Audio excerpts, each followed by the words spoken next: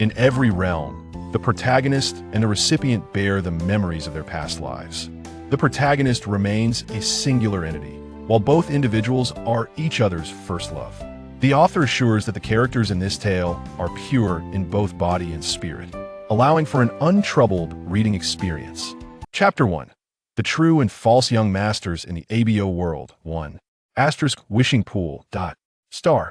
When Tu-Su awakened, he found himself in a dimly lit small room. Xiao-E, where am I? Please transmit the original host memories to me. As Tu-Su called upon System 001 his mind, he rubbed his throbbing head. This body was the weakest he had encountered since traversing through several worlds, and he needed to ascertain the nature of this realm. Understood, host. Memories have been transmitted. A torrent of memories surged into Tu-Su's mind.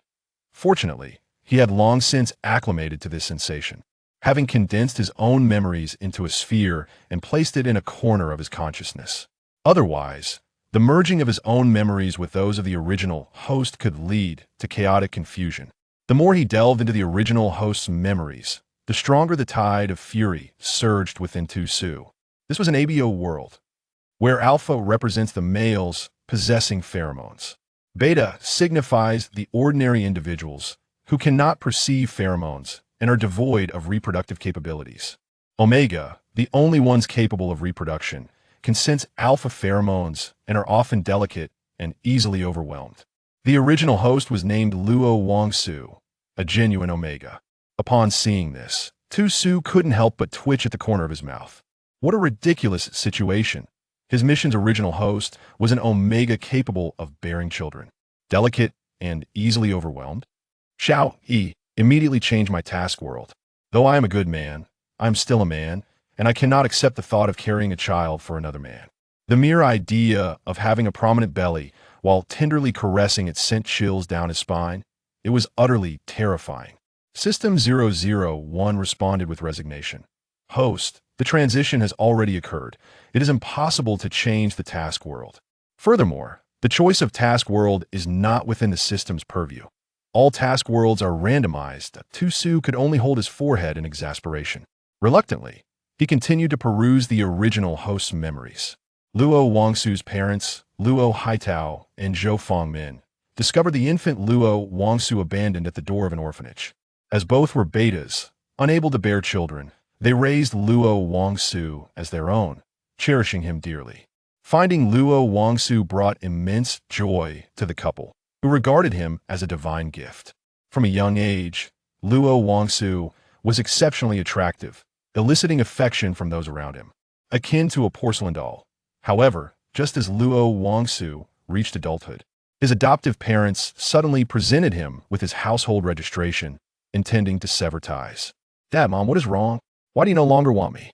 Luo Wangsu was unable to comprehend how his loving parents could abandon him so abruptly. Although he knew they were not his biological parents, he had always regarded them as such. "Su-Su, your biological parents have come for you. They are from the Lin family in the imperial capital, and they wish to reclaim you. Your biological parents have provided us with 10 million in support fees, and we have no choice." Luo Haitao spoke somberly as he looked at Luo Wangsu. Though he voiced such words, the clenched fists at his side betrayed the weight of his emotions. Yet Luo Wangsu, lost in sorrow over his abandonment, failed to perceive it. "Is that so? Is it all for 10 million? You would forsake me?" Tears streamed down his cheeks. The next day, Luo Wangsu was taken away in a luxury car. As he watched the vehicle disappear from view, Zhou Fongmin collapsed into her husband's arms, weeping profusely. "Do not despair. We're doing this for the sake of our child. Are we not? By being with us, Su-Su has endured so much suffering. The Lin family can offer him a better life." Luo Haitao gently patted his wife's back. His voice choked as he sought to comfort her. "But why did you have to say that to Su-Su? We have not accepted any money from the Lin family. By saying such things, Su-Su will hate us for a lifetime. He will believe we returned him to the Lin family for financial gain." The thought of Su-Su's gaze before he left pierced Zhou Fongmin's heart with anguish. Warning. Some readers have expressed opinions, for which I am deeply grateful. The author believes the readers are correct. The main characters, both the protagonist and the recipient, are pure in both body and spirit. To prevent any misunderstandings, the author will provide some spoilers in advance. Neither the protagonist nor the recipient has undergone soul transmigration. Their bodies and souls in each world are authentically their own, though they are currently unaware of this. The child of the recipient is indeed a shared bloodline of both the protagonist and the recipient, without any prior host. Their journey is a reclamation of their own soul. Fragments. This is also why the recipient, upon arriving, initially resisted the idea of pregnancy, but soon accepted it, as he shares a blood bond with the child within. The author guarantees that the characters in this tale will not experience any dissonance in body or spirit. Chapter 2. The True and False Young Masters in ABO 2. The Lin family wishes to sever all ties with Susu. You are well aware of Susu's temperament. Without a heart-wrenching separation, how can he ever integrate into the Lin household? As Luo Haitao spoke, he discreetly wiped the corners of his eyes. The man, nearing 50, had eyes that were already reddened with emotion. It would be a lie to say he did not feel anguish over the child he had cherished in his palm for 18 years. Nevertheless, for the sake of the child's future, he had to act with a heavy heart. Yet, they remained oblivious to the fact that returning Luo Wangsu to the Lin family would thrust him into an abyss of despair. The Lin family, prominent in the capital, faced inevitable competition that resorted to underhanded tactics.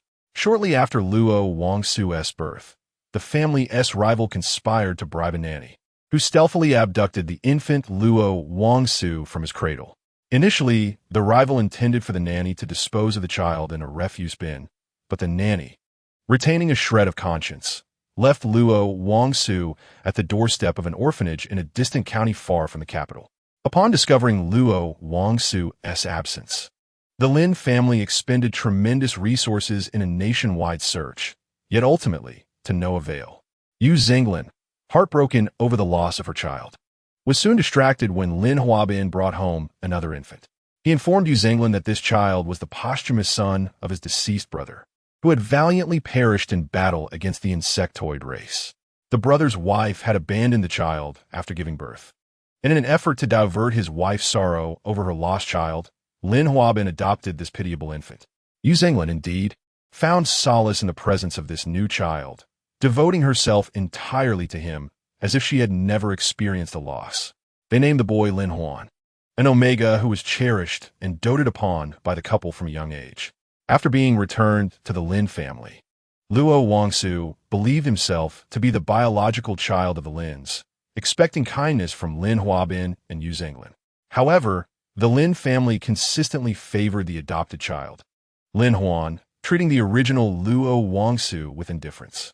Behind the scenes, Lin Huan mocked Luo Wangsu for his audacity in aspiring to be a scion of a wealthy family, deeming him a foolish country bumpkin. While feigning innocence before his adoptive parents, Lin Huan secretly tormented Luo Wangsu. Luo Wangsu attempted to reach out to Lin Huabin and Yu Zhenglin, but whenever Lin Huan played the innocent, they completely disregarded Luo Wangsu. Prior to Luo Wangsu's birth, the Lin family had arranged a betrothal with the prestigious Zhou family in the capital. His fiancée was Zhou Lin, a dashing alpha. Lin Huan had grown up alongside the alpha and held a deep affection for Zhou Lin, believing he would someday marry him. However, since Luo Wangsu's return to the Lin family, the Zhou family assumed the engagement was with Luo Wangsu, and thus, they intended to wed Luo Wangsu rather than Lin Huan. Lin Huan harbored intense jealousy towards Luo Wangsu. Despite having already lost him, why did he return to compete for Zhou Lin? Thus, at a social gathering, he colluded with a server to spike Luo Wangsu's drink. Under the influence of the drug, Luo Wangsu believed he was intoxicated and, with Lin Huan's ostensibly kind assistance, was escorted to a hotel room. The following day, the Zhou family learned that Luo Wangsu had spent the night with someone else and came to call off the engagement. In light of the business ties between the two families, Lin's father hastily arranged for Lin Huan to be engaged to Zhou Lin. The scandal regarding Luo Wangsu spread, causing the Lin family to feel utterly humiliated, particularly since Luo Wangsu was now pregnant with a child of unknown parentage. In a fit of rage, Lin Huabin assaulted Luo Wangsu, resulting in a miscarriage due to severe bleeding ultimately leading to her demise. Chapter 3. The True and False Young Masters 3. Taking a deep breath, Tu-Su felt utterly revolted. Lin Huan was truly an insufferable green tea type. With his volatile temper, one punch would surely leave him weeping for quite some time. The original parents of this unfortunate soul were equally despicable, having caused the loss of their grandchild, and their son perished alongside him. After the child was lost, it seemed they did not mourn as one might expect. System. At this point in time, has the original host already met their tragic fate? Tu-Su's expression darkened. Though this was not his body, he certainly did not wish to be subjected to some arbitrary fate. What if that alpha were both unattractive and unrefined? He, Tu-Su, was a connoisseur of beauty. Indeed, host. Just yesterday, the Zhou family came to call off the engagement, only to be placated by the Lin family. They have already decided that Lin Huan shall marry Zhou Lin. You, meanwhile, were locked away by Lin Huabin in a fit of anger. With the system's reminder, Tu-Su understood the grim fate that awaited him. Confinement in a small dark room, hunger for a day and night, followed by a beating that would lead to a miscarriage and ultimately death from excessive bleeding. Sighing deeply once more, he inquired, "What is my mission?" Host. The original owner's wish is for Lin Huan to lose everything he desires. What nonsense is this? Tu-Su's face contorted in confusion. Is that it? While it is true that he initially plotted against me by drugging my drink, leading to subsequent events, the one responsible for the miscarriage and my tragic end should be Lin Huabin, should it not? If he had any semblance of paternal instinct, I would not have met such a fate. His adoptive parents seem to be genuinely concerned for him. Does he not feel any sense of loyalty? Tu-Su is at a loss for words. Was the original host merely a naive white lotus? Having been wronged to such an extent, they were not even contemplating retribution against their adversary? Host, all you need to do is fulfill the original owner's wish. Do not concern yourself with anything else. The System 001 replied with exasperation, lamenting its host's overwhelming sense of justice. Enough, let us focus on escaping for now. I attempted to open the door earlier, but it is locked. Can you assist in unlocking it? Tu-Su suppressed his inner fury and began contemplating his future plans. Host, I have already unlocked the door for you. In this villa, numerous surveillance cameras about. I have successfully infiltrated their system and obscured the footage. Well done, Songzi. Su swiftly rose, peeking out the door, and upon confirming the absence of any onlookers, he crouched and darted outside. The environment of this world closely resembled that of his original realm, save for the differing genders. Host, the main entrance is downstairs. Why are you heading upstairs? The system, anxious for its host to avoid detection, hurriedly interjected. Songzi, you must quickly search for my belongings, particularly my phone. I cannot escape empty-handed. This is absurd. In a world where mobile payments reign supreme, how can one venture forth without a phone? It was likely that Lin Huabin had not anticipated his flight, and at this moment, his bank card should remain unfrozen. Under the system's guidance, Su stealthily approached Lin Huabin's study. There, he discovered his phone nestled within a drawer and swiftly seized it before fleeing. In this modern world, the system finally proved its worth. Anything connected to the internet could be commandeered by Songzi. With the system's assistance in controlling the advanced technology, Su successfully drove out of the villa, fortunate that Lin Huabin, Yu Zenglin, and Lin Huan were absent that day. Chapter 4. The False Young Master, Part 4. Once he drove out of the villa, Su activated the autonomous driving mode. He then perused the contacts and bank account of the original owner through his phone. The original owner was a dismal failure, even as a scion of a wealthy family.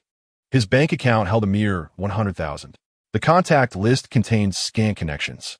In swift succession, Su transferred the funds to his mobile payment account, thereby safeguarding against Lin Huabin freezing the bank card. 001 observed the host's actions, utterly perplexed as to why he felt compelled to withdraw the funds. Host, why would you go to such lengths to transfer the money? Lin Huabin is, after all, the biological father of the original owner. Even if he discovers your escape, he likely wouldn't freeze the card, would he? Su, while scrolling through his phone, retorted with a smirk. Do you truly believe someone capable of assaulting a pregnant woman would refrain from any other heinous act? Furthermore, Do you think the Lin family genuinely regards Luo Wangsu as their own child? A young master of a prestigious family. Yet his account holds only 100,000. What a paltry sum. 001 was left speechless, having secretly infiltrated Lin Huan's account to discover a staggering balance in the 8-figure range. Indeed, that 100,000 was nothing more than a pittance. Upon arriving in the city, Su instructed the system to drop him off at the roadside, while it would then drive to the suburbs to dispose of the vehicle. He could not allow the Lin family to trace him through the car's records. Rumbling with hunger, Su randomly selected a restaurant to satiate his appetite. This body was now pregnant, and while he harbored a strong aversion to childbirth, it was still a life. He could not mirror the depravity of Lin Huabin and his wretched spouse. After enjoying a nourishing soup, the system finally returned. Host, it has been taken care of. I have discarded the vehicle in the outskirts, and all the trackers and recorders have been formatted. Excellent work, my dear system. Please search the maps and find me a comfortable hotel. This body feels weak, and I'm already feeling quite fatigued. The system located a highly affordable guest house. For with the host's limited funds, a star-rated hotel is beyond reach. After completing the check-in, Tusu used his card to unlock the door. The room was quite pleasant, exuding a refreshing ambiance. Tusu reclined comfortably on the soft bed and sighed. This is truly delightful. System, can you trace the scoundrel who took advantage of the original host 2 months ago? I wish to see who dared to exploit the situation. Please hold on, host. I need to breach the hotel system from that time, and then search the surveillance for that individual. Tusu nodded, yawned, and promptly drifted off to sleep. Meanwhile, chaos had erupted in the Lin family. Dad, Mom, my brother is missing. Lin Huan returned home after dining out with classmates, initially intending to mock Luo Wangsu in the absence of his parents. However, upon opening the door to the small room, he discovered that the tearful Luo Wangsu was nowhere to be found. Lin Huabin and Yu Zhenglin, having just returned from a social gathering, heard Lin Huan's frantic calls. How is that possible? I secured that room with a password lock. The servants wouldn't be able to open it. Lin Huabin expressed disbelief. Lin Huan stamped his foot in frustration. Dad, you must check. There is truly no one inside. I was worried my brother might be hungry and wanted to sneak him some food. But upon opening the door, I found the room entirely vacant. As he spoke, he burst into tears, incessantly blaming himself. System 001 had already embedded its code within the Lin family surveillance prior to leaving, and witnessing this scene nearly made 001 sick. Chapter 5. The True and False Young Master. 5. When Tusu awoke, night had fallen. 001, aware of Tusu's awakening, hurriedly reported, Host, I have located the man from that night. Tusu rubbed his sleepy eyes. Where is he? Have you found a way to contact him? A notification chimed from a phone on the bedside table. Host, I have sent all his information to your phone. Just as Tusu reached for his phone, the system's voice resonated in his mind. Iris recognition, automatic unlocking. With a swipe of his finger, the contents on the phone were projected and enlarged before him. Tusu marveled at the advanced technology of this world, where even phones could create virtual images. Before him appeared a tall, handsome man, with the profile on the right displaying. Gu Qingfeng, heir of an ancient noble family in the imperial capital. Currently 30 years old, alpha, unmarried, and the current president of the Gu Group. Below was a lengthy list of awards and accomplishments he had achieved throughout his life. Do not speak. He is indeed a distinguished gentleman. His physique is commendable, and the suit he dons is stretched to its limits, suggesting that his muscles are undoubtedly robust. Tusu's fingers caressed his chin, his gaze fixated on the silhouette of Gu Qingfeng, resembling a lovesick fool. Host, do wipe your mouth quickly. You are drooling. The system remarked. Tusu hastily wiped the corner of his mouth and inquired, System, given his striking handsomeness and remarkable qualities, why is he still single? Could it be that he is incapable? 001 responded with exasperation. Host, you are currently carrying his child. Do you truly doubt his abilities? Tusu's thoughts drifted as he picked up his phone to dial. Curiously, 001 asked, Are you planning to contact Gu Qingfeng? While inputting Gu Qingfeng's number, Tusu replied, Of course. Since he is unmarried and I am with child, he must take responsibility. I refuse to be the one who silently bears a child. struggling alone to raise them, only to have them seek out their biological father in the end, resulting in a heart-wrenching reunion. Such a fortunate occurrence shall not be his alone. After several rings, just as Tu-Su was about to hang up in impatience, the call was finally answered. A deep, sultry voice resonated through the receiver. Hello? Who is this? The moment Tu-Su heard that voice, he shivered with excitement. Goodness, that voice is irresistible. The person on the line, hearing the silence, grew impatient and questioned. Who are you? If you do not speak, I shall hang up. Host, cease your infatuation and respond quickly. The voice of the system jolted Tu-Su back to reality. Huh? Oh, you scoundrel. At the top floor of the Imperial Capitol building, in a spacious yet minimalist CEO office, Gu Qingfeng leaned back in his chair, perplexed as he gazed at his phone. Scoundrel? Is this person out of their mind? Without a second thought, he hung up. When had his private number been compromised? Tomorrow, he would instruct his assistant to investigate thoroughly. As he contemplated this, the phone rang again. Checking the screen, he saw it was the same number. With determination, he swiftly ended the call. 10 seconds later, the phone rang once more. Still that number. Hang up. This cycle continued. Ring. Hang up. Until after numerous calls, Gu Qingfeng could no longer endure and answered. What exactly do you want? He gritted his teeth, suppressing his anger. Dusu esmirkid. Tesika. Escondred. Keep hanging up if you wish. For every time you do, I shall call again. State your identity and intentions. Gu Qingfeng demanded, grinding his teeth. I am pregnant. Gu Qingfeng was taken aback. What nonsense is this? After a prolonged silence, Tu-Su reiterated, Did you not comprehend? I am pregnant. The last 4 words were emphasized with conviction. Gu Qingfeng took a deep breath, suppressing the anger within him. If you're pregnant, go find your child's father. Why are you bothering me? Tu-Su gazed dreamily at the virtual image before her. Yet her tone was decidedly indifferent.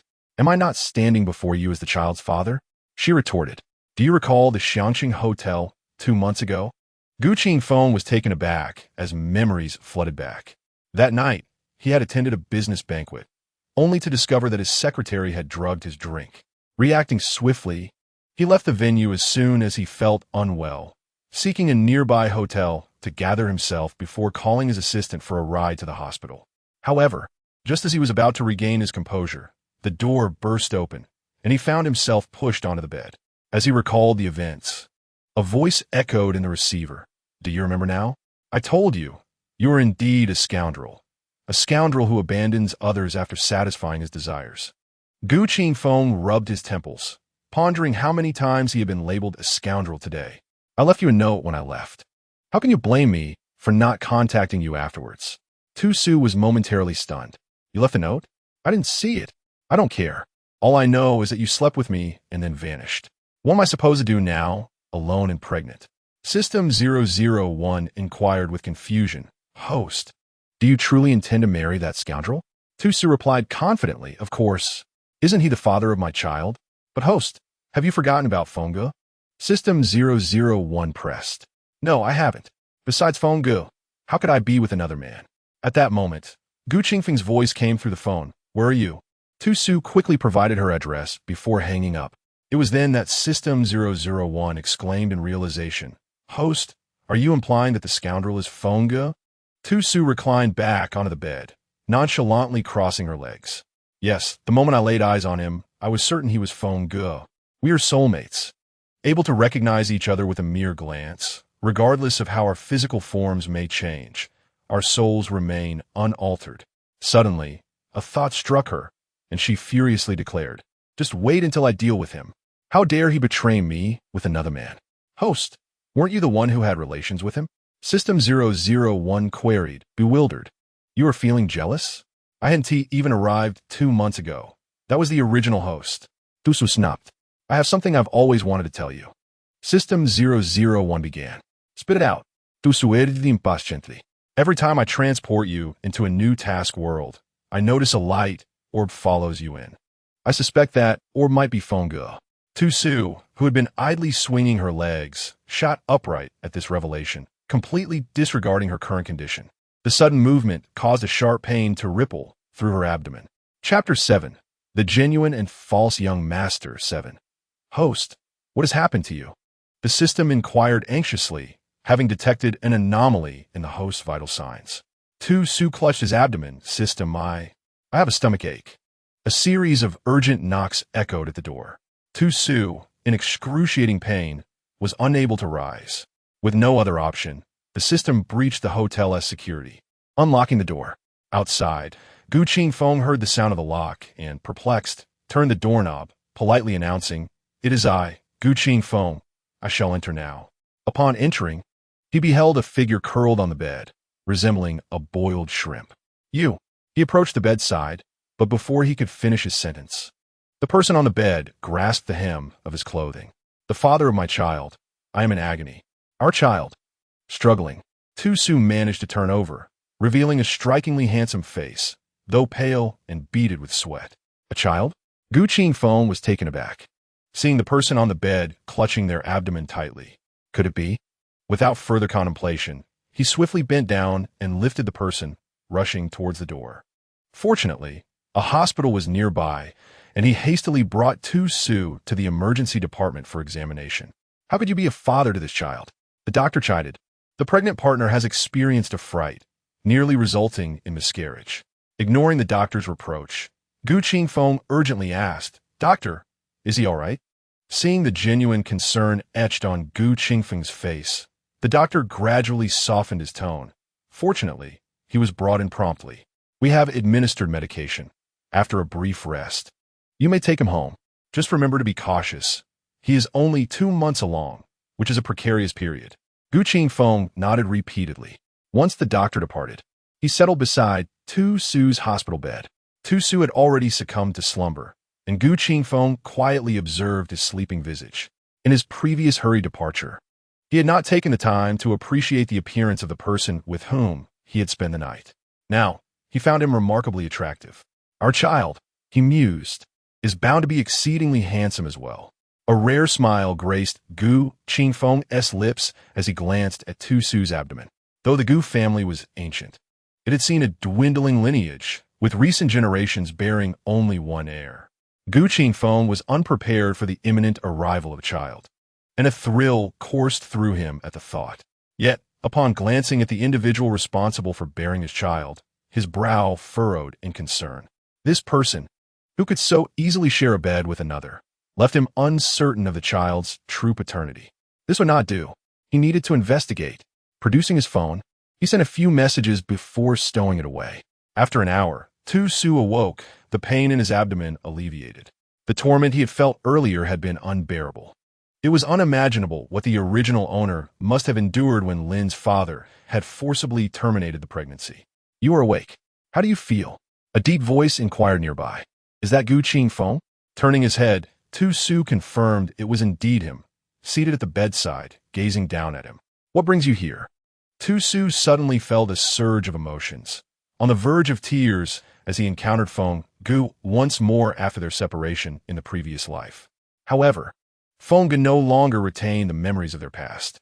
At that moment, Tu-Su recalled the words spoken by the system before the onset of his abdominal pain. "System, what did you mean by that earlier statement?" The system replied, "Host, you startled me. I just detected an anomaly in your bodily data and feared your child might be lost. Let us set aside the trivialities for now. Just tell me what you meant by those words," Tu-Su insisted. The system explained, "What I meant is that perhaps every time you reincarnate, it is only then that your Feng Gu follows you. The Gu Qingfeng who shared your bed 2 months ago might not be the same as the one now." Tu-Su was taken aback. "Are you implying that every incarnation of Feng Gu is also a soul reincarnated like me? I always believed he was born into this world." The system continued, "Only this explanation accounts for why he can accurately follow you into each task world across countless realms. Otherwise, why is it that amidst 3,000 worlds, you and Feng Gu alone managed to reunite in everyone?" A wave of astonishment washed over Tu-Su, swiftly followed by joy. Could it be that his Feng Ge soul had always pursued him across lifetimes? The thought filled him with sweetness. Chapter 8. The True and False Young Master. 8. Gu Qingfeng, noticing that Tu-Su remained unresponsive after his lengthy monologue, felt his countenance darken. "Are you feeling unwell?" Raising his voice slightly, Tu Su finally reacted, turning to Gu Qingfeng. Huh? What did you just say? Gu Qingfeng furrowed his brow. You didn't hear a word of what I said? Embarrassed, Tu Su quedó cuerdi. He had been lost in conversation with the system and hadn't caught a single word. Could you please repeat that? Tu Su, with his thick skin, showed no fear of Gu Qingfeng's displeasure. All right, how are you feeling? The doctor said you could leave once you wake up. It's getting late. I'll escort you back. Tu Su pouted. Your attitude is truly appalling. Then please take me back to that and we were at earlier, he requested. Gu Qingfeng frowned. You're staying at an inn? What about your home? How can you say that? I'm pregnant with your child, and my father is furious enough to want to kill me. I've been locked away in a small room for a day, and I barely managed to escape. Tu Su looked at Gu Qingfeng with a mournful expression, as if his gaze was accusing him of being the heartless one. Gu Qingfeng had not anticipated such a turn of events. Although he could not yet ascertain whether the child was truly his, he had shared a night with Tu Su. All right, I'll book you a hotel, he decided, turning to exit the hospital room. This action left Tu Su momentarily stunned. Was he just leaving like that?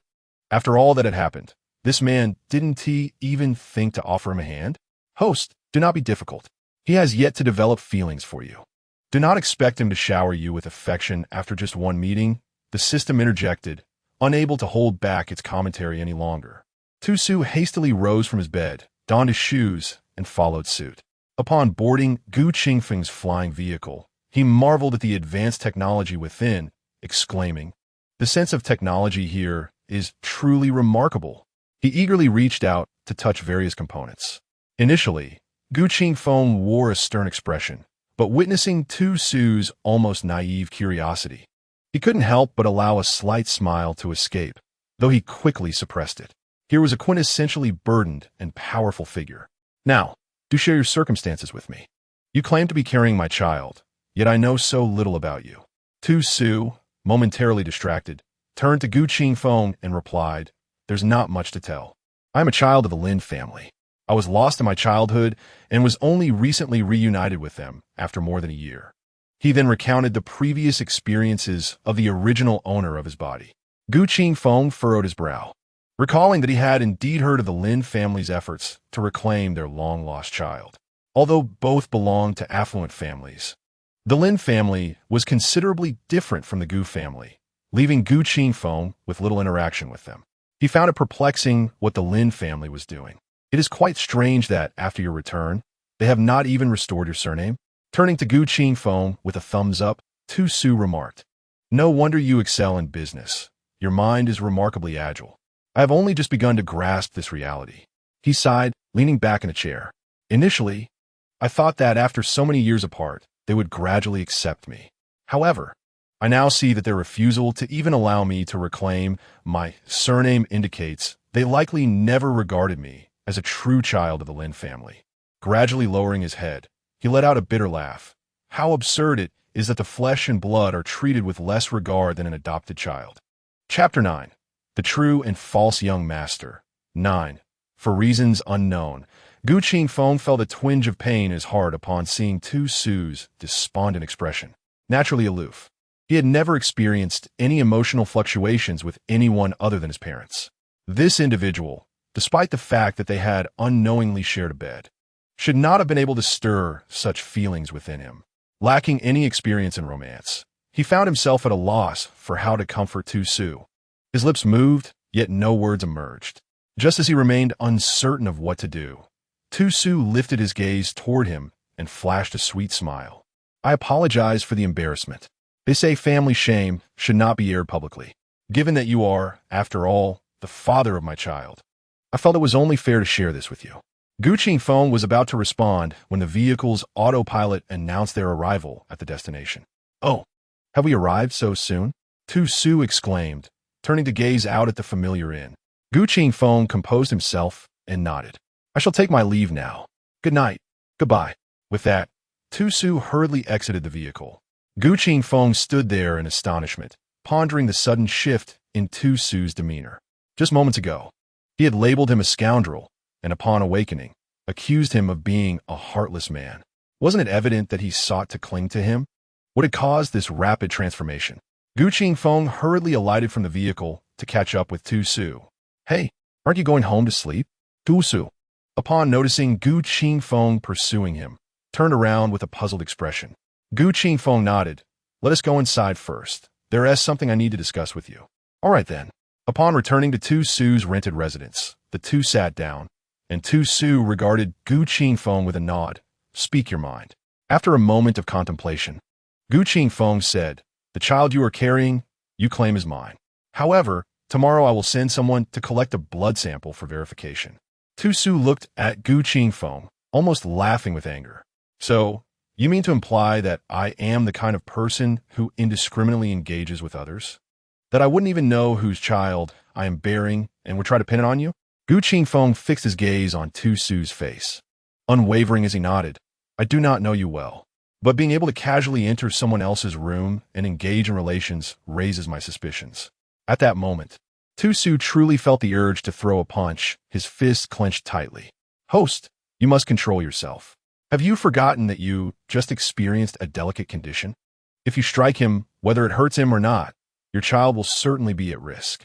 Host, remember, you are now an Omega, delicate and fragile. Your little fists are unlikely to inflict any pain on an alpha. Tu Su was on the verge of cursing, lamenting the state of his body. Fine. If you wish to conduct a test, let be. But what if it turns out that the child is indeed yours? How do you intend to handle that? Tu Su suppressed his fury and asked through gritted teeth. Gu Qingfeng pondered briefly before responding. During your pregnancy, I will arrange for someone to take care of you. Once the child is born safely, I will provide you with a substantial sum to sever ties with you and the child. Tu Su, Ingaith, grabbed a nearby pillow and hurled it at Gu Qingfeng, exclaiming, You scoundrel! Get out this instant! This is my child. You think you could buy your way out?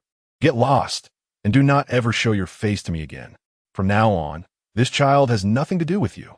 Tu Su shouted in fury, disregarding everything else, wanting only to vent his frustration. What kind of mindset does this person have? It was utterly infuriating. Heu Qingfeng glanced at Tu Su, noticing his face flushed with anger and his heavy breathing, and turned to leave.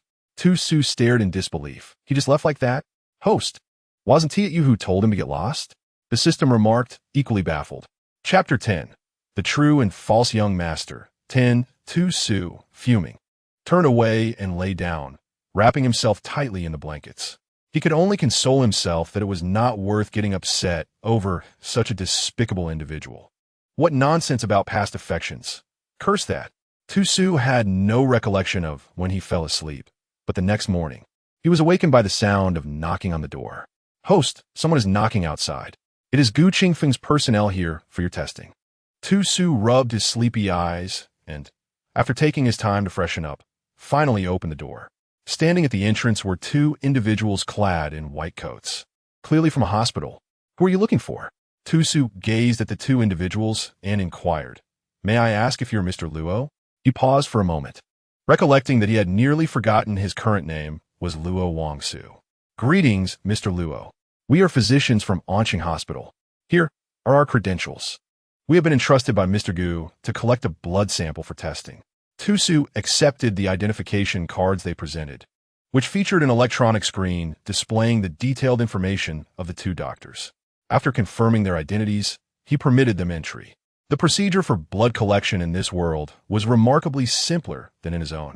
The doctors merely touched a small vial to Tu Su's abdomen, and without any sensation, a vial of blood was drawn.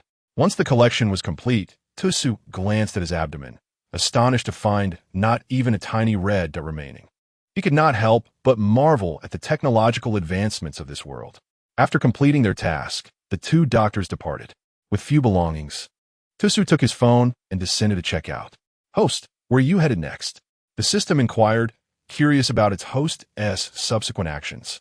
I shall first change my SIM card. I have refrained from powering on my phone, fearing a call from the Lin family might disturb me. Changing the number will resolve that issue. As Tu Su strolled along the pristine streets, he observed flying cars occasionally soaring overhead. The previous night, the darkness had dulled his senses while riding in a flying car, but now, in daylight, he yearned for another experience. By the way, system, since this world possesses flying cars, why was there only a sports car in the garage when I fled yesterday? The sports car was a gift from the Lin family. The system replied. Their housekeeper utilizes flying cars for grocery shopping. Tu-Su was momentarily taken aback, realizing that the original owner's status within the Lin family was even lower than that of a mere housekeeper. By the time he reached the entrance of the shopping mall, he felt utterly exhausted, despite the short distance from the inn. Was this Omega body truly that feeble? After resting for a while, he finally ventured into the mall. Upon successfully changing his phone number, he felt a wave of relief as he turned on his device. It was time to contemplate his future course of action. Sitting on a bench at the mall's entrance, Tu-Su pondered his next steps. The man he had relied upon seemed unreliable, leaving him to accomplish the task on his own. Given the Lin family's vast influence, how could he ensure that Lin Huan lost everything? Suddenly, his phone chimed with an alert. Opening the message, he discovered it was from the Green Bubble application. Wangbin, Su, I just heard today that you've escaped from the Lin family. What happened? Why didn't you tell me? Wangbin? That name sounded somewhat familiar. Host, Wangbin is the original owner's infatuated suitor. His family is the Wang family in the capital, wielding power comparable to the Lin family, yet significantly weaker than the Gu family. The new generation of the Wang family consists of 3 members, with Wangbin being the youngest. His 2 elder brothers are quite capable and are the future heirs of the Wang family. Wangbin, a man of little interest in inheriting his family's business, finds contentment solely in the wealth that allows him to indulge. He harbors unwavering affection for the original owner, yet, regrettably, the original owner feels nothing for him, viewing him merely as a cherished friend. Upon hearing this, Tu-Su recalls a figure from the original owner's memories. Someone who treated them with great kindness, but alas, the original owner remained indifferent, considering him only a dear companion. In Tu-Su's eyes, Wangbin is quite admirable. He comes from a good family, and, as a young man of privilege, he lacks any detrimental vices, devotedly giving of himself to the original owner. The original owner's inability to accept Wangbin stems from one simple reason. Wangbin's pheromone carries the unpalatable scent of durian. Chapter 11. The False Young Master. 11. Tu-Su, tapping furiously on his phone, replied, Wangbin, please don't inquire further. I cannot face you. Wangbin responded, Su, where are you? I'm coming to find you. Tu-Su shared his location. Wangbin replied, wait for me. I'll be there shortly. In a mere 10 minutes, Wangbin rushed over, panting as he gazed at Tu-Su, who sat leisurely. Su, what is going on? You must tell me. You have no idea. I heard you secretly fled from the Lin family, and I was terrified for you. Tu-Su rubbed his arms, feeling the awkwardness, akin to a deeply affectionate male character from a novel. Wangbin, please don't act this way. I have always stated that we are merely the best of friends. Wangbin hastily pulled a chair beside Tu-Su, nodding vigorously in agreement. Yes, we are friends. It is only natural for friends to care for one another. So please, share with me. After a fleeting glance at Wangbin, Tu-Su sighed and revealed, I am pregnant. At this revelation, Wangbin appeared as if struck by lightning. What? How did you suddenly become pregnant? Who is the man? Is it Zhou Lin? Tu-Su shook his head, tears streaming from the corners of his eyes. No, he is the one who manipulated Lin Huan into drugging me and then sent me to that hotel.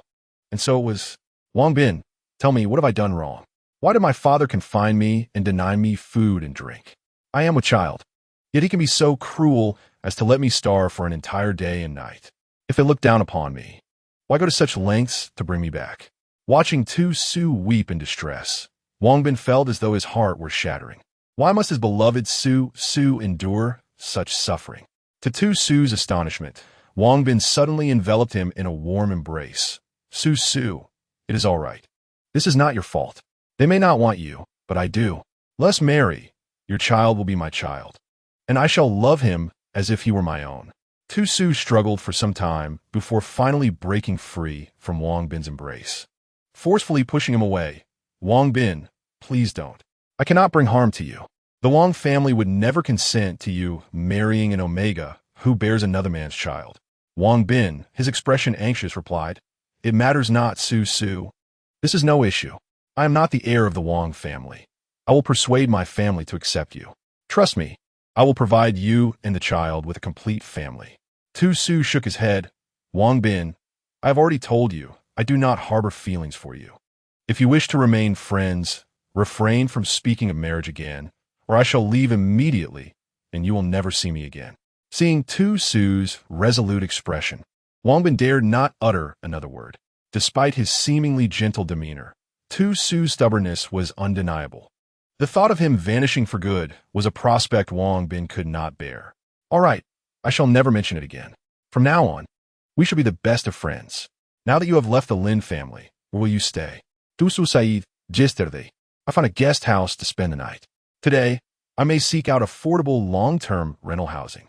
I do not have much money, and being pregnant, I cannot work. School starts in a month. As he spoke, Tu Su anxiously ruffled his hair, growing increasingly aware of the dire situation he found himself in.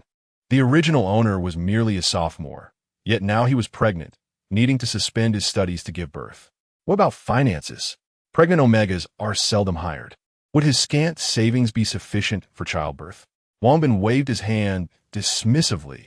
Isn't it just a place to stay? I have extra rooms in my house. You can stay with me. Tu Su shook his head. What would it mean for a pregnant Omega to live with you? It is manageable now, but in 3 months? When my belly is larger, what will others say? Wang Bin frowned, realizing he had overlooked this aspect. You are so considerate, even amidst your own difficulties. If Tu Su were aware of Wang Bin's thoughts, he would surely shake him awake and urge him to stop overthinking. Wang Bin was merely concerned about his reputation. His partner already suspected him of being dubious. Living with another man, while visibly pregnant, would be catastrophic. Wang Bin knew all too well how possessive his partner could be. No matter how many worlds he traversed, that jealous wretch would never tolerate any entanglement with others. Seeing Tu Su's firm stance, Wang Bin acquiesced. Fine, I understand. I have another apartment. I will send someone to clean it up, and you may stay there. Tu Su's eyes brightened. Really? Wang Bin nodded. Thank you so much.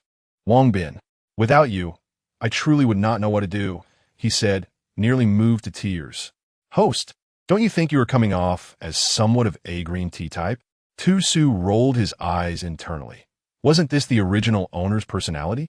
Soft and gentle. He was merely maintaining the original character's persona. System, yet, host, I sense your performance may be slightly exaggerated. This straightforward masculine character of yours seems ill-suited for portraying a delicate and submissive role. Tu Su found himself at a loss for words. What could he do? He had no experience. In the upper-level office of the Guan building, Gu Qingfeng's assistant presented the materials he had requested for investigation the previous day. Alongside, he placed the results of the blood test conducted that very day. Gu Qingfeng set down his pen and reached for the test report, a smile involuntarily curving his lips as he realized the astonishing truth. The child indeed belonged to him. Congratulations, Mr. Gu, the assistant exclaimed, taken aback by the rare sight of his typically stoic boss smiling. He himself had been quite astonished upon receiving the report, having served under Gu Qingfeng for several years without ever witnessing him engage intimately with any Omega. How had this child come to be? Although curiosity gnawed at him, he dared not pry into his superior's private affairs. Despite maintaining an outwardly indifferent demeanor, Gu Qingfeng accepted the assistant's congratulations with quiet pleasure, recognizing his adeptness with words and contemplating a bonus for him this month.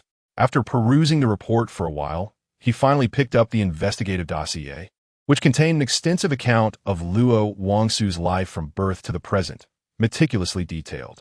Upon absorbing the information, Gu Qingfeng comprehended the source of his anger from the previous day. The dossier clearly indicated that Luo Wangsu was exceedingly reserved, having never formed close relationships with alphas throughout his life.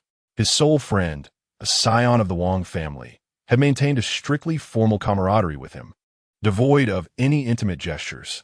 As for his fiancée, Zhou, it appeared he harbored no feelings for Luo Wangsu, with not even a private date between them. Contemplating this dossier, Gu Qingfeng realized with certainty that he was indeed Luo Wangsu's first man. Recalling the words he had spoken to Luo Wangsu the day before, he surmised that the latter must be feeling quite distressed. Why was he not safeguarded as instructed? What transpired today? Gu Qingfeng inquired of his assistant, his tone calm, yet laced with an undercurrent of tension. The assistant hesitated, his expression betraying discomfort. Gu Qingfeng fixed him with a piercing gaze. What is it that makes you so reticent?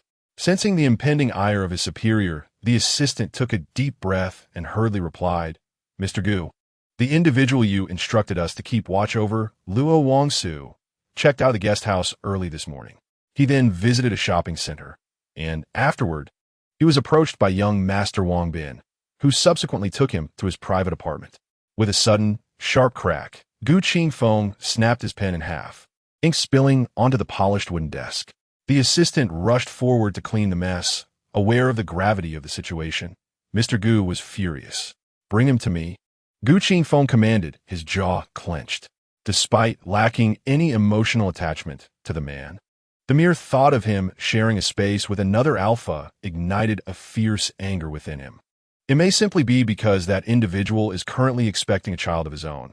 He surely cannot bear to see his offspring come to harm. Can he?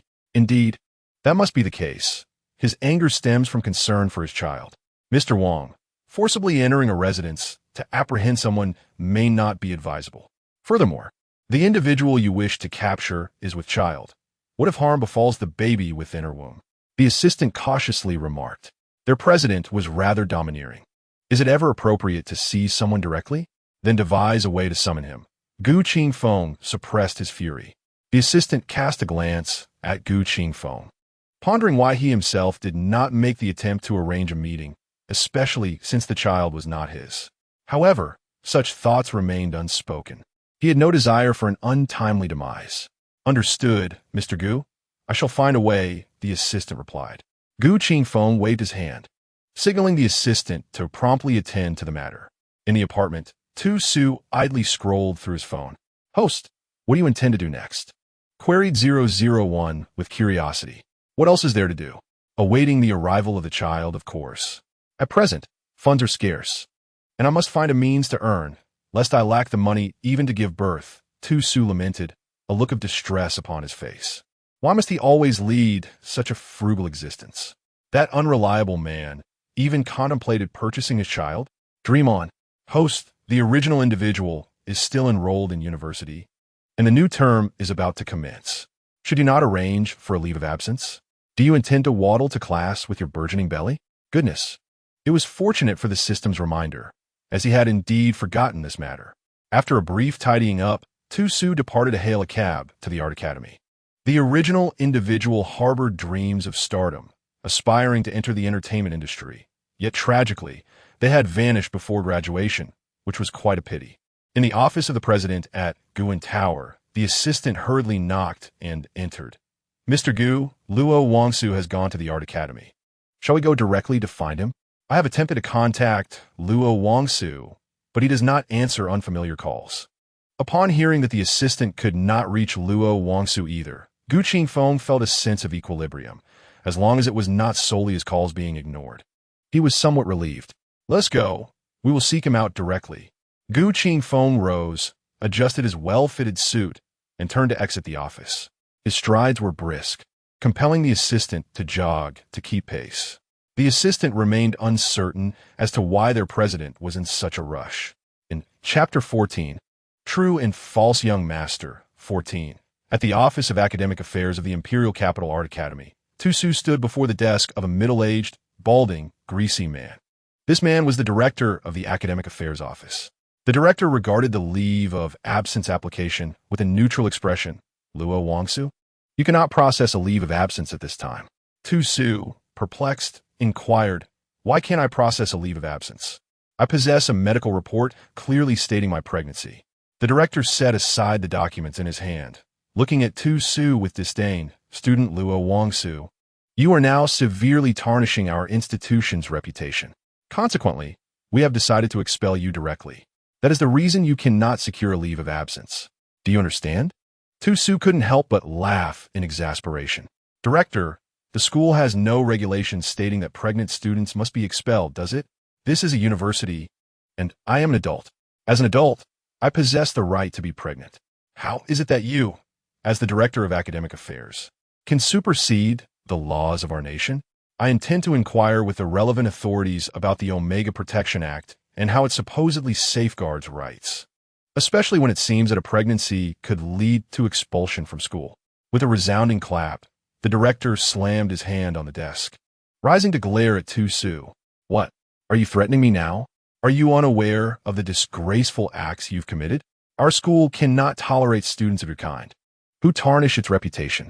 Taken aback, Tu Su comprehended the underlying message in the director's words. He leaned forward, resting his hands on the desk, fixating intently on the director. The previously furious director, now under Tu Su's imposing gaze, took a hesitant step back. What are you staring at? Am I not speaking the truth?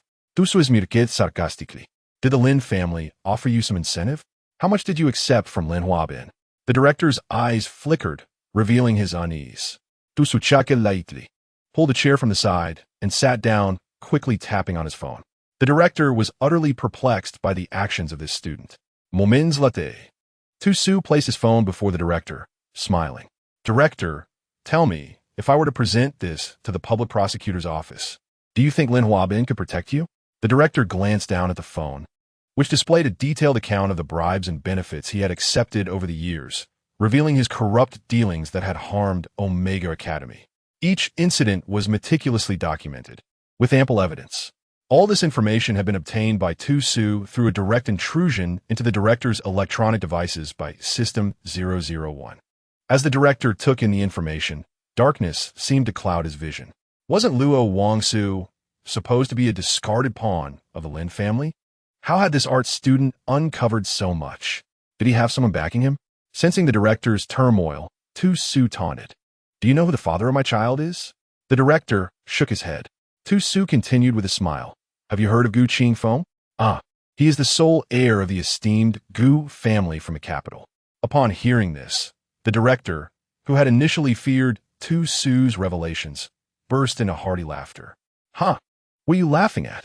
Tu Su was bewildered, wondering if the director had lost his senses.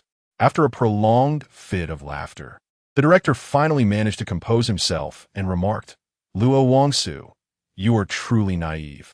If you were to mention the Wang family or another prominent clan, I might entertain your claims. But the Gu family? Do you genuinely believe the Gu family would deign to notice you? Gu Qingfeng is a figure of great stature. Do you think you, a castaway of the Lin family, are worthy of him?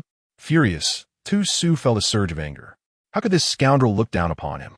Just then, the office door was abruptly kicked open. Oh, I am curious to hear what kind of person could possibly be worthy of me. Gu Qingfeng. A voice imbued with magnetic resonance echoed through the room, followed by the striking figure of Gu Qingfeng, tall and handsome, as he gracefully entered the office, accompanied by his assistant. Chapter 15. The True and False Young Master. 15. The director had been on the verge of reprimanding the audacious individual who dared to kick open his office door. But upon seeing Gu Qingfeng, his imposing demeanor was instantly quelled. The aura of authority that Gu Qingfeng exuded was formidable. Although the director had never encountered this man before, the sheer presence made it evident that he was no ordinary person. As the head of the academic affairs office at an art academy, he could not afford to offend someone of Gu Qingfeng's stature. It was no surprise that he did not recognize Gu Qingfeng as the sole heir of the Gu family. His privacy was meticulously safeguarded. The media dared not publish his photographs indiscriminately, which meant that while the public was aware of Gu Qingfeng, they remained oblivious to his true appearance. Upon realizing that it was Gu Qingfeng who had entered, Tu Su was momentarily taken aback. He had never anticipated that Gu Qingfeng would seek him out in this place. What brings you here? While he felt a surge of gratitude, knowing that Gu Qingfeng's earlier words had provided him with support, he maintained a facade of indifference. After all, their connection was limited to a shared bond, and he had not forgotten that Gu Qingfeng had once brazenly suggested buying their relationship. Gu Qingfeng noticed the fleeting glimmer of joy in Tu Su's eyes, which quickly transformed into a chill, causing a pang of discomfort within him. He recalled the disrespectful remarks he had made in front of Tu Su earlier. The thought that his words had implied a lack of decorum on Tu Su's part, compounded by the fact that an unsavory character had also made disparaging comments about him, filled Gu Qingfeng with an unexplainable heartache. He softened his tone as he addressed Tu Su. I am here to take you home. Have you resolved the matter regarding your leave of absence? He had overheard everything in the office just moments before and was intentionally posing the question in front of the so-called director. Du Su, well aware of the implication behind Gu Qingfeng's inquiry, shrugged nonchalantly. Not yet. The director stated that my actions have created a negative atmosphere for the school, and they intend to expel me. Hearing Tu Su speak so plainly, the director began to perspire with anxiety. Yet Tu Su had no intention of letting him off the hook easily. He continued, feigning vulnerability, Mr. Gu, do you think it would be embarrassing for the little father of your family's heir to be someone who has been expelled from school? With that, he cast a casual glance at the director. At that moment, the director felt as though he might prostrate himself in fear. The Gu family was far more powerful than the Lin family, and he realized that he had offended them over trivial matters. What future could he possibly have in the educational system now? Gu Qingfeng was taken aback by how adeptly Tu Su had maneuvered the situation and nearly burst into laughter. Clearing his throat, he reassured, rest assured, if he dares to make you feel ashamed, I shall ensure he pays dearly for it. It is merely a matter of academic registration. Once you have given birth, I shall directly enroll you in the prestigious Beijing University. The director, sensing the gravity of the situation, hastily wiped his brow and interjected, Mr. Gu, Miss Luo, you must have misunderstood. Tu Su regarded the director with a half-smile. Oh, misunderstanding? The director quickly plastered a smile on his face. Indeed, it is all a misunderstanding. I had not finished my sentence. What I meant to convey is that certain students have been spreading unfounded rumors about you. The school will certainly identify those individuals and impose severe penalties. They will undoubtedly face disciplinary action. As for Miss Luo's application for a leave of absence, I shall promptly grant it. You may return whenever you feel inclined. The director, fearful of incurring their resentment, hurriedly concluded his remarks. Gu Qingfeng nodded slowly and turned to Tu Su, inquiring, my dear, since the director has spoken, will you be taking a leave of absence or withdrawing from school? Without hesitation, Tu Su replied, I shall take a leave of absence. After the child is born, I intend to continue my studies. The director, anxious that Tu Su might change her mind, swiftly approved her leave application with a few stamps. Chapter 16. The True and False Young Master. 16. Having completed the leave of absence application, Gu Qingfeng led Tu Su out of the academic affairs office. As they walked along the shaded path of the campus, Gu Qingfeng cast a glance at Tu Su's exquisite profile, smooth and delicate, her pores seemingly invisible. The midday sun filtered through the treetops, casting a radiant glow upon her cheeks, making her appear almost luminescent. Perhaps Gu Qingfeng's gaze was too intense. Tu Su turned to him and asked, why are you staring at me? Although I'm immensely grateful for your assistance today, I am currently quite impoverished and unable to treat you to a meal as a token of thanks. You, as a high-ranking executive, must have pressing matters to attend to, so please do what you must. Gu Qingfeng seized Tu Su's wrist, halting their progress. Observing this, the assistant quickly remarked, Mr. Gu, I shall return to the car and wait for you. Please take your time. Without turning back, Gu Qingfeng waved his hand, signaling for the assistant to depart. Once they were alone, Gu Qingfeng lowered his head, his deep-set eyes fixed upon Tu Su. Luo Wangsu, we need to talk. Tu Su shrugged off his grasp with a roll of her eyes. What is there to discuss? The child I bear will never be yours. So do not harbor such dreams. Rest assured, I will not cling to you simply because of your child. I shall keep my distance. I will find a loving father for the child, one who will treat him as his own. You need not worry about that. What? You intend to find a father for your child? How dare you? Gu Qingfeng's expression darkened as he silently fixed his gaze on Tu Su. Unfazed, she glared back defiantly. What of it? Am I not entitled to make decisions regarding my own child? If you have the capability, you may bear one yourself. System 001 in Tu Su's mind gave her a thumbs up. Host, you are truly impressive.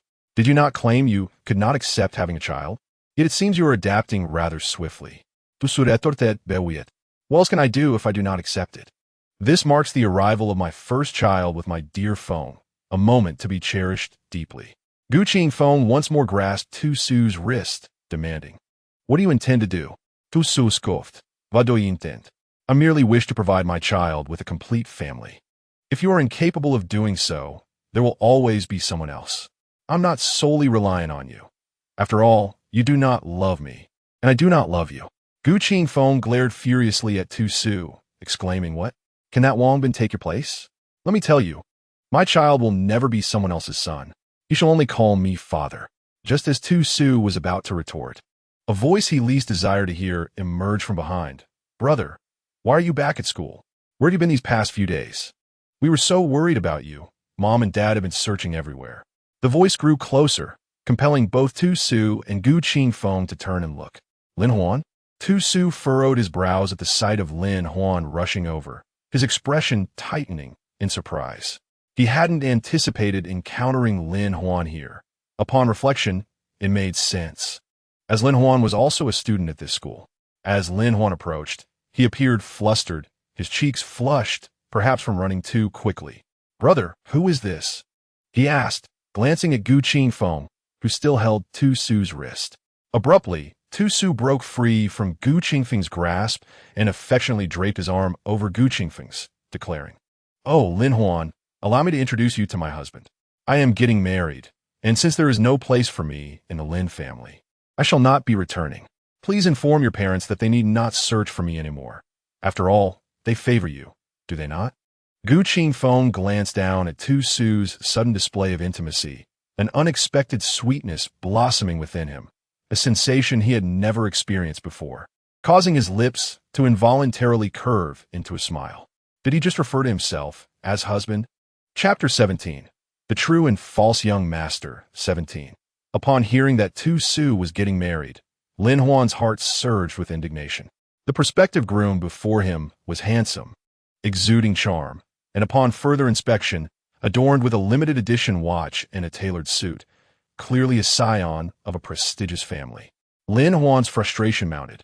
After finally managing to expel Luo Wangsu from the Lin family, he had merely intended to mock him. Why had Luo Wangsu, having left the Lin family and Zhou Lin, managed to find such a fine man? The man before him appeared even more captivating than Zhou Lin. Why did Luo Wangsu possess such fortuitous luck? "Ha! Brother is getting married? Congratulations are in order. We are, after all, family, and your wedding surely warrants the presence of family members. I shall inform Mom and Dad. And brother, do remember to invite us." Tu Su listened to this insipid chatter, nearly feeling nauseated, not from morning sickness but from sheer disgust. After speaking, Lin Huan turned to Gu Qingfeng with a bashful smile. "Hello, brother-in-law. I am Lin Huan, the younger brother of Luo Wangsu. May I ask your name?"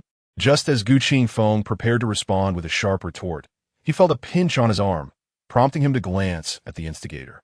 Tu Su, with a smile that belied the venom of her words, remarked, "Farewell. Do not attempt to forge familial ties here.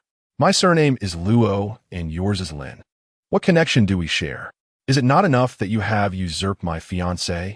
Now, do you wish to covet my husband as well? Ask him if he has any regard for you." Tu Su's voice resonated, drawing the attention of numerous students returning to campus as the new term approached. Her words echoed loudly, and passers-by caught snippets of the exchange, casting disdainful glances at Lin Huan. Isn't that Lin Huan from sophomore year? Wasn't she the one who performed at the school's welcoming party last semester? Good heavens, is Lin Huan really such a person? How shameless can this Omega be? Amidst the murmurs, Lin Huan's eyes turned red, glistening with unshed tears as she looked at Tu Su with a pitiful expression. "Brother, why do you speak of me this way? It was you who had a one-night affair and ended up with a child."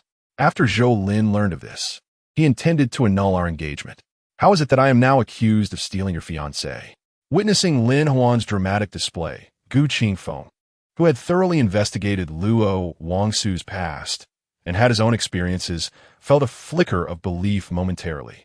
Initially, onlookers had condemned Lin Huan, but upon hearing her lament, their sympathy shifted towards her, casting scornful glances at Tu Su instead. Gu Qingfeng was infuriated and nearly struck Lin Huan, but Tu Su's firm grip on his arm restrained him. With a subtle wink at Gu Qingfeng, Tu Su smiled faintly. "A one-night stand? You mean the evening when you drugged me at the banquet and brought me to a hotel room? You do realize that the person in that room was him?" She gestured to Gu Qingfeng, her assertion leaving Lin Huan in shock, her tears forgotten as disbelief washed over her. The man from that night was this extraordinary gentleman before her? Tu Su continued, Lin Huan, do you truly believe I am oblivious to your motives? I was stolen from the Lin family, and they took you in as my substitute. Your schemes to ensnare me are merely to secure your position within the Lin family. I am the true heir. You, Lin Huan, are but a mere replacement. Hence, you covet everything I possess, my parents, my betrothed, and now my man. Do not claim we are family. If you adore the Lin family so much, I shall grant you your wish. What you covet is but a trifle to me. From now on, keep your distance from me, and spare me your approaches. And do stay away from my husband. Do you not find your actions repugnant? Observing Tu Su. Gu Qingfeng began to doubt the credibility of his research. Was this person truly the pitiful figure described in the documents? Lin Huan staggered back in disbelief. She never anticipated Luo Wangsu would publicly air all their grievances. Did she not fear humiliation? The people around were all wearing expressions of excitement. Many had already recorded the recent events on their phones. This was indeed a scandal of the elite, far more captivating than the trivial matters of the entertainment industry. In Chapter 18, The False Young Master, Tu Su leaned in close to Lin Huan before departing, whispering, I possess the surveillance footage from that night, when you drugged me and sent me to the hotel room. Should you dare to provoke me again, I wouldn't mind making you a sensation across the internet. The false young master of the Lin family drugging the true heir. What a story that would be for the media. Lin Huan gazed at Tu Su in terror, utterly perplexed. He had ensured that the footage from that night was thoroughly erased. So how had Luo Wangsu obtained it? No, that couldn't be. He must be deceiving himself. Lin Huan shook his head vigorously, attempting to dismiss Tu Su's words. When he looked up, Tu Su had already taken the delighted Gu Qingfeng and walked away. Tu Su pretended to link arms with Gu Qingfeng as they approached a luxury car at the school gate. He intended to usher Gu Qingfeng into the vehicle and part ways, each returning to their own lives. However, Gu Qingfeng was quicker, wrapping his arm around Tu Su's shoulder and pushing him into the car. He then settled beside Tu Su and instructed the driver's assistant with indifference. Take us home. Understood, Mr. Gu, the assistant replied, glancing at the astonished Tu Su through the rearview mirror before accelerating. Realizing what had transpired, Tu Su turned to glare at Gu Qingfeng. What are you doing? Let me out. I want to go home. Gu Qingfeng leaned back casually, responding, This is indeed our way home. Tu Su is mirkid makinli. What? Are you planning to kidnap me to your house, keep me there, and then expect me to bear your child before you send me away? As he spoke, a single tear glistened at the corner of his eye. Gu Qingfeng, do not be excessive. I have lost everything. My biological parents have abandoned me, and my adoptive parents have rejected me. Now, the child is all I have left. Are you truly going to take that from me too? System 001 gasped in his mind. Host, your acting skills have greatly improved. Tu Su proudly replied. This is all thanks to Lin Huan's reminder. This incarnation of Feng, Gu, possesses a personality entirely different from before. Confronting him head-on is futile. A green tea type, always favored by men, just like anyone else. As he had anticipated, upon witnessing Tu Su in tears and hearing his words, Gu Qingfeng's gaze softened considerably. Why do you always assume I would separate you from your child? Gu Qingfeng gently grasped Tu Su's hand, his eyes filled with tenderness. The moment Tu Su shed tears, Gu Qingfeng's heart ached. He could not bear to see this person cry, not even himself. Perhaps he had already developed feelings for this seemingly strong, yet inwardly fragile child. With watery eyes, Tu Su gazed at Gu Qingfeng. Isn't that the truth? From the very beginning, you intended to use money to dismiss me and take my child away. Tell me, am I not speaking the truth? Gu Qingfeng gently enveloped the young man in his embrace, his voice deep and sincere. I apologize. Initially, I misunderstood you. As you mentioned today, you wish to provide a complete home for the child.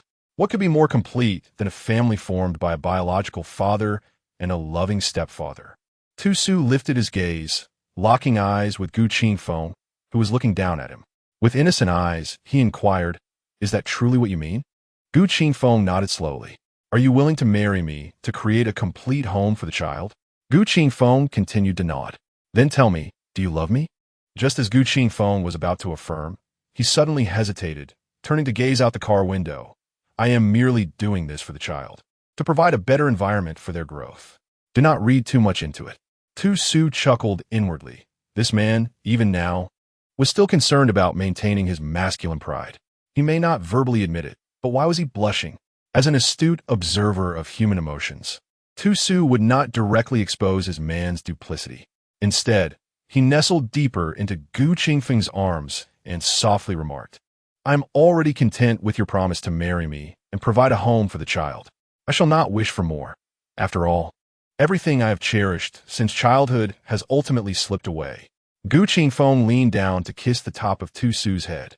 "That will not happen. I will not leave you." Meanwhile, the young assistant driving ahead could not help but sigh internally. The astute CEO Gu, so shrewd in the business world, has found himself in someone else's grip. This future Mrs. President possesses extraordinary skills. I must tread carefully in her presence henceforth. Chapter 19. The True and False Young Master. 19. Tu-Su initially perceived Gu Qingfeng's luxurious vehicle as merely a high-end car, but to his astonishment, once it was activated, it soared into the sky. Wow, a flying car. This is my first experience. Indeed, as the president of the Gu family, how could he be limited to just a luxury car? Unlike the original owner, who held a low status in the Lin family, he had yet to fully adapt to this world. Although he had reached the pinnacle of the foundational stage in his previous life and could fly with a sword, the sensation of riding in a flying car was distinctly different from both sword flight and air travel. Gu Qingfeng glanced at Tu-Su, whose face radiated curiosity and excitement. Feeling both amused and pained, it was merely a flying car. Yet, as the true young master of the Lin family, he still felt such wonder. This indicated just how difficult Tu-Su's past life within the Lin family had been. The speed of the flying car far surpassed that of any terrestrial vehicle, and Tu-Su could only watch as the scenery rapidly receded behind them. It seemed they had not been airborne for long when the flying car landed in front of an impressively futuristic villa. The car door opened automatically, and Tu-Su stepped out, eager to explore. This villa appeared even more magnificent than the Lin residence, due to Lin Huabin's penchant for vintage aesthetics. The Lin family's decor was rather classical, devoid of any modern technological allure. In contrast, Tu-Su found himself favoring this place. After all, it was the home of his man, and by extension, it was his home too. Gu Qingfeng approached Tu-Su and gently took his hand. Tu-Su turned his head and glared at him. "What are you doing?" Gu Qingfeng responded with a smile. "Come on, let me show you inside." With that, he led Tu-Su towards the villa. As they neared the entrance, the automatic doors swung open, revealing a humanoid robot that approached them. "Young master, welcome home," it greeted. Gu Qingfeng nodded. "This is Luo Wangsu, who will be another master of this household." He then began issuing commands to the robot, which served as the villa steward. Once authorized, one could utilize all the amenities of the estate. Tu-Su scoffed. "I never said I wanted to live here. I have my own place." Gu Qingfeng halted. Turning to face him, "Stay away from Wang Bin. You're not unaware of his intentions." Tu-Su shot back. "You've investigated me, so you must know that I'm innocent with Wang Bin. He is my only friend. Can I not have friends?" Gu Qingfeng replied, "I'm not your subordinate." Gu Qingfeng was momentarily speechless, realizing his own tendencies towards machismo. Noticing Tu-Su's irritation, he quickly softened his tone. "That's not what I meant. I'm just concerned he may harbor ulterior motives. After all, you are an Omega, and if an Alpha were to act against you, you would be unable to resist. I'm merely looking out for you." Tu-Su was taken aback by Gu Qingfeng's shift in demeanor. From their initial interactions, he had recognized Gu Qingfeng's pronounced masculinity. The idea of him softening was inconceivable. Yet here he was, speaking gently and offering explanations. What did this signify? "He has developed feelings for you," System 001 suddenly interjected. Tu-Su dismissed the system, secretly pleased that his strategy was working. To deal with such a man, one must employ subtle tactics. "All right, I understand your concern. I have already turned Wang Bin down. I made it clear that I only consider him a best friend. That house is merely a temporary rental for me, and I live there alone. There is nothing for you to worry about." Since Gu Qingfeng had lowered his attitude, Tu-Su felt it necessary to clarify, knowing that otherwise, This matter would likely linger in Gu Qingfeng's mind for quite some time. Chapter 20. The True and False Young Master. 20. Hearing the commotion at the door, Aunt Yu, who was cooking in the kitchen, rushed out. Upon her first glimpse of Tu Su, her eyes brightened. Tu Su also noticed Aunt Yu and turned to Gu Qingfeng with a look of curiosity. Gu Qingfeng quickly understood and said, Aunt Yu, this is Luo Wangsu, who will be living here from today. He then added, Su, this is Aunt Yu. She used to care for my parents at the old residence, and after I moved out, she came to look after me. Tusus maids wheatly adandu. Hello. Aunt Yu waved her hand with delight, saying, Little Su, there's no need for formality. Dinner will be ready shortly. You all can take a moment to rest. With that, she hurried back into the kitchen, busying herself once more. It brought her immense joy to see her young master bring someone home for the first time. She had often worried about his future and had frequent conversations with the old lady, both of them deeply concerned. Yet, the young master was always preoccupied with work. He had neither brought anyone home nor even gone out for leisure. This delightful surprise needed to be conveyed to the old lady later. The dinner was a source of great satisfaction for Tu Su. After arriving in this world, he had initially gone hungry for an entire day, and after escaping from the Lin family, he had not enjoyed any decent meals, merely managing to fill his stomach. Aunt Yu's culinary skills were exceptional, and her flavors suited his palate perfectly, leading him to unknowingly eat more than he intended. Seeing Tu Su enjoy her cooking also made Aunt Yu exceedingly happy. She had feared that the person the young master brought home might not appreciate her dishes, necessitating a reconsideration of her culinary approach. After dinner, Tu Su let out a huge yawn. He had accomplished quite a bit that day, and given his frail constitution, especially with his current condition, he felt overwhelmingly sleepy. Noticing Tu Su yawn multiple times, Gu Qingfeng stood up and said, I can see you are ready for rest. Come, I will take you to your room. Aunt Yu has already prepared it for you. Huh? Did he hear that correctly? A room had been prepared for him? Tu Su followed Gu Qingfeng upstairs, his expression one of confusion. At the end of the corridor, Gu Qingfeng opened a door and turned to Tu Su, saying, You will stay here from now on. Clean clothes have also been arranged for you. Entering the spacious bedroom, Tu Su fell into deep contemplation. Little one, do you think Gu Qingfeng might not be capable? System 001 responded, Host, why do you think that? Tu Su replied, Here I am, a stunning beauty, and he has me living alone? It was rather embarrassing to admit that he was indeed quite tempted by Gu Qingfeng's allure.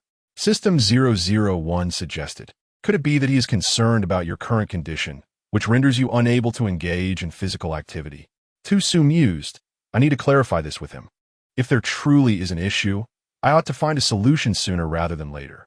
System 001 noted, Host, you are being rather impatient. It is possible to conceive in a single encounter. Do you genuinely believe Gu Qingfeng is incapable? Tu Su rolled his eyes. How would I know? The original host was drugged and barely conscious. He has no recollection of that night. The system, wishing to avoid discussing such sensitive matters further, quickly interjected, Host, it has detected that your body is exceedingly fatigued. For the sake of the child, you should rest promptly. As soon as the system's words were uttered, Tu Su yawned again. Acknowledging his exhaustion, he pushed aside the inappropriate thoughts swirling in his mind, quickly washed up, and went to bed. That night, within the Lin family villa, what did you say? The wretched creature actually went to school and even applied for a leave of absence? Who is that man accompanying him? Lin Huabin paced angrily in the living room of the villa. Sitting on the sofa, Lin Huan wore a pitiful expression as she said, Father, I do not recognize that man. Yet, he appears quite affluent. Perhaps, he is the biological father of the child I carry. Now I feel reassured. My brother has someone to look after him, and we need not worry so much about his safety. Lin Huabin snorted coldly. This wretched creature brings nothing but shame to our Lin family. Now he has disgraced us even at school. A student, unwed and with child, is one thing. But to bring along his paramour to school? Does he wish for the world to know his sordid affairs? The more Lin Huabin spoke, the angrier he became. Prompting Yu Zhenglin to quickly offer consolation, Old Lin, do not let this trouble you. It is not worth it to be upset over that person. Thankfully, we still have Huan. We can simply pretend that we never had that son. Upon hearing Yu Zenglin's words, Lin Huan felt a secret delight.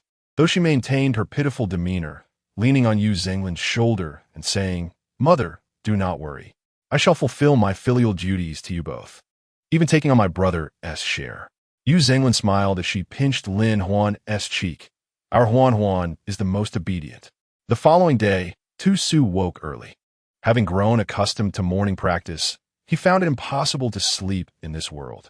Though it was devoid of spiritual energy, and he could not cultivate or practice martial arts in this body, he resolved to venture out for a stroll.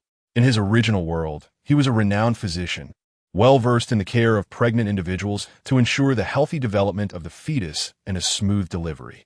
Ahem, strictly speaking, this is medical expertise. After completing his morning routine and descending the stairs, he encountered Aunt Yu. Surprised to see Tu Su awake so early, she asked, "Young Master Luo, is something amiss? Why are you up so early? You don't start work until 10, and breakfast is usually served at 8:30. Dusus ma'id yentli andu. There is no rush. I am accustomed to rising early, and now that I am expecting, a morning walk is beneficial for the child's development." Aunt Yu's eyes widened in astonishment. "Young Master Luo, you are pregnant?" Tu Su looked down and tenderly caressed his still flat belly, smiling, "Yes. It has been over 2 months." Aunt Yu beamed with excitement. "Wonderful. Young Master Luo, please take a stroll in the villa's garden. It is best not to venture outside. I will have a bodyguard accompany you for your protection." "A child? Does this mean that young Master Luo is carrying the child of our young master? This is truly a precious little one." Tu Su nodded with a smile. "Very well. I shall walk in the garden. Aunt Yu, you may carry on with your duties." After Tu Su stepped outside, Aunt Yu hurried back to her room and swiftly dialed a number on her phone. "Hello, Aunt Yu. Why are you calling me so early? Is something wrong with Xiao Feng?" A languid voice came through the phone, belonging to An Yuzheng, the father of Gu Qingfeng and an Omega. Still somewhat groggy, he thought that if it weren't for something significant, Yu wouldn't be calling him. Aunt Yu, oblivious to An Yuzheng's concern, exclaimed with great excitement, "Madam, congratulations." An Yuzheng, bewildered, asked, "Congratulations? For what?" Aunt Yu replied, "The young master brought an Omega home yesterday, and I heard she's already over 2 months pregnant. Madam, our Gu family is about to welcome a new addition." An Yuzheng bolted upright, his sudden movement jostling his sleeping partner, Gu Huaixing, who was Gu Qingfeng's father.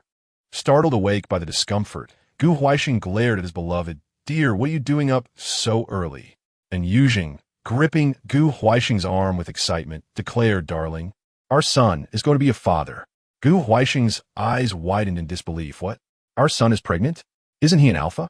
Realizing her mistake, and Yuzheng quickly covered her mouth and corrected herself. "No, it's our son's wife who is pregnant. Aunt Yu said it's been over 2 months." Once An Yuzheng finished speaking, she clasped her hands in gratitude, repeatedly thanking their ancestors. "Thank you for your blessings. Our Gu family will finally have heirs. Darling, I was prepared for our son to remain solitary for life, but unexpectedly, this child has finally come around." Tears of joy streamed down her face, prompting Aunt Yu on the other end of the line to quietly hang up the phone, listening to the commotion in silence. Chapter 22. The True and False Young Master. 22.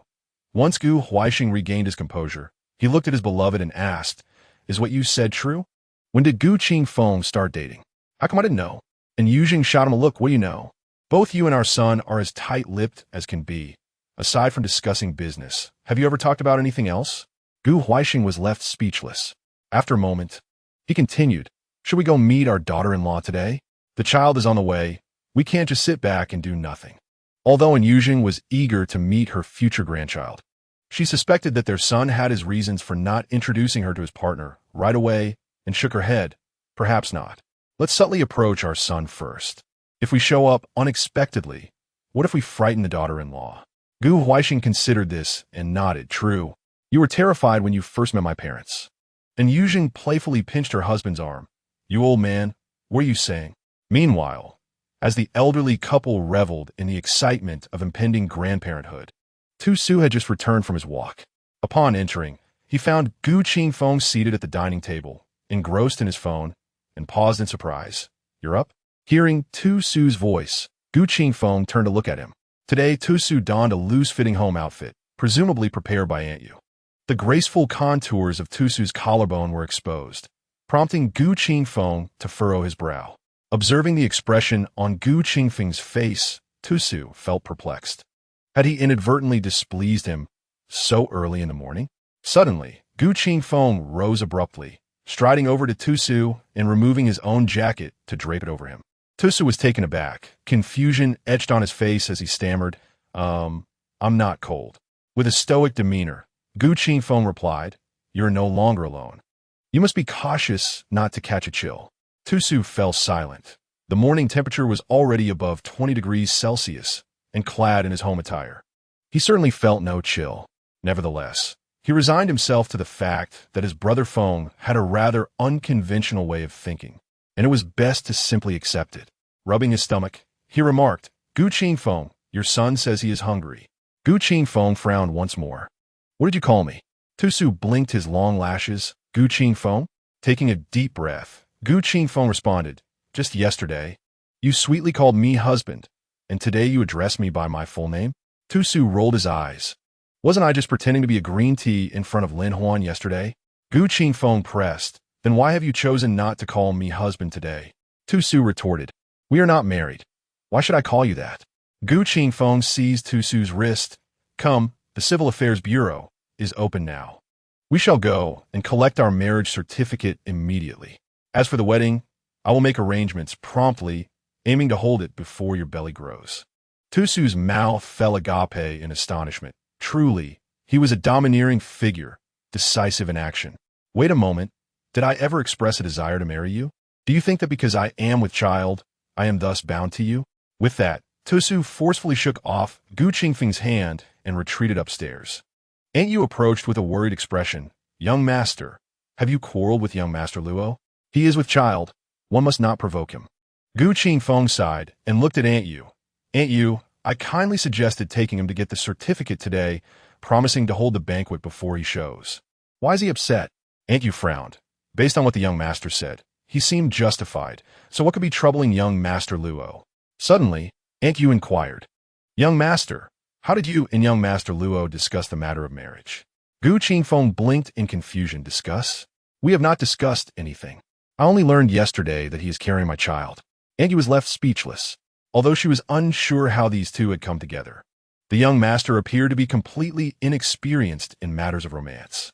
Chapter 23. The True and False Young Master. 23. Aunt Yu hesitated, glancing at Gu Qingfeng, wanting to impart some wisdom to her young master, but feeling that, given her position, it might be inappropriate to speak. Gu Qingfeng, noticing Aunt Yu's peculiar expression, inquired, Aunt Yu, please feel free to express what is on your mind. I have been raised by you since childhood, though we share no blood relation. I regard you as family. Aunt Yu, well aware of the young master's temperament, recognized that when he spoke in such a manner, it reflected his true thoughts. His rigid character never permitted him to utter words of consolation. After a moment's hesitation, for the sake of the young master's marriage, she ventured to say, Young master, I believe that matters of marriage require careful consideration and ceremony. Even though young master Luo and you share a child, it is essential that both parties sit down and discuss the matter thoroughly when it comes to marriage. This is a mark of respect towards one another. Although Aunt Yu expressed her thoughts delicately, one could hardly expect Gu Qingfeng, with his astute mind, to miss the underlying message. He attempted to consider the situation from a different perspective. Indeed, there existed no emotional foundation between him and Luo Wangsu. The child was merely a product of chance, essentially, a fleeting encounter.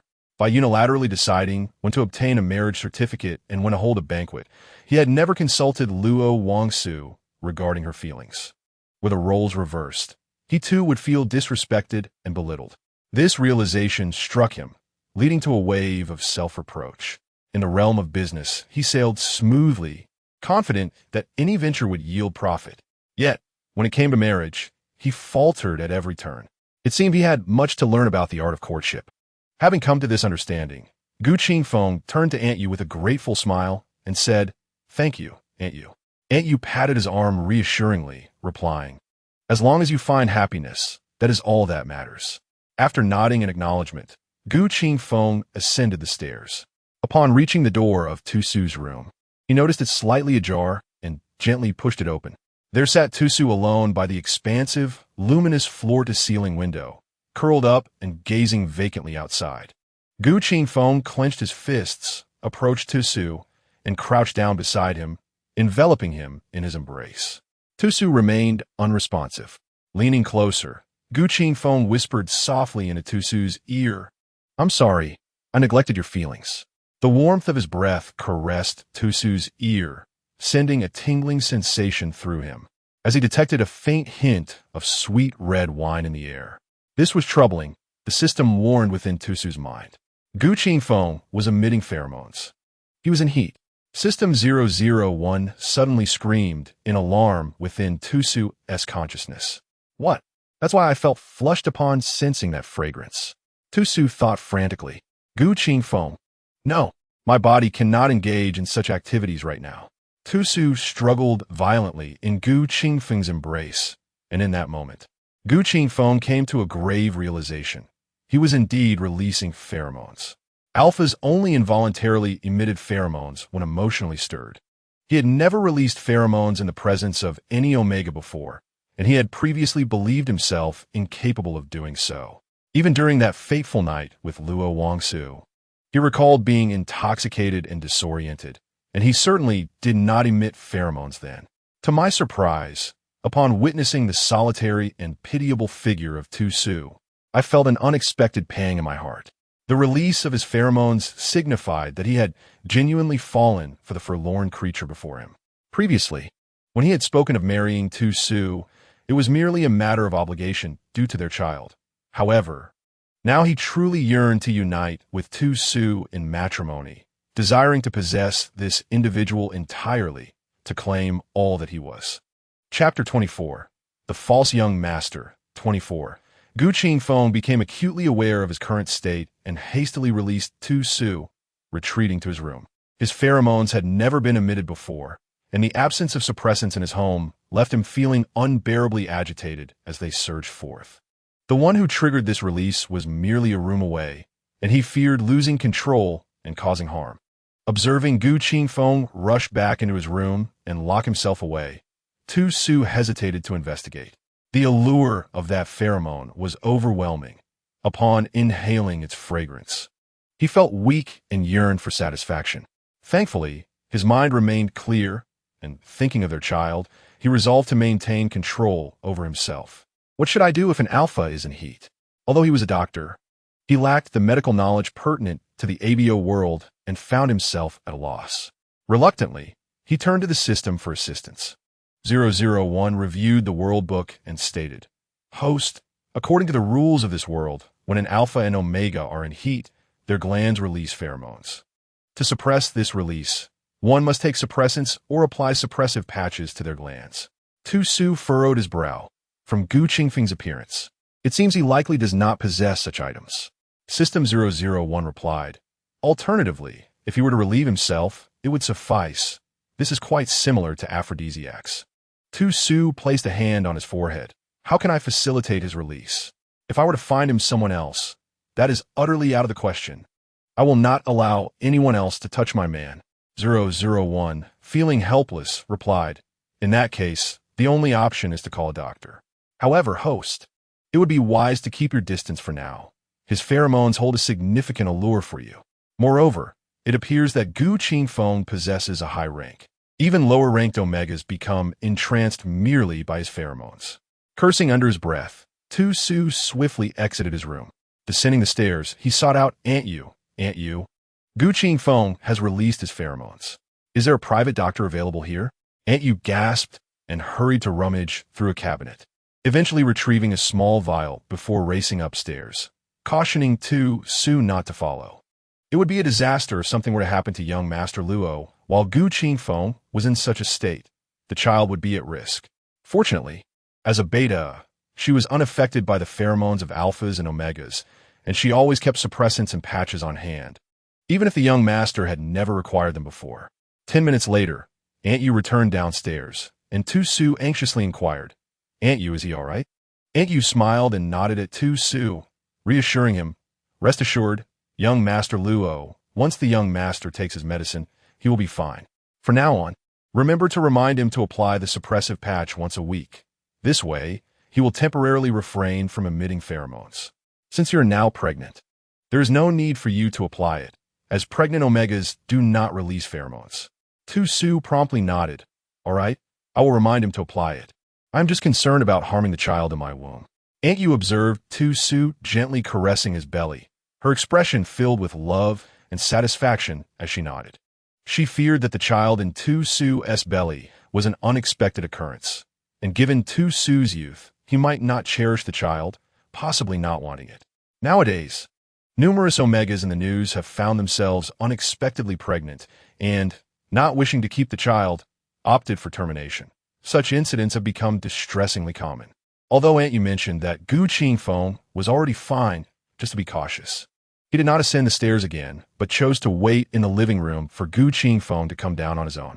Seeing that Tu Su did not go upstairs to find Gu Qingfeng, Aunt Yu called him over for breakfast, which was already prepared. Tu Su shook his head, wishing to wait for Gu Qingfeng to join him. This incident had indeed altered his perception of Gu Qingfeng significantly, and considering that Gu Qingfeng had already humbled himself and apologized to him, he was not one to create unnecessary troubles. As long as this man acknowledged his mistakes and was brave enough to admit them, he would be willing to forgive him. Chapter 25. The True and False Young Master. 25. Noticing Tu Su sitting alone, his petite frame appearing somewhat solitary, Aunt Yu approached and sat beside him, smiling. "Young Master Luo, may I keep you company for a chat?" Tu Su returned her smile. "Aunt Yu, you need not call me Young Master Luo. You can simply refer to me as Xiao Luo or Xiao Su." Aunt Yu shook her head repeatedly. No, that simply won't do. I am a servant of the Gu family, and you are to become the future Madame Gu. If I were to address you like that, it would lack propriety. Tu Su had not anticipated that the Gu family upheld such formalities, thus he did not press Aunt Yu further, allowing her to call him as she pleased. "Aunt Yu, I heard that you raised Gu Qingfeng since he was a child." Aunt Yu smiled affectionately. "Indeed, I have taken care of the young master since his birth. After he assumed control of the corporation, he moved out on his own, and the old matriarch, concerned about him not caring for himself properly, insisted I accompany him." Tu Su could discern that Aunt Yu was a beta, destined never to have children of her own. Gu Qingfeng, having been raised by her, was likely regarded by her as her own child. Tu Su looked at Aunt Yu with a warm smile. "Aunt Yu, while we await Gu Qingfeng's arrival, would you share some stories about his childhood?" After a moment of thought, Aunt Yu softly recounted some amusing tales of Gu Qingfeng's childhood antics. Despite his current imposing demeanor as a domineering CEO, he had been quite the mischievous child. "Young Master Luo, while I always have suppressive medication on hand for the young master at home, he has never used it. It seems that since the young master came of age, he has never emitted his pheromones. Previously, the old lady worried whether there had been a mistake during the hospital tests at his birth, misidentifying a beta as an alpha. After all, how could a normal alpha never release pheromones?" Tu Su laughed, saying, "The hospital must not have erred. Otherwise, I wouldn't be able to bear his child." Aunt Yu chimed in joyfully, Exactly. Eventually, the old lady insisted on having the young master tested once more, and the results still indicated he was an alpha. The hospital had made no mistake. As for the reason he had not emitted pheromones, the hospital could not ascertain that either. This left the old lady worried for many years, fearing the young master might truly remain childless. Only in the past 2 years has she come to terms with it, accepting that if the young master never had children, so be it. She only wished for him not to be alone. Aunt Yu, observing Tu Su closely, remarked, "It must be said that fate is indeed mysterious. Who would have thought that the hope the old lady had given up on would suddenly be realized? Now the young master not only has a remarkably handsome partner in Luo, but will soon have an heir as well. I believe the young master never emitted pheromones before, because he was simply waiting for Luo to appear. You two are truly destined." Suddenly, Gu Qingfeng's voice startled Tu Su and Aunt Yu, who were chatting in the living room. Aunt Yu spoke wisely. "Indeed, Su and I are fated by heaven." Upon turning to see Gu Qingfeng, she awkwardly smiled and rose, saying, "The young master has come down. I will go serve breakfast right away." With that, she hurried to the kitchen. A blush crept onto Tu Su's face as he turned his back to Gu Qingfeng, inquiring about his past with Aunt Yu, only to be caught in the act by the very person in question. Despite his thick skin, he felt utterly embarrassed. When did you come down? Tu Su averted his gaze from Gu Qingfeng. Seeing Tu Su's shy demeanor, Gu Qingfeng chuckled and sat beside him, wrapping his sturdy arms around him. I came down just when you were saying that we were destined to be together. I believe Aunt Yu's conclusion is quite accurate. We are indeed a match made in heaven. After a long absence, the warmth of Gu Qingfeng's embrace softened Tu Su's previously rigid body, allowing him to lean naturally into Gu Qingfeng's arms, a smile gracing his lips. Chapter 26. The True and False Young Master. After breakfast, Gu Qingfeng took Tu Su out. In the flying car, Gu Qingfeng's assistant was still at the wheel. Although the vehicle had an autopilot feature, having a driver present could prevent many unforeseen incidents. Su, let's first go to obtain the certificate, Gu Qingfeng suggested, this time seeking Tu Su's input. Tu Su glanced at Gu Qingfeng and nodded, all right. I will follow your lead. A smile crept onto Gu Qingfeng's lips as he reached for Tu Su's hand. The assistant promptly turned the vehicle towards the Civil Affairs Bureau. Gu Qingfeng was quite pleased with his assistant's quick-wittedness. Without needing to be told, the assistant knew precisely what to do. The flying car came to a halt at the entrance of the Civil Affairs Bureau, and Gu Qingfeng, holding Tu Su's hand, walked directly inside. It was now 10 in the morning, and a considerable number of individuals had gathered to obtain their marriage certificates. The Civil Affairs Office was already filled to capacity, with many holding tickets in hand, patiently awaiting their turn. Tu Su found himself puzzled. In a world where technology had advanced so significantly, why was there still a need to queue for such matters? He assumed that he and Gu Qingfeng would also need to take a number and stand in line. However, to his surprise, Gu Qingfeng had no intention of stopping upon entering the hall. Instead, he led Tu Su through a long corridor and into a private room. Where are you taking me, Gu Qingfeng? Tu Su inquired. Castina Viguilder glanced around. Gu Qingfeng gently squeezed Tu Su's hand and replied, we're about to get married. And you still call me by my full name? Tu Su rolled his eyes in response. What should I call you then? Gu Qingfeng leaned down, whispering softly in Tu Su's ear, call me husband. At that moment, Tu Su's ears flushed crimson. This term of endearment was seldom used between him and Feng Ge, despite having traversed numerous worlds together. It was typically reserved for those rare moments of fervent intimacy, when Feng Ge would tease him into uttering the term, withholding pleasure until he complied. In those instances, Tu Su would reluctantly acquiesce. Turning away, he retorted, I won't call you that. At most, I'll call you Feng Ge. Seeing Tu Su so shy, Gu Qingfeng did not press the matter further. Instead, he playfully pinched Tu Su's cheek and affectionately remarked, as long as you don't call me by my full name, it won't seem so formal. Tu Su swatted his hand away, relieved that his face was still natural. Otherwise, it might have been pinched into an unrecognizable shape. Where exactly are you taking me? Tu Su persisted as Gu Qingfeng continued to lead him along. To obtain our marriage certificate, of course. You are expecting a child, and I couldn't bear to have you waiting in line for too long. With that, he guided Tu Su into an office. Before entering, Tu Su glanced at the nameplate and was astonished to find it was the office of the director. Goodness, is it really necessary for the director of the Civil Affairs Office to personally handle something as simple as a marriage certificate? The director was an exceptionally handsome man, likely in his 30s, which took Tu Su entirely by surprise. Shouldn't someone of such a high rank be a portly, middle-aged individual? Upon seeing Gu Qingfeng enter with Tu Su, the director immediately rose with a smile. Ah, you rascal. You have truly astonished me. When I received your call about obtaining a marriage certificate, I thought I was hallucinating. The director then jovially patted Gu Qingfeng's arm, suggesting a familiarity between them. Gu Qingfeng turned to Tu Su and introduced him. Gu Qingzhou, my childhood friend, we attended school together from elementary through university. He then turned back to Gu Qingzhou, saying, this is Luo Wangsu, my beloved. Beloved? Tu Su felt a sweet warmth in his heart. Gu Qingfeng had introduced him as his beloved to his childhood friend. The term beloved held a deeper significance than mere partner. While a partner could denote a bedmate or a romantic interest, A beloved implied a profound love. Gu Qingzhou was equally taken aback. He had not expected Gu Qingfeng to introduce Luo Wangsu in such a manner and found himself scrutinizing Tu Su more closely. Luo Wangsu? That name seems rather familiar. Upon hearing Gu Qingzhou's murmured reflections, Gu Qingfeng wore an expression of bewilderment. With a sudden clap of her hands, Gu Qingzhou exclaimed, "I've recalled. You are Luo Wangsu, expelled from the Lin family." Gu Qingfeng frowned. The Lin family? Expelled?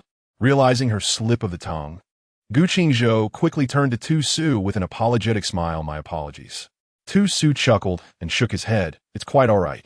I did indeed leave the Lin family, but it was not due to expulsion. I severed ties with them of my own accord." Gu Qingzhou regarded Tu Su with a puzzled expression before shifting her gaze back to Gu Qingfeng. "Last night, the Lin family publicly issued a statement declaring Luo Wangsu's expulsion, effectively cutting all ties with him. What on earth is happening?" Gu Qingfeng looked at Tu Su, contemplating whether to inquire about his willingness to discuss the matter, as it could tarnish his reputation, despite his status as a victim. Chapter 27. The True and False Young Master. 27. Tu Su smiled nonchalantly, and the three took their seats. Tu Su briefly recounted the events. After hearing his account, Gu Qingzhou slammed her hand on the table in frustration. Are Lin Huabin and his wife out of their minds, indulging an adopted son while abandoning their biological child? How on earth did they manage to build such a vast empire with such flawed judgment? This is unacceptable. If they can so easily discard their own child, I must call my father and urge him to cease all dealings with the Lin group. Who knows when it might stab him in the back? Tu Su glanced at Gu Qingfeng, perplexed, while Gu Qingfeng leaned closer to whisper. The Gu family is also a prominent family in the capital. Their business has extensive dealings with the Lin family. Tu Su nodded in understanding. It was no wonder he could be childhood friends with Gu Qingfeng. One needed a certain status and background to do so. He was curious, however, as to why a young master from a wealthy family would find himself at a civil affairs bureau. Gu Qingfeng seemed to read Tu Su's thoughts and remarked with a smile, "This lad has always harbored a penchant for officialdom, aspiring to be class monitor, committee member, and student council president. As he matured, he developed no interest in business. His only ambition is to enter the civil service."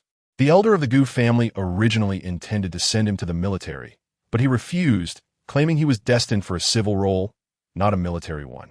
Tu Su chuckled softly. Gu Qingzhou was indeed an amusing character.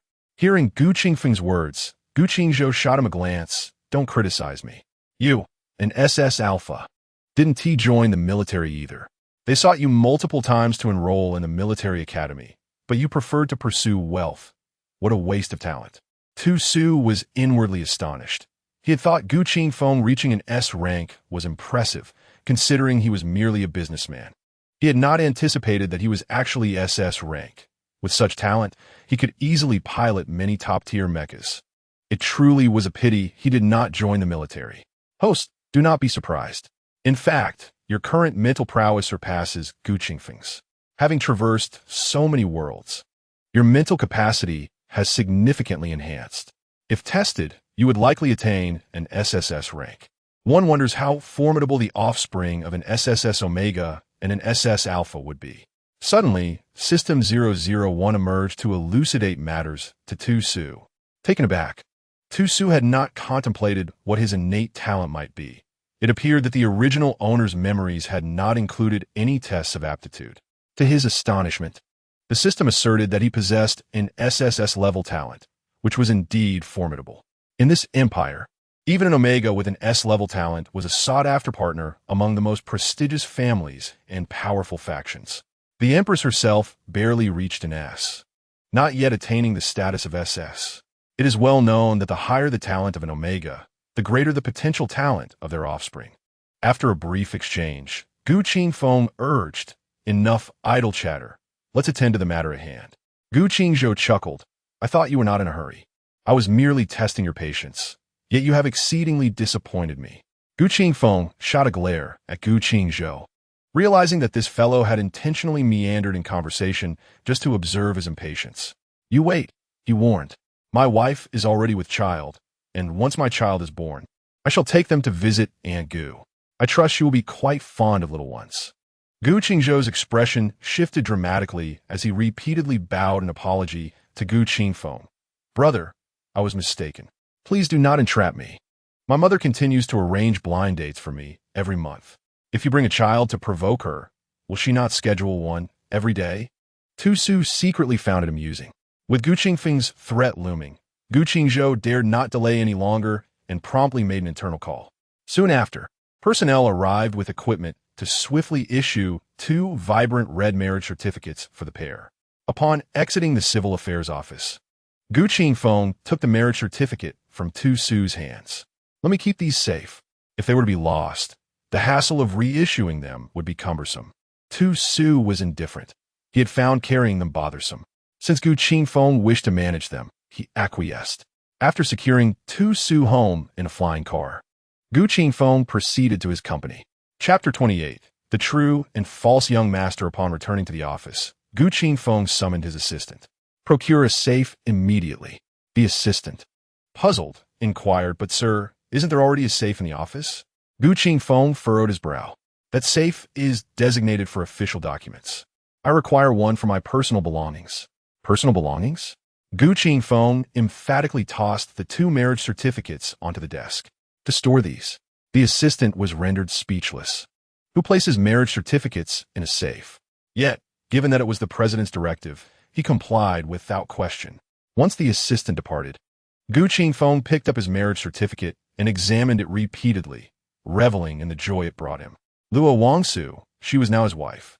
A spouse, a child, and a warm home. Everything was complete. Ding ding. As he envisioned a blissful marital life ahead, his phone rang. Upon seeing the caller ID, he was surprised to find it was his little father calling. "Little father, what brings you to call?" And Yu Zheng inquired, slightly excited. "Xiao Feng, I heard you are in a relationship?" He inquired with great subtlety, fully aware of his son's character, and could only ask indirectly. "Dating? Not all." His son was married, and Gu Qingfeng's lips nearly curled back to his ears. "What are you asking? You might as well directly inquire if he has brought someone home." "You old coot, I haven't even broached that subject yet." Gu Qingfeng could hear his father eavesdropping on the line, clearly unable to contain his impatience. Given the sudden call from his little dad, he guessed it must be Aunt Yu sharing good news from the ancestral home. He didn't mind. In fact, he relished the idea of the entire world knowing that Luo Wangsu was now his wife. However, he worried that Su Su might feel shy, as she was so delicate and charming, a true treasure to behold. "Wind boy, tell me the truth. Have you brought someone home?" His father's voice, Gu Huaisheng, was tinged with urgency, clearly impatient for a response. Gu Qingfeng chuckled. "Indeed, Aunt Yu must have informed you. So why are you calling to ask?" Gu Huaisheng pressed on anxiously.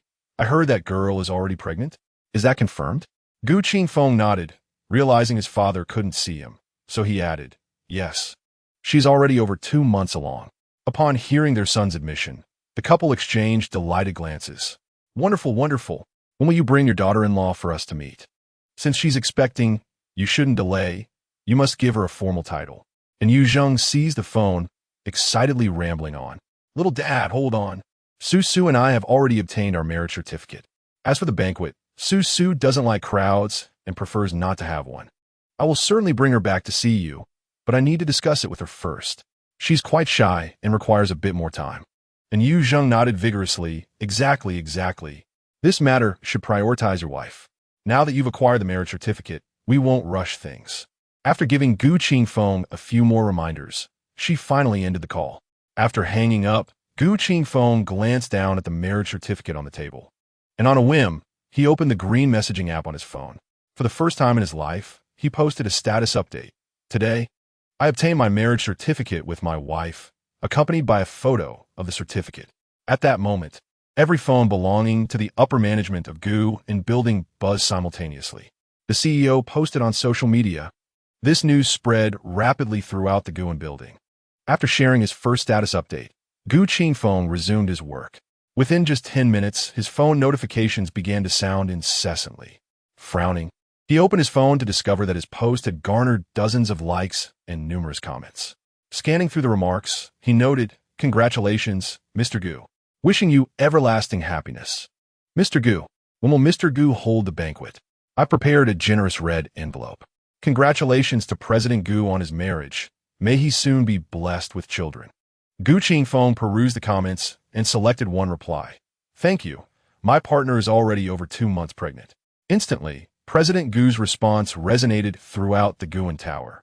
All the employees became aware that their aloof and stoic president had wed under the circumstances of impending fatherhood, leaving them to wonder which audacious Omega had the prowess to capture the heart of the cold and indifferent Gu. At that moment, the audacious individual who had won over President Gu was en route to Guan Tower, carrying a large thermal container. Although Luo Wangsu's name had yet to spread throughout the entire building, his legend had already become widely known. The driver brought Tu Su to the entrance of Guan Tower, where he gazed up at the towering edifice, marveling at the formidable presence of the Gu family in the capital. This was the capital, a place where every inch of land was invaluable. Yet the Gu family possessed an entire skyscraper in a prime location. The Lin family may boast of their wealth, but before the Gu family, they likely lacked even the qualification to carry their shoes. This exemplified the vast difference between an ancient aristocracy and a newly established affluent family. This was secretly Chakev. Pondering how Lin Huan would react upon discovering that despite his scheming for so long, he had inadvertently pushed himself into Gu Qingfeng's arms. Would Lin Huabin be filled with regret for choosing to align with the Zhou family at the expense of his own offspring? The absurdity of it all was remarkable. As Tu Su entered Guan Tower, he was halted by the security guard at the front desk. Sir, may I ask who you are looking for? Tu Su smiled at the guard. Hello, I am here to see President Gu Qingfeng.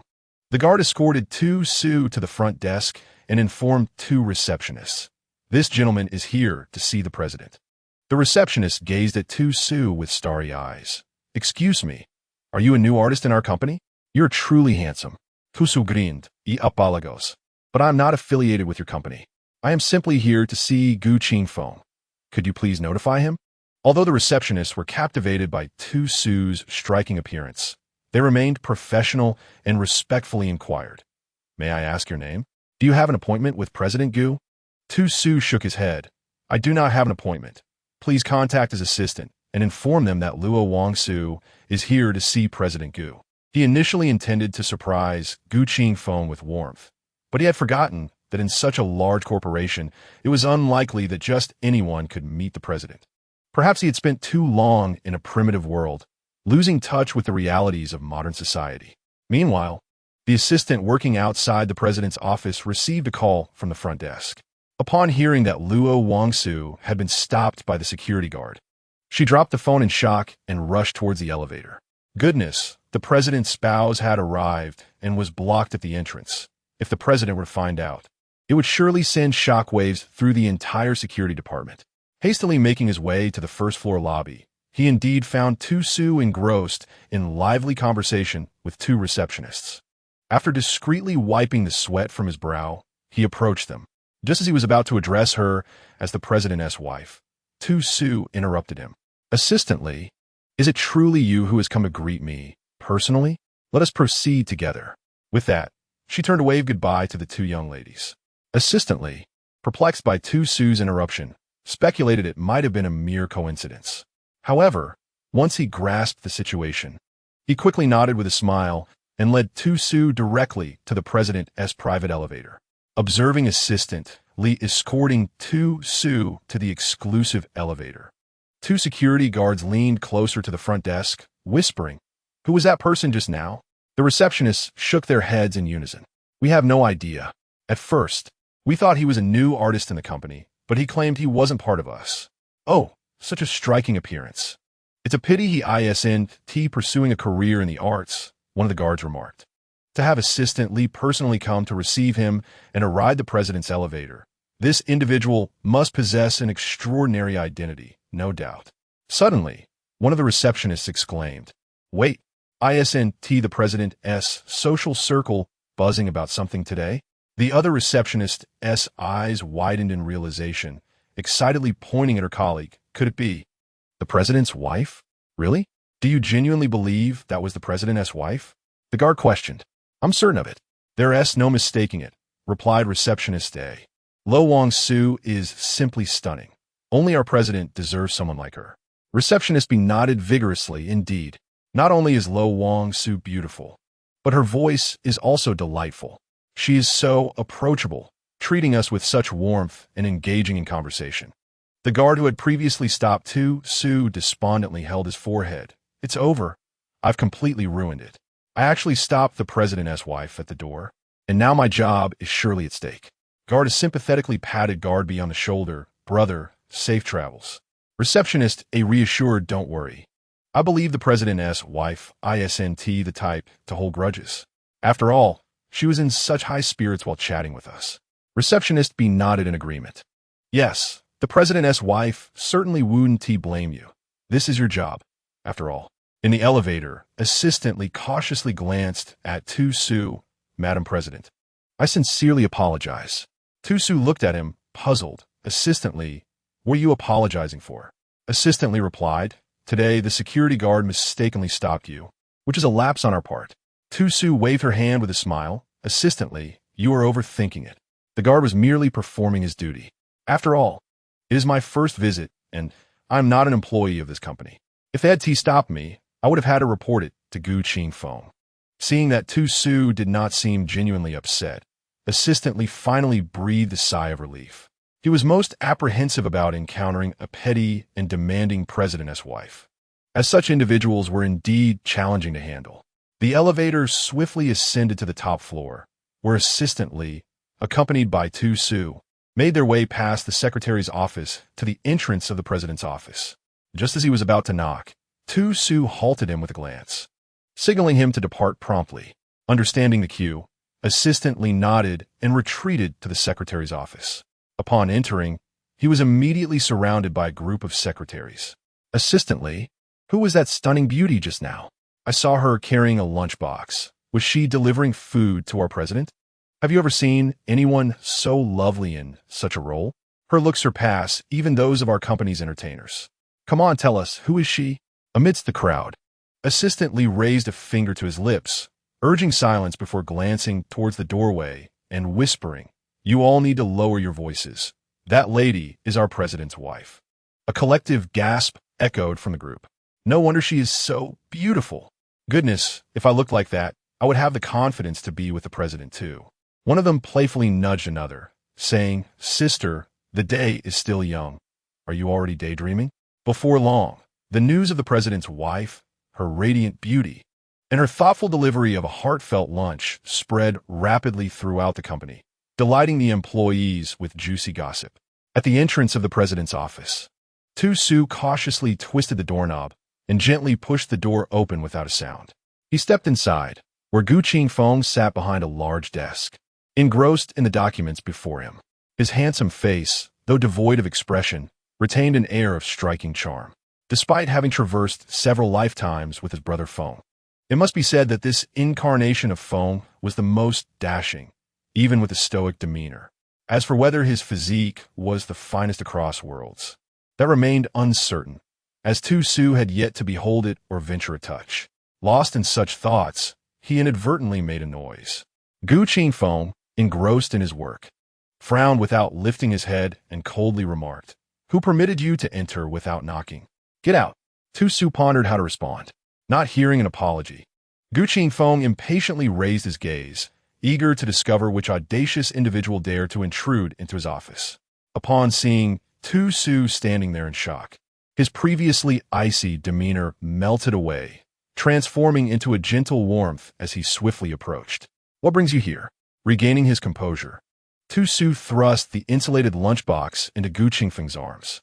"Here, I noticed you barely ate breakfast this morning, so I thought I would bring you lunch to prevent you from going hungry. Yet, you asked me to leave." After placing the lunchbox in Gu Qingfeng's embrace, Tu-Su feigned an intention to depart, but Gu Qingfeng quickly wrapped his arms around him, leaning down with a tender tone. "Su-Su, please don't be upset. I didn't realize it was you. I thought it was some inconsiderate employee barging in. Had I known it was you, I would have welcomed you with open arms." Gu Qingfeng's words unexpectedly amused the pretentious Tu-Su, who had not anticipated that the seemingly aloof Gu Qingfeng possessed a sense of humor, albeit a rather dry one. Upon witnessing Chusu's laughter, Gu Qingfeng couldn't help but join in. Chusu playfully poked Gu Qingfeng's chest with his finger, exclaiming, "What are you laughing at? Wow, it feels great. You have muscles." While Chusu presented a facade of innocence, his mind was already racing with thoughts of engaging Gu Qingfeng in a playful competition. "Host, please cease your fanciful imaginings immediately. Those actions are unattainable with your current physique." Chusu inwardly cursed. "Damn system. Are you a pervert? Are you lurking in my mind to witness my daydreams? Surely, you don't observe me every time I flirt with Brother Phone?" System 001 nearly leapt in protest. "Host, I am a reputable system. I shall reiterate, every time you engage in such activities, I am confined to a small, dark room." With this reassurance, Chusu felt a sense of relief. He had no desire to assume the role of a male lead in a romantic film. In Chapter 31, The True and False Young Master, Gu Qingfeng seized Chusu's mischievous finger. Chuckling softly, "Susu, what are you up to?" Realizing he had been caught in a small act while conversing with the system in his mind, Chusu averted his gaze from Gu Qingfeng, muttering, "Nothing at all. By the way, you should eat while it's still warm. Aunt Yu's dishes are quite delicious." He gestured for Gu Qingfeng to sit on the sofa, eagerly opening the thermal container and arranging the dishes meticulously. Gu Qingfeng, aware of his beloved's bashfulness, smiled without revealing Chusu's secret. "Have you eaten? Would you care to join me?" Chusu shook his head. "No, I've already eaten at home. This is just for you." He felt a sigh of relief. His innocent facade had nearly cracked.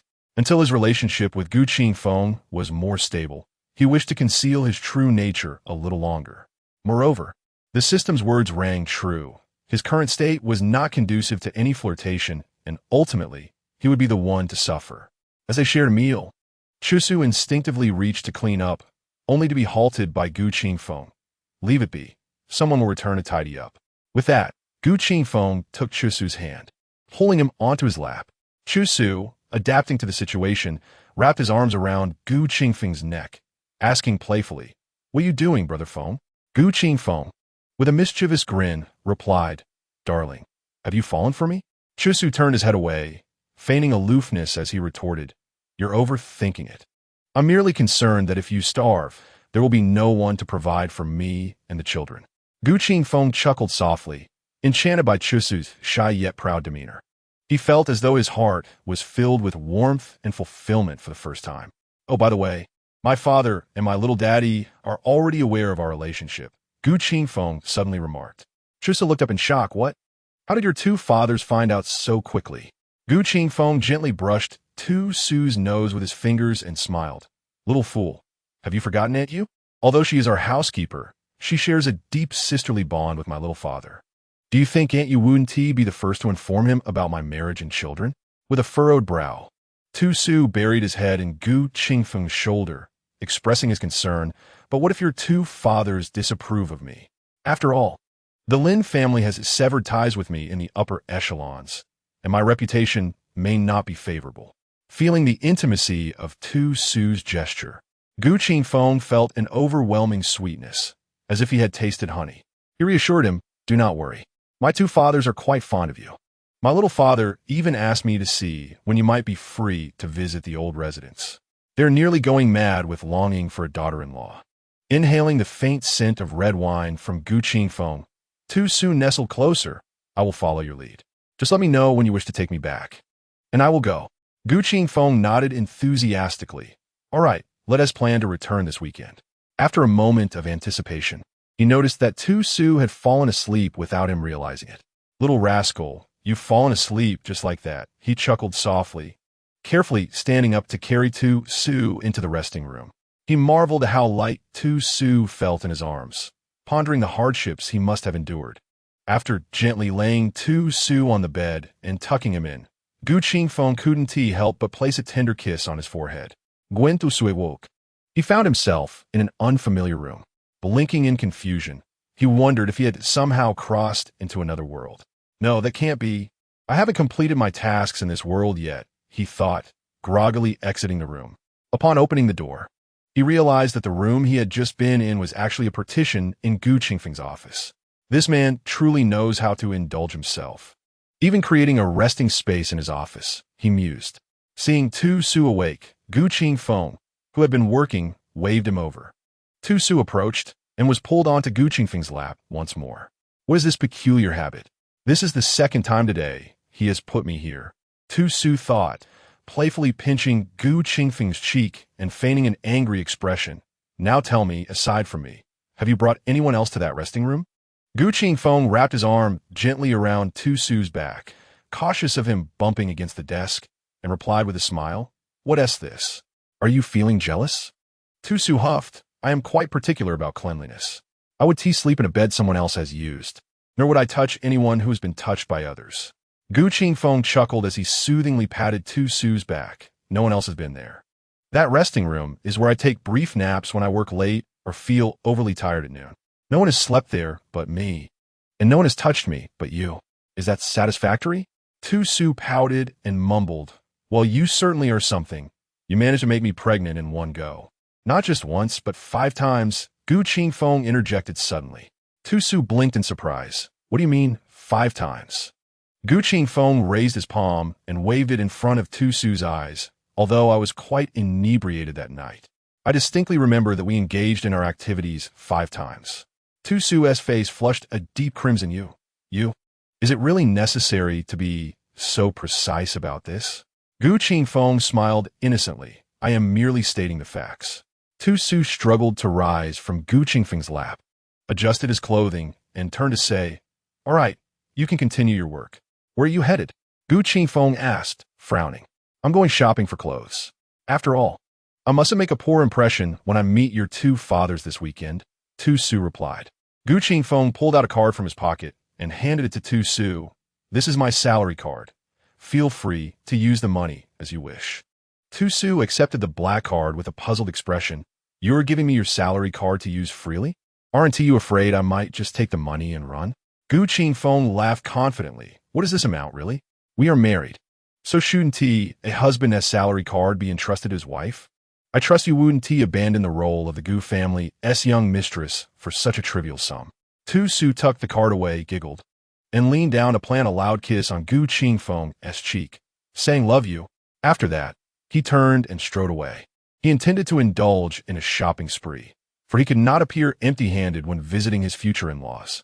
Previously, he had a budget of 100,000, initially worried that his choices might be unworthy of their attention. But now, with Gu Qingfeng's card, he could purchase finer items. After Tu Su left, Gu Qingfeng lovingly touched the spot where he had been kissed, relishing the lingering sensation. Remembering Tu Su's plan to shop, he quickly picked up the phone and dialed an internal line. Shaoli, my wife is going shopping. Please escort him. Remember to ensure my wife's safety. Upon receiving the directive from Mr. Gu, Assistant Li hurried to catch up with Tu Su, who had just passed the secretary's office. Assistant Li, what brings you here? Tu Su asked, puzzled as he turned to face him. Assistant Li smiled. Mr. Gu is concerned for your well-being, so he asked me to accompany you throughout your shopping excursion and help carry your items. Tu Su nodded, secretly commending Gu Qingfeng for being such a thoughtful man. Before long, the weekend arrived, and Tu Su had made plans to return to the old residence with Gu Qingfeng to visit his father and stepfather. As was his routine, he rose early and took a half-hour walk. Upon returning, he found Gu Qingfeng already seated at the dining table, waiting for him to join for breakfast. Su, come. It's time for breakfast, Gu Qingfeng exclaimed, rising to pull out a chair for Tu Su. After Tu Su sat down, Gu Qingfeng placed an array of breakfast items before him, saying, Aunt, you mentioned you expressed a desire for soup dumplings yesterday.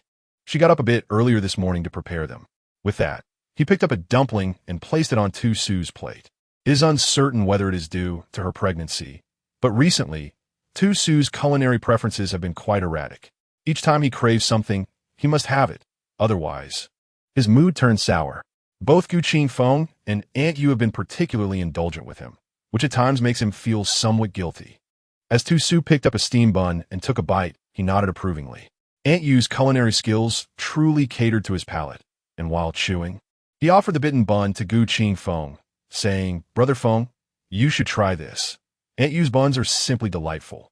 Gu Qingfeng glanced down at the bun that Tu Su had nibbled, a smirk appearing at the corner of his mouth. He bent down and took a bite from the exact spot Tu Su had bitten. Just then, Aunt Yu emerged from the kitchen and witnessed this charming scene, unable to stifle a knowing smile. The usually fastidious young master was actually eating from a bun that Master Luo had touched. It seemed the young master had truly opened his heart.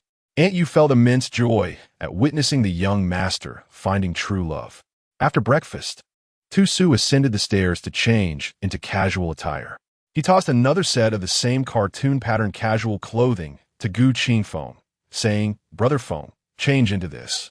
We're heading back to the old residence." Gu Qingfeng frowned as he looked at the childish outfit in his hands. Even during his school days, he had never donned such whimsical attire.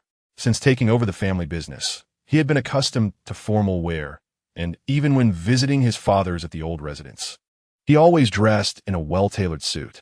Noticing Gu Qingfeng's displeasure, Tu Su poked his chest playfully. "What's the matter? Do you not wish to wear matching outfits with me?" He then feigned a pitiful expression. "Brother Feng, just yesterday you professed your love for me, and today, when I ask you to wear matching outfits, you hesitate. Is your so-called love truly so inexpensive?" Aunt Yu chimed in. "Indeed, young master, if you both dress alike when returning, the old lady and old sir will surely be delighted." Gu Qingfeng, with a touch of indulgence in his gaze, replied, "All right, I will wear it. Is that satisfactory?" Upon hearing his agreement, Tu Su's eyes sparkled with joy, and he rose on his toes to plant a kiss on Gu Qingfeng's face. Caught off guard by the sudden kiss, Gu Qingfeng adopted a serious demeanor. "Aunt Yu is still here. What are you doing?" Despite his words, his heart was already blossoming with delight. His wife took the initiative to kiss him, and he would agree to anything, even more outrageous requests than merely wearing matching outfits. Tu Su raised an eyebrow. "What? We are legally married. Can I not kiss my own husband in front of others?" At the Gu family's old residence, in Yujing and Gu Huaixing, upon receiving news that Gu Qingfeng was bringing Tu Su back, prepared to greet them along with a butler. Although the empire has advanced technologically, with highly intelligent AI robots capable of performing most tasks, the Gu family's old residence still adhered to customs from centuries past, with loyal staff descended through generations. Gu Qingfeng's flying car gradually came to a halt at the entrance of the old residence, and the door opened automatically. And Yujing extended her neck, gazing at the individual disembarking from a vehicle. Although Gu Huaixing wore an impassive expression, the inquisitive glimmer in his eyes betrayed his curiosity about what his daughter-in-law truly looked like. Gu Qingfeng was the first to exit the car, subsequently moving to the other side to extend his right hand towards the occupant within. And Yujing and her husband were momentarily taken aback by their son's attire. He bore a striking resemblance to his father, always so unyielding in demeanor. Yet today, his outfit starkly contradicted his usual persona.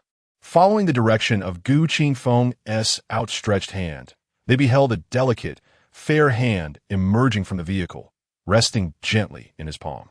Gu Qingfeng clasped Tu Su's hand, and she elegantly stepped out of the car. The moment Yujing laid eyes upon Tu Su's visage, her expression brightened. Gu Huaixing, too, felt a sense of relief. As long as his daughter-in-law was pleasing to the eye, he mused, there was no concern about the family lineage being jeopardized. Gu Qingfeng introduced Tu Su to his parents, saying, "Father, this is my wife, Luo Wangso." He gestured toward the family's steward, Uncle Song. The steward, brimming with excitement, nodded at Tu Su with a smile. "Pleasure to meet you, young madam." The entire Gu family had celebrated for quite some time upon learning that their young master had taken a wife, and now, witnessing her in person brought immense joy to the steward. Tu Su was indeed beautiful, and alongside the young master in matching couple-esque attire, they appeared to be a match made in heaven. It was no wonder the young master had shown no interest in anyone for so many years. He must have been waiting for Tu Su all along. If Tu Su were aware of Uncle Song's sentiments, she would undoubtedly give him a thumbs up for his acute perception. Gu Huaixing rarely displayed a smile, but he nodded at Tu Su with warmth. "I shall call you Su Su. Does that sound agreeable?" Tu Su replied with a sweet smile, "Father." Of course. Her endearing demeanor further pleased Gu Huaixing, and Yujing approached, linking her arm with Tu Su's. "Su Su, come now. Let us head inside with your little father. Knowing you would be returning today, I had the servants prepare a plethora of delectable treats. As she spoke, she gently pulled Tusu indoors. Behind them, Gu Qingfeng stood momentarily stunned, observing how his family surrounded Tusu with laughter and conversation, seemingly forgetting about him altogether. Tusu turned back after a few paces, flashing a smile at Gu Qingfeng. Brother Feng, don't forget to bring out the gift from the car. Well, it seems his wife has not forgotten about him. The laborer, in the living room, and Yujing seated Tusu and promptly called for the servants to bring forth several platters of freshly cut fruit. Susu, come. Indulge in the fruit, she urged warmly, presenting the assortment before her. Thank you, little father, Tusu replied, and Yujing nodded with a smile, thoroughly pleased with her daughter-in-law, who not only possessed beauty but also a commendable character, unpretentious and straightforward. Her ability to address them as father and little father upon their first meeting reflected her generous nature, suggesting that she would be a delightful addition to the family. Tusu was enjoying some fruit when Gu Qingfeng entered, carrying several gift bags. Brother Feng, bring them over, Tusu exclaimed, hastily setting aside his fruit and beckoning to Gu Qingfeng. Gu Qingfeng presented the bags before Tusu, who, with curiosity from Gu Huaixing and Yujing, began to open them one by one. Little daddy, father, this is my first visit, and I'm unsure of your preferences.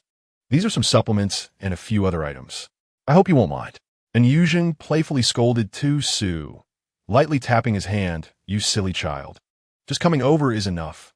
What need is there for gifts? From now on, don't bother bringing anything.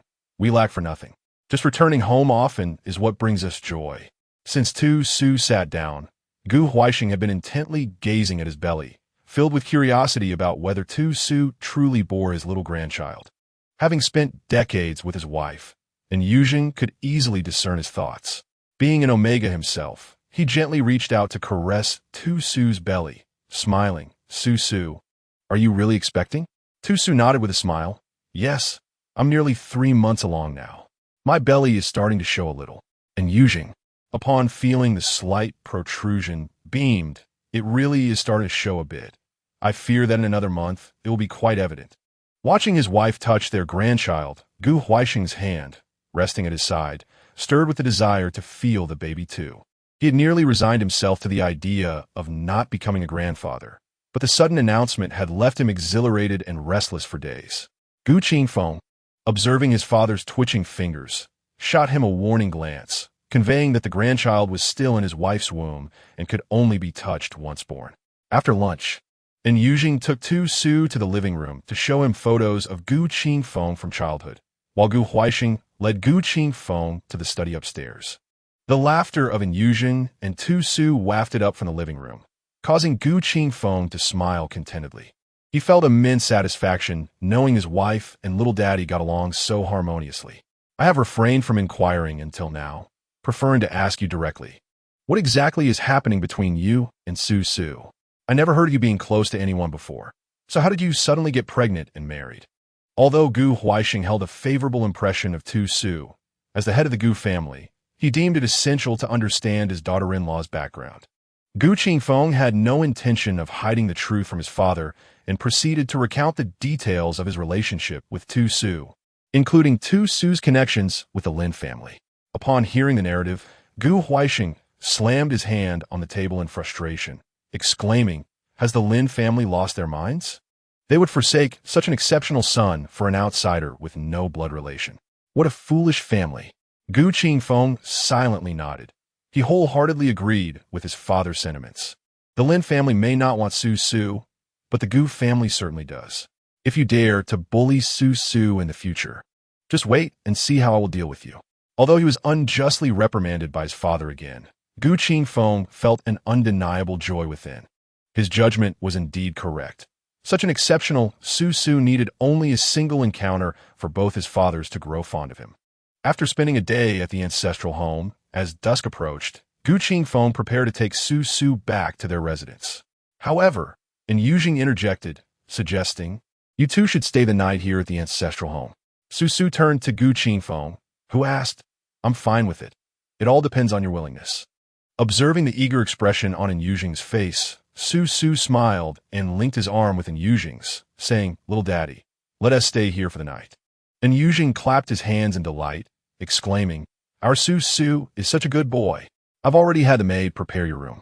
You must be tired after today, so you should rest early." He then guided Su Su to the doorway of the room prepared for him upstairs. Gu Qingfeng attempted to follow Su Su inside, but was unexpectedly restrained by his little father. "Little daddy, why are you pulling me?" Gu Qingfeng turned, puzzled, to look at his little father, and Yujing shot a stern glance at his son and instructed, "Go back to your own room." After scolding his son, and Yujing leaned in closer and whispered, "I understand the youthful exuberance you young ones possess. However, Su Su's situation is different. Once an alpha becomes emotionally invested, it can be quite difficult to control. For Su Su's sake and my little grandson's, it is best if you sleep separately." Without further ado, and Yujing pulled Gu Qingfeng back to his own room. Gu Qingfeng felt a pang of injustice. After all, he and Su Su had yet to share a room. He merely wished to check on Su Su to ensure he was comfortable in this unfamiliar setting, fearing that Su Su, being timid, might struggle to sleep. Nevertheless, his little father had reminded him that they were now legally married, and of course, they should share a bed. Why hadn't he thought of that at home? With this realization, Gu Qingfeng, who had previously been indifferent, now felt a restless anticipation in his heart. After Yujing left, he tossed and turned in bed, unable to sleep, his mind consumed with thoughts of whether Su Su had fallen asleep. If not, would he be thinking of him? Su Su was so timid. Would he be afraid? The more he pondered, the more awake he felt. A gentle knock echoed from the door. "Brother Feng, are you asleep?" came Su Su's voice. Gu Qingfeng immediately sprang up, responding, "Not yet," as he opened the door. "Tera stod Su Su, clad in delicate silk pajamas," the neckline revealing a glimpse of his porcelain skin. "Susu, ore still awake." Gu Qingfeng gazed down at Su Su's loosely fitted collar, swallowing hard. Tusu lifted his head, gazing at Gu Qingfeng with a look of poignant vulnerability. "Brother Feng, I seem to be feeling a bit restless. I cannot sleep. Would you mind keeping me company? You can return once I have drifted off." Without a moment's hesitation, Gu Qingfeng nodded, "Of course. I shall return once you are asleep." Tusu's face lit up with a smile. "Brother Feng, you are truly wonderful." He took Gu Qingfeng by the hand and led him back to his room, where he promptly nestled into the warmth of the blankets, patting the space beside him. "Brother Feng, come up here." Gu Qingfeng removed his shoes and joined him beneath the covers. Tusu naturally nestled into Gu Qingfeng's embrace, and Gu Qingfeng responded by holding him close. This sensation was entirely new to him.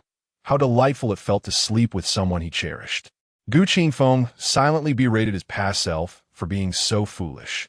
Had he known that sleeping with a loved one could be so comforting, he would have invited Tusu into his own room from the very first day. Instead, he had clumsily placed him in the guest room, wishing he could go back in time and give himself a good slap. Suddenly, Tusu pressed a kiss to his lips. "Good night, Brother Feng." After the kiss, Tusu snuggled back into Gu Qingfeng's arms, a secret smile dancing on his lips. This fool had spent so many days in a bland existence, yearning for the warmth of Gu Qingfeng's embrace. Today, he finally seized the opportunity to lure him into his bed. Although he couldn't take their relationship further at the moment, simply being able to hold Gu Qingfeng like this was more than enough. It had been far too long since he had experienced such bliss. The last time he had slept in Gu Qingfeng's arms was in a previous life, where the soft embrace of a furry tiger was utterly delightful. Before long, the rhythmic sound of Gu Qingfeng's breathing filled the air, and he smiled sweetly. This little creature must have summoned a great deal of courage to kiss him, he thought. As his partner, Gu Qingfeng resolved to take the initiative in their relationship moving forward. He would not let it all fall on the Omega. He leaned down and pressed a gentle kiss upon Tusu's lips, initially intending to rise and return to his own room upon seeing Tusu asleep. He hesitated at the thought of releasing the person in his arms, feeling an inexplicable emptiness in his heart.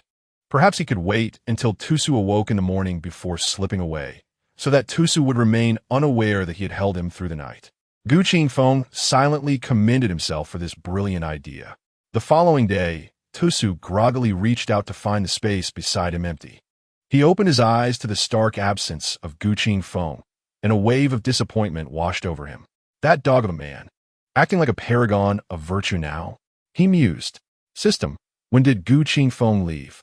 Host. Gu Qingfeng returned to his own room half an hour ago, the system replied. Tusu's lips curled into a sly grin. I thought he was truly a gentleman. Still trying to play the part. Is he? Let us see how long he can keep it up. In their past life, Gu Qingfeng had yearned to have children with him from a young age. Yet in this life, he was expected to take the initiative?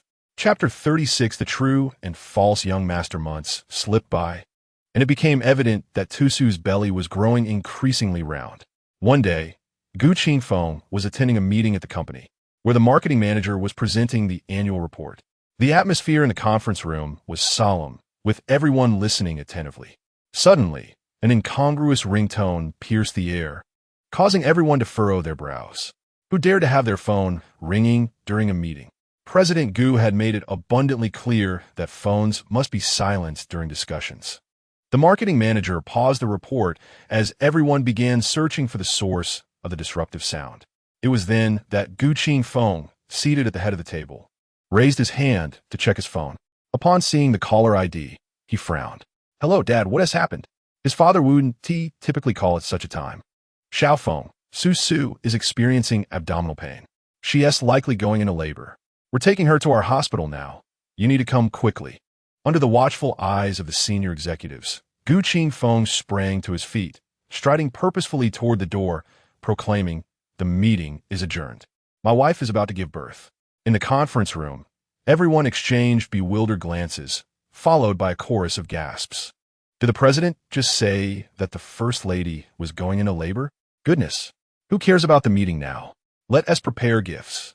Realizing the urgency, the attendees rushed out of the conference room.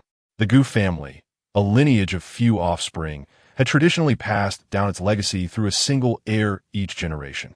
The child born to the president's wife would undoubtedly become the new successor of the Gu family. When Gu Qingfeng arrived at the delivery room, and Yujing and Gu Huaixing were already there. Xiaofeng, why did it take you so long? Su has been inside for quite a while, and Yujing scolded, giving Gu Qingfeng's arm a light slap. Dad, isn't it still before her due date? Why is Su suddenly in labor?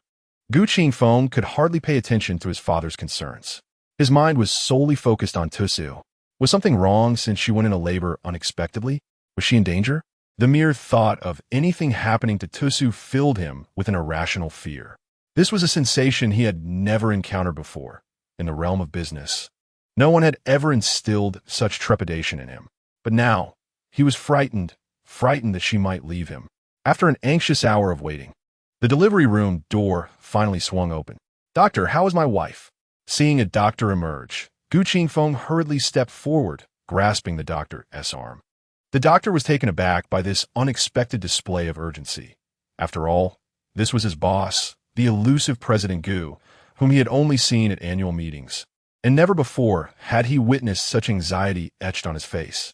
President Gu, your wife's delivery went smoothly, and the young master is perfectly healthy. Gu Qingfeng released the doctor and made to enter, desperate to see his wife. Xiaofeng, please remain calm. The doctor has already assured us that everything is fine with Su.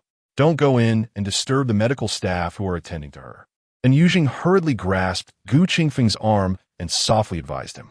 Her son, who had always been mature and steady, had lost his composure when it came to Su. It seemed that their love was indeed profound. At that moment, a nurse emerged from the delivery room, cradling a tightly wrapped infant, and cheerfully congratulated, Congratulations, Mr. Gu, on the birth of your precious son. He's a very healthy alpha. And Yujing and Gu Huaixing quickly approached the nurse to gaze at their little grandson in the swaddling cloth. Gu Qingfeng promptly entered the delivery room, saying, Father, little daddy, please take care of the child. I need to check on my wife. The nurse turned with a smile, remarking, Mr. Gu and the president's wife share a wonderful relationship. Even before seeing the child, his foremost concern is his wife. And Yujing gently poked her grandson's soft, chubby face, smiling with delight. Indeed, their bond is strong. No wetties. Our little grandson will be well cared for by us grandfathers. Let him attend to his wife. Oh, you agree, don't you, little grandson? Gu Huaixing attempted to hold the child, but was stopped by the nurse, who said, Mr. Gu, I sincerely apologize. Although the young master is perfectly healthy, He is, after all, a premature baby, and we must immediately place him in an incubator for observation for a few days. You may accompany me to the nursery to watch over the child. And Eugene nodded repeatedly. Yes, yes, the child's health is paramount. Old man, you go with this nurse to the nursery to look after the child. I will check on my daughter-in-law. As an Omega, he certainly understood the agony of childbirth. Susu had given birth to their grandson, making her a significant contributor to the Gu family. He could not solely focus on the grandchild while neglecting his daughter-in-law. Since it would be inconvenient for his old man to visit the daughter-in-law's ward, it was better for him to guard the little grandson while he checked on his wife. He was not reassured that his son, who could do little more than earn money, could care for his wife properly. Chapter 37. The True and False Young Master. 37. The top-tier luxury ward belonged exclusively to the Gu family, regardless of one's status.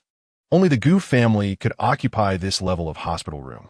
Rather than merely a ward, it resembled an expansive apartment, adorned with opulent decor and equipped with every conceivable amenity, making it suitable for long-term residents.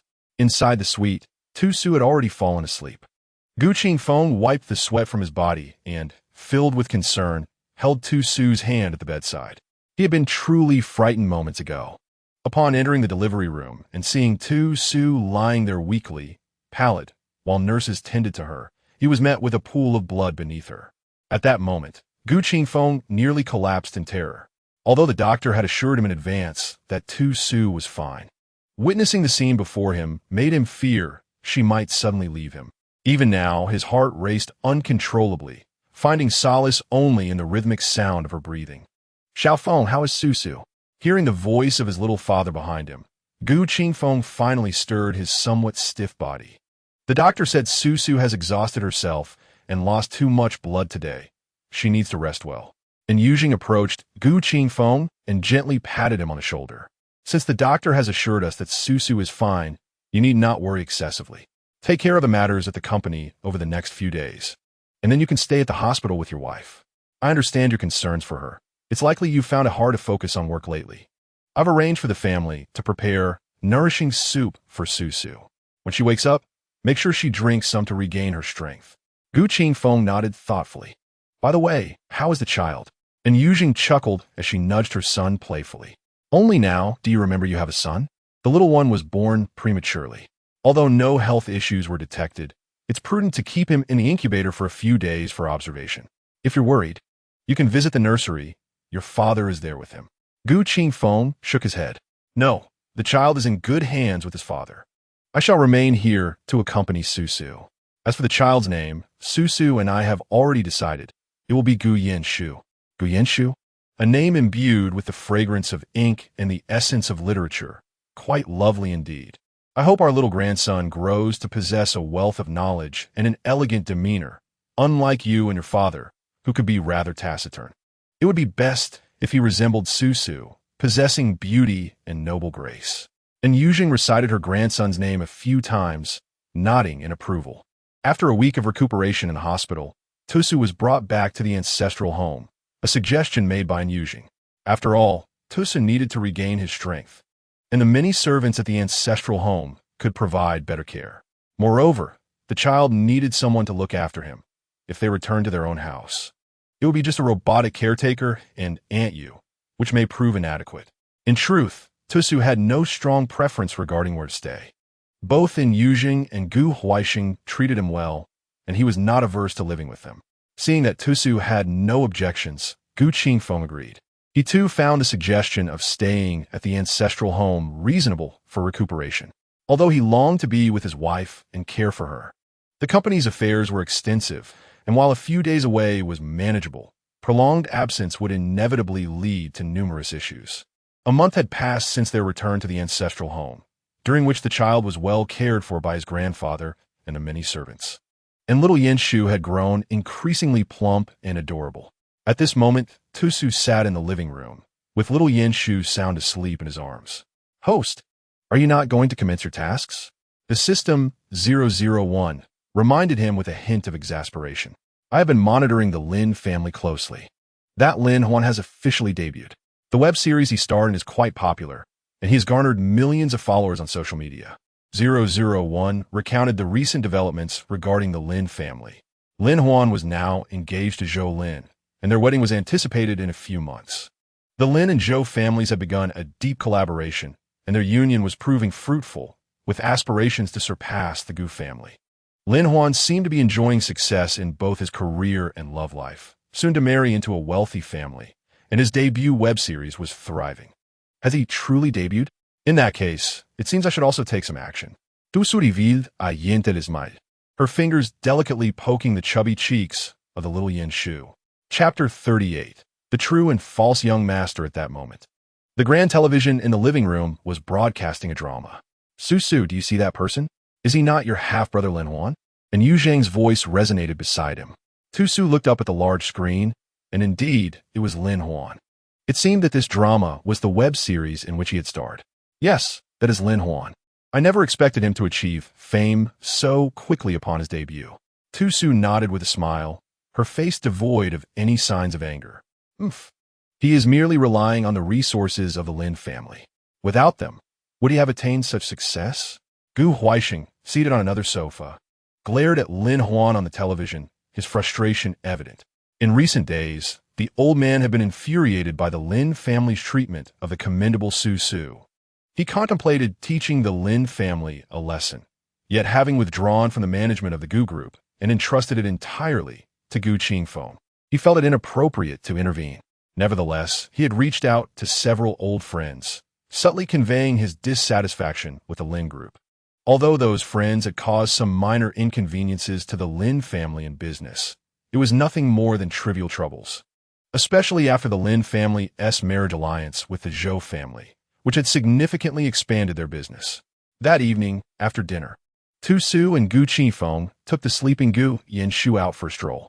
After handing the already slumbering Gu Yin Shu to the nanny, Tu Su returned to the room with Gu Qingfeng.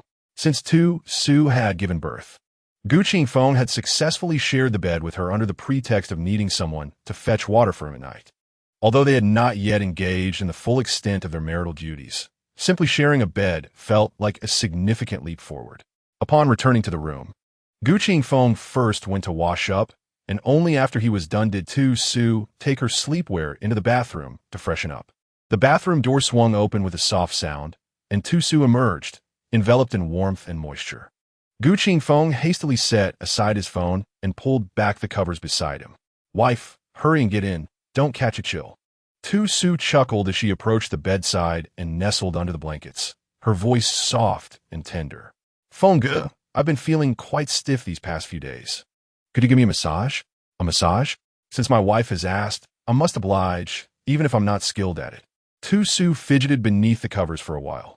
"All right, Feng, please help me with my back." Gu Qingfeng had already turned on the heating, and the room quickly warmed up. He lifted the blanket to find Tu Su lying on the bed, her sleepwear already discarded. Gu Qingfeng's eyes widened as he trailed his gaze down her smooth, luminous back. "Hurry up, Feng." Tu Su buried her face in the pillow, her voice sweet and soft. The air gradually filled with a fragrant rose scent. This aroma was Tu Su's pheromone. Gu Qingfeng could not help but swallow hard, his body growing warmer as the mingling scents of red wine and roses intertwined in the room, their pheromones entwined in a delicate dance. Tu Su had been lying there for quite some time, and upon not hearing any movement from Gu Qingfeng, he impatiently turned around to see Gu Qingfeng kneeling beside him, staring blankly.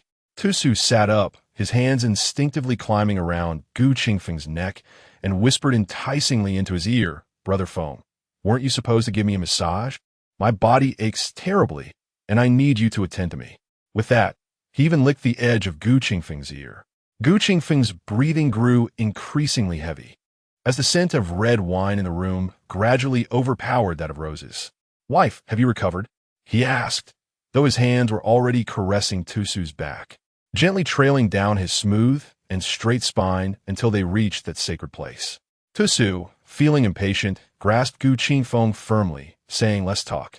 Hours later, deep into the night, Gu Qingfeng, with a satisfied expression, held the now sleeping Tu Su, whose lips curled up in a mischievous smile. "Little rascal, if I hadn't thoroughly investigated you beforehand, I truly wouldn't believe this is your second time," He hadn't anticipated that the usually innocent and adorable Tusu would become so wild at this moment. The myriad of skills displayed were truly astonishing. Indeed, his wife had a remarkable talent in such matters. No wonder she could conceive little Yinshu after just one night together. If Tusu were aware of Gu Qingfeng's imaginative thoughts, he might have jumped up in protest. Had it not been for Brother Feng's teachings in previous lives, he would not have mastered those myriad skills. If only this body hadn't lacked exercise, he could have achieved even greater feats. Chapter 39. The True and False Young Master. 39. The following day, the two who had indulged all night were reluctant to rise from bed. With little Yinshu being cared for by his father and several aunts at home, Tusu felt no urgency to get up. Nestled in Gu Qingfeng's embrace, although awake, he had no desire to open his eyes. The claim of soreness from last night had merely been a pretext to entice Gu Qingfeng.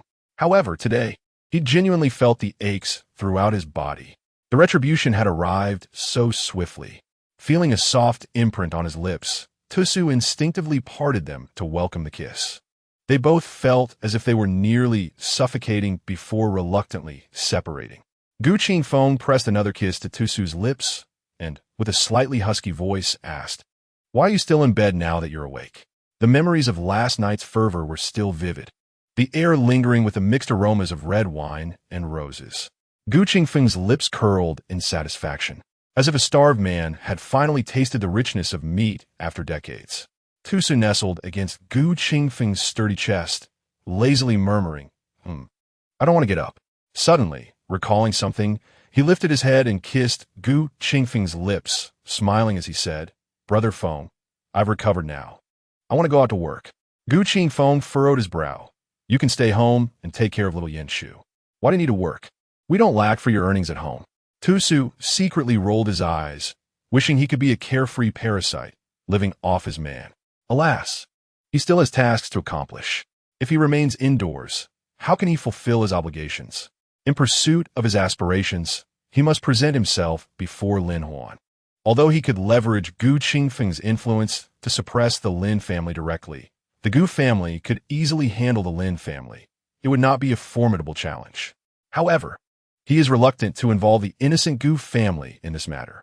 "Brother Feng, I have studied acting for several years, and now that I have a child, it is time for me to pursue my dreams."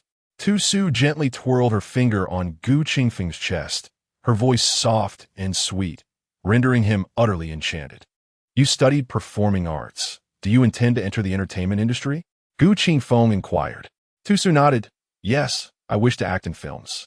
However, I do not want to join your company. I do not wish for anyone to claim that I relied on connections or financial backing. I want to win over the audience with my own talent." With a single statement, Tusu silenced Gu Qingfeng's forthcoming words. He had intended to suggest that it was merely acting, and he could easily arrange for the company's talent department to secure her top-tier resources. As the chairman's wife, what resources could she possibly lack? To his surprise, his beloved Su aspired to carve her own path in the entertainment industry. The entertainment world is treacherous. Without a foundation, it is challenging to obtain good resources. Gu Qingfeng advised softly. "That's all right. I simply want to test my own capabilities." Tusu replied, then reached out to embrace Gu Qingfeng's head, planting playful kisses on his face as she coquettishly said, "Brother Feng, please let me try." The affectionate term husband sent Gu Qingfeng into a state of blissful dizziness. "All right, as long as my wife is happy. If you face any difficulties outside, you can always come to your husband." He pulled Tusu closer, his voice exceedingly tender. "Let us make an agreement. Let us keep our relationship private. I don't want our connection to be a topic of discussion before I achieve anything." Gu Qingfeng nodded indulgently. "Whatever you say." In the afternoon, Gu Qingfeng went to the company. Tusu had the System 001 locate Lin Huan's management agency. "System, please send a resume to the company where Lin Huan works." System 001, puzzled, asked host, "With so many major companies, why do you want to join Lin Huan's agency? Gu Qingfeng's own entertainment agency is already a leader in the industry. Why not go there?" Leaning on the sofa, Tusu scrolled through Lin Huan's trending topics on her phone while continuing her conversation with the system. "Do you know why Lin Huan has consistently targeted the original owner?" Without waiting for a response, she elaborated, jealousy. He is envious that the original owner was born into a better situation and possesses greater beauty. All his actions against the original owner are an attempt to seize what rightfully belongs to her: familial love, romantic affection, and wealth. Do you think that if I debuted under the same company and appeared before him daily, he would not be consumed by jealousy once more? He has already taken away the original owner's love, affection, and wealth. Do you think he would also covet her career? System 001 suddenly enlightened. Host, are you planning to use yourself as bait to lure the snake out of its hole? Chapter 40. The True and False Young Master. 40. Su's lips curled into a smile. Yes, precisely to lure the snake out. Although the Lin family treated the original host poorly, their previous actions did not provide me with a valid excuse to confront them. After all, the event that led to the original host's demise did not occur due to my arrival. If I were to strike directly at Lin Huan, the Lin family would undoubtedly retaliate. In such a scenario, I would be facing the Lin family, and regardless of the circumstances, I share a blood relation with them. How would the outside world perceive my actions against the Lin family? Furthermore, this could tarnish the reputation of the Gu family as well. However, if Lin Huan were to attack me first, my subsequent actions would be deemed self-defense, making it reasonable even in the face of the Lin family. Upon hearing Su's words, System 001 fervently applauded in his mind. Host, you are truly remarkable. Is this not what they say online, that the most skilled hunters often present themselves as prey? Su raised an eyebrow. Oh, System, you've been quite lively lately. 001 chuckled. Isn't it just a bit dull? The technology and internet in this world are quite advanced. It's rather entertaining online. Su asked with curiosity. System, why have I never noticed your rich, emotional spectrum before? You seem to be increasingly human-like. After a prolonged silence, 001's voice returned just as Su was about to summon the system out of impatience. Host, to be honest, after completing tasks in each world, you earn points, soul power, and merit rewards. As your system, I also receive rewards. Suddenly intrigued, Su straightened his posture and inquired. Oh, you have rewards too? I've always wondered about that. It seems improbable that you would guide me through these myriad worlds without any compensation. No one gives without expecting something in return. So what is your reward? In truth, throughout these worlds, he had maintained a certain wariness towards System 001. He had never known what the system sought from him, fearing it might extract something from him that he could not offer. With a tone of determination, 001 responded, Host, let me be frank. After you complete each task, I too receive rewards. My rewards differ from yours. Each time you accomplish a task, I acquire a special type of energy. This energy enables me to gradually awaken my intelligence. If you manage to complete enough tasks, perhaps one day I could attain a physical form and become a spirit with substance. Every time I witness you enjoying delicious food and engaging in delightful activities across various worlds, I too yearn to experience those joys. Unfortunately, I lack a physical form. I currently exist merely as an ethereal stream of data, incapable of truly experiencing anything. So, it is possible to attain a physical form? From an AI to a powerful spirit? How fantastical! However, upon reflection, I have traversed numerous worlds myself. It seems that an AI achieving a spiritual form should be akin to the spirit tools in cultivation tales, wouldn't it? Upon reaching an understanding, Su finally lowered his guard against Tongzi 001. Curiosity piqued within him. What would 001 become if it were to attain a spiritual form? Host, I have sent your resume to Yu Huang Entertainment. In the office of the general manager of Yu Huang Entertainment, Lu Qingze was reviewing artist profiles when a sudden email notification chimed from his computer. Intrigued, he clicked on the screen, revealing an unusual resume in his inbox. He was perplexed. It had been quite some time since he had received any new submissions. How had this individual acquired his email address? Was it through a mutual acquaintance? If so, why not reach out directly? Pondering these questions, he scrutinized the resume. Luo Wangsu? No familiar faces associated with the surname Luo came to mind. A third-year student at the performance department of the Imperial Capital Academy of Arts. Glancing at the accompanying photograph, Lu Qingze straightened in his chair. The individual in the image was an omega, possessing striking beauty. With his discerning eye as a top-tier agent, he recognized that even without acting skills, such looks could propel someone to fame, truly a visage bestowed by the heavens. Alas, he lamented, what a pity, I no longer take on newcomers. Currently, he was managing 2 award-winning actors and a celebrated singer. His status had long surpassed the phase of nurturing new talent. Yet, this candidate was undeniably exceptional. After a moment of hesitation, Liu Qingze resolved to pick up the phone and dial. Once the call connected, he succinctly instructed, come to my office at once. Without waiting for a response, he hung up. Minutes later, a man in his 30s, sporting gold-rimmed glasses, knocked and entered Liu Qingze's office. Cousin, what do you need me for? The man, while appearing refined, exuded a rather roguish charm upon speaking. Liu Qingze frowned at him. Zong, how many times must I remind you to address me as Director Liu while at the company? You are the manager of several artists. Can you not conduct yourself with a modicum of decorum? You dress like a cultured rogue, yet behave quite the rascal. Song Yi chuckled and casually pulled a chair to sit across from Liu Qingze. All right, Director Liu. I'm still adjusting. Just give me a bit of time. With a sigh, Liu Qingze replied, though I am your cousin, if you fail to achieve results with your artists, I cannot continuously protect you. How are your newcomers faring? Song Yi grinned. The others are lackluster. They're not gaining popularity and are quite troublesome. Cousin, can we just shelve them? I'm tired of managing their public relations. However, Lin Huan is rather promising. Pleasant personality and a strong family background, with a currently high fan growth rate. Liu Qingze tapped his fingers on the desk in that case. You need not manage that group any longer. I will assign them to someone else for training before releasing them. Lin Huan, please continue. Additionally, I will find a newcomer for you. After speaking, he turned the computer in front of him to face Song Yi. Take a look at this newcomer.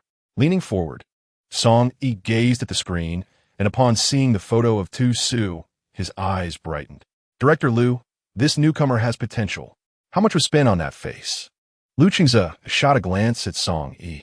Isn't it written in the information? Purely natural, no enhancements. Song Yi exclaimed, wow, with that kind of looks, if he hasn't had any work done, it's hard not to become famous. Truly, my cousin has spoon-fed me this opportunity. As he spoke, he made a heart gesture towards Liu Qingze. Liu Qingze looked at him helplessly. All right, if you have no objections, then you can contact him yourself. Song Yi quickly jotted down Tu Su's personal number and flashed a smile at Liu Qingze. Cousin love you. Liu Qingze glared at Song Yi. Get lost. At the Gu family's old residence, Gu Yanshu had just awakened, and Tu Su was playfully teasing the little Yanshu with Yujing. Haha, Su, Luke. Chiu smile is just like yours. Chiu was the nickname Tu Su had given to Gu Yanshu.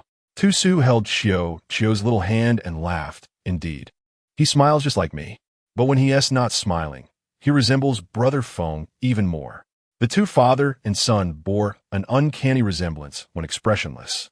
And Yujing chimed in joyfully, exactly. Little Feng looks just like his father. The three of them look alike when they're not expressing anything. But our Chiu smiles more than those two. Just then, the phone on the table rang. After handing Chiu to Yujing, Tu Su reached for the phone. Hello, may I ask who this is? Hello, I am Song Yi, a manager from Yu Huang Entertainment. Tu Su raised an eyebrow, surprised that just 2 hours after he had his resume sent by Tongzi to Yu Huang Entertainment, they were already calling him. Hello, did your company receive my resume?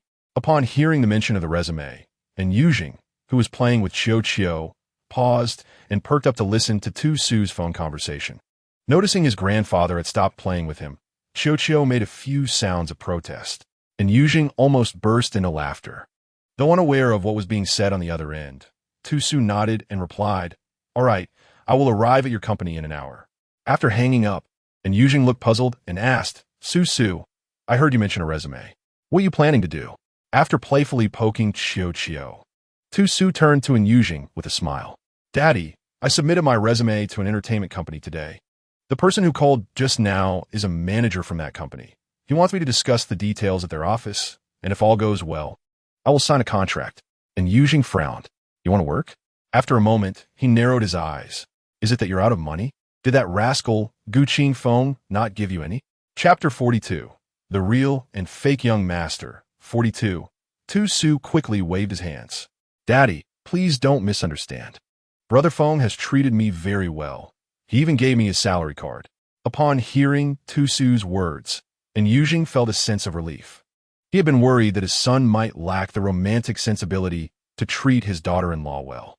After all, it was a rare find to have such a wonderful daughter-in-law. What if she were to leave? Since money is not an issue, why do you suddenly wish to seek employment? He inquired. Do you find it difficult to coexist with us at home? Tu-Su shook his head repeatedly, flashing a sweet smile at Yujing. Little dad, please don't overthink it. Feng Ge treats me exceptionally well, and you and father have been as caring as if I were your own child. Nay, you both care for me even more than Feng Ge does. I am genuinely touched by this. However, I am still in my 20s, so young. I cannot simply spend my life as a freeloader at home. Moreover, I have been studying performance for several years. I cannot let those years of education go to waste. With you, father, and several aunts looking after Qiuqiu, I feel at ease. I wish to seize this youthful opportunity to carve out my own career. And Yujing gently stroked Tu-Su's arm, saying, My dear child, despite having a comfortable life, you choose otherwise. We have our own entertainment company. Why not work within the family business? Tu-Su, with a confident smile, replied, It is precisely because of the confidence bestowed upon me by you, father, and Feng Ge that I feel encouraged. With your support, I am emboldened to venture into my career. Even if I were to fail, it would matter not, for you would always have my back. And Yujing found great comfort in Tu-Su's words. What does it mean to have someone watching your back? It signifies that only those closest to you would stand by you in times of need. This demonstrated that Tu-Su truly regarded the Gu family as his own and considered them his dearest. Since the child wishes to explore the world, let him do so.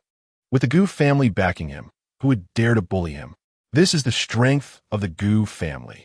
Since this is your choice, pursue it with confidence. Should anyone dare to mistreat you, inform either Feng or your father and me. With our Gu family standing up for you, you need not fear. Tu-Su nodded with a smile and bent down to plant a kiss on the curious face of Qiuqiu. Qiuqiu, little dad is going to become a star. Soon, you will see me on television. Are you happy? Qiuqiu, still just over a month old, could not comprehend his little dad's words, but having just received a kiss, he beamed with joy. Little dad, I have an appointment with the manager. I must leave now. And Yujing nodded at Tu-Su. Then go with peace of mind. I will take care of Qiuqiu. Nothing will go awry. 40 minutes later, Tu-Su had the driver from the old residence drop him off at the entrance of Yuhuang Entertainment. After registering at the front desk, he arrived at the door of Song Yi's office. He knocked 3 times and, upon receiving permission, entered the office. Song Yi looked up from behind his desk as Tu-Su stepped in. Dressed in a casual outfit, Tu-Su appeared youthful and vibrant, almost as if he were still a minor. Luo Wangsu, is it?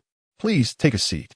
Song Yi rose from his seat, inviting Tu-Su to join him on the sofa, and poured a glass of water, placing it before him. Thank you. Tu-Su responded politely.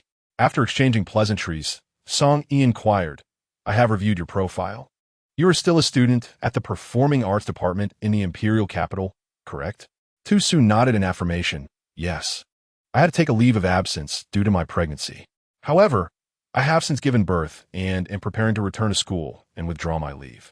Song Yi furrowed his brow and asked, if you are still a student, how will you manage if you receive offers? Tu-Su smiled reassuringly. It's no problem.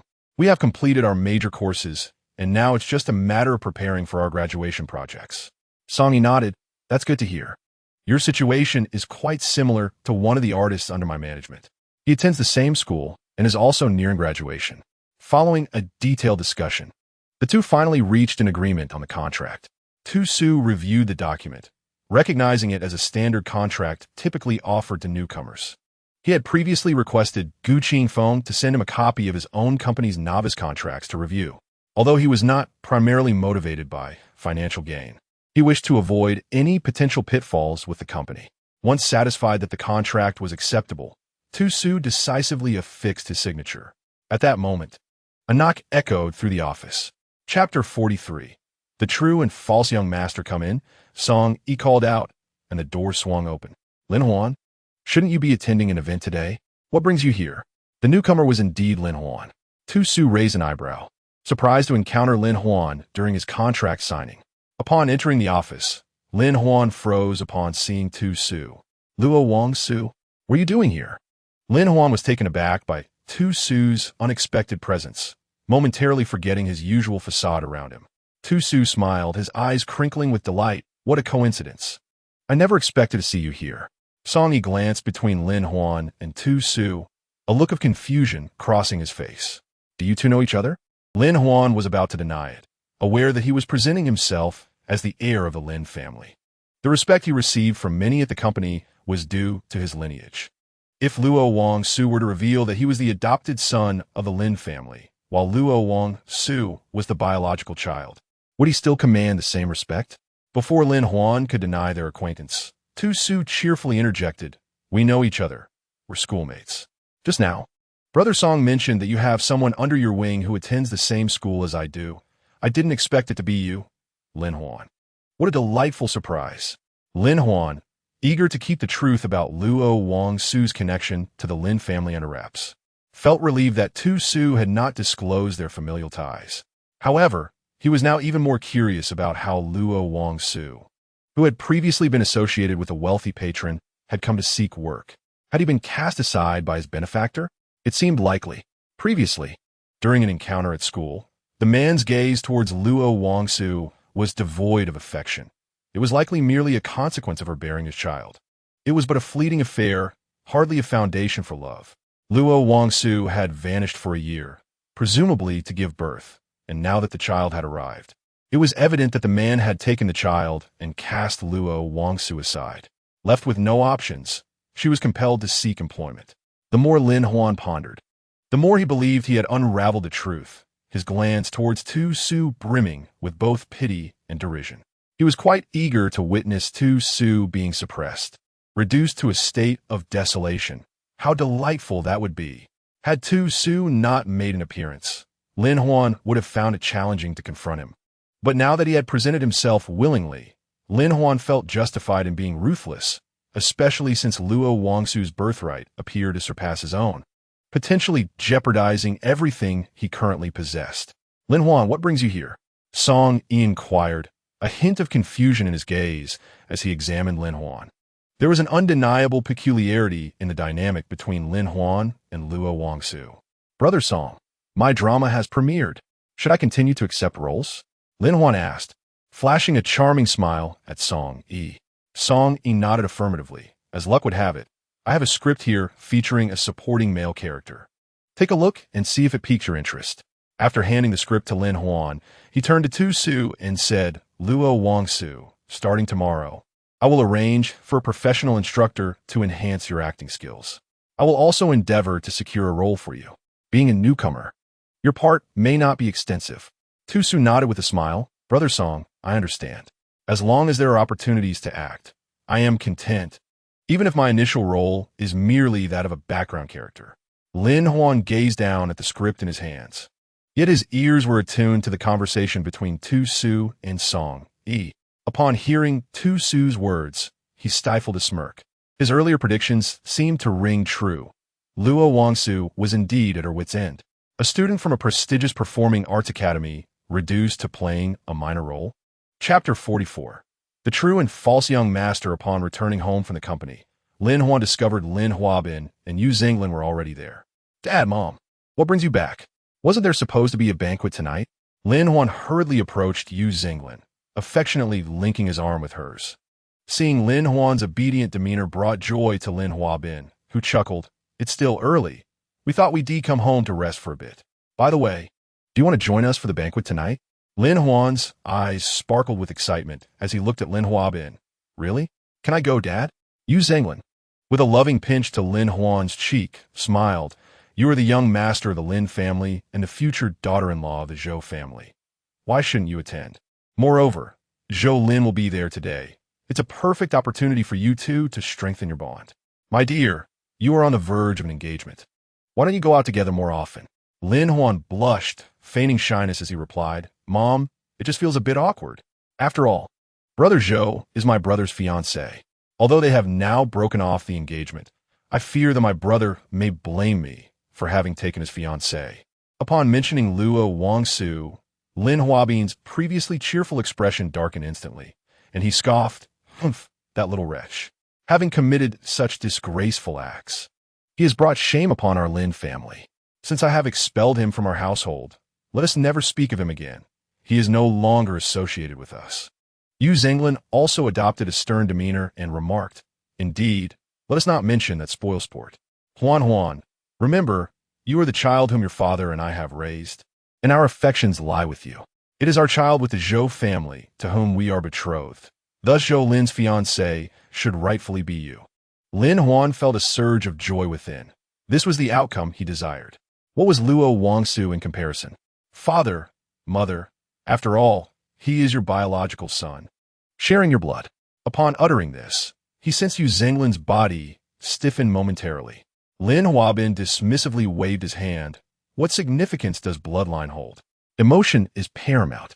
Though he is our flesh and blood, he has never been by our side, while you have. Hearing Lin Huabin's words, Yu Zhenglin relaxed and smiled. Indeed, you are the one I have devoted so much effort to raising. We ought to cherish you. We brought Luo Wangsu from such a destitute background to enjoy the privileges of a young master, yet he shows no gratitude. In front of me, his own mother, he has not uttered a single kind word, always acting as if we owe him something. Lin Huan truly wished to mock the couple. They were quite the odd pair. Why was Luo Wangsu unhappy upon his return? Was it not due to his own actions?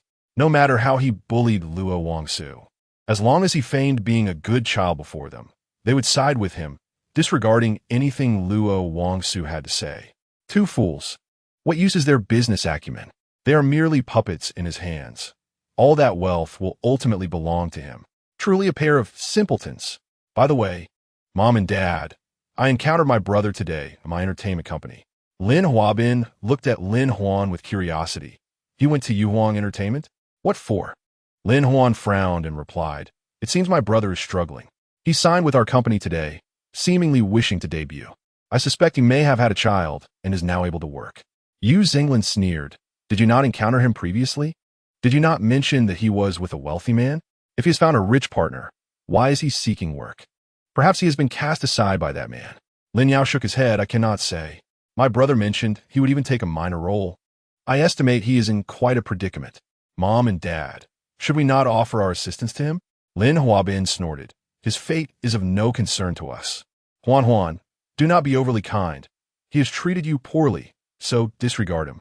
Lin Huan bit her lip and said, "Mom and Dad, I fear that if my brother truly finds himself in a desperate situation, he might proclaim himself as the young master of the Lin family. After all, he shares your blood, and that cannot be altered." Lin Huabin pondered for a moment before nodding. "Indeed, if he is truly cornered, there's a possibility he would claim to be our biological child. I cannot allow that little scoundrel to tarnish the reputation of our Lin family any further." He turned to Lin Huan. "You need not concern yourself with this matter. I will handle it." Chapter 45. The True and False Young Master. 45. Unbeknownst to the Lin family, every word spoken in the living room was entirely recorded by System 001 through their own surveillance.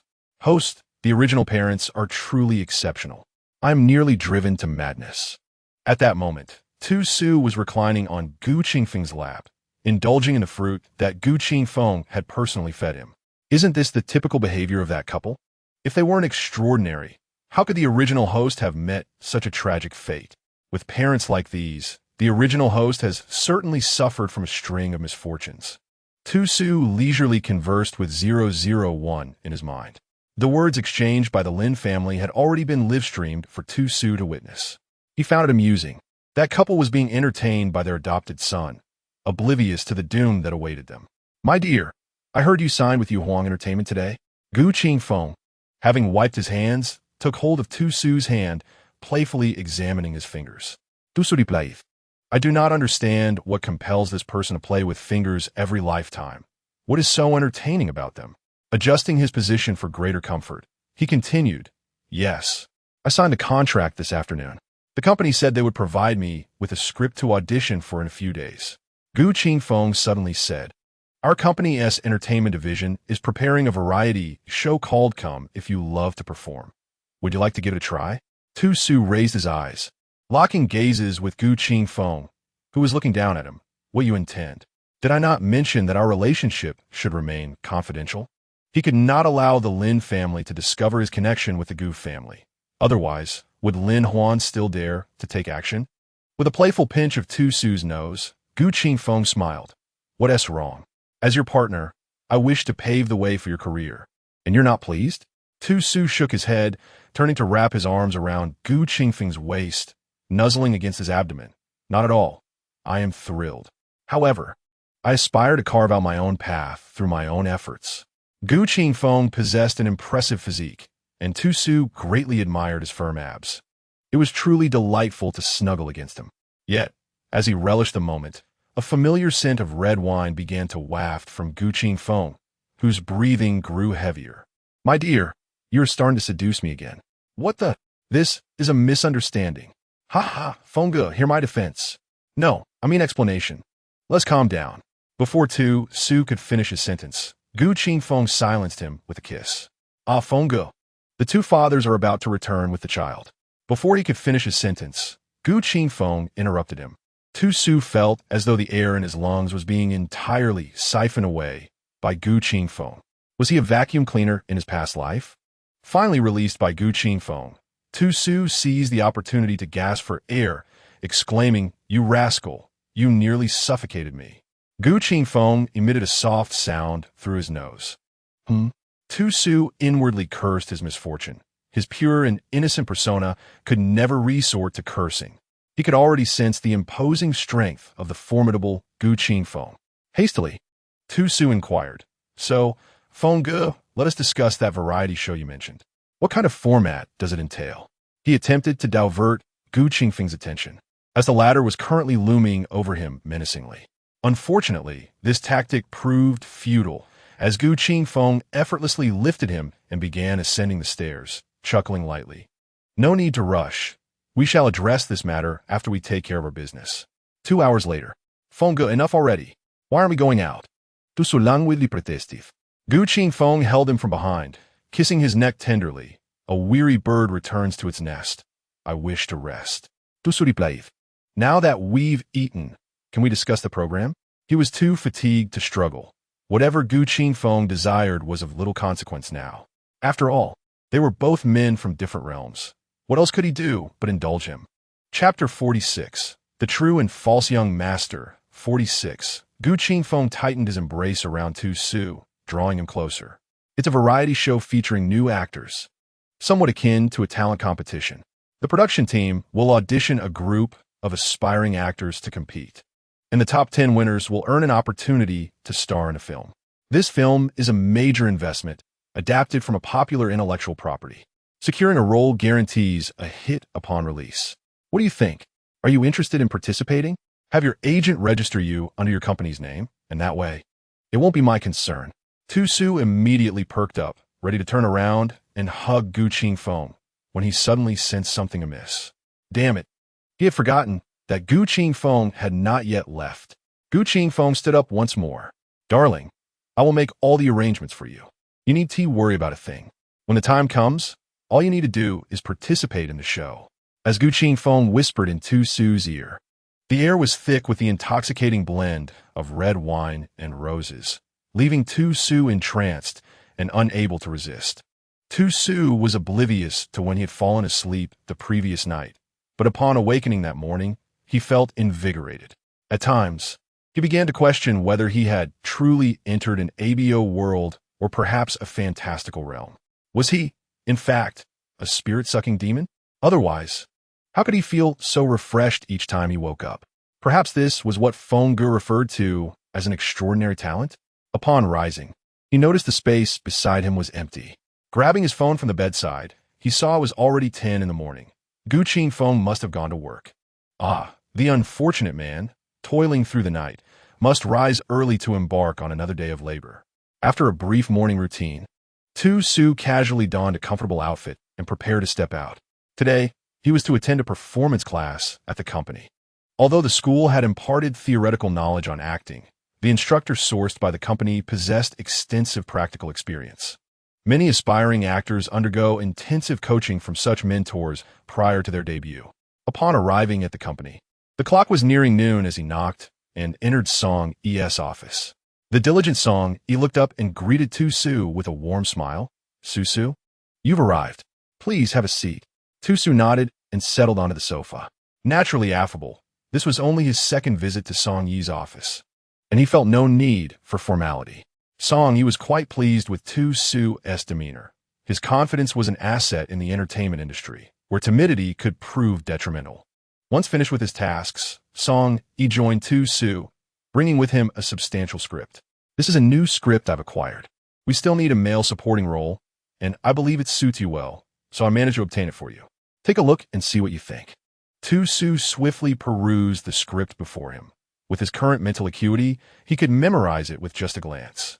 In an effort to maintain a low profile, he deliberately slowed his pace of reading. The script was for a fantasy drama, featuring a character with a modest amount of screen time, yet one that was quite endearing. "Brother Song, I've heard that Onshing Entertainment is launching a variety show, and I wish to apply. I wonder if it might conflict with this drama schedule." Song Yi paused, and after a moment's contemplation, he recalled the variety show Tu-Su mentioned. Realization dawned upon him. "Oh, you mean that program? I also learned about it through private channels. It's still in the preparatory stages." "How did you find out? It hasn't even been publicly announced yet." Feeling somewhat foolish, he wondered why that dreadful fellow hadn't informed him about it. He had assumed the application process had already begun. Noticing Tu-Su's awkward expression, Song Yi patted him on the shoulder, reassuringly. "No worries, it's quite normal in the entertainment industry to have financial backers. However, you should inform me sooner about this benefactor of yours. Should you rise to fame, it would be prudent for me to manage public relations if such matters were to come alight." No wonder Director Liu was curious about which insider had leaked his email address to Tu-Su. It seemed likely that Tu-Su's benefactor was indeed someone from within the industry. As for their identity, that was Tu-Su's private affair, and Song Yi felt it was inappropriate to pry. Yet, for the sake of Tu-Su's future career, it would be wise to keep such matters discreet, as they were not particularly honorable to disclose. Tu-Su thought to himself, how did this agent concoct the notion that he had a benefactor? However, upon reflection, if he were not married to Gu Qingfeng, it would indeed resemble the dynamics of a financial backer, since he temporarily wished to keep his relationship with Gu Qingfeng concealed. The benefactor could remain a benefactor. After all, he had no intention of hiding it for a lifetime. Chapter 47. The True and False Young Master. 47. Upon encountering Tu-Su, who did not deny the situation, Song Yi displayed an understanding expression and refrained from further discussion. He gazed at the script in Tu-Su's hands and remarked, "This production has already commenced filming. As the fourth male lead, you will likely have about a month's shooting schedule. The program requires considerable preparation, so I suspect recording will not begin within that month. I believe you should accept this role. Having a project under your belt before participating in the program would be advantageous for you." Tu-Su nodded. "Very well. I shall heed your guidance, Brother Song." As Song Yi stood, intending to pat Tu-Su on the shoulder, he suddenly hesitated. A realization struck him. Tu-Su was an Omega, and as an Alpha, he could not afford to make casual contact. Should his benefactor discover this, it could lead to complications.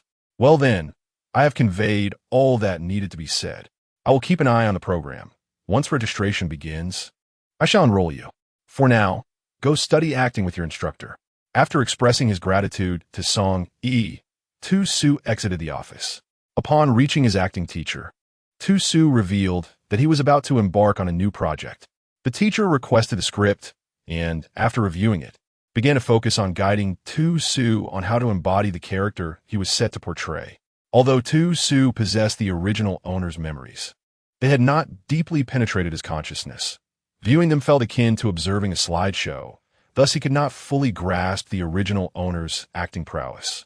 Despite his lack of experience in acting, his remarkable intuitive ability enabled him to learn rapidly, absorbing techniques with ease. The teacher, seasoned in imparting skills, guided him through an afternoon of instruction, and Tu-Su swiftly grasped how to bring a character to life. This presented him with a novel experience. reminiscent of embarking on a journey while maintaining the original persona.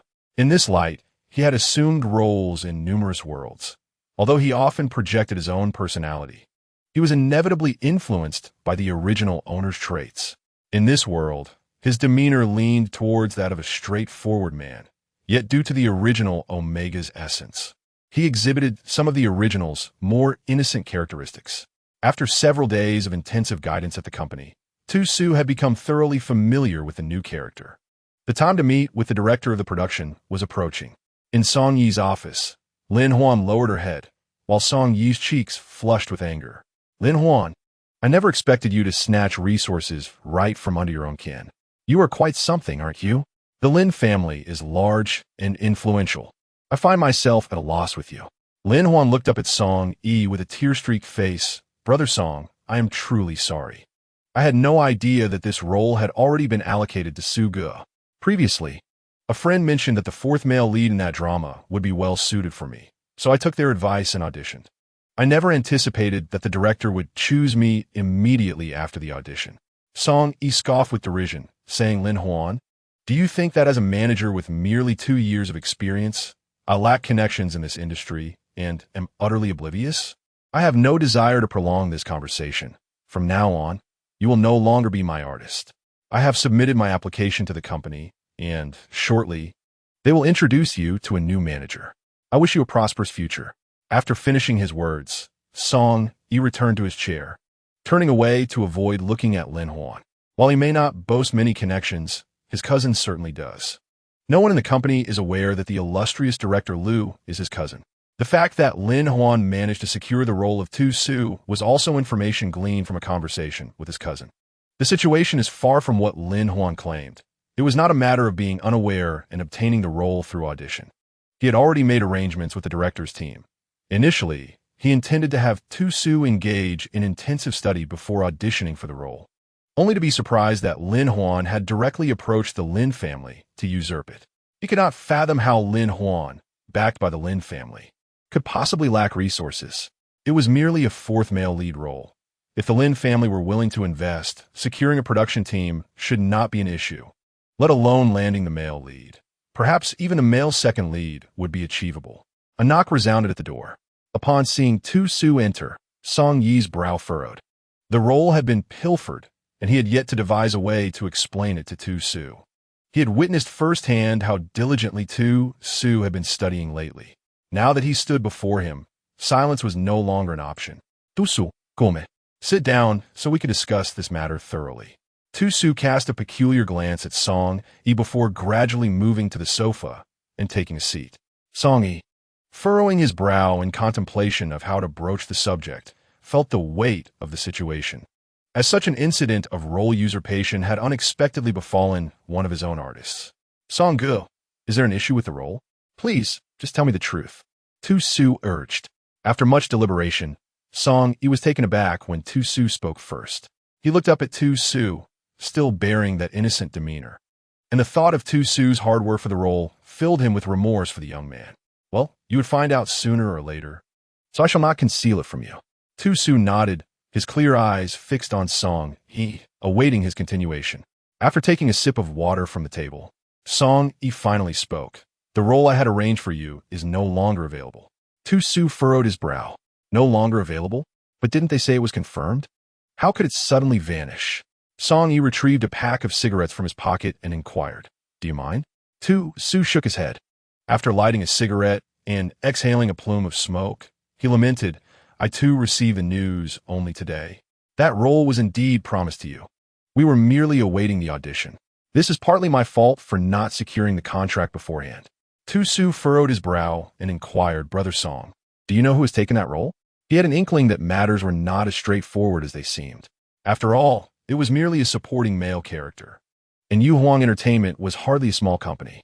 Typically, when directors had made their commitments, they would not jeopardize their relationships with major corporations over a role of limited significance. Song Yi, still frowning, exhaled a couple of puffs of smoke before responding. You are acquainted with this person, Lin Huan. Indeed, Lin Huan was quite impatient, ready to strike so early on. Although Tu-Su had anticipated this outcome, he still feigned astonishment. How could this be? Lin Huan is also one of Brother Song's artists, just like me. We're even alumni. Why would he snatch my role? Brother Song, could there be some misunderstanding in this? Song Yi cast a sympathetic glance at Tu Su, silently acknowledging the naivete and kindness of this young man. Even after being stabbed in the back, he still sought to excuse another. Song Yi waved his hand dismissively. This matter is beyond the question of intent. Regardless, Lin Huan has taken the role. His connections are formidable, and we are not in a position to confront him. Consider this an important lesson for us. He then looked at Tu Su earnestly and said, Su, you are too kind-hearted. The entertainment industry is a harsh and pragmatic realm. Moving forward, you must be more vigilant. While we harbor no ill will towards others, we cannot afford to be defenseless. Tu Su nodded obediently. Understood. I appreciate Brother Song's concern. Song Yi gestured. You have exerted yourself today. Return home and take a couple of days to rest. I will find you another production. After bidding farewell to Song Yi, Tu Su exited the grand building of Hui Wang Entertainment. As he awaited his driver at the entrance, Lin Huan coincidentally emerged from the building.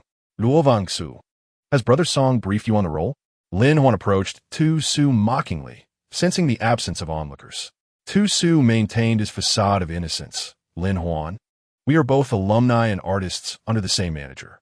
Why would you do this? Lin Huan responded with an air of delight. It has been nearly a year since you last crossed my path. I was on the verge of forgetting you. Yet, here you are again. You have been cast out of the Lin family, and still, you dare to prance before me. Do not think this is merely about a supporting male character. In the future, for every role you land, I shall seize it. As long as I am around, you shall not rise. Tu su immediately adapti da pitié dimina. Why must you act this way? You have already taken my biological parents from me, my fiancé as well. You have attained everything you desire. Why continue to target me? Seeing Tu Su's pitiable state, Lin Huan felt a surge of exhilaration. Isn't your background superior to mine? What does it matter? I revel in seeing you beneath my heel. Begging for mercy. As Tu Su's car arrived, Lin Huan quickly retracted his haughty demeanor and transformed into a disingenuous persona. Brother, this truly has nothing to do with me. The character was arranged for me by my father, so please do not blame him. Perhaps he was unaware that the role was originally intended for you. Chapter 49. The True and False Young Masters. As Lin Huan finished speaking, a sleek car came to a halt beside them. A tall and handsome man emerged from the vehicle, approaching Lin Huan and wrapping his arm around her waist, inquiring with curiosity, Huan, who is this? Upon seeing the newcomer, Tu Su narrowed his eyes. Zhou Lin, the former fiancé of the original owner. Lin Huan pretended to twist her waist, seemingly reluctant to appear overly intimate with Zhou Lin in front of Tu Su. Observing her actions, Tu Su internally rolled his eyes. This subtle maneuver, while ostensibly an attempt to create distance, lacked any genuine effort. Merely twisting her waist was hardly a significant gesture. Brother, please don't do this. This is my brother, Luo Wangsu, who also happens to be your fiancé, Zhou Lin. Lin Huan spoke in a soft tone, tinged with apparent sadness. Tu Su felt an overwhelming urge to retch at her words. In terms of duplicity, it appeared Lin Huan had mastered the art far beyond him. No wonder she could so easily manipulate the Lin family. They were all a bunch of fools. Upon hearing Lin Huan, Zhou Lin scrutinized Tu Su from a superior height and coldly remarked, What fiancé?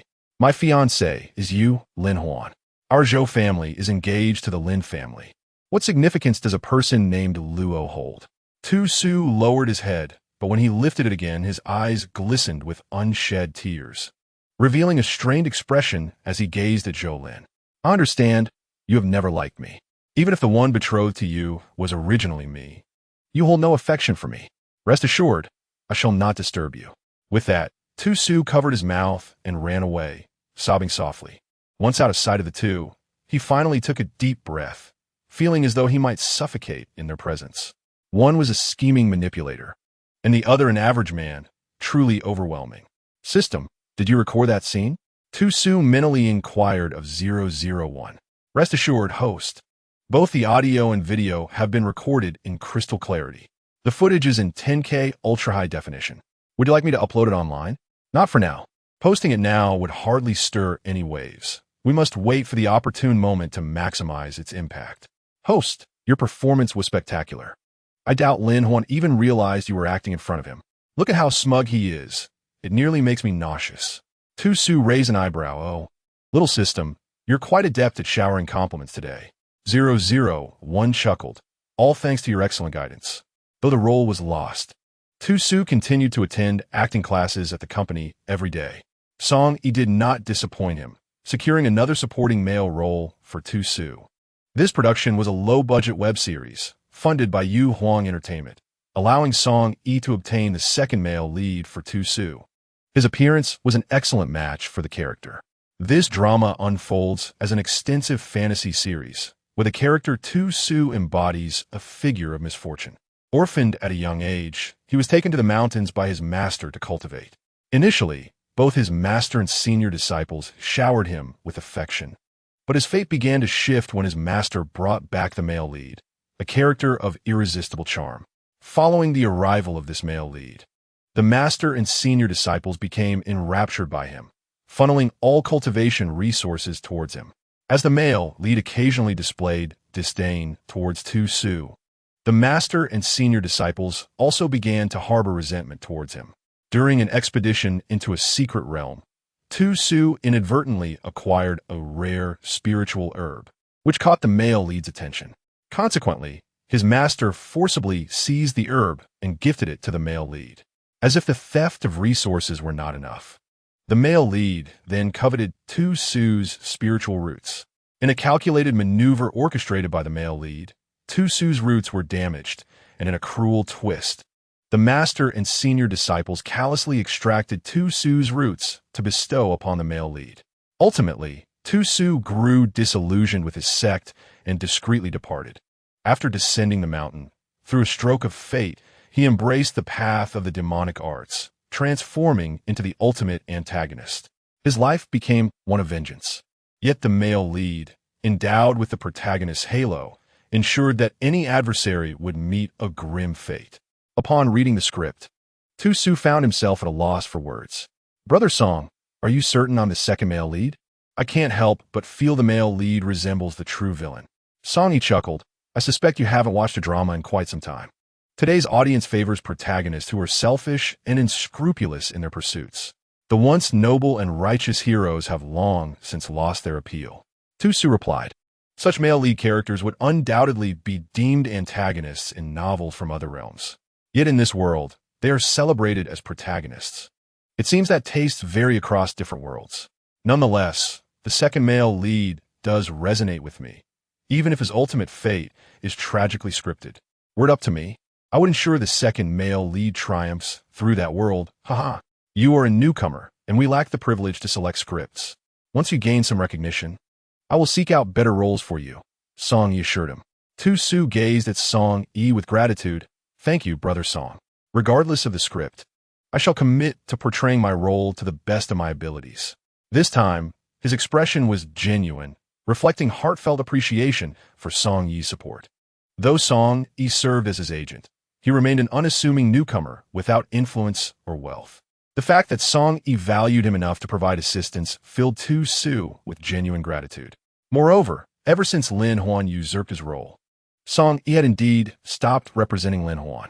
It was noteworthy that Lin Huan, despite his familial connections, was cast aside by Song Yi, a move tantamount to slapping the Lin family in the face.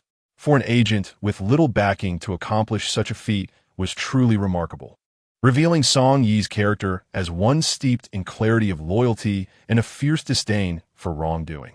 Upon hearing Tu Su's agreement, Song Yi nodded in satisfaction. Very well. I shall arrange a dinner with the director tonight, and we will finalize the contract. Since the incident last time, I cannot afford to procrastinate signing any longer. Without a signed contract, everything is mere speculation. Tu su obediente nadie. I will follow your arrangements, Brother Song. However, my health is not at its best, so I fear I may not be able to drink at the dinner. Song Yi paused for a moment, then, as if struck by a thought, smiled at Tu Su. Rest assured, I'm not the kind of manager who encourages my artists to drink excessively. But if you abstain from drinking at the outset, you must maintain that stance in front of others. Otherwise, you might offend someone. Do you understand? Tusunadid bigirasli. Brother Song, do not worry. I comprehend this matter well. Once outside Song Yi's office, Tusu immediately called Gu Qingfeng to inform him that he would not be dining with him tonight due to a scheduled engagement. Upon hearing that Tusu had a dinner appointment, Gu Qingfeng expressed his displeasure. What dinner appointment? You are a newcomer with no projects to your name. What sort of dinner could your manager have arranged for you? Be cautious. This industry is quite chaotic, and you must not let your manager take advantage of you. After much persuasion over the phone, Tusu finally dissuaded Gu Qingfeng from accompanying him to the dinner, although he did agree to let Gu Qingfeng pick him up at the restaurant entrance. At the appointed time, Song Yi and Tusu prepared to head to their destination. Where are you two going? A sudden unfamiliar voice called from behind. Tusu turned to see a strikingly handsome man standing there, observing him and Song Yi. Rather than gazing at both, Tusu felt that the man was primarily focused on Song Yi. Tusu turned to inquire of Song Yi, Brother Song. Do you know him? Song Yi appeared somewhat awkward. Ah, Su, you have been with the company for some time now. Do you not recognize our director Lu Qingze? Tusu blinked, realizing he did not know him. His initial motive for joining the company had been Lin Huan, and he had not taken the time to familiarize himself with the upper management. Director Lu, we are headed to dinner with the crew. This is the team for the role you helped me secure for Luo Wangsu yesterday. Upon hearing Song Yi's words, Tusu understood that it was indeed Director Lu who had facilitated his role. Greetings, Director Lu. I am Luo Wangsu. Lu Qingse immediately glanced at Tusu, offering a faint nod before returning his attention to Song Yi with a subtle smile. Perfect. Then let us go together. Song Yi's mouth fell agape in surprise. Director Lu, you are joining us as well. Lu Qingze led the way towards the parking lot, glancing at Song Yi as he passed. I acquire the role. Naturally, I must express my gratitude to the director. Song Yi acknowledged with an O, reflecting on the appropriateness of this gesture. While the role had been secured in consideration of the company, Lu Qingze's influence was substantial, and it was certainly fitting to share a meal in appreciation. Tusu followed closely behind the two, casting glances at Lu Qingze and then at Song Yi, his instincts warning him that something was amiss between them. Although this is an ABO world, not all alphas seek out omegas. There are alphas who pair with alphas, betas with betas, or alphas with betas. Love, after all, is not dictated by gender, and I hold deep respect for all forms of love. Chapter 51. The true and false young master. As Lu Qingze was also attending the dinner, Song Yi decided against driving his own car, unreservedly taking a ride in Lu Qingze's luxurious vehicle. Upon arriving at the designated restaurant, the three were ushered into a private room where three individuals were already seated. Mr. Lu, I did not expect to have the honor of your presence today, exclaimed one of the middle-aged men among the trio, rising in excitement upon seeing Lu Qingze. Lu Qingze responded with a professional smile, engaging in pleasantries with the three men. Once the greetings had concluded, Song Yi stepped forward to introduce Tusu, saying, "This is Luo Wangsu. Su, these three are Director Li, Assistant Director Lao Zhou, and Producer Sunday." Thanks to Lu Qingze's involvement, the dinner proceeded harmoniously, free from any forced drinking or industry taboos. After enjoying a hearty meal, Tusu was invited to deliver an impromptu performance, which served as a unique audition. As he concluded his act, enthusiastic applause erupted in the private room. Everyone was taken aback. Even Song Yi had not anticipated Tusu's exceptional acting prowess. In just a brief, non-physical performance, he had truly breathed life into the character. Tusu had chosen to portray the male second lead in a darkened transformation, and the three crew members nodded in evident satisfaction. Initially, they had merely hoped to gain favor from the significant investor, Yuhuang Entertainment and Lu Qingze, entering the audition with little expectation for Tusu. They had even contemplated providing additional training once filming commenced. However, witnessing his performance today, they realized that further training was unnecessary. He embodied the character perfectly. Moreover, Tusu's appearance was ideally suited to the role, as if it had been tailor-made for him. The contract was signed smoothly, bringing the dinner to a close. The crew had intended to invite Lu Qingze and his companions for a drink elsewhere, but Lu Qingze declined with a wave of his hand, and they did not press the matter. As they exited the restaurant, Lu Qingze turned to Tu Su and inquired, "Do you need a ride back?" Before Tu Su could respond, Song Yi interjected, "Mr. Lu, you should go ahead. I will take Su Su back."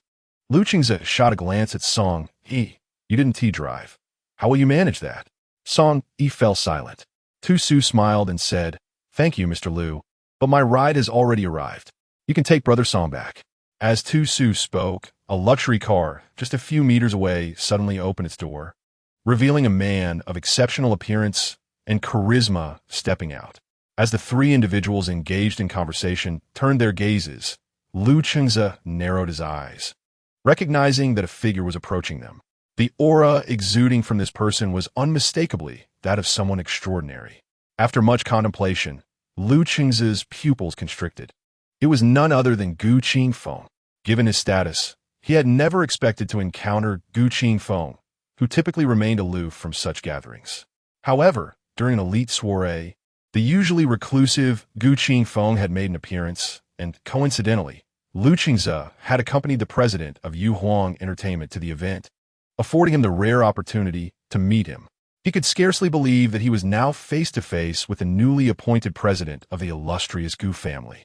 "Hello, President Gu," he greeted, feeling compelled to extend his hand in salutation, regardless of whether Gu Qingfeng recognized him.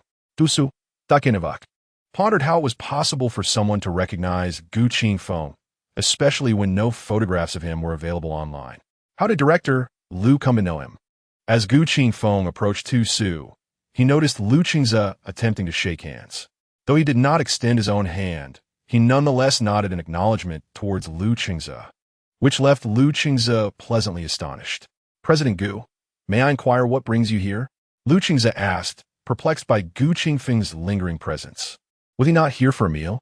Gu Qingfeng turned to Tu Su, and his previously aloof demeanor instantly melted away like an iceberg as he gently inquired, "Have you truly concluded your business?"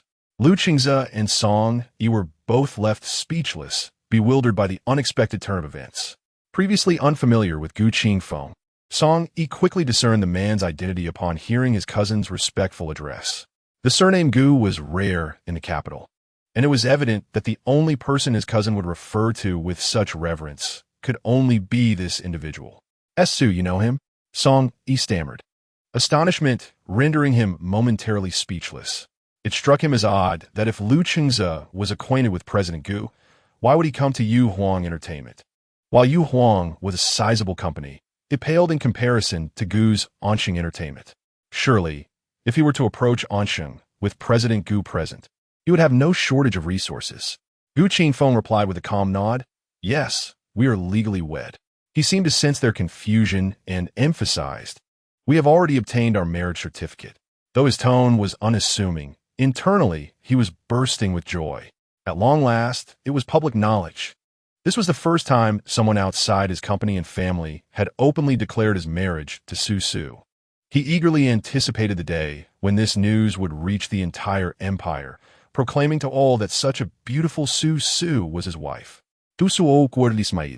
"I apologize. I merely wished to forge my own path without relying on the Gu family. Hence, I did not mention my relationship with Brother Feng to Yu Song.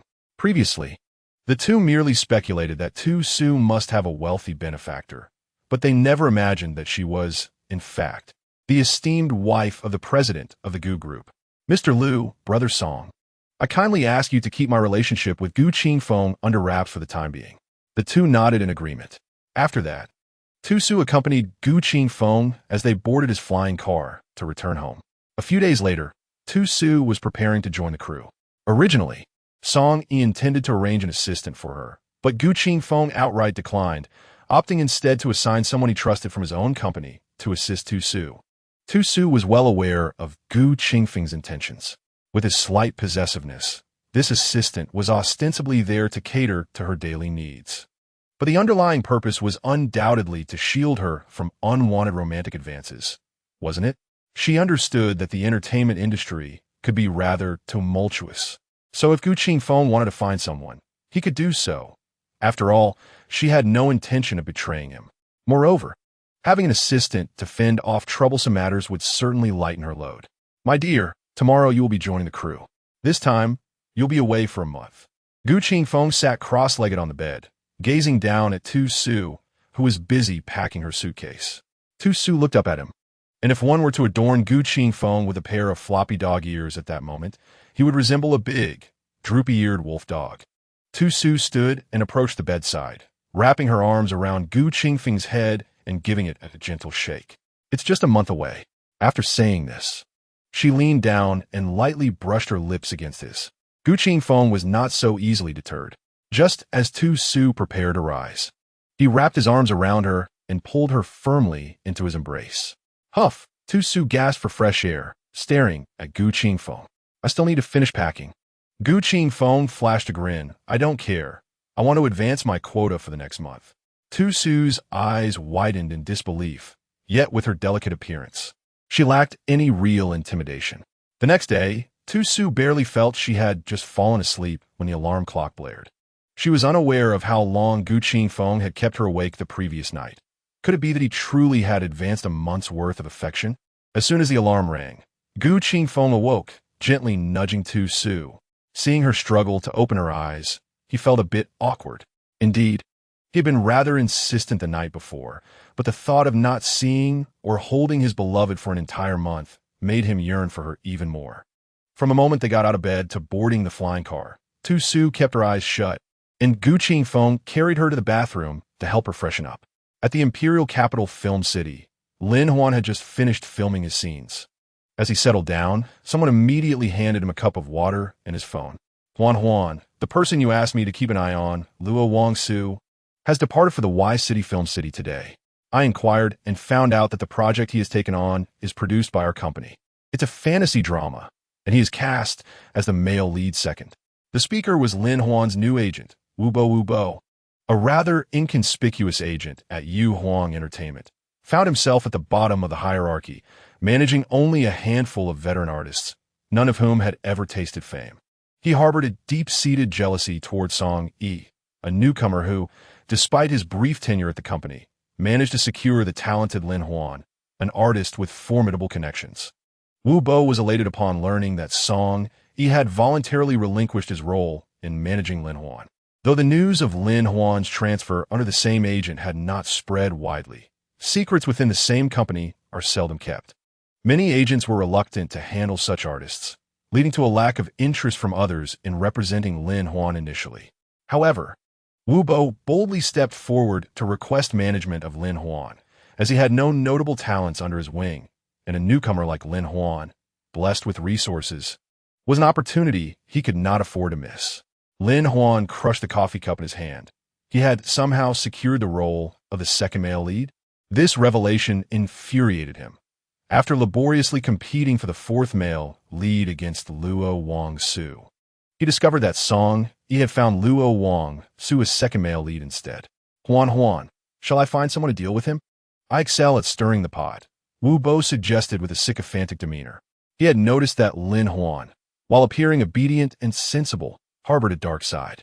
Although he was unaware of Lin Huan's motives against a newcomer with neither wealth nor connections, he believed that to ingratiate himself with Lin Huan and the Lin family, he must cater to his whims.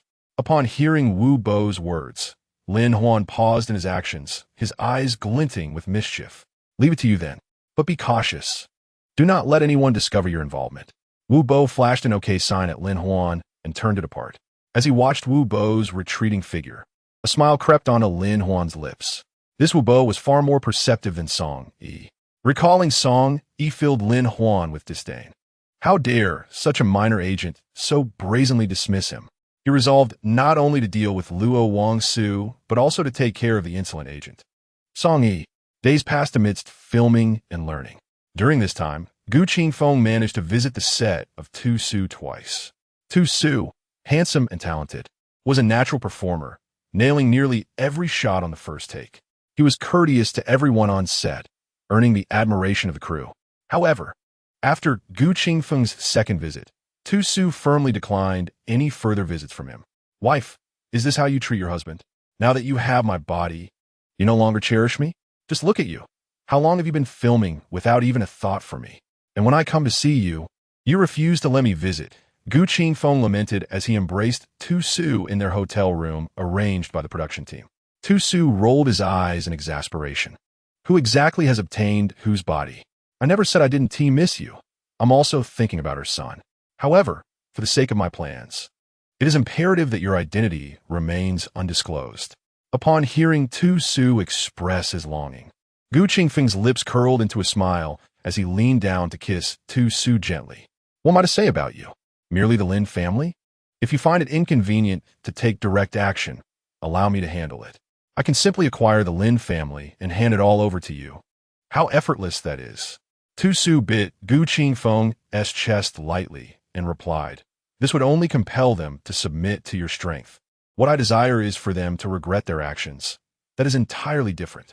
Noticing Gu Qingfeng about to speak, Tu Su swiftly covered his mouth, saying, do not speak. Just a moment ago, you said you would heed my words. What now? Are you having second thoughts after the deed is done? Men, indeed, are all the same. Full of empty promises in bed. Feeling a sudden itch in his palm, Tu Su quickly withdrew his hand from Gu Qingfeng's mouth, only to find it dampened with his saliva. How disgusting, he remarked, wiping his palm vigorously against Gu Qingfeng's chest. Tu Su glared at Gu Qingfeng and asserted, you are to return tomorrow. Do you hear me? I have a week's worth of filming left. No more back-and-forth travel. Gu Qingfeng, with a resigned expression, acknowledged his wife's command, acquiescing to her wishes. The following morning, under Tu Su's watchful eye, Gu Qingfeng boarded his flying vehicle back to the capital. The subsequent filming proceeded smoothly, and after a week, Tu Su's scenes were finally wrapped. He declined Gu Qingfeng's offer to pick him up, opting instead to call for a flying vehicle to return to the capital directly. Host, a plethora of negative information about you has suddenly emerged online. Just as Tu Su arrived home, he heard System 001 exclaim in his mind. My negative information? Is this the doing of Lin Huan? Host, you are remarkably astute. System 001 praised. You discerned it was Lin Huan's doing without even having seen it yet? As Tu Su handed his luggage to the servant who greeted him, he continued his mental dialogue with the system. Enough of the flattery. Was this truly a mystery? I currently have no fans. Who would dare to smear my name online? Aside from Lin Huan, I cannot conceive of anyone else with such motives.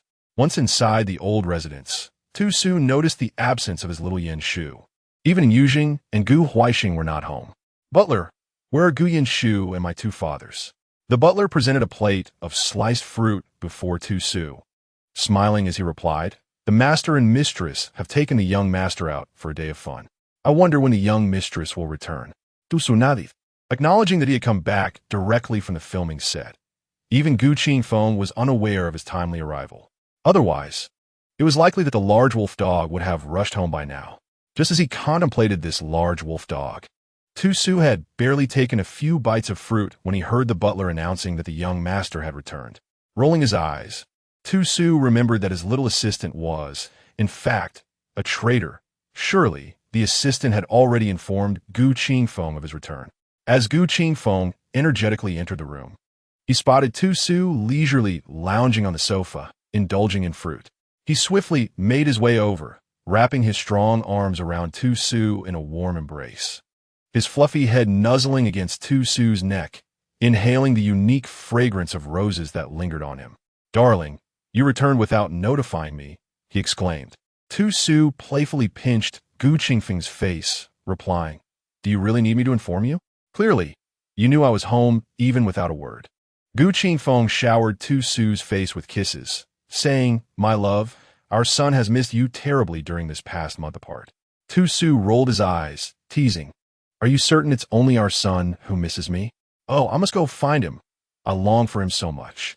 As she feigned an attempt to rise, Gu Qingfeng tightened his grip, holding her even closer. I miss you too, he confessed, having grown accustomed to falling asleep with Tu Su in his arms. He found it rather unsettling to sleep alone. In the beginning, he could only manage to doze off by clutching the pillow that still held the lingering scent of roses. Upon hearing Gu Qingfeng's words, Tu Su felt a flutter in his heart. No words of affection could resonate more deeply than this. The usually aloof and domineering Gu Qingfeng had lowered his guard to express his longing. Tu Su's hands found their way around Gu Qingfeng's neck as he pressed his lips to his. Brother Feng, I wish to sit in the rocking chair, he murmured. Gu Qingfeng felt a rush of blood coursing through him, his body responding to her words. Since she had so openly expressed her desire as her partner, how could he deny her? He effortlessly lifted her into his arms and strode toward the stairs, calling out to the butler outside, "Uncle Song, once dinner is ready, let the two dads eat directly without calling for us." Uncle Song, overhearing Gu Qingfeng's words, hurried inside, catching sight of Gu Qingfeng's retreating figure as he carried Tu Su upstairs. A tender smile graced Uncle Song's face. It was a good thing that the young master and mistress shared such a strong bond. Perhaps the young mistress would bless the Gu family with another little master, thus breaking the long-standing family curse of having only one heir. Father's father is called grandfather. Mother's mother is called grandmother. Tu Su lost track of how many times he had sat in the rocking chair, feeling as though he were being gently rocked into a daze. Oblivious to the passage of time, in the depths of the night, he awoke from hunger. That day, he had risen early to film his final scenes and then immediately returned to the capital in a speeding car summoned by his assistant. He had eaten only a quick meal of fast food that his assistant had procured for him during the ride home. Upon his return, he had barely taken a few bites of fruit before spending several hours in the rocking chair. Having consumed so little and expended so much energy, it was no surprise that hunger had finally set in. Fortunately, Aunt Yu had prepared a generous amount of food for them both, and Gu Qingfeng quickly heated it up and brought it upstairs once Tu Su awoke from his hunger-induced slumber. Observing Tu Su devouring his meal as if starved, Gu Qingfeng couldn't help but chuckle. "Darling, slow down. There's plenty for both of us. Alas, it seems my exercise regimen is insufficient." After merely a brief period on the rocking chair, you appear utterly fatigued. Tu Su shot a disapproving glance at Gu Qingfeng, exclaiming, "So you take advantage and then feign innocence, do you?" "Not anymore." Gu Qingfeng's expression shifted dramatically. He hastily discarded his utensils and embraced Tu Su, pleading earnestly, "Wife, please don't. I was in the wrong. It was merely a slip of the tongue. I was just joking. Today you were so proactive, and I savored every moment of it. I wish to experience such delight again." Chapter 55. The True and False Young Master After Their Meal. Gu Qingfeng tidied up the dishes before returning to the room. No sooner had he sat on the bed than Tu Su, like a little kitten, nestled into his arms. "By the way, I almost forgot to mention," he said, "there are numerous disparaging posts about you online. Initially, I intended to let the company's public relations team handle it. But considering you might have your own plans, I returned to gauge your thoughts." In truth, when the public relations team informed him about the negative rumors surrounding Tu Su, his first instinct was to have them promptly removed. However, upon opening his computer and conducting a brief search, he found himself reconsidering. The rumors, it turned out, were based on candid photographs taken during his visits to Tu Su on set, showcasing their intimacy. The derogatory posts leveraged these images to suggest that the male lead of the Wushuang production, a newcomer, relied on a benefactor, who happened to be Gu Qingfeng as depicted in the photos. While many artists in the entertainment industry indeed have benefactors, the public exposure of such details transformed the situation into something far more scandalous. The comments were rife with accusations directed at Tu Su, condemning him for lacking ambition and attempting to take shortcuts. Many began to boycott the Wushuang series. Upon hearing Gu Qingfeng mention the disparaging rumors, Tu Su recalled what the director had said upon his return earlier that day. Curiously, he picked up his phone from the bedside and, upon seeing the images accompanying the posts, couldn't he help but chuckle. "Brother Feng, so the so-called scandal merely implies that you are my benefactor?" Seeing Tu Su laugh, Gu Qingfeng leaned down and pressed a gentle kiss against his lips, then inquired with a hint of confusion, "Aren't you upset by the harsh comments directed at you?" Tu Su shrugged nonchalantly, replying, "What is there to be upset about? Those who criticize me are simply envious. I have a benefactor, and they do not. They wish to avoid hard work, yet lack a benefactor to support them." As he spoke, Tu Su pointed out some of the comments to Gu Qingfeng. "Look, Brother Feng, not everyone is criticizing me. These negative rumors have, in fact, benefited me." Gu Qingfeng glanced at Tu Su's phone and noticed a number of comments praising Tu Su's looks. "Ah, have you noticed how strikingly handsome this young man is? Though he is an Omega, I find him quite appealing. A fan of the original work chimed in, setting aside the issue of sponsorship. Just based on this newcomer's appearance, he truly embodies the character as depicted in the original narrative. Indeed, I concur with the sentiment above. As a fan of the original, I can attest that this portrayal captures all the essence of the character as envisioned. Upon reading these comments, Gu Qingfeng discreetly nodded. Before leaving the company, he had instructed the public relations team to redirect public opinion. Little did he expect that they would focus on the beauty of his wife. Su. It must be said, the public relations maneuver was indeed skillful. Such scandalous material would likely attract a considerable number of fans to Su. Tomorrow, I shall inform the finance department to grant the public relations team a bonus. Do you need to handle this scandal? How does your company intend to address it? Su was taken aback. Indeed, why hadn't Brother Song called him? Upon exiting the webpage and opening his call log, his expression darkened as he saw over 30 missed calls, all from Song Yi. It dawned on him that he always silenced his phone before engaging in activities with Phone Go, as he did not wish to be disturbed during intense moments. System, have you gathered the evidence I requested? Host, this matter has been managed by Lin Huan's current agent. Those marketing accounts were all recruited by the agent, and the payments were made through the agent's account. All right then, let's temporarily set this evidence aside. We shall bring it forth when necessary. No sooner had he finished speaking to 001 in his mind than he heard Gu Qingfeng's low chuckle beside him. Aware of what amused him, Su chose to ignore him. After adjusting to a more comfortable position in Gu Qingfeng's embrace, he returned the call to Song Yi. As soon as the call connected, he heard some rustling sounds. Brother Song, am I interrupting your rest? Before he could hear Song Yi's response, a voice that felt oddly familiar echoed through the phone. So late. Who is it? Su found the voice eerily recognizable. Yet he could not place where he had heard it before. Checking the phone number confirmed it was indeed Song Yi's. Su? Oh dear ancestor, you finally called me. Feeling quite embarrassed, Su replied, Brother Song, I sincerely apologize. I fell asleep shortly after returning home and just now awoke. Gu Qingfeng's low laughter once again reached his ears, prompting Su to give a playful pinch to the soft flesh at his thigh, as it was the only part he could manage to pinch, given Gu Qingfeng's solid musculature. On the phone, Song Yi's voice continued, Don't worry about those online scandals. I have already instructed the public relations team to handle it. Thank you for your hard work, Brother Song. As your agent, these matters are indeed my responsibility. However, this scandal involves President Gu. I wonder how he perceives it. In truth, if such scandal had befallen another newcomer, the company would have remained indifferent.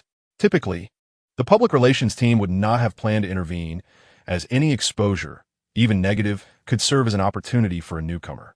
However, since this involved Gu Qingfeng, Song Yi had no choice but to take action. He had even directed Lu Qingze to prompt the public relations department, which raised quite a few eyebrows. After all, why would the president concern himself with a newcomer? Upon the mention of Gu Qingfeng, Su turned to glance at the large wolf dog behind him, which was currently gnawing at his neck. He had no objections. It was sufficient for the company's public relations team to handle the matter. After Su concluded the call, Gu Qingfeng reached out, seized his phone, and promptly switched it off, then pressed down upon him once more. The room was soon enveloped in a mingling aroma of red wine and roses. The following day, Lin Huan was roused from his slumber by the persistent ringing of his phone. Possessing a notably irritable disposition upon waking, he typically restrained himself at home. However, since relocating from the Lin family residence to an apartment in the city for the sake of convenience, his patience had waned. As he groggily opened his eyes to discover it was his agent calling, Lin Huan's voice turned frosty as he addressed the caller. Unless it is of utmost significance, you're in grave trouble. Agent Wu Bo, wiping the sweat from his brow, replied with a submissive tone, Huan. The negative information we released yesterday has already been retracted in the middle of the night. Lin Huan shot upright in shock. What did you say? It was retracted within a single day? Wu Bo cautiously explained. Suddenly, numerous online commentators emerged yesterday afternoon to defend Luo Wangsu. Seeing the shift in public opinion, I intended to hire more commentators to continue the smear campaign. Yet by nightfall, all those negative posts vanished simultaneously. Huan, You mentioned that Luo Wangsu is merely an amateur with no connections, correct? The speed at which those posts were retracted is not something an ordinary person could achieve. Lin Huan inhaled deeply. He truly has no connections. Immediately investigate who orchestrated the removal of those posts. A cold smile crept across Lin Huan's face.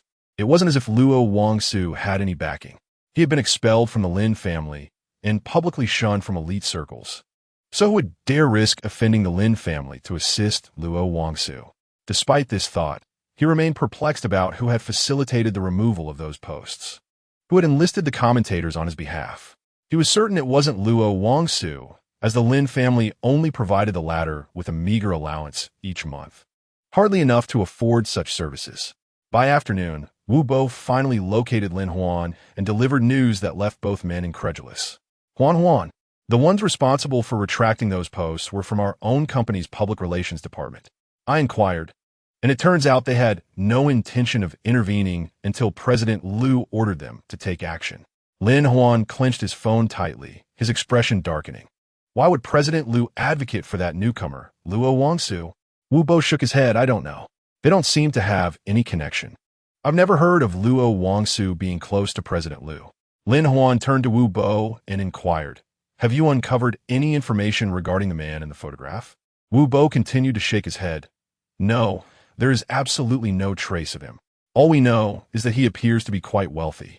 The car he used to visit Luo Wangsu on set is a limited edition from the entire empire. Lin Huan was well aware, as that particular model had eluded even his father, Lin Huabin. Previously, he believed that Luo Wangsu had been jilted by that man, yet he never anticipated that the two were still entangled. Chapter 57. The True and False Young Master After a Day of Filming.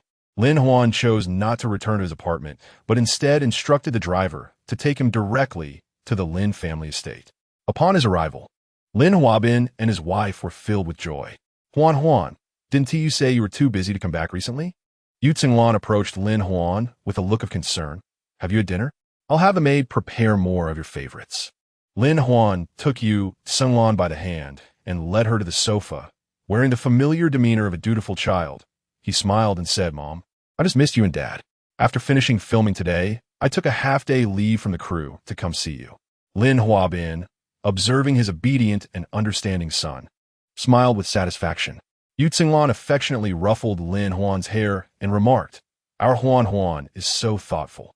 Lin Huan pressed his lips together, appearing as if he had something to say, but hesitated. Leaning forward, Lin Huabin inquired, Huan, is there something on your mind? Yu Tsinglan also tilted her head, her concern evident. Huan, have you encountered any difficulties outside? Lin Huan shook his head. Yu Tsinglan replied, You silly child, if anything arises, just tell your parents. Lin Huabin echoed, Indeed, if you have any troubles, just speak up. Your parents will surely help you. After shaking his head again, Lin Huan finally spoke, Mom and Dad. It's not me. Just yesterday, numerous accusations about my brother surfaced online, claiming he's being kept by a benefactor. As he spoke, he took out his phone and presented the screenshots he had meticulously prepared for his parents to see. Upon viewing the images on the phone, Lin Huabin was so enraged that he nearly smashed the device in his hand, exclaiming, That little wretch. He has disgraced himself publicly. Yu Tsinglan's face was also filled with fury. What a disgrace. Had I known he was this sort of person, I should never have brought him into this world. Being kept? When did our Lin family fall to such depths? If others find out that he bears our bloodline, how will they perceive the Lin family? The more Yu Tsinglan spoke, the angrier she became, turning her ire toward Lin Huabin. It's all your fault. Why didn't you bring him back sooner? Keeping him at home could have prevented this from happening. Lin Huabin, feeling the weight of his wife's sudden reproach, became even more incensed. He picked up his phone and made a call. Hello. Immediately investigate Luo Wangsu. Find out where he is living and who he associates with. The person on the other end of the line promptly set to work on Lin Huabin's command. Seeing that Lin Huabin was ready to take action, Lin Huan revealed a faint smirk in a place where the couple could not see him. Luo Wangsu, let us see how your biological parents intend to deal with you. The following day, Lin Huabin sat in his spacious office, his fingers drumming on the desk, his expression dark and brooding. You mean to say you cannot ascertain his whereabouts? What about his company? Isn't he signed with Yu Huang Entertainment? Surely the people there must know something? His subordinate shook his head. Luo Wangsu is quite enigmatic. Apart from the announcements, he never interacts with anyone in the company. Even his agent is unaware of his residence. Lin Huabin furrowed his brow. What about the man who supports him? Such a prominent figure has eluded your investigation. His subordinate shook his head once more. That individual is equally enigmatic. Despite our various technological efforts, we have been unable to uncover any relevant information about him. Whether it concerns travel, hotels, or restaurants, not a trace of him exists. President Lin, we suspect that this person's identity is quite complex. Hearing this, Lin Huabin's frown deepened, and his expression grew increasingly grim. Have you managed to ascertain Luo Wangsu's upcoming schedule? If all else fails, you must apprehend him during his filming. The subordinate hesitated. President Lin, that may not be feasible. Lin Huabin glared at his subordinate. Useless. He is merely an omega, and yet you cannot handle this? What do I pay you so much for each year? The subordinate quietly wiped the sweat from his forehead. President Lin, we are truly at a loss. Luo Wangsu has only one upcoming engagement, which is to participate in a talent show. Furthermore, that show is organized by the entertainment company under the Gu family. We cannot infiltrate the Gu family. After all, Lin Huabin was momentarily stunned. The Gu family? No wonder. In the capital, although the Lin family is a prominent household, the disparity between us and the venerable Gu family is akin to that between an ant and an elephant. It is well known that had the Gu family not been so sparsely populated, they might very well have produced an emperor of the empire. Chapter 58. The true and false young master Lin Huabin dejectedly waved his hand at his subordinate. You may leave. Since Luo Wangsu is set to participate in that program, find some means to get someone in there. The subordinate nodded and then turned to exit the office. Lin Huabin leaned wearily against the soft back of his office chair, his mind racing. The Gu family, if only I could connect with the heir of the Gu family, if I could marry Huawan into the Gu family. How could the Lin family not thrive? Although we are allied with the Zhou family, recently, for reasons unknown, our business has faced numerous obstacles, and several promising deals have inexplicably fallen through. I truly cannot comprehend why, with the Lin and Zhou families united, those executives dare to breach agreements. In the office of Song Yi at Yu Huang Entertainment, Su, here is the recording schedule from the production team. Song Yi placed a form before Su. Su glanced at the form. 10 episodes in total? 2 months of accommodation at the Gu family's premises? Song Yi nodded. Indeed, the Gu family possesses their own filming studio. This variety show is the flagship program promoted by Onxing Entertainment this year. How do you find a schedule outlined here? Su shook her head. It's fine by me. Brother Song, you know I have no other commitments. Song Yi replied. In that case, I will notify the production team to make the arrangements. You are a newcomer, and I cannot allow them to treat you preferentially. It is likely that upon your arrival, the treatment you receive will be akin to that of the other contestants, sharing accommodations in a dormitory setting. Su nodded, assuring it's fine. I shall comply with whatever the production team decides. Song Yi flashed a relaxed smile at Su, remarking, however, I suspect that Mr. Gu will have special arrangements in store for you. After all, his affection for you is evident, and he would certainly not allow you to endure hardships at Gu's group. Su shook his head with a bitter smile, fully aware that although Gu Qingfeng may not overtly act, one can only imagine the covert maneuvers he might execute behind the scenes. Upon returning home, Su commenced packing his belongings, for he was to move into Gu's group's Onxing Entertainment for the commencement of the program's recording the following day. When Gu Qingfeng returned home that evening, he raised an eyebrow upon spotting the suitcase Su had left by the door, a smirk of delight creeping onto his lips. He had been anticipating an opportunity to play in the office for quite some time. The next morning, as Gu Qingfeng prepared to leave for work, Su seized his arm, scrutinizing him with a look of suspicion. Darling, why are you staring at me so intently? Gu Qingfeng chuckled, leaning in to place a gentle kiss upon Su's lips. Su, gripping Gu Qingfeng's collar, demanded with fierce intensity, confess honestly, are you plotting something nefarious? Gu Qingfeng wrapped his arms around Su's waist, smiling. What are you suggesting, my dear? Su replied. You are acting rather peculiarly today. Normally, when I leave for filming, you grow weary after just a few days. Yet this time, I will be away for 2 months, and you still seem cheerful? Speak up. Have you found a little enchantress outside, eagerly awaiting my departure? Gu Qingfeng's eyes widened in shock. My dear, how could you think such a thing? My heart and body belong solely to you. Tu Su regarded him with skepticism. Then why do you seem unfazed by my 2-month absence? Gu Qingfeng sighed. Although you will not be residing at home, we are not entirely apart. The recording is taking place just downstairs. I can watch you whenever I wish. Tu Su shot him a glare. You are not allowed to come looking for me.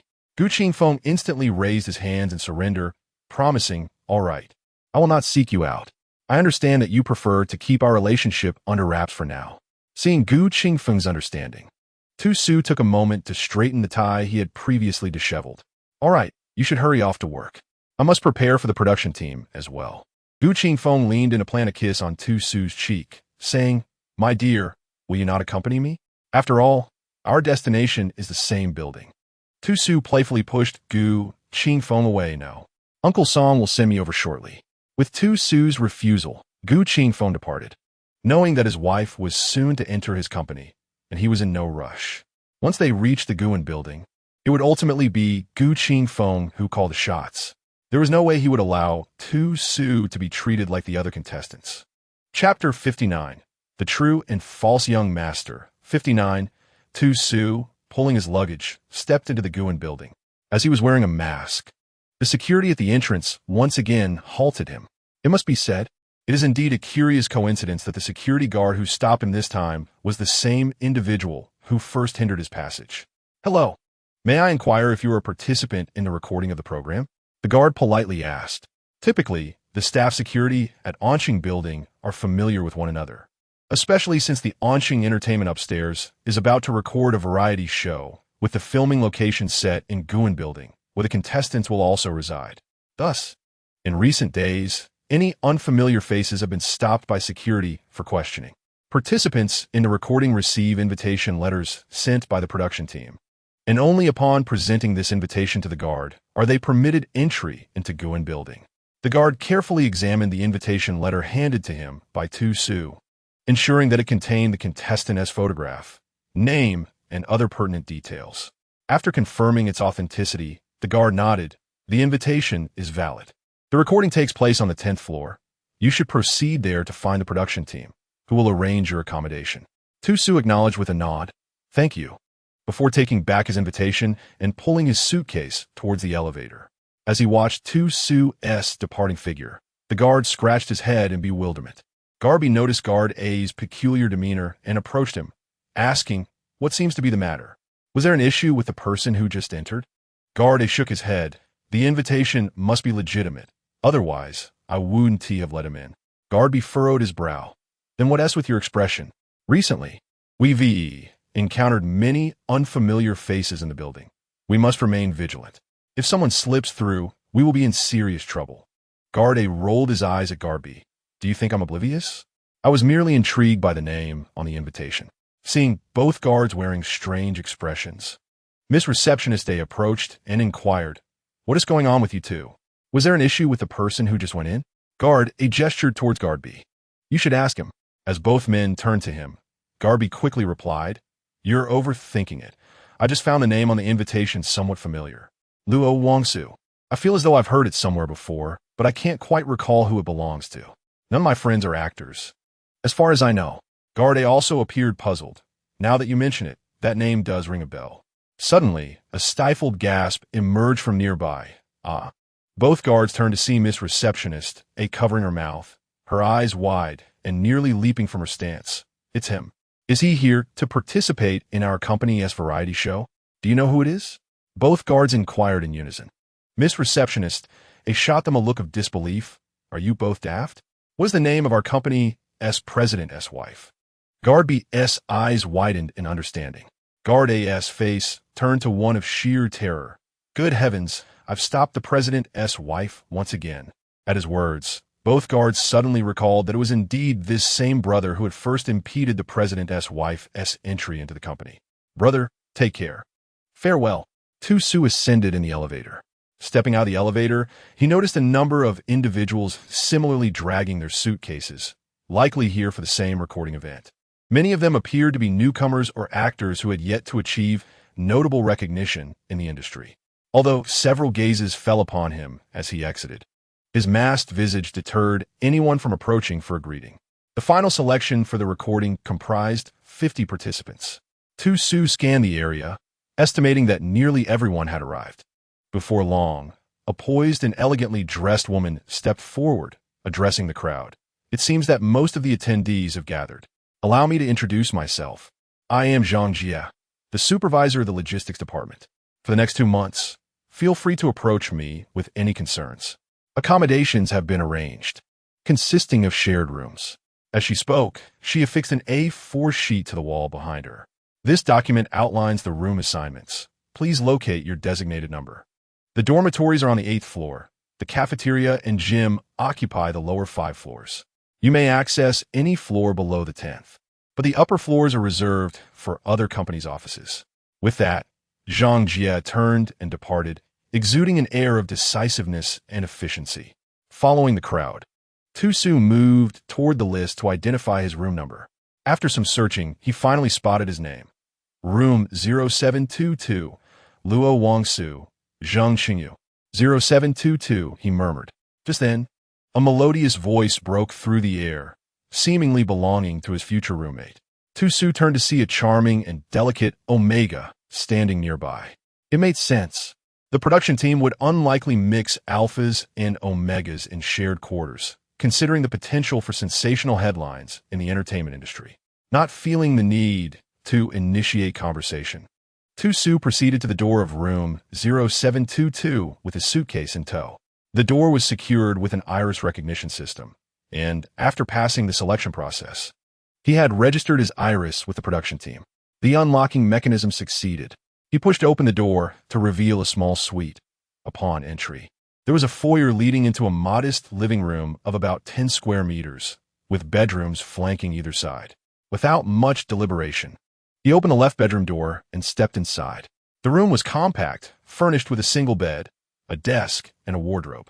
Just as he prepared to tidy up, he heard the sound of the front door being opened. Presumably, his other roommate had arrived. The sound of suitcase wheels rolling across the wooden floor grew louder.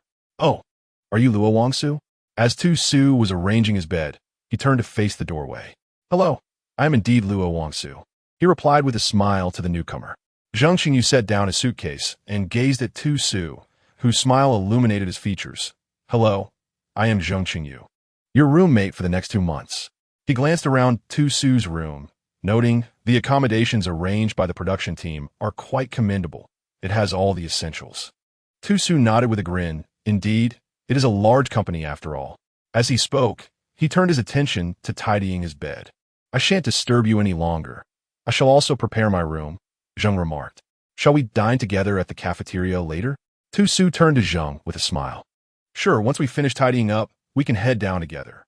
As night fell, Tu-Su lay in bed, reflecting on the day's events. Having spent half a day with Zhang Qingyu, he perceived that, despite his seemingly innocent demeanor, there was more beneath the surface. Tu-Su had traversed multiple worlds. Were he to tally his ages from each realm, he could be deemed quite ancient. While Zhang feigned simplicity, his eyes conveyed a distinct sense of purpose that intrigued Tu-Su. Upon reviewing the dormitory roster earlier, he had spotted Lin Huan's name. With Lin Huan participating in the show, it promised to be an engaging experience. After all, he was aware that Lin Huabin had orchestrated an investigation into his affairs, all monitored by System 001. Furthermore, he knew that Lin Huabin had infiltrated the production team with a few accomplices, intent on causing him harm. "System, what do you speculate their approach to be?" he inquired. "Host, I cannot ascertain that," 001 replied. "Their peculiar thought processes elude my understanding." Tu-Su noted how increasingly human-like his system had become. The recording of the program was set to commence in 2 days. Once all contestants arrived, the production team allotted them a 2-day acclimatization period to foster familiarity among participants, as the competition mandated 10 individuals per group, culminating in 5 groups for the performance. On the following day, as Tu-Su prepared to explore, he realized that although he had visited the GU and building previously, his past visits had always led him directly to the executive office on the top floor, leaving him oblivious to what lay beneath the 10th floor. Just as he was about to take the elevator downstairs, a staff member, adorned with an identification badge, called out to him, "Excuse me, are you Luo Wangsu?" Tu-Su turned to the staff member and nodded. "Yes, I am Luo Wangsu. May I inquire who is seeking me?" The staff member politely responded, "Hello. Someone from the production team is looking for you. Please follow me." Zheng Qingyu, passing by, approached Tu-Su with a puzzled expression. "Luo Wangsu, what is happening?" Tu-Su regarded Zheng with curiosity. Although they were now roommates, they had exchanged only a few words the day prior, making Zheng's familiarity feel somewhat out of place. Tu-Su shook his head. "It's nothing. Perhaps they need me for something. Are you heading to breakfast? Please go ahead. I will see what this is about." With that, he paid no further heed to Zheng Qingyu and followed the staff member. Zheng Henguvach Tu-Su's departing figure, his gaze flickering momentarily before he proceeded towards the elevator. Chapter 61. The Genuine and the Imposter. Today, an additional chapter has been added. The staff led Tu-Su to the door of an office and said, "Please go inside." Tu-Su cast a puzzled glance at the staff member, sensing something peculiar about them, as if they were suppressing something. He reached out, turned the doorknob, and stepped inside. Once Tu-Su entered, the staff member, who had maintained a professional demeanor, suddenly grew animated, dancing on the spot with excitement. "Oh my, so this is the president's wife. She has come to participate in the show, and the president even came up to the 10th floor. How sweet, how sweet." Upon entering, Tu-Su saw a man seated behind the desk, his back facing the door. Even if he returned to ashes, Tu-Su would recognize that silhouette. It could only belong to his beloved. Hearing the sound of the door, Gu Qingfeng turned around with a mischievous grin and beckoned to Tu-Su, "Wife, come here." Tu-Su rolled his eyes, but nonetheless walked around the desk to Gu Qingfeng's side. Gu Qingfeng swiftly pulled him onto his lap, burying his face in Tu-Su's neck and inhaling deeply. "Oh, wife, I haven't caught a whiff of your rose scent in ages." Tu-Su playfully pinched Gu Qingfeng's ear and replied, "What do you mean ages? I've only been out for a day. You make it sound like it's been a year." Gu Qingfeng, nestled against Tu-Su's neck, murmured, "A day apart feels like 3 autumns. So that means 3 years. Damn it, 3 years." After indulging in their affectionate banter for a while, Gu Qingfeng finally released Tu-Su. Gasping for breath in Gu Qingfeng's embrace, Tu-Su asked, "Did you bring me here just for this?" Gu Qingfeng kissed the corner of Tu-Su's mouth with a smile. "Am I such a person?" Tu-Su rolled his eyes. "You are." Gu Qingfeng sighed, feigning hurt. "Here I am, going through all this trouble for you, and you look at me like that." Tu-Su raised his hand, pinching Gu Qingfeng's ear. "Speak properly, will you?" Gu Qingfeng pleaded. "Wife, why has your temper become so fiery since you had Yanshu? I remember you used to be so gentle and kind." Tu-Su snorted. "That was because I was afraid you'd abandon me and the child." Gu Qingfeng looked at Tu-Su in shock. "So now you're not afraid of me anymore? You're certain I love you and cannot live without you, right?" Tu-Su turned to Gu Qingfeng, raising an eyebrow. "Indeed, what of it?"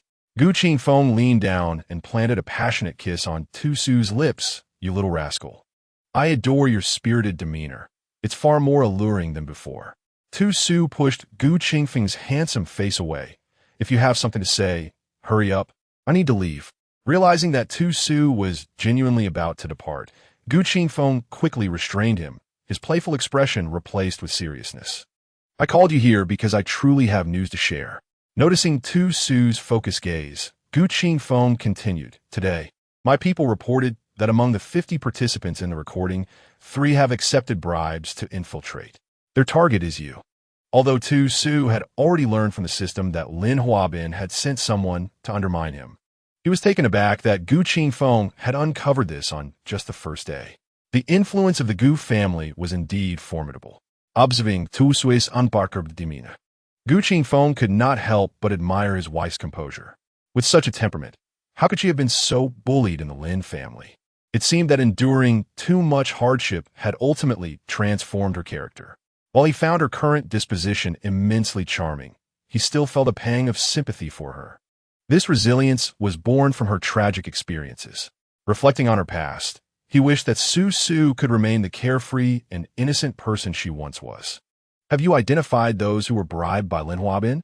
Su inquired with an air of indifference, as if these individuals held no significance to him. Gu Qingfeng nodded. Yes, I have found out. Should I eliminate those 3 immediately? Su shook his head. Not just yet. If we eliminate them right away, how can we retaliate? Let us keep an eye on them and gradually gather evidence. Such minor skirmishes will hardly affect Lin Huabin and Lin Huan. Upon hearing Su's words, Gu Qingfeng quickly grasped his intent. He aimed to strike a devastating blow to the Lin family. Chapter 62. The True and False Young Master. Hello everyone. This is Onxing Television, and we are live at the venue of our new variety show. Come if you love acting. I am your host, An Hong. Allow me to explain the rules of our program.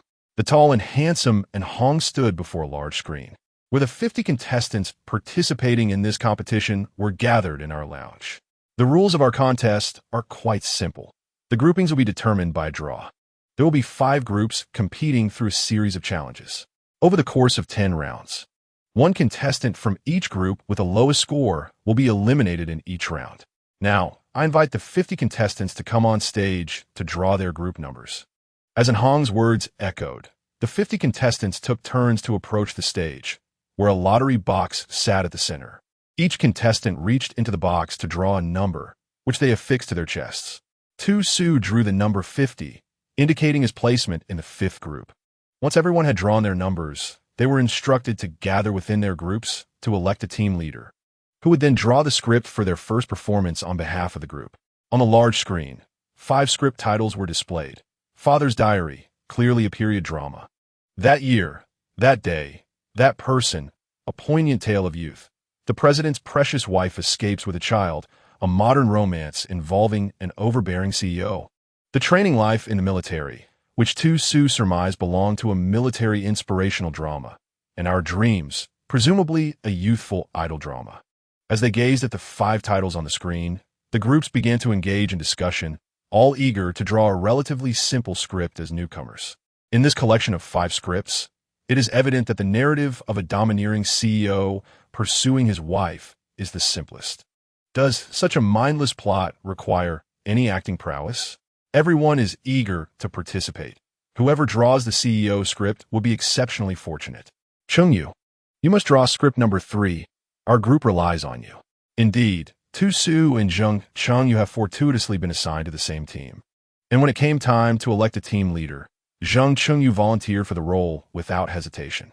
Su perceived that the members of this team possessed a rather laid-back attitude, and with no one contending for the position, Zheng Chengyu ascended to leadership effortlessly. Now, I request the leaders of our 5 teams to step forward and draw their respective scripts. First and foremost, I must inform everyone that these 5 scripts have all been crafted by the hands of our intern screenwriters at Onxing Entertainment. Moreover, the director will also be one of our interns.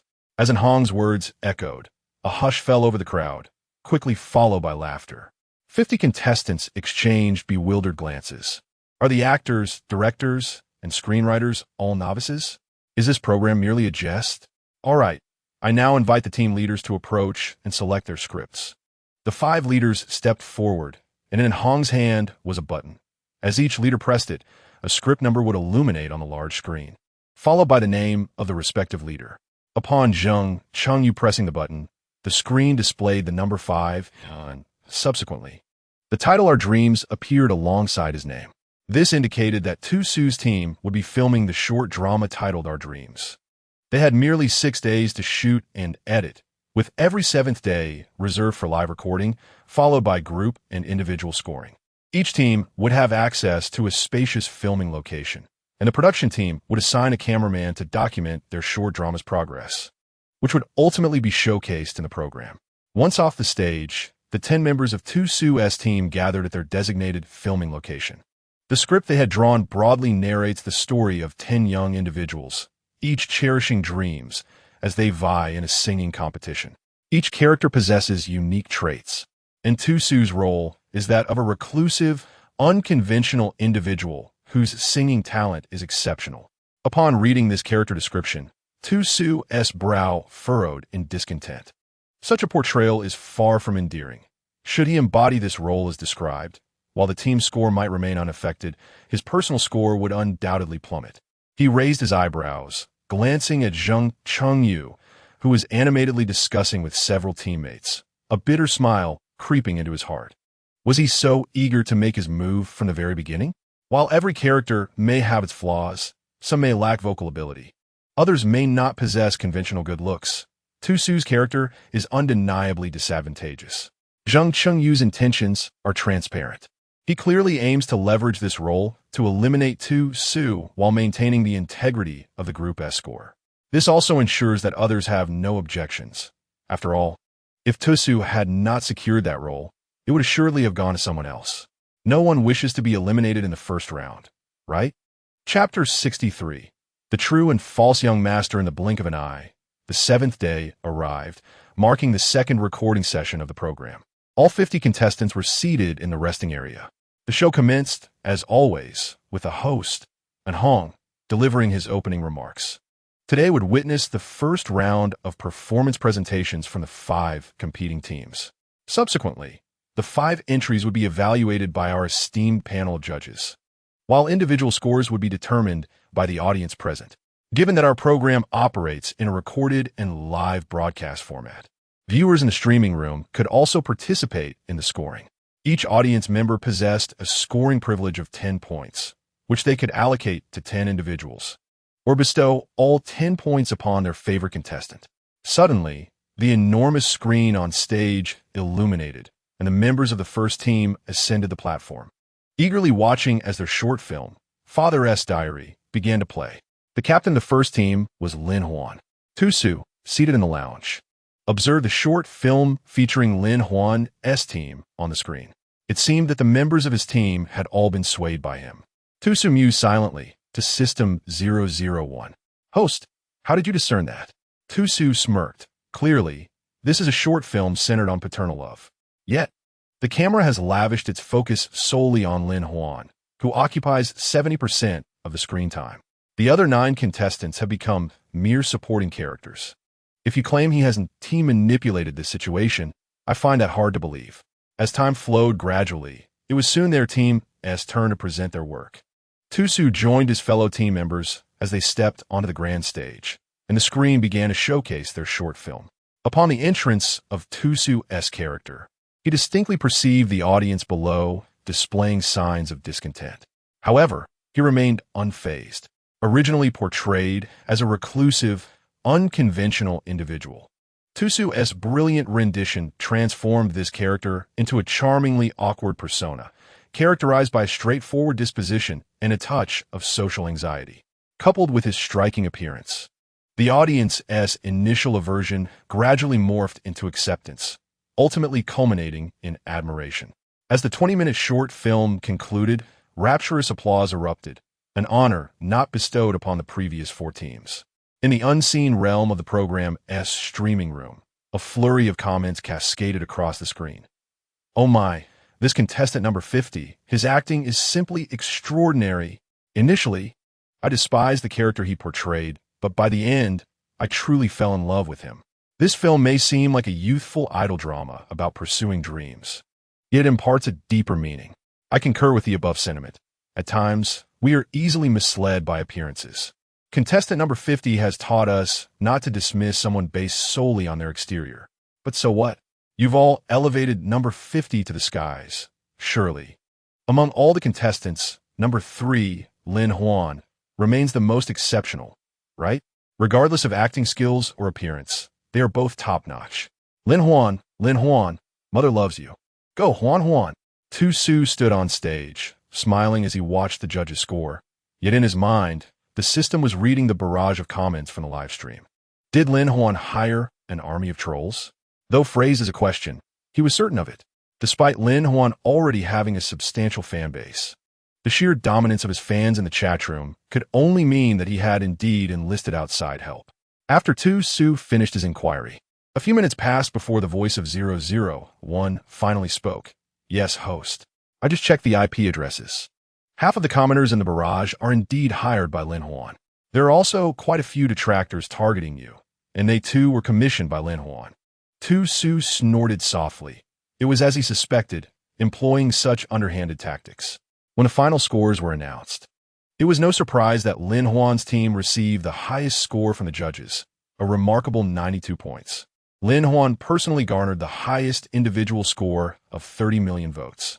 It is worth noting that the live stream had only garnered slightly over 20 million viewers, with total votes barely exceeding 200 million.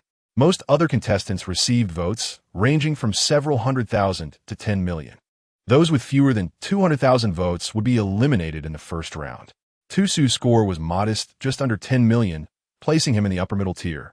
Lin Huan was equally astonished upon seeing Tu Su's score.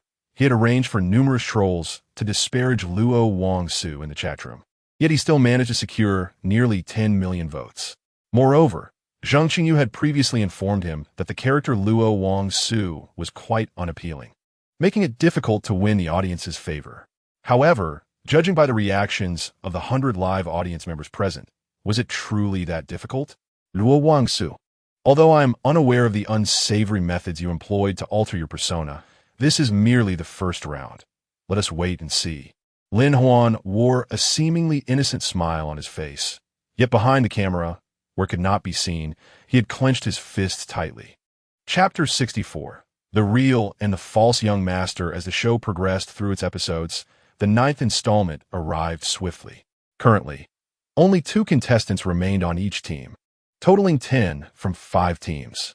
Today, as competition would determine the final 5 who would advance to the ultimate showdown. This was a momentous occasion, as the final 5 would participate in the filming of a new drama by the renowned director Shun Jixing. Our champion would earn the opportunity to play the leading role. The competition format would involve live performances. The 10 contestants would draw lots, pairing them 2 by 2, with judges scoring their performances. The 5 highest scores would advance to the final round. Following in Hong's announcement of the new rules, the drawing commenced. The 10 contestants approached in turn to draw their lots. Tu Su drew number 7, meaning his scene partner would be number 8. Lin Huan, holding his number ball, turned to look at Tu Su. Feeling Lin Huan's gaze, Tu Su also turned to face him, flashing a smile. Lin Huan was taken aback. He hadn't expected Tu Su to smile at him. However, constrained by the presence of the audience and the live broadcast, he merely paused for a moment before responding with a smile, which to others appeared as a sign of their deep affection. At this moment, within the presidential office on the top floor of the Guan building, Gu Qingfeng set aside his work and intently focused on the live stream displayed on his computer.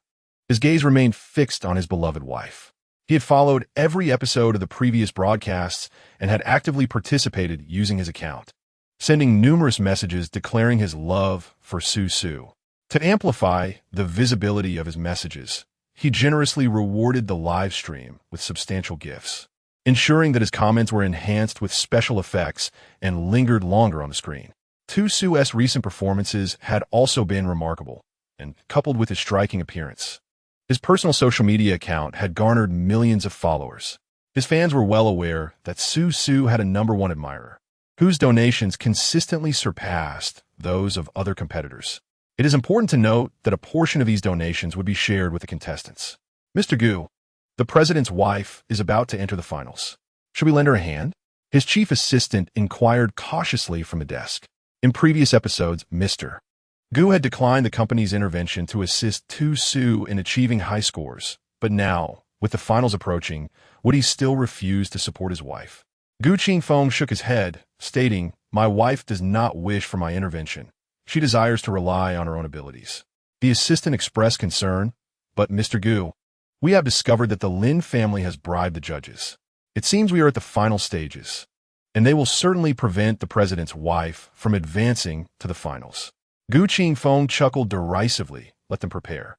On my turf, I would never allow my wife to suffer." The assistant fell silent, realizing he had forgotten what Mr. Gu was like before he met his wife. The outside world referred to the president as Guyan Luo, known for his ruthless demeanor in business dealings. If the Lin family dared to act against his wife, they could brace themselves for Mr. Gu's merciless tactics. At the Gu family's ancestral home, and Yujing held the now much-grown Gu Yanshu in her arms, while Gu Huaixing sat nearby, playfully teasing. On the large screen before them, Tu Su's competition performance was being broadcast live. Qiu, look at your little daddy on the television, Gu Huixing said, pointing at Tu Su on the screen while amusing his grandson, with a pacifier in his mouth. Qiu opened his arms wide, as if yearning for his little daddy's embrace.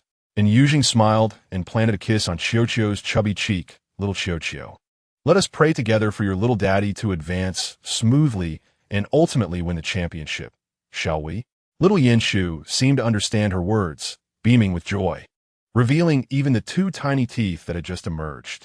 At the Lin family villa, Lin Huabin and Yu Xinglin were also seated in the living room, engrossed in watching the live broadcast. Gazing at the screen, the exceptionally striking and innocently charming Tu Su, Yu Xinglin suddenly found herself engulfed in confusion. Old Lin, she remarked.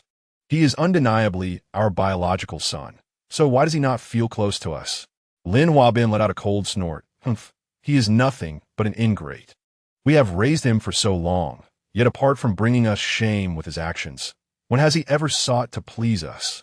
If he exhibited even a fraction of the thoughtfulness that Huan does, we would not treat him so harshly, considering his blood ties. Yu Xinglin turned to her husband, her face revealing a hint of reluctance, as if words were caught in her throat. Chapter 65. The True and False Young Master at the program's venue. The numbers had been drawn. Tu Su, assigned number 7, was to perform alongside the 8th participant, Zhou Yumin, who had delivered a stellar performance in previous episodes. This individual was not only handsome, but also possessed commendable acting skills. Rumor had it that Starshine Entertainment was fervently promoting this newcomer. Although Starshine Entertainment did not rival the major entertainment conglomerates, it boasted several second-tier artists, and it was apparent they intended to elevate Zhou Yumin to first-tier status. Standing beside Tu Su, Zhou Yumin greeted him with a radiant smile. Su, I didn't expect we would be acting together. Tu Su responded with a smile of his own. Indeed.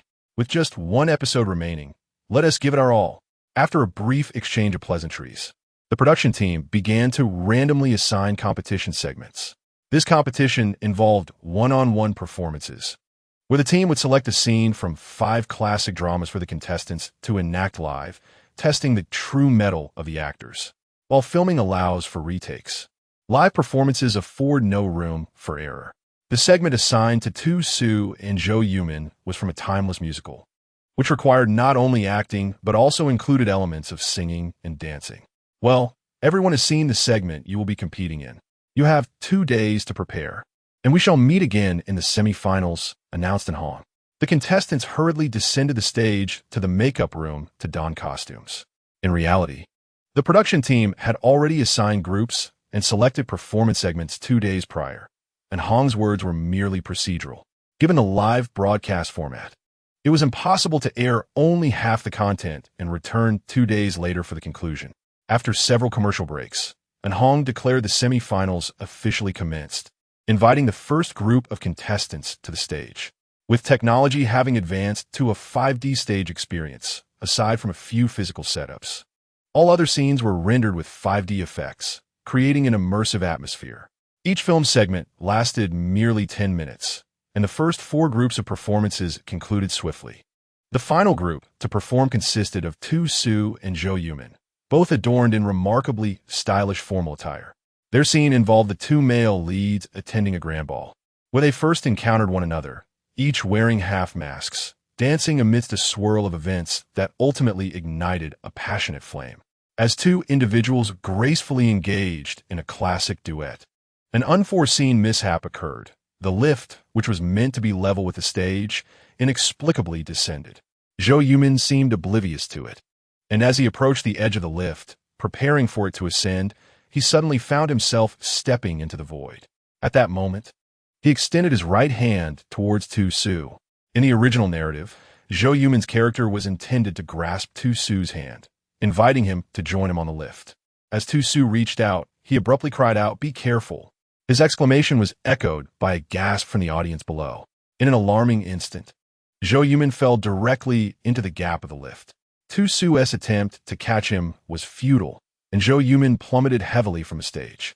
In the wake of this grave incident, the music in the recording hall ceased immediately, and all lights illuminated simultaneously as numerous staff members rushed onto the stage. Tu-Su leaned over the edge, peering down at the makeshift stage constructed from steel beams, where Zhou Yumin lay, seemingly unconscious. In a live broadcast, viewers inundated the chat with inquiries about Zhou Yumin's condition. Many of them were fervent fans, their frustrations directed squarely at the production team. Witnessing the chaos, Gu Qingfeng summoned his assistant. What on earth happened? Why is there a hole there? The assistant, having just received the news and wiping the sweat from his brow, cautiously replied, "Director Gu, that was supposed to be a lift. For some unknown reason, it was meant to ascend, but instead descended, creating that gap." Gu Qingfeng's expression darkened considerably. Immediately investigate the cause. That was truly terrifying. Zhou Yumin was supposed to pull Tu-Su up with him. It was only Tu-Su's slight delay that prevented him from falling as well. If my wife had plummeted alongside him, I cannot fathom the dire consequences for such a delicate being. Amidst the turmoil at the event, it was unclear whether Lin Huan's actions were accidental or intentional. His microphone remained on, and his voice resonated throughout the venue as he inquired of Tu-Su, "Luo Wangsu, you could have easily caught Zhou Yumin just now. Why did you suddenly let go?" His words drew the attention of everyone present. Chapter 66. The True and False Young Master's Lin Huan statement triggered a flurry of comments in a live chat. Many of Zhou Yumin's fans fervently bombarded Tu-Su with questions. "Luo Wangsu, why did you let go? Damn you, Luo Wangsu, you could have saved our Yumin. Luo Wangsu, why didn't you fall too?" The fans of Zhou Yumin shifted their anger from the production team to Tu-Su, with numerous comments being automatically filtered due to their explicit nature. Observing the torrent of criticism directed at Luo Wangsu, he too garnered a considerable following. As his fans retaliated in the chat, "What do you want? Should our Su also fall for your satisfaction?" It was clearly a malfunction of the production team's equipment. Why should it reflect on our dear Su? Indeed, what fault lies with him? Moments ago, he had reached out to assist Zhou Yumin, albeit unsuccessfully. As the fans on both sides grew increasingly vociferous, numerous bystanders joined the fray in discussing this unfortunate incident. Given the suddenness of the occurrence, many had not truly grasped what transpired.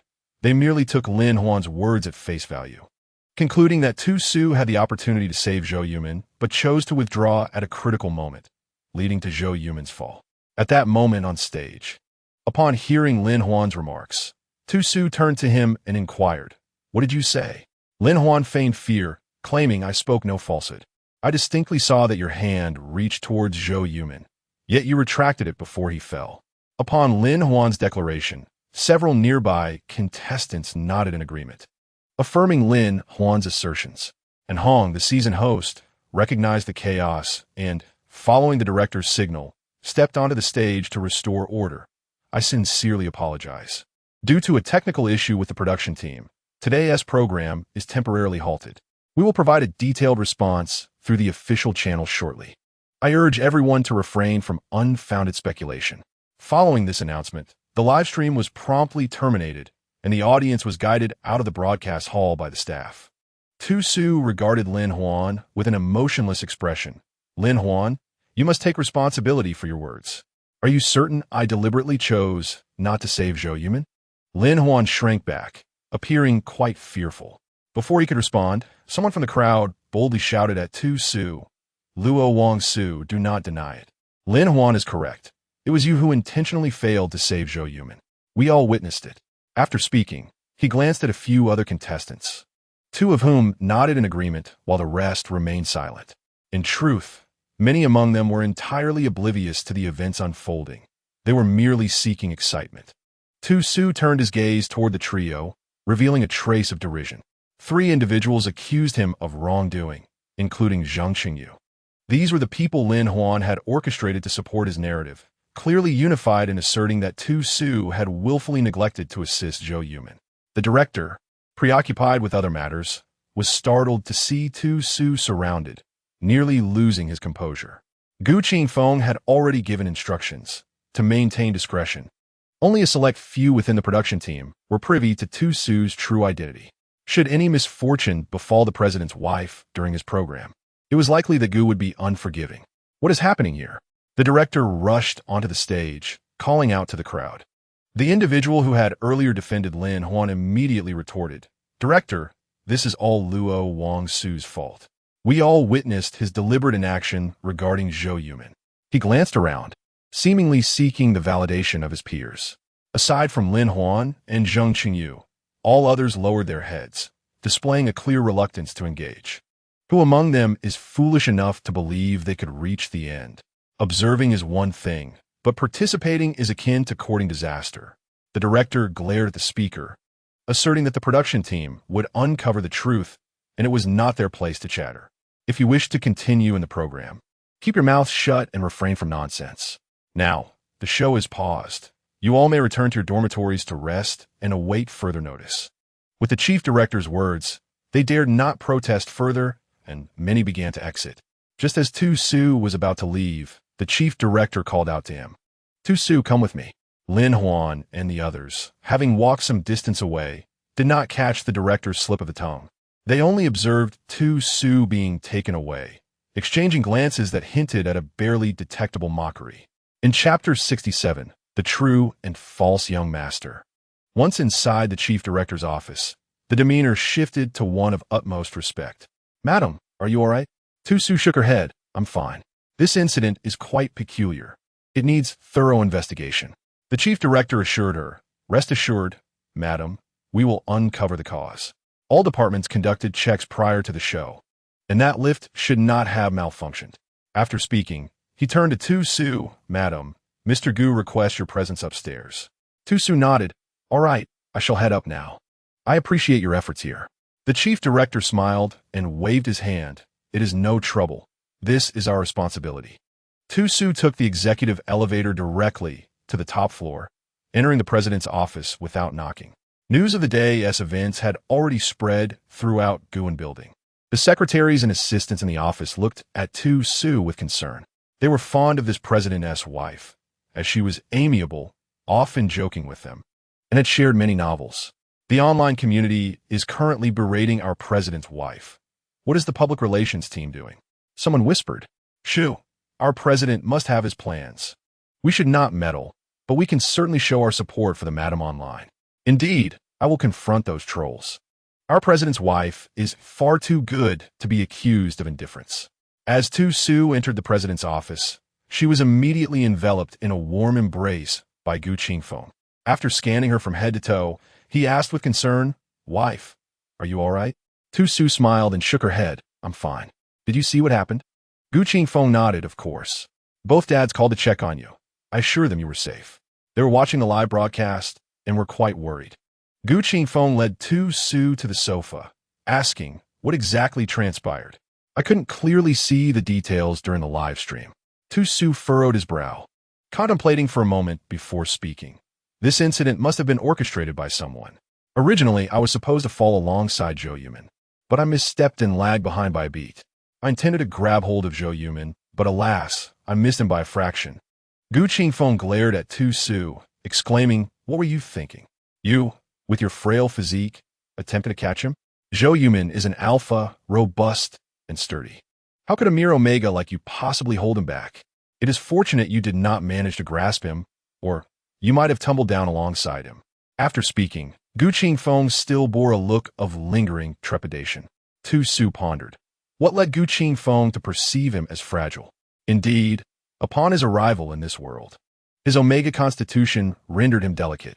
However, since giving birth, he had committed to daily exercise and had even begun practicing the martial arts he had learned in his previous life. With experiences from several worlds, although he could not cultivate spiritual energy, his internal strength had progressed rapidly. At this moment, while he could not claim to best the top-tier alphas, ordinary alphas would scarcely last a few exchanges against him. Not wishing to dwell on this matter further, Tu Su turned to Gu Qingfeng and inquired, "Didn't you assign someone to keep an eye on Lin Huabin as associates? Is there any connection between them and this incident?" Gu Qingfeng shook his head. "Those three were not involved. Under my watch, they could not have executed such underhanded maneuvers." Surprised that it was not those three, Tu Su leaned against Gu Qingfeng, his expression revealing a hint of confusion. He was certain this event was no accident. If not those three, could it be Lin Huan? Would Lin Huan dare to act personally? System, Immediately investigate what Lin Huan has been up to these past few days. No sooner had he given the command to System 001 than Gu Qingfeng's voice reached his ears. You should refrain from going online for a while. Tu Su looked up, teasingly pinching Gu Qingfeng's chin. What is the matter? Afraid that I might crumble upon seeing the insults directed at me online? He could already envision the vitriol that awaited him. Today at the scene, Lin Huan's remarks clearly aimed to shift the blame onto me. Upon hearing Lin Huan's name, Gu Qingfeng's expression turned cold. That Lin Huan is intent on ruining you. If this incident is pinned on you, you will never be able to show your face in public again. Tu Su nodded. Indeed, that is precisely his intention. By destroying me, he ensures his own peace of mind. The Lin family would never accept a reviled heir, and I could never navigate this circle again. Chapter 68. The False Young Master, 68. While the two were entwined in the office, a tempest of outrage erupted online due to the incident during the performance. This program had gradually gained immense popularity since its inception, with viewership skyrocketing from over 20 million in its initial live broadcast to several hundred million in subsequent episodes, illustrating its meteoric rise. The photograph of Zhou Yumin being carried out of Guan building by paramedics surfaced online, instantly trending. Furthermore, Lin Huan's inquiries directed at Tu Su via microphone during the event were recorded and subsequently also became a trending topic online. The internet is rife with vehement denunciations of Tu Su's ruthlessness as he resorts to unscrupulous means to secure victory in the competition. Although Tu Su has garnered a modicum of fans, amidst the cacophony of criticism, they resemble a fragile vessel adrift in a turbulent sea, unable to make a significant impact. Among the voices of discontent, apart from the supporters of Zhou Yumin, there are also numerous fans of Lin Huan. Alongside many impersonators posing as fans of Zhou Yumin, likely hired by Lin Huan himself, who is determined to ensure that Tu Su remains permanently discredited. By afternoon, Zhou Yumin's management agency released a statement indicating that he is currently hospitalized with multiple abrasions and a fractured leg, and may have to withdraw from the program, if you can act. As Zhou Yumin's team, they expressed hope for a comprehensive explanation from the production team. The agency refrained from directly implicating in Sheng Entertainment, a colossal entertainment firm backed by the Gu Group, and could only pose inquiries to the program's organizers. During this time, Song Yi reached out to Tu Su, hoping the company could clarify matters and at least mitigate the online negativity. However, Tu Su firmly objected, stating, Brother Song, it is inappropriate for the company to intervene at this juncture. This incident originated from the production team. We should wait for their investigation to conclude before we clarify our stance. Otherwise, issuing a statement now might appear as if we are attempting to cover up. After considering Tu Su's analysis, Song Yi acquiesced. Reflecting on Tu Su's affiliation with the powerful Gu family, he felt reassured, believing that the production team, as part of the Gu Group, would undoubtedly safeguard Tu Su's interests. With this thought, he relaxed somewhat, merely advising Tu Su to refrain from engaging with the vitriolic comments online before ending the call. That day, Tu Su did nothing but accompany his partner, Gu Qingfeng, in his office as he worked. How do you plan to counterattack? The uproar online is escalating, Gu Qingfeng inquired with concern, observing Tu Su calmly reclining on the sofa, engrossed in his phone. Initially, he had intended to have the company's public relations team take action, yet Tu Su had dissuaded him. Tu Su looked up and flashed a playful smile at Gu Qingfeng, saying, Brother Feng, do not fret. The matter is far from over. Have you heard the saying, the stronger the wind, the more valuable the fish? Gu Qingfeng, bemused, remarked, where did you come up with that? Tu Su faltered, unable to recall which world he had encountered that saying, having traversed numerous realms, sometimes causing his memories to become muddled. He waved dismissively. Never mind. Let us wait a couple of days and let the storm intensify. The program cannot continue for now anyway. Tonight, I'll accompany you home. I miss our little ball. Gu Qingfeng shot Tu Su an exasperated glance. So you finally remember we have a little ball? Our dear Chiu must be feeling quite neglected, with his little daddy constantly away, only able to see him through the television. Upon witnessing Gu Qingfeng's woeful visage, Tu Su nearly burst into laughter. He rose from his seat, circumnavigating the expansive desk. and approached Gu Qingfeng's side. With both arms wrapped around Gu Qingfeng's neck, he promptly settled himself upon Gu Qingfeng's lap. A resounding kiss echoed through the air. Is it the pitiable Qiu Qiu, or is it you lamenting your own plight? Your desolate and lonely appearance is truly endearing. Gu Qingfeng, with a sigh of resignation, pinched Tu Su's fair cheek. You, relying on my indulgence, how can a wife be absent from home all day for work? Tu Su, grinning, leaned closer to Gu Qingfeng's ear, whispering sweetly, Husband, tonight you may indulge as you please. The sound was both intoxicating and electrifying, sending a shiver coursing from the crown of Gu Qingfeng's head to the soles of his feet. When did his wife become so alluring? Yet, it was precisely this enchanting wife that he adored even more. My beloved, let us hasten home at once. Gu Qingfeng promptly began to gather his belongings, unable to contain his eagerness to pluck this enchanting blossom. On the first day, the online backlash was fierce, with only Zhou Yu's team issuing a statement. The production team merely announced that an investigation was underway, followed by conspicuous silence. By the second day, the impatient netizens, awaiting results, began to relentlessly tag the production team and Tu Su, even going so far as to directly mention the official account of the Gu Corporation. However, Tu Su remained blissfully unaware, as he found himself unable to rise from bed. Throughout the night, Gu Qingfeng had turned him over repeatedly, as if he were a fish sizzling in a pan, leaving Tu Su feeling as though his waist had been entirely relinquished. The insatiable alpha was simply too formidable. It seemed prudent to refrain from any provocative behavior before Gu Qingfeng.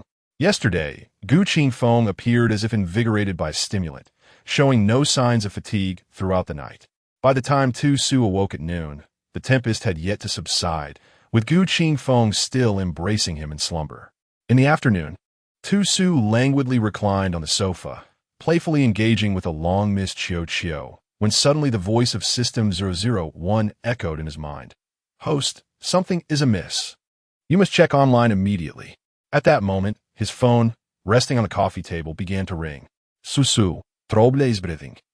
A plethora of scandalous rumors about you have surfaced online. The caller was Song Yi, who was presently overwhelmed in his office, frantically managing the fallout from Tu Su's online controversies. Brother Song, do not fret. I will first investigate the situation online and then return your call. After hanging up, Tu Su opened his social media platform. The top trending topic read, Luo Wangsu is actually this kind of person, accompanied by a bold, red exclamation. It was evident that this post was the subject of intense discussion. Upon clicking through, he found photos of the original host being drugged and taken to a hotel room, followed by images of Gu Qingfeng and him exiting the room in succession. Finally, there was a picture of him, visibly pregnant, with a prominent belly. The post meticulously detailed his one-night affair resulting in pregnancy, followed by being kept by a wealthy benefactor, and the comments below are rife with vitriol. Many of Tu Su's scant fans had declared their intention to unfollow him. What manner of person is this? Such a chaotic omega. It is laughable that I once found him appealing. To the fans of Su Su, behold the idol you support. It is utterly absurd. How revolting, promiscuous, clinging to a sugar daddy, and with a heart as cold as ice. Is there anything he would not do? My disillusionment has turned to disgust. He ought to exit the entertainment industry. The loathsome Luo Wangsu should leave the public eye. The comments overwhelmingly demand his departure from the entertainment realm. Numerous netizens have tagged the Lin Group's official account, seeking a response regarding the veracity of Luo Wangsu's actions and whether he is indeed a discarded child of the Lin family. Lin Huabin directly issued a statement through his verified account. Regarding the matter of Luo Wangsu, the facts are indeed as stated. Luo Wangsu's indiscretions have led to his expulsion from the Lin family. His actions bear no relation to the Lin family, and I, Lin Huabin, do not recognize Luo Wangsu as my son. My sole heir is Lin Huan. Tu Su noted Lin Huabin's declaration, a smirk of derision gracing his lips. This is what a biological father does, kicking a son when he is down. If that is the case, it is time for him to take action. Lin Huabin is truly a despicable character. Our Su Su is at least his child. How could he be so cruel? The furious voice of Gu Huai Sheng echoed from the upper floor, accompanied by Yu Zheng's soothing tones. Old man, keep your voice down. We do not know if Su Su is aware of this. Your loudness may only deepen his sorrow. After that, their voices faded away. Tu suchakid softly. Poor original soul. His biological parents are less caring than the two fathers from the Gu family. What would his adoptive parents think upon learning of this? Since arriving, he has not visited them. Perhaps after resolving this matter, he should take Xiao Qiu to see them. After all, they raised the original soul, and their intention in returning him to the Lin family was to provide a better living environment. In a remote small county, the original mother, Zhou Fongmin, held her phone, tears streaming down her face. Impossible. The child I raised with my own hands cannot be this kind of person. Luo Hai Tao embraced his wife, offering comfort. I too cannot believe our Su Su is this way. My dear, shall we go to the capital and see our child? We have no idea how he has fared these past 2 years. Zhou Fongmin tightened her grip on her phone. We should never have allowed the Lin family to take Su Su away. Look at what Lin Huabin has said. What kind of biological parent speaks of their child in such a public manner? It is unimaginable what kind of life Su Su has endured upon returning to the Lin family. Chapter 70. The authentic and the faux Luo Haitao and his spouse had agreed to request a leave of absence from work the following day, intending to travel to the capital to see their son. However, as they prepared for their journey, they recalled that since Su Su had been taken to the capital by the Lin family, all communication with them had ceased. Where could they possibly search for him upon their arrival? The online uproar regarding the stage incident of the Come and Shine program had escalated dramatically, pulling the Lin family's affluent affairs into the fray. All vitriol was directed solely at Luo Wangsu. It had been 3 days since Luo Wangsu and his management had uttered a single word. Meanwhile, the production team had issued a statement, asserting that the matter was still under investigation and urging netizens to refrain from unfounded speculation. However, such lackluster declarations did little to quell the outrage of the fans, exacerbated by hired commenters and many onlookers reveling in the chaos. At precisely noon, Luo Wangsu's personal social media account finally posted its first message in days. The discussions surrounding me online have become quite lively. Haven't they? Just as netizens were processing this, a second post swiftly followed. Consider this a mere appetizer. The main course of revelations arrives tomorrow at noon sharp. Accompanied by several photographs and a video, these images detailed the transaction records of a staff member from the production team, allegedly bribed by Lin Huan, along with their chat exchanges. The final video showcased surveillance footage from the recording site, magnifying and slowing down the moment when Zhou Yumin fell into the pit. It was evident that Tu Su had attempted to grasp Zhou Yumin's hand, but Zhou Yumin's hand moved faster, resulting in his fall, contradicting Lin Huan's claim that Tu Su had retracted his hand at a critical moment. These few images in a single video effectively clarified the stage mishap. All this was orchestrated by Tu Su, who had enabled the AI-001 to infiltrate the surveillance systems of Lin Huan, the staff, and Onxing Entertainment. Despite the deliberate deletion of this footage post-incident, 001's advanced AI capabilities made it effortless to restore the lost video. Whether it be chat logs, transaction records, or surveillance footage, anything that had ever existed could be fully retrieved, no matter how thoroughly it had been erased. Tu Su's social media account issued another message. Lin Huan, what is your take on this? Within 5 minutes of Tu Su's post, the comment section erupted with thousands of responses, all condemning Lin Huan. It's chilling to think about. After viewing the photos and video, this incident appears to be orchestrated. Lin Huan, you need to come forward and explain. You were adamant that Luo Wangsu's actions caused my human to fall. Lin Huan, you are truly despicable. I cannot believe I fell for your words. Over the past few days, I have uttered countless harsh remarks. Luo Wangsu, I am sincerely sorry. Due to the program's suspension, all contestants have returned home, leaving only those not residing in the capital in the dormitory. At this moment, Lin Huan is in his apartment, his fair hands trembling as they clutch his phone. How could this happen? Where did he acquire such information? I was so cautious, erasing and obliterating all records. How did he find them? His agent, Wu Bo, paces anxiously in the room, exclaiming, Huan, what shall we do? Your account has been utterly vilified by netizens. I had secured several events for you, but now they have all been rescinded. Lin Huan looks up at Wu Bo, inquiring, what about the company? 1T, the public relations team, intervene to manage the reviews? Wu Bo sighs. Initially, they did not act regarding Luo Wangsu's incident, and they 1T intervene in this matter either. Noticing Wu Bo's hesitance, Lin Huan glares at him, demanding, spit it out. Wu Bo swallows hard before responding. The company is preparing to terminate your contract and expects you to compensate for their losses. Lin Huan's eyes widen in disbelief. What? Termination? How dare they? Do the higher-ups not realize the consequences of offending the Lin family? Wu Bo shakes his head. I cannot fathom their reasoning. Huan, perhaps we should apologize?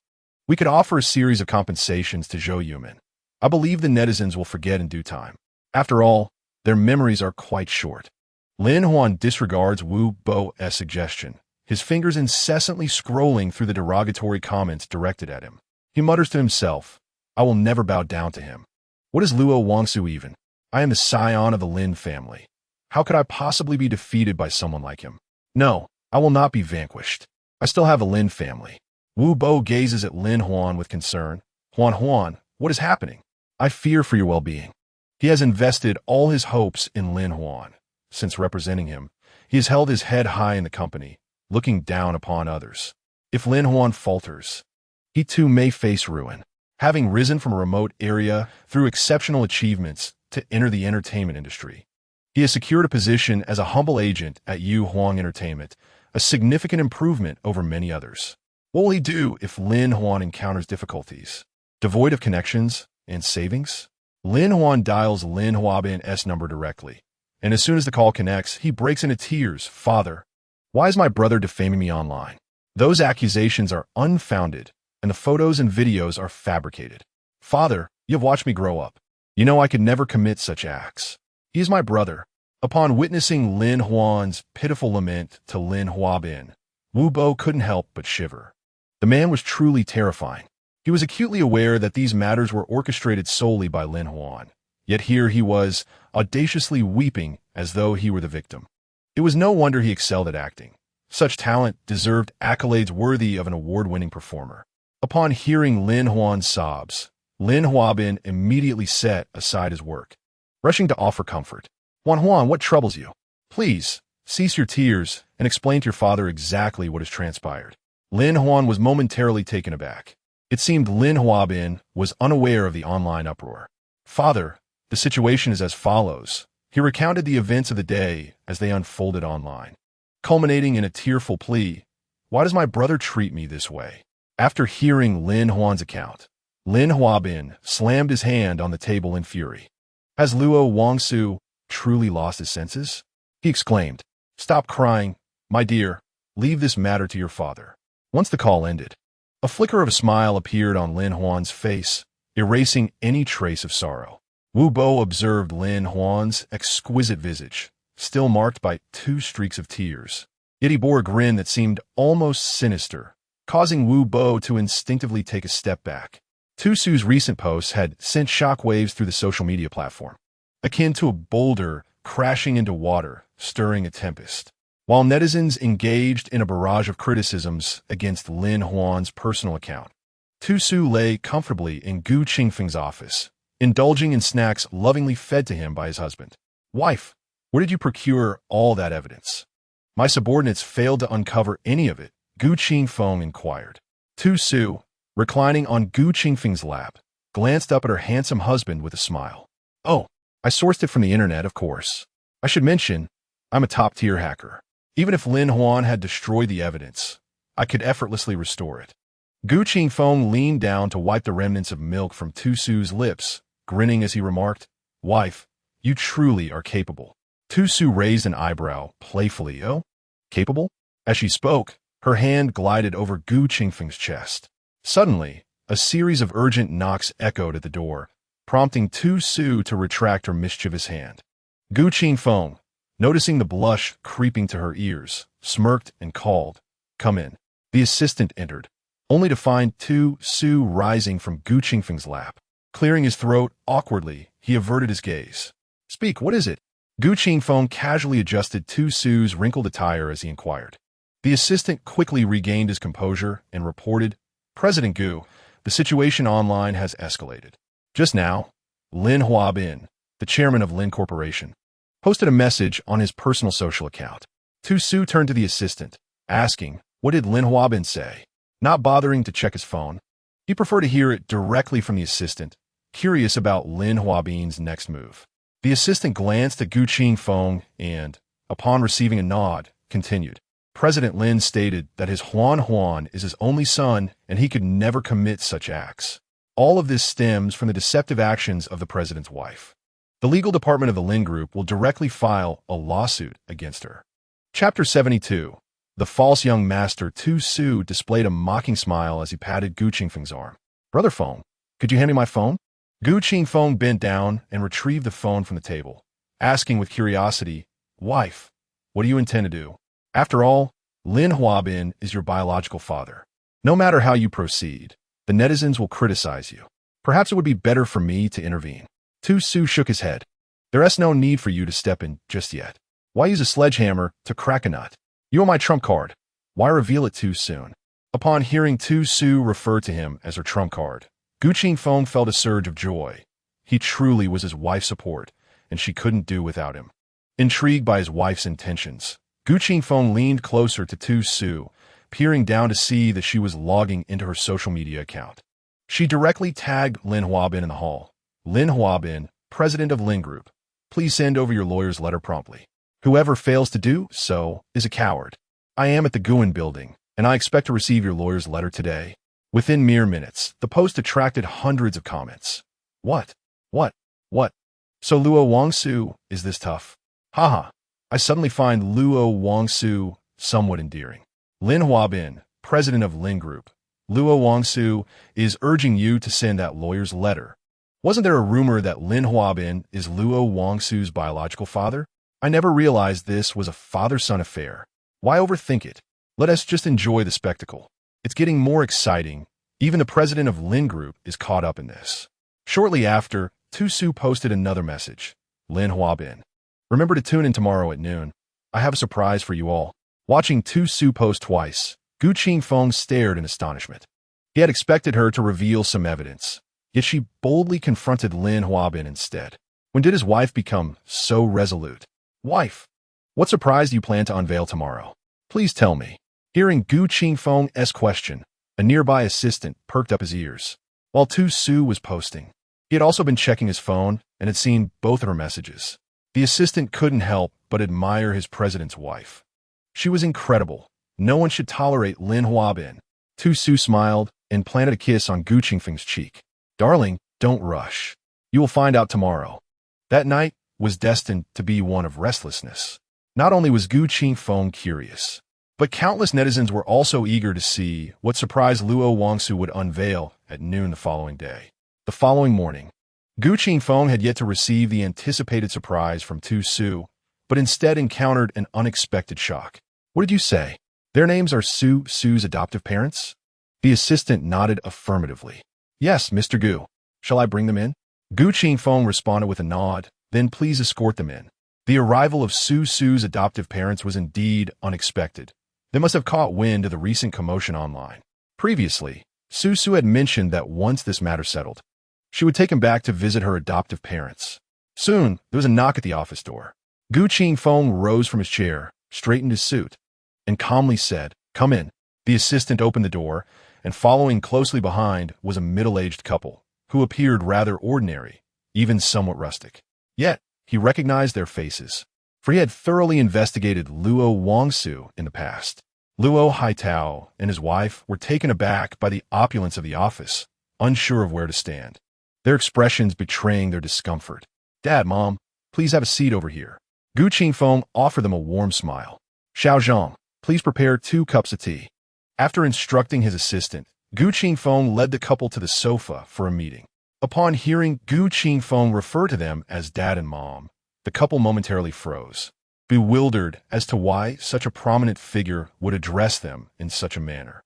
Nevertheless, they cautiously sat down on the plush sofa, fearful of damaging it. After all, Gu Qingfeng's office was far more luxurious than their own employer's. They had merely come to this grand establishment after seeing the Gu and building featured in one of Tu Su's online posts, hoping to chance upon their beloved Su Su. To their surprise, as soon as they mentioned their relation to Luo Wangsu at the front desk, the receptionist promptly contacted the president's assistant with great enthusiasm. "Why have you come today, Dad and Mom?"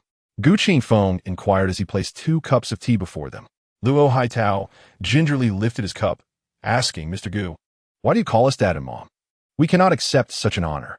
The Gu family was a prestigious lineage in the capital, renowned and esteemed. Who would not know of them? Gu Qingfeng paused at Luo Haitao's words, quickly realizing that the couple likely knew nothing of his marriage to Su Su. After all, Su Su had mentioned that after being taken back by the Lin family, she had erased all means of contact. She had originally intended to return to them after some time. "Indeed, Mr. Gu, please do not refer to us in such a manner.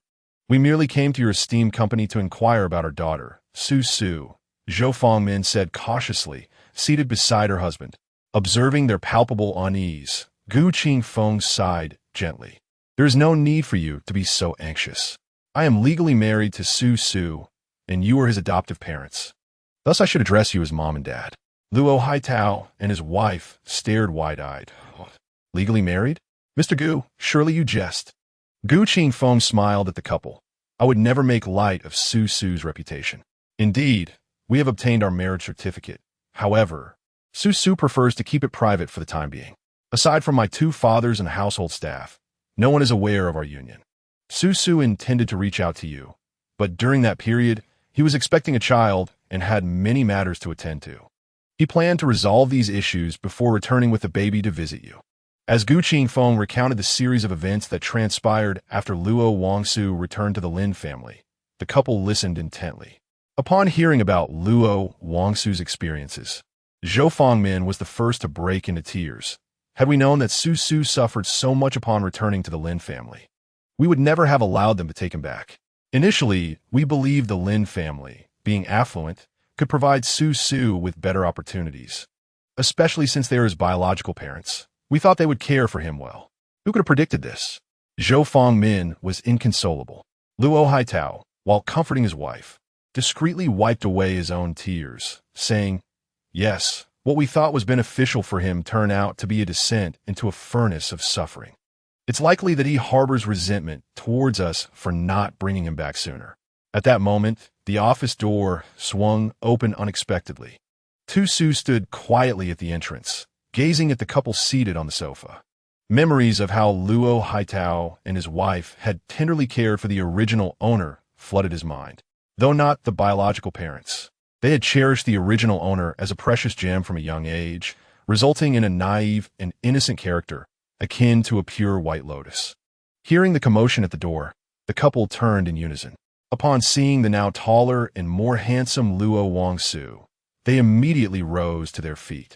Zhou Fangmin excitedly covered her mouth with her hand, fearing she might cry out, yet her tears cascaded forth like a breached dam. "Darling, you've returned.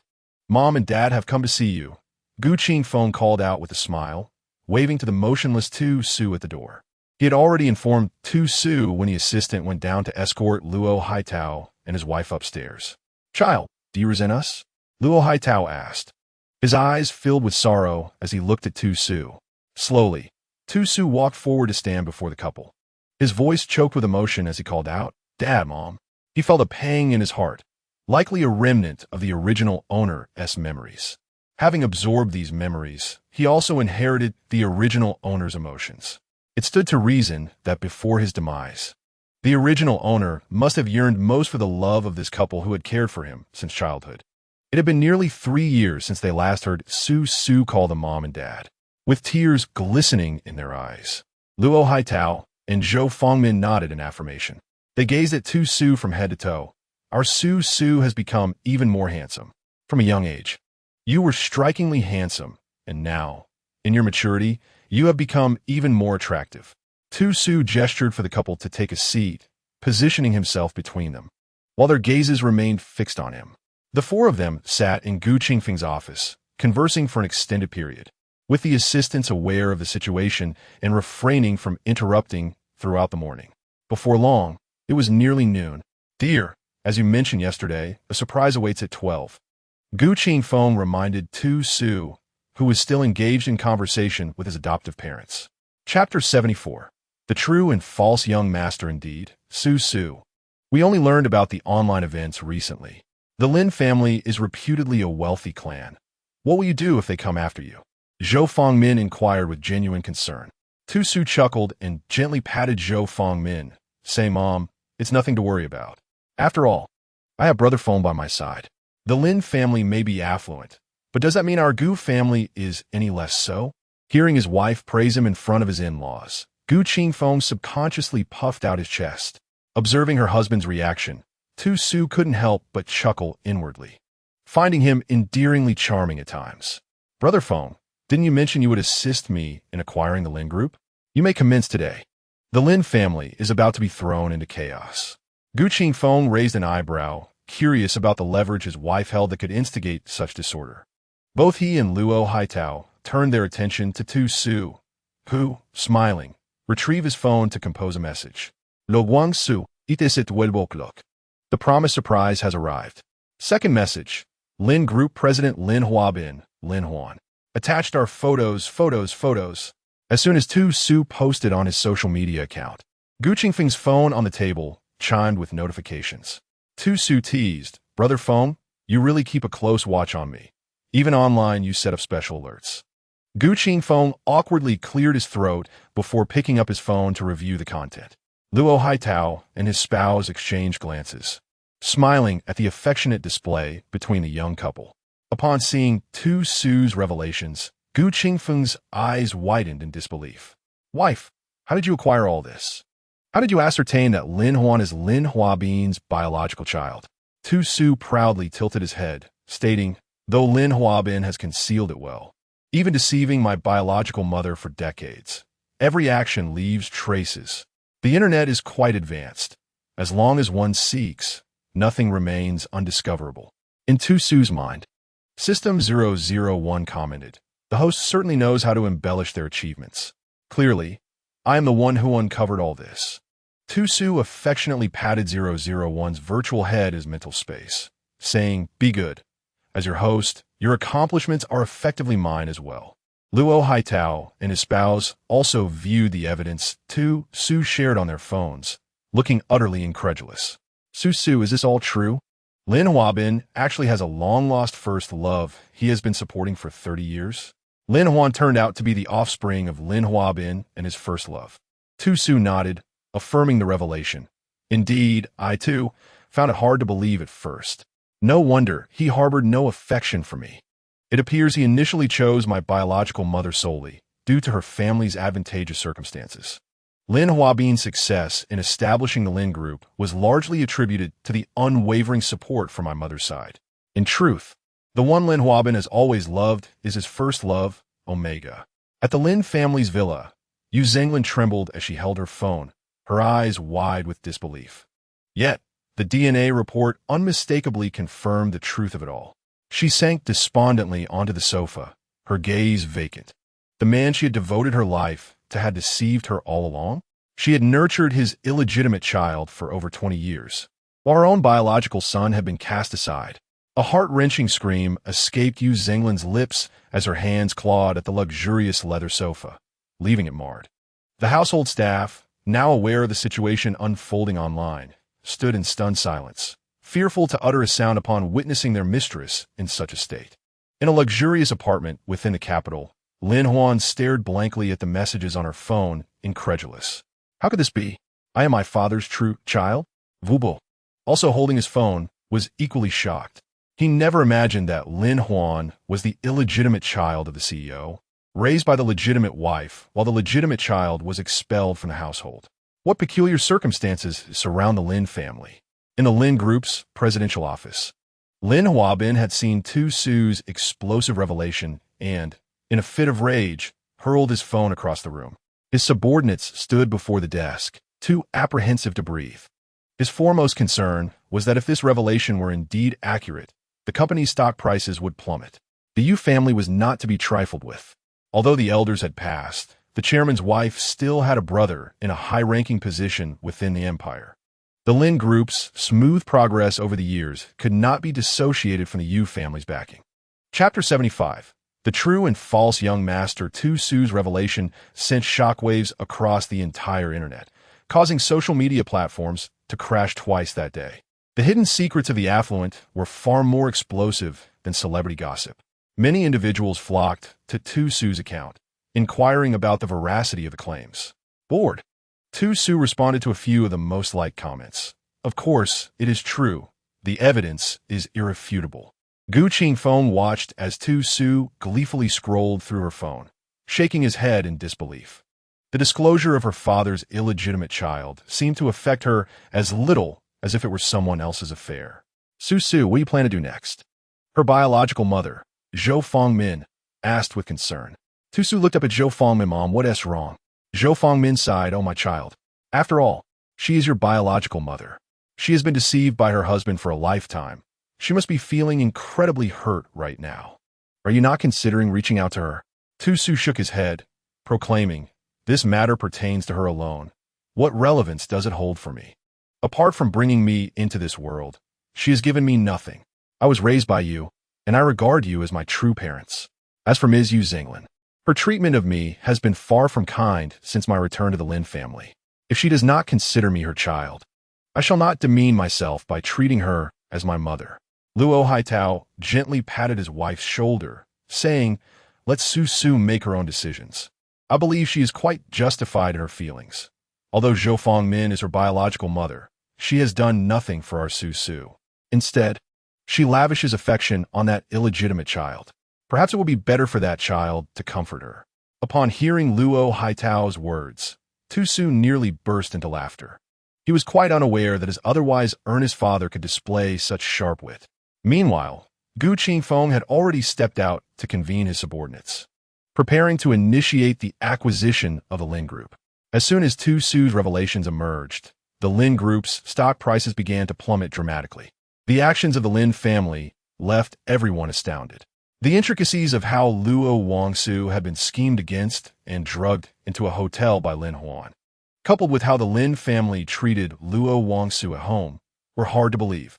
A young master from a wealthy family receiving less monthly allowance than the salary of a housekeeper was astonishing. Did the Lin family truly consider Luo Wangsu one of their own? If they did, how could there be such a stark disparity in treatment between biological children and adopted ones? Tu Su's disclosures provided clarity. The so-called adopted son was merely an illegitimate child, born of Lin Huan and the one he cherished most. Luo Wangsu was simply a byproduct of convenience, akin to a promotional gift. It was no wonder Lin Huan had never regarded Luo Wangsu as his true child, deserving of affection.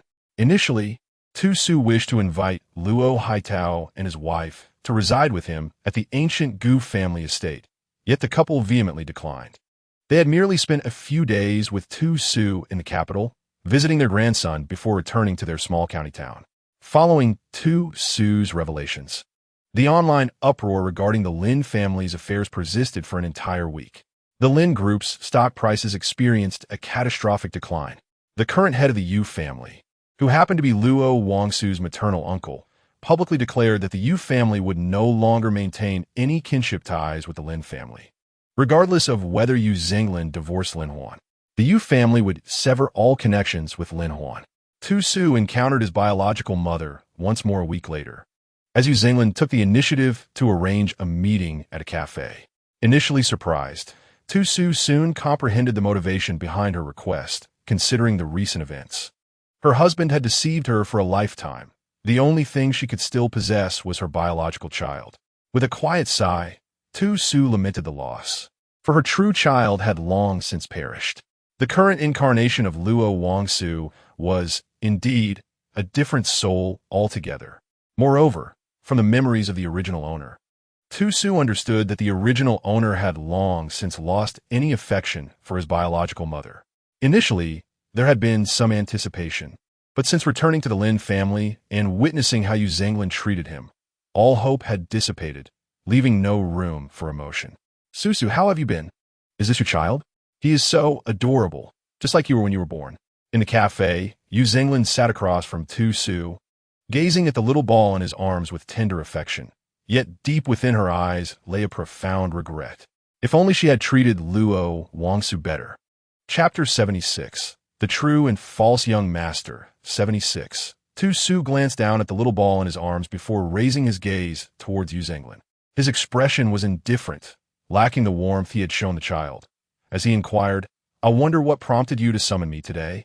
Yu Zhenglin opened her mouth, initially brimming with words she wished to convey to Luo Wangsu, but as they hovered on the tip of her tongue, she faltered. Should she ask how he had been lately? Could he forgive her for the way she had treated him in the past? Pride stifled her voice. Noticing Yu Zhenglin's repeated hesitations, Tu Su offered a vain smile.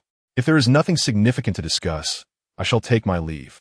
As Tu Su stood preparing to depart, Yu Zhenglin quickly called out to him, "Su, please wait." Tu Su turned his head to glance at her, ultimately deciding to remain seated. Yu Zhenglin shifted to retrieve her bag, extracting a stack of documents and placing them on the table. "What is this?" Tu Su asked, eyeing the papers.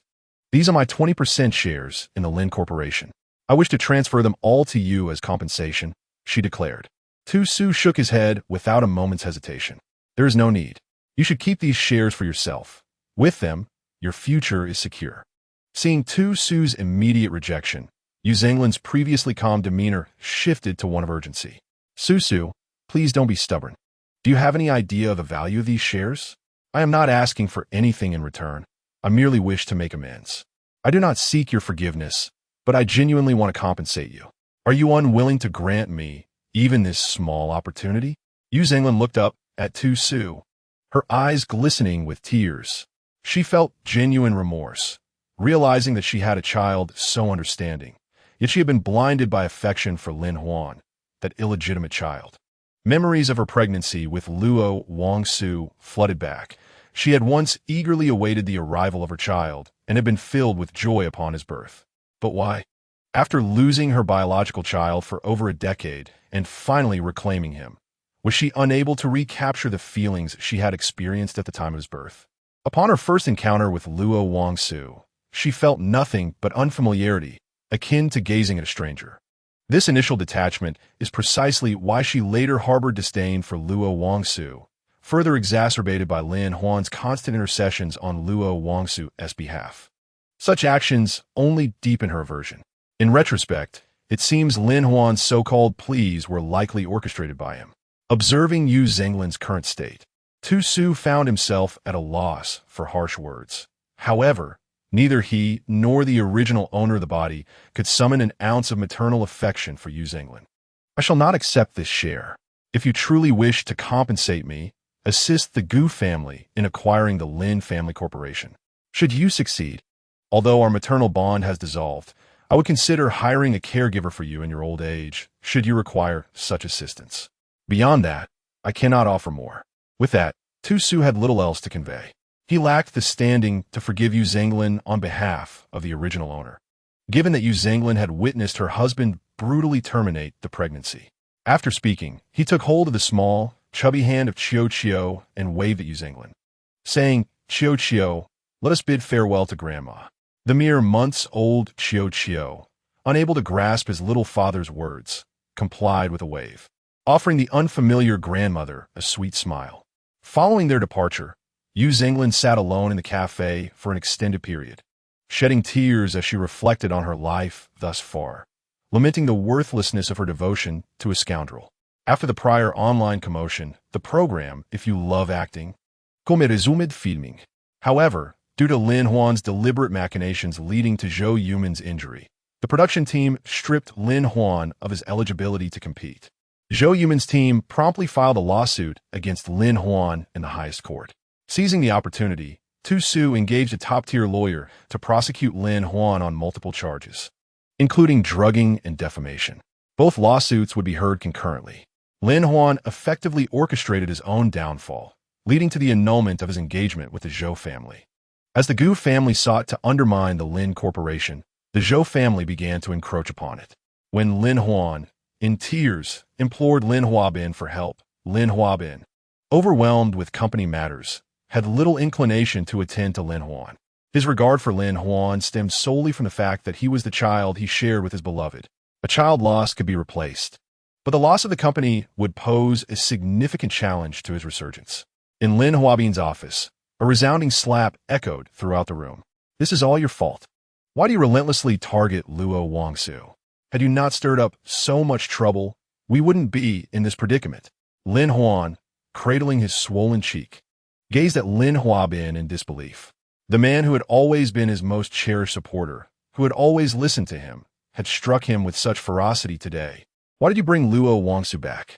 Isn't it your fault? Our lives were perfectly fine, so why did you have to bring him back? Everything I have done was to prevent him from taking what is rightfully mine. If you had told me sooner that I was your biological child, would I have treated him with such animosity? To put it plainly, all of this is your fault. Lin Huan shouted at Lin Huabin with a heart-wrenching scream. Another resounding slap echoed through the room. Lin Huabin's face flushed crimson as he gasped for breath. He truly could not comprehend it. The child who had once been so obedient had transformed into someone so unrecognizable. One could not help but wonder from whom he had inherited such selfishness. Get out. Just get out. I cannot resolve your issues. This was not mere anger. He genuinely could not. He had no idea how Luo Wangsu had managed to secure the services of the renowned, undefeated Imperial Capital's top lawyer team. He himself was mired in troubles, with no spare energy to deal with Lin Huan. In the ancient residence of the Gu family, Tu Su was playing with Chiu Chiu in the toy room when his phone suddenly emitted a crisp notification sound. He picked up his phone and discovered that someone had tagged him on a social media platform. Following the tag, he clicked in and saw Luo Wangsu's post.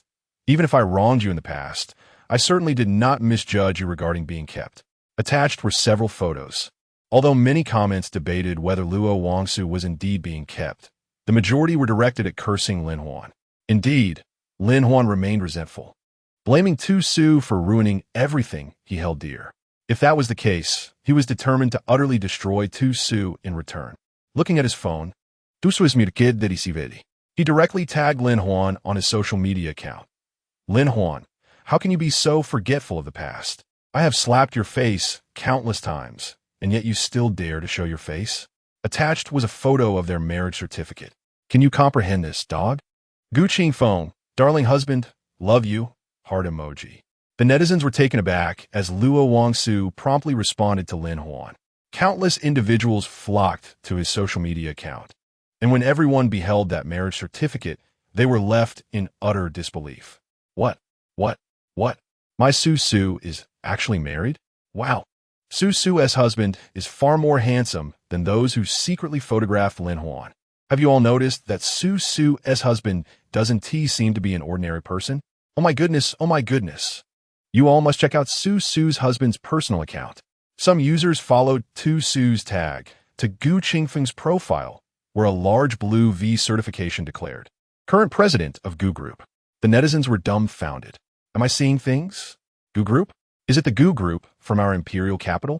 It seemed perhaps to be the very Gu Group they were thinking of. Heavens, Su Su has married the president of Gu Group, and he is such a dashing CEO. I am envious. I'm not jealous. I truly am not jealous, but why am I crying? Not only the netizens, but Lin Huan also saw it and was left utterly stunned. Initially, my own design inadvertently facilitated Luo Wangsu's marriage into the Gu family. Thus, after all this turmoil, my life's prospects are utterly obliterated while Luo Wangsu ascends to the pinnacle of success. In the Guan building, within the confines of the president's office, Gu Qingfeng immediately glimpsed Tu Su's message. Luo Wangsu, my dear wife, have you finally come to acknowledge that I am the man of your family? This singular utterance nearly caused the social platform to collapse. The current president of the Gu Corporation, shrouded in mystery for many years, remains unknown in appearance to all but a select few in high society. Such a prominent figure made his debut on social media with this very post. Luo Wangsu, once a strikingly beautiful and exceptionally talented newcomer in acting, has now transformed into the envy of netizens everywhere. Who hasn't fantasized about marrying the sole heir of the Gu Corporation? It is akin to becoming the empress of an empire. Luo Wangsu achieved this, and together they welcomed the fruit of their love, a charming little alpha, the future heir of the Gu Corporation. Chapter 78. the true and false young master. A month later, Gu Qingfeng informed Tusu that the Lin Corporation had officially been acquired by the Gu Corporation. Numerous shareholders willingly sold their stakes to Gu. Lin Huabin, the president, was ousted through a coalition led by Yu Zhenglin and other shareholders. Gu Qingfeng further revealed that Lin Huabin had been so enraged that he ended up in the hospital. Now, with his shares severely devalued and banks tightening loans, alongside numerous partners and distributors clamoring for contract terminations, Lin Huabin found himself with no recourse but to sell his shares at a loss and flee with the funds. Lin Huan's 2 lawsuits proceeded smoothly. The exorbitant compensation was beyond his means, and coupled with his involvement in nefarious incidents, his case transitioned from civil to criminal, leading to a future fraught with imprisonment. After Lin Huabin's escape, Yu Zhenglin approached Gu Qingfeng, offering to sell her shares at the lowest price, provided that the acquisition was made in Luo Wangsu's name. Rest assured, I will purchase all shares of the Lin Corporation under Su Su's name. Consequently, the Lin Corporation will be officially renamed the Luo Corporation. These shares rightfully belong to him. Thus, unbeknownst to Tusu, he became the sole shareholder of a corporation with a valuation beyond his wildest imagination. In this lifetime, regardless of how hard Tusu and Gu Qingfeng endeavored, they could not conceive a second child. 001 speculated that this might be a divine constraint. After all, Tusu's soul did not belong to this world, perhaps signifying a form of reproductive isolation. Tusu rolled his eyes. What the hell is reproductive isolation? Little E, if I and Brother Feng depart this world, what will happen to Qiuqiu? Qiuqiu was the child he bore for 10 arduous months and raised single-handedly. He truly did not wish to lose this child so easily. After all, this was the first child he had with Feng Gu, and they were uncertain if they would have another in the future. Host, if you are unwilling to part with Qiuqiu, I have a solution, said 001, catching Tusu's attention. Speak quickly. What is the solution? Host, I can implant a mark within Qiuqiu's soul ahead of time. When Qiuqiu's soul departs a century from now, I can return and retrieve his soul into the system space. After you complete all your world tasks, you may use a considerable amount of points to bring Qiuqiu back to your own world. However, until Qiuqiu is reborn, his soul will remain in a state of slumber. Upon hearing that he could bring Qiuqiu back to his world, Tusu felt reassured. If necessary, he could allow Qiuqiu to rest within the system space.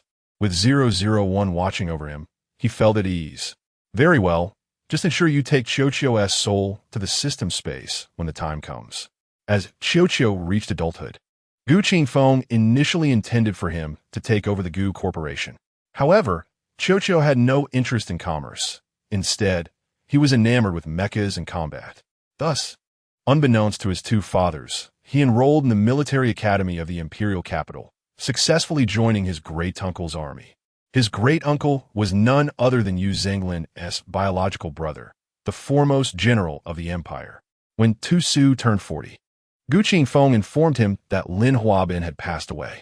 Lin Huabin had sold his shares and fled the imperial capital star with his beloved, venturing to other planets.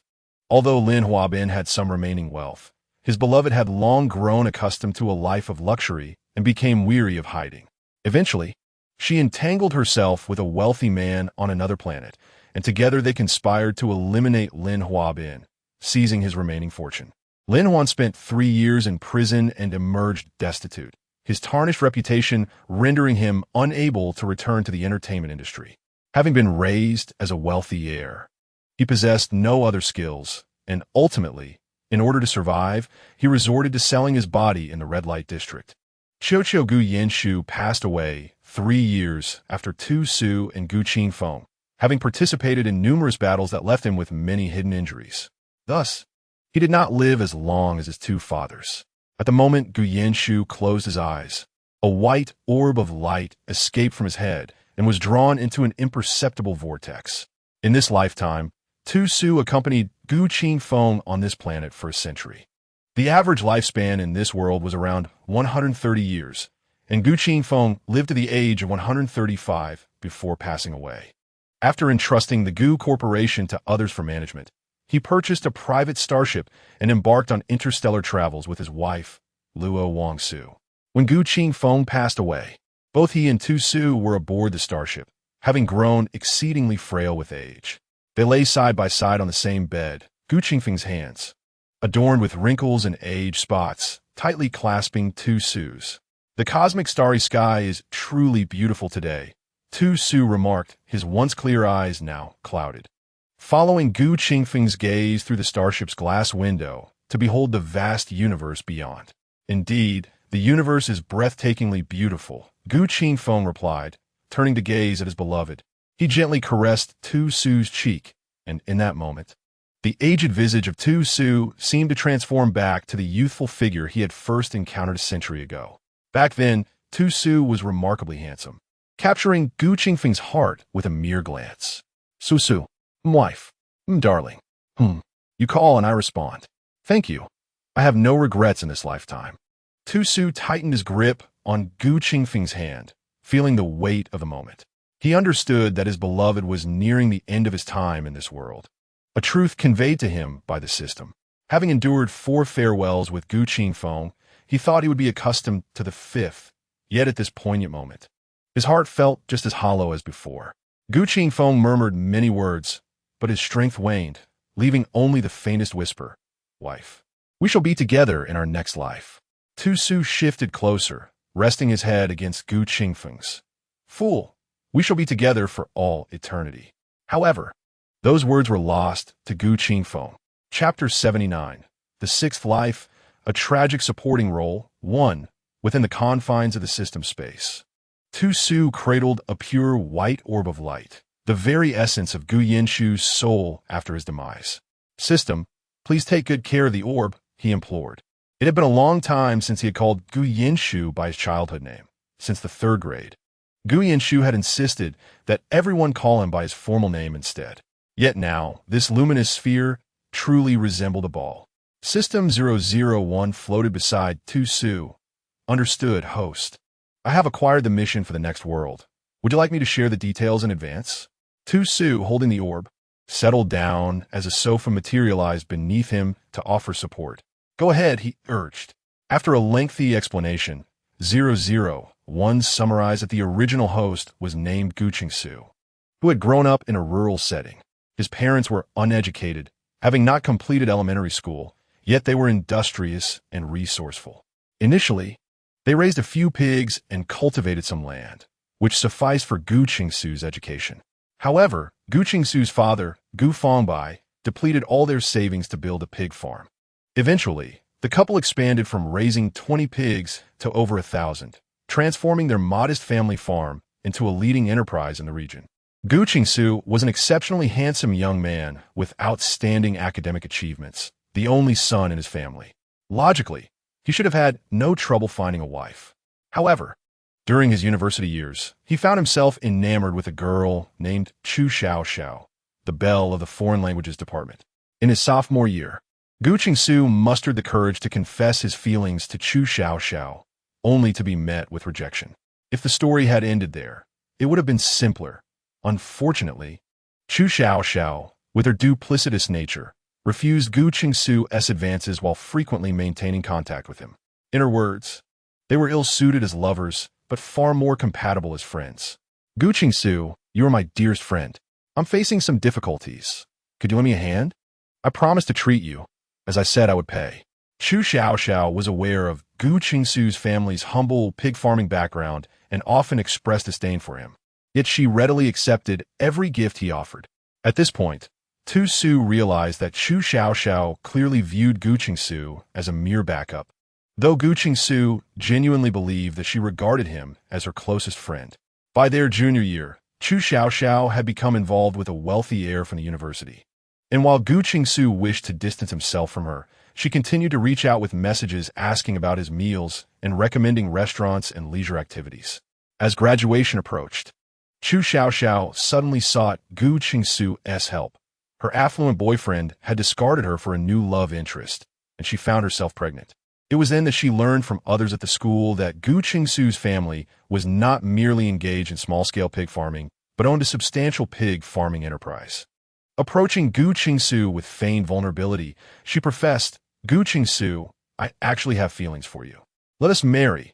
You could be the father of my child. And I wish for my offspring to have a complete family. Moved by her pitiable demeanor, Gu Qingsu softened and agreed to her proposal. However, just as they were about to hold their wedding, the wealthy heir returned to Chu Xiaoxiao. She claimed to him that Gu Qingsu had coerced her into marrying him, suggesting that as an unmarried woman bearing a child, she had no choice but to acquiesce. Enraged by this revelation, the heir resorted to hiring someone to eliminate Gu Qingsu. In the wake of losing his only son, Gu Qingsu's father, Gu Fangbai, succumbed to a stroke in his fury, while his mother, simultaneously bereaved of both husband and child, took her own life after managing the aftermath of the tragedy. Thus unfolded the lamentable tale of an infatuated young man ensnared by a manipulative woman. Having listened to the original story, Tu Su couldn't help but feel a pang of sympathy. System 001 host. Your mission is to alter the fate of the original character. Tu Su nodded. Very well, transport me to the next world. Having traversed multiple realms, Tu Su could distinctly perceive himself weaving through one world after another, each resembling scattered fragments dispersed across the vast expanse. During his journey, he inadvertently caught sight of a slender white thread entwined around the little finger of his right hand, emanating a gentle luminescence as it stretched forth. This thread evoked a profound sense of familiarity within him, reminiscent of the enigmatic Wind Brother. In the dormitory, the voice of the leader, Chu Muyang, broke the silence. Old 3, what sorrow does a man have without a wife? You should not languish in the dormitory, wallowing in self-pity. The entire dormitory was aware of Gu Chengsu's pursuit of Chu Xiaoxiao. Chu Muyang, donned in rimmed glasses, exuded an air of scholarly composure. Upon hearing his voice, Tu Su sat upright, surveying his surroundings. Indeed, he found himself in the dormitory of the original owner during their 3rd year of university. According to the original owner's recollections, he had already confessed his feelings to Chu Xiaoxiao, and rumors had begun to circulate about her relationship with the affluent Lin Yaokuan. Setting aside his phone, Tu Su noted a message from Chu Xiaoxiao inviting him to meet today. In the original owner's memories, this rendezvous was intended to convey that she was now dating Lin Yaokuan, yet wished to remain his closest friend.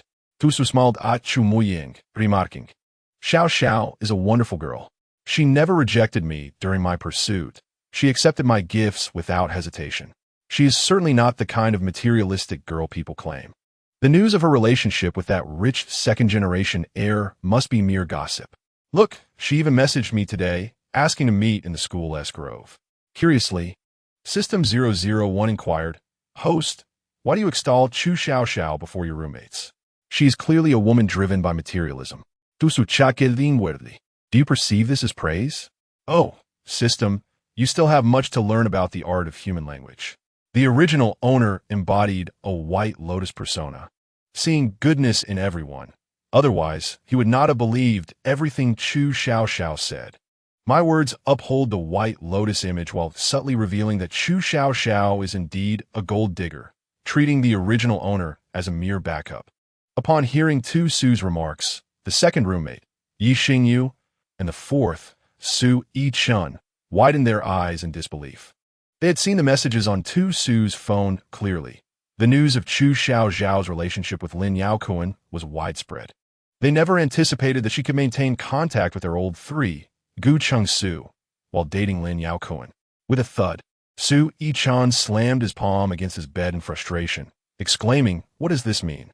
Does she truly consider our old 3 as a backup? Yi Xingyu approached Tu Su, gently patting his shoulder. Old 3, don't go. Let us go out for drinks tonight. Tu Su was certainly reluctant to go, yet he could not shatter his carefully crafted persona. The original owner was rather obstinate, and despite the persistent counsel from his dormitory brothers, he found himself ensnared. In the evening, they planned to drink together. Earlier in the afternoon, he met with Xiao Xiao, and later, they were to indulge in spirits. It was my estimation that Xiao Xiao had summoned me to clarify the rumors surrounding her relationship with Lin Yaokuan, and perhaps to express her intent to be with me. Otherwise, there was no reason to invite me to a place celebrated for romance. Tu Su flashed a smile at his 3 dormitory companions, his face betraying an air of naive optimism. The trio exchanged glances, struggling to comprehend the depths of his delusion. What could possibly instill such confidence in him, leading him to believe that Chu Xiao would forsake the affluent scion, Lin Yaocoan, for him? The eldest, Chu Muyang, sighed in resignation. Very well, let us reconvene later. I hope what you say bears truth. He was reluctant to disillusion this naive soul. For what if, as the third had suggested, Chu Xiao truly had no ties with Lin Yaocoan? After all, they had witnessed Gu Cheng Su presenting gifts to Chu Xiao on several occasions. Gifts that she had accepted, and which were certainly not inexpensive. Today, she had invited Gu Cheng Su to the couple's forest, which might indicate her genuine desire to pursue a relationship with the third. Yi Xingyu and Sui Chen were taken aback, gazing at Chu Muyang in disbelief. They had not anticipated their leader would extend comfort to the third. Shouldn't he be shaking him awake from his fantasy? Tu Su beamed brightly at Chu Muyang, expressing gratitude. Thank you, boss, second brother, and fourth brother.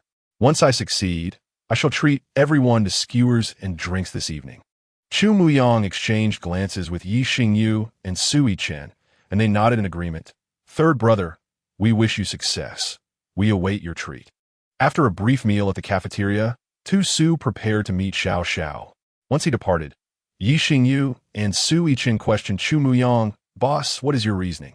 You know full well that the third has been deceived by that Chu Xiao.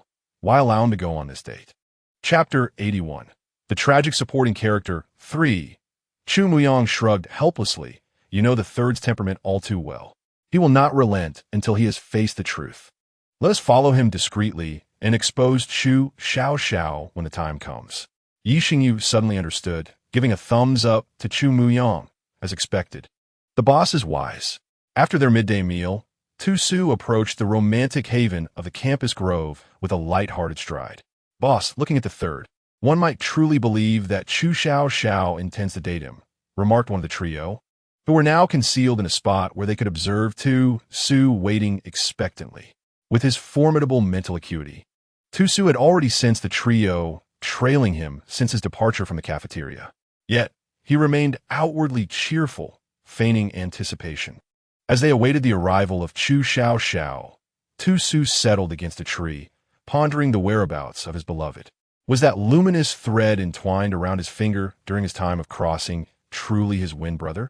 In each lifetime, Fenggu accurately accompanies him to the new world. Could it be that their souls were intertwined from the very beginning? I find myself increasingly yearning for Fenggu. I no longer wish to see Chu Xiao, but instead I long to seek out Fenggu. Host, shouldn't you be pondering how to complete your task? The System 001, residing in the spiritual realm of Tu Su, reminded him with impatience. How do you plan to ensure that Chu Xiao and Lin Yaocoan receive their comeuppance? The host was commendable in many aspects, yet he displayed a troubling laxity towards his mission. He spent his days fixated on Fenggu, embodying a pure romantic infatuation. Tu Su sighed. I haven't yet devised a plan to deal with those two. System, could you assist me in locating my Fenggu? 001, in a state of exasperation, exclaimed host. Please refrain from incessantly mentioning Fenggu. Your esteemed Fenggu is a significant figure. How could a mere system like me possibly track him down?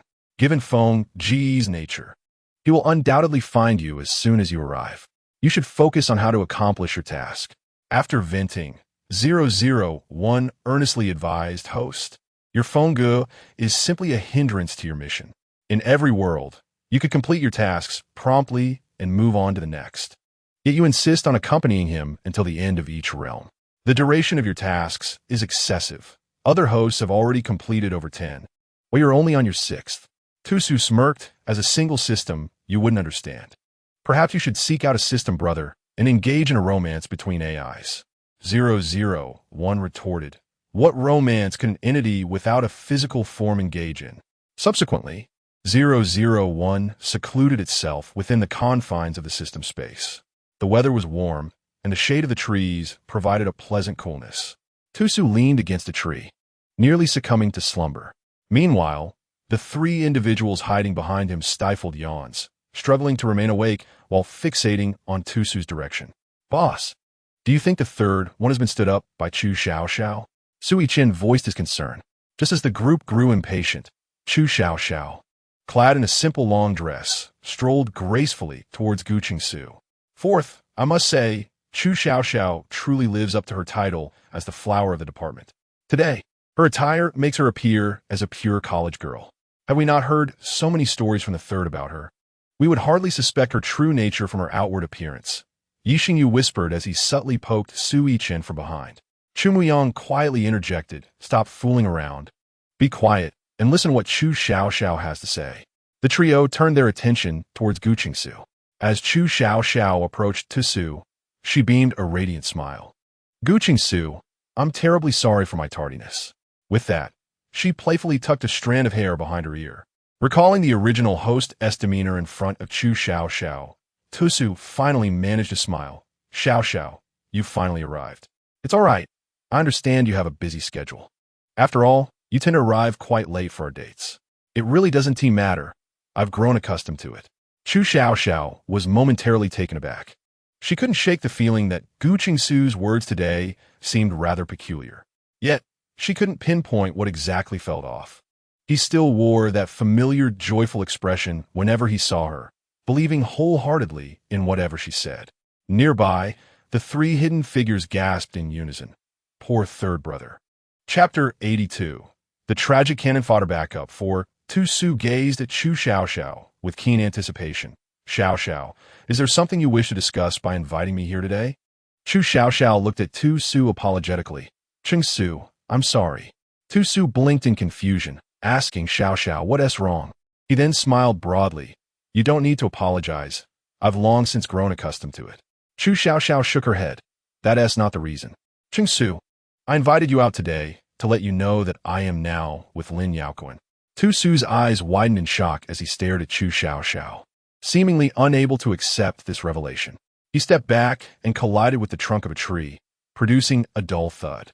Chu Xiao bit her lip, gazing at Tusu with a pitiful expression. Qingsu, we have always been good friends, haven't we? I believe you will wish me well with Lin Yaoquan. Won't you? Tusu's gaze dimmed, and he lowered his eyelids. Xiao, if this is your choice, I will bless you. But I've heard that Lin Yaoquan is from a wealthy family? At the mention of Lin Yaoquan, Chu Xiao's face lit up with a smile. Indeed, his family is quite affluent. Tusu looked at Chu Xiao, his lips parting as if he struggled to find the words. Chu Xiao reassured him. Qingsu, we are good friends. You can speak your mind openly. After a moment of hesitation, Tusu finally spoke. Xiao, since you are now with Lin Yaoquan, should you return the gifts I gave you in the past? I've heard that Lin Yaoquan wouldn't want to see his girlfriend using items given by another man. Chu Xiao was about to respond when Tusu's voice interrupted again. I know, Xiao. You're a good girl. You would never be the type to dangle other men while dating someone. You're not the kind who is solely after money, and I understand that. Chu Xiao was stunned. She never anticipated that Gu Qingsu, who had been so affectionate towards her, would demand the return of the gifts he had given. She hadn't come for this. She merely wanted to inform Gu Qingsu about her relationship with Lin Yaoquan. But she didn't wish to sever ties with this foolish boy who was willing to spend on her. With a troubled expression, Chu Xiao replied, But Qingsu, I've already used those things you gave me. It would make sense for you to take them back. Tusu lowered his head, biting his lip as he spoke with difficulty. In that case, how about you give me the cash equivalent? The bag, the bracelet, the necklace, the lipstick, the skincare products. Tusu counted on his fingers, recalling how much he had spent on gifts during his pursuit of Chu Xiao. Well, that totals 83,000 yuan. Just give me 80,000, as these were part of our past. Chu Xiao was nearly exasperated. Was he really asking for a cash equivalent of the gifts he had given, at their original price no less? As soon as Chung Su opened her mouth, she was immediately interrupted by Tusu. Xiao, I know you are a good girl.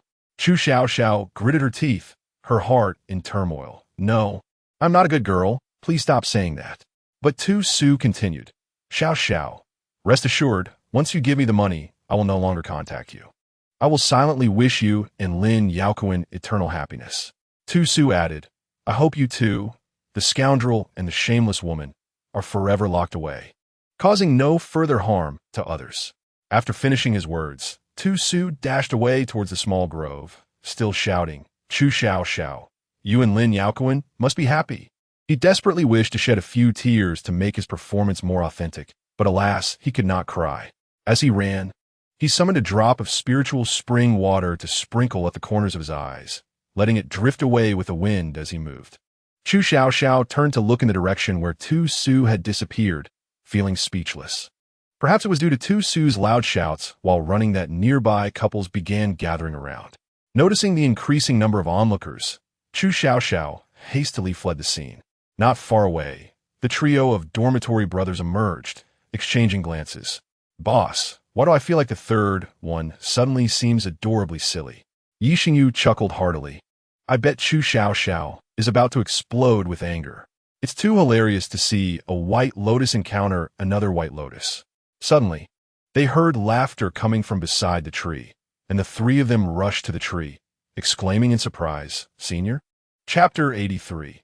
The tragic supporting character, 5, Pei Lingfeng stood up with a smile, brushing off the dust from his pants, still chuckling. "Senior Pei, what are you laughing about?" Su Yiqin asked curiously, gazing at Pei Lingfeng. This senior was a figure of great renown at the school, rumored to come from a prestigious family in Kyoto, handsome, and exceptionally skilled in sports. His admirers comprised more than half of the female student body. If you asked the other half why they did not admire him, the answer would surely be insecurity. After laughing for a while, Pei Lingfeng finally composed himself, wiping away tears from the corners of his eyes, and inquired, "Did you know that Junior just now?" Su Yiqin nodded. "Yes, he's our dormitory's third member, Gu Qingsu." Chu Muyang looked at Pei Lingfeng and asked, "Senior Pei, did you hear what our third member just said to Chu Xiao Xiao?" Pei Lingfeng seemed to recall something and burst into laughter again before waving his hand. "I was just taking a nap here when I happened to overhear such an amusing incident. Please forgive me." The three of them were left speechless. It was said that Pei Lingfeng was very aloof, and many girls who confessed their feelings to him were met with merciless rejections, leading them to weep bitterly. They did not expect that the rumored aloof senior had such a low threshold for humor. "Senior Pei, since there is nothing else, we shall take our leave."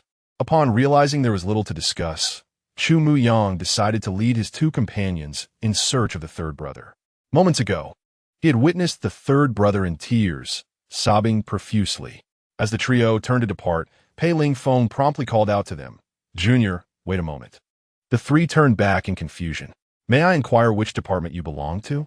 Although puzzled by Pei Shuozhang's inquiry, Chu Muyang responded, "We are from the third year of the computer science department. Farewell, Pei Shuozhang." With that, he departed with Lao Er and Lao Si. Pei Lingfeng watched their receding figures, muttering to himself, "Third year computer science?" Yet, his thoughts lingered on the adorable junior who had just run away in tears. What made that junior so endearing? Rejected by the girl he fancied, he still considered her feelings, accepting gifts from one boy while maintaining a relationship with another. The junior even referred to her as a good girl. The thought brought a smile to his face. This junior was truly amusing. Even in tears, he evoked a sense of anime nostalgia. On another note, Tu Su emerged from the grove, only to be confronted by a somewhat unruly-looking man. The man towered over Tu Su, his expression icy as he inquired, "Are you Gu Chengsu?" Tu Su gazed up at the man, who was a head taller, internally lamenting, "Why is it that in every world I find myself in, I am always the shorter one?" It's quite perplexing. He recognized this man as Lin Yaokuan, a figure from the original Owner-S memories. He anticipated being accosted by Lin Yaokuan here. Such an encounter was not present in the original memories. Despite Lin Yaokuan's fierce demeanor, Tu Su remained unperturbed, feigning innocence as he replied, "I am." "May I ask who you are?" Lin Yaokuan glared at him, stating, "I am Lin Yaokuan, Chu Xiao Zhao's boyfriend." "I heard that you have feelings for my girlfriend. Weren't you just in the grove meeting her?" Tu Su quickly adopted a fearful expression, shaking his head vehemently. "No, I did not. Initially, I was pursuing Xiao Xiao, and although she accepted all my gifts, she never agreed to date me. I clarified everything with her in the grove just now. Since she is with you, I will refrain from contacting her in the future to avoid misunderstandings. Moreover, I requested that she return all the gifts I gave her to demonstrate my resolve to distance myself from her." Lin Yaokuan was taken aback. "Is that so?" He had heard from his lackey that Chu Xiao was meeting her admirer in the grove, which prompted him to rush over to catch her in the act. With a disdainful look, Lin Yaokuan addressed Tu Su. Since you have given her those gifts and she has used them, you should not take them back. Just tell me how much you spent, and I will transfer the amount to you. Those gifts will be considered as my present to Xiao. Tu Su was surprised that Lin Yaokuan was so eager to take on the role of the generous one, and quickly replied, it totaled 82,000. Just give me 80,000. Lin Yaokuan scoffed. Who needs your leftovers? I, Lin Yaokuan, am in want of such trifles? He instructed Tu Su to unveil the payment code and directly transfer 100,000 yuan. Tu Su, upon witnessing the transaction on his phone, felt a surge of delight. Chapter 84. The Tragic Fate of a Supporting Character. 6. After the transfer, Lin Yaokuan gazed at Tu Su and said, I hope what you uttered is true. Do not linger around my girlfriend any longer. Should I discover any secret communications between you, you shall see how I deal with you. Tu Su sprang back, shaking his head vehemently. I assure you, I have resolved to distance myself from Chu Xiao. As he spoke, he produced his phone and, before Lin Yaokuan's eyes, promptly deleted Chu Xiao from his friend list on the messaging app, as well as her contact number from his phone, blocking her entirely. Lin Yaokuan observed Tu Su's actions with satisfaction, nodding in approval. Senior Lin, I wish you and Xiao eternal happiness, locked in a bond for all time. After uttering this venomous blessing, Tu Su hastily made his exit. Lin Yaokuan turned to watch Tu Su's retreating figure, sensing an inexplicable unease. In the boys' dormitory, room 403, upon his return, Tu Su settled onto his bed and began to scroll through his phone. Having recently arrived in this world, although endowed with the original owner's memories, he yearned to personally experience and familiarize himself with this realm. Just as he was engrossed in his phone, the dormitory door was flung open with a bang. Tu Su looked up to see Chu Muyang, Yi Xingyu, and Su Yichen rushing in with evident urgency. Are you all right, third brother? Chu Muyang inquired with concern, noticing the redness around Tu Su's eyes. Do not despair. Though love has eluded you, at least you have recouped your losses. Yi Xingyu nudged Su Yichen with his elbow, signaling him to refrain from speaking further, as his words lacked sensitivity. Tu Su dimmed his phone screen and forced a smile, shaking his head. I am fine. Perhaps I shall no longer be attracted to women. He intended to give his dorm mates a preemptive warning. Although he was yet unaware of where his phone go might be, their fated connection would inevitably draw them together across worlds. Moreover, having traversed several realms with Fongo, he knew that despite having started as a heterosexual, he could no longer harbor feelings for women.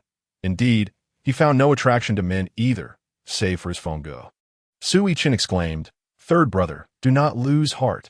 With one tree gone, there remains an entire forest. Chu Muyang quickly added, Indeed, third brother, you're still so young. You will undoubtedly encounter a girl who adores you. Tu Su shook his head. I fear I may never feel affection for women again. Choosing to change the subject, he brightened his expression. Enough of this melancholy talk. Did someone mention drinking? How about we indulge until we are inebriated tonight? Su Yichen chuckled. Patting Tu Su on the shoulder sounds good. Since you've made some money today, you shall cover tonight's drinks. As these words left his mouth, he was immediately met with glares from Chu Muyang and Yi Xingyu. This socially inept fellow truly knows how to strike the wrong chord. That evening, the four friends opted not to dine at the cafeteria, but instead ventured beyond the school gates, seeking out a nearby barbecue stall where they indulged in skewers and beer. They ordered an abundance of barbecue skewers and a case of beer, promptly commencing their revelry. After several rounds of drinks, Chu Muyang noticed Tu Su downing glass after glass, and, concerned that he might be drowning his sorrows, shifted the conversation by asking, Old 3. With our internship approaching next semester, what are your plans? Tu Su, immersed in the joy of drinking, had not anticipated that the beer in this world could be so delightful, and he found himself unable to resist consuming a few more. Suddenly hearing Chu Muyang's inquiry, he was momentarily taken aback. Internship? Reflecting on the memories of his predecessor, he recalled that in this world, it was mandatory for university students in their fourth year to undertake internships, specifically within industries related to their fields of study. Upon completion, They were required to obtain a performance evaluation from the enterprise's leadership. Only by achieving a passing score could they return to school and receive their diplomas. This internship essentially served as a graduation assessment. Given that his major was in computer science, would he not need to seek an internship in a related industry? Su shook his head. I haven't given it much thought yet. As you all know, my mind has been preoccupied with Xiao Xiao. Observing tu sues despondent dimina. Chu Muyang felt an urge to smack him, wondering why everything had to revolve around Chu Xiao. Yi Xingyu, realizing that their leader was not helping the situation, swiftly interjected, Old 3, why not join me in my company? My family runs a game design firm, which aligns perfectly with our major. Su Yichun immediately nodded in agreement. Great idea. Let's all intern at Old 2's company.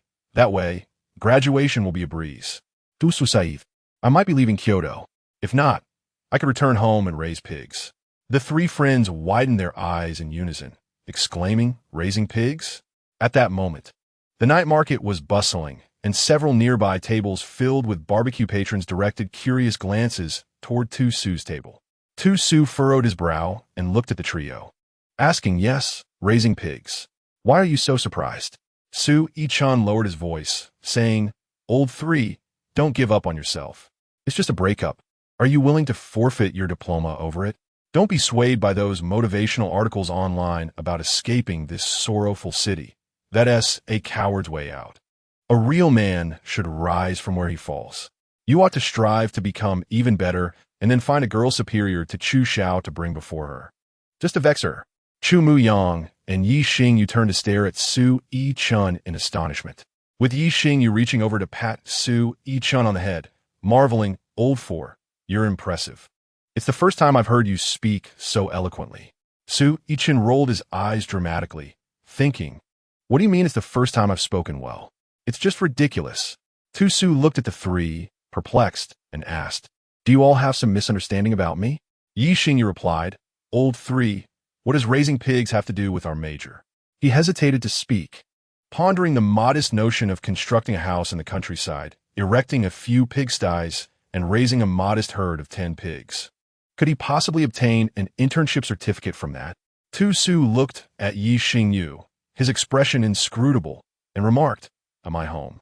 Pig farming is entirely automated and controlled by computers. I could easily ask my father for an internship position in the computer technology department.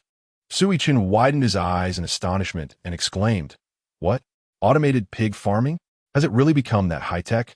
Tu su nadi de fermetibli. Indeed. We have over 1,000 pigs. Managing them all manually would require an immense amount of labor. The three were taken aback upon hearing that Tu Su's family owned such a large number of pigs, their jaws nearly dropping in disbelief. Over 1,000 pigs? Given that a single pig currently sells for around 10,000 yuan, that amounts to 10 million, and Tu Su's figure was merely an approximation. After a moment of contemplation, they realized their oversight. Gu Changsu had always maintained a low profile, his attire and lifestyle no different from that of an ordinary person, leading them to assume that the conditions of the third family were likewise unremarkable. In retrospect, it became apparent that when the third pursued Chu Xiao Xiao, he gifted her presents worth several tens of thousands, conditions that would be beyond the reach of an ordinary university student. He had given away so many gifts, yet they had never observed him living frugally, indicating that the money spent on gifts was likely beyond his regular living expenses, something an average family could not provide. Although they were reluctant to part ways with a brother they had shared dormitory life with for years, they still hoped that the third could overcome the pain brought by Chu Xiao Xiao and return home to inherit the family business, which would indeed be a beneficial path for him. The following day, Tu Su awoke from a drunken stupor. He glanced around the dormitory to find that the other three roommates were absent, and upon checking his phone, he realized it was nearly noon, likely indicating they had gone out for lunch. Having traversed several lifetimes, his tolerance for alcohol was well developed, yet he was unexpectedly caught off guard in this world. The beer here seemed deceptively mild, yet its aftereffects proved to be quite potent. He had no recollection of when he became inebriated the previous night. Bored, he opened his phone and discovered a friend request from an unfamiliar contact. Chasing Wind Youth, I am your senior. I need to discuss something with you. Please accept my request. A senior? Tu-Su pondered momentarily, realizing he did not recognize any senior from the original owner's memories. Out of curiosity, he accepted the request from the Chasing Wind youth. He sent a polite greeting and, after several minutes of silence, tossed his phone aside. A growl of hunger echoed within him. He had consumed little during his late-night revelry, and waking up close to noon only intensified his appetite. After a quick wash-up, he was about to head to the cafeteria for lunch when the dormitory door swung open. It was Chu Mu-yang and his companions, returning with laughter and merriment. Spotting Tu-Su standing there, Su Yichin grinned and teased, "Old 3, your alcohol tolerance still leaves much to be desired. You were intoxicated after just a few drinks last night. You may appear small and frail, but it seems you carry a surprising weight." Tu-Su rolled his eyes, pondering the remark about his height. The incessant chatter of the fourth was quite irksome, always aiming to jab at the heart. Chapter 86. The Tragic Fate of the Supporting Role. 8. Yixingyu placed the items he was carrying onto the table and called out to Tu-Su third, "Hurry up and come eat." Upon noticing the neatly packed lunch on the table, Tu-Su exclaimed, "Wow, you all actually brought me lunch." Chu Mu-yang chuckled as he approached his desk, turning on his computer while saying, "Seeing that you were still asleep, the three of us decided to eat first and brought you a portion back." Tu-Su felt genuinely touched. The original host had always been rather ordinary, merely a bit more attractive than others. Yet the trio in the dormitory had always regarded him as a younger brother, and Tu-Su felt their kindness after his arrival. "Em truly starven. Love you all, big brother, second brother, fourth." Tu-Su beamed, making a heart gesture towards the three. Su Yichin laughed heartily as he moved closer, attempting to wrap his arm around Tu-Su's neck. Tu-Su instinctively dodged. Su Yichin blinked in surprise. "Third, what are you doing?" Tu-Su replied, "Fourth, to speak without touching me. I must preserve my virtue for my future husband. What if he gets jealous knowing I've been touched by other men?" Tu-Su believed his words to be sincere. After all, his future partner was particularly sensitive, unable to tolerate even friendly gestures among brothers. A profound silence enveloped the entire male dormitory 403. Su Yichin stared at Tu-Su in disbelief. "Third, have you been possessed?" Suddenly, System 001 began to blare alarms in Tu-Su's mind. "Warning, warning. The host is at risk of being discovered." Just as Tu-Su was about to clarify, Chu Mu-yang smacked Su Yichin on the back of the head. "What nonsense are you spouting now? When will you learn to curb your tongue?" Su Yichin looked innocently at Chu Mu-yang, rubbing the sore spot on his head. After chastising Su Yichin, Chu Mu-yang turned to Tu-Su, his demeanor softening. "Third, you cannot let a single heartbreak alter your entire orientation. We are all men. What is there to prefer about other men?" Su Yichin immediately chimed in. Yes, I misspoke earlier. What I meant to convey is, third, don't change yourself because of Chu Xiao Xiao. Continue to like women. There are plenty of fragrant, soft girls. Embracing them is delightful." After a moment of astonishment, Yixingyu joined in the persuasion. "Third, if you were to pursue men, wouldn't he that leave your family without heirs? Can your parents accept that? I have friends who are gay, and their path is fraught with challenges." As Tu-Su opened the lunchbox with a nonchalant demeanor, he replied, "It's all right. My parents are still young. They can consider having another child." In the dormitory, the three students appeared as if struck by lightning, truly astonished.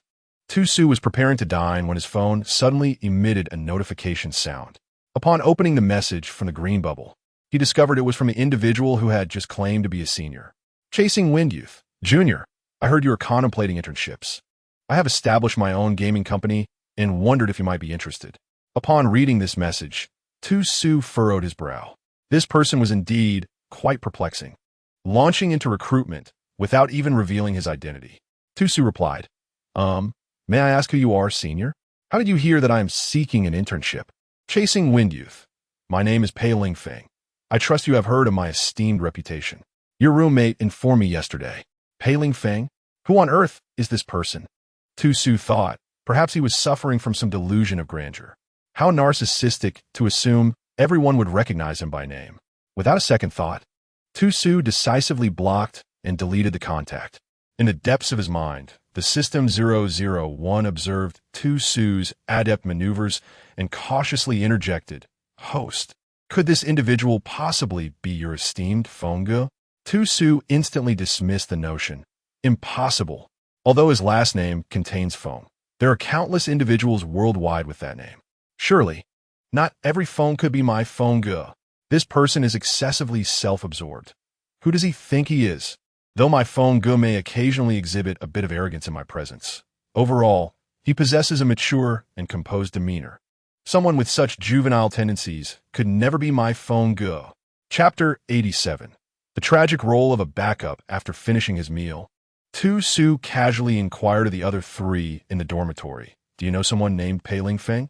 The trio gazed at him with expressions reminiscent of someone who had just arrived. "Are you new here?" Perplexed, Tu Su touched his face and asked, "Is there something on my face?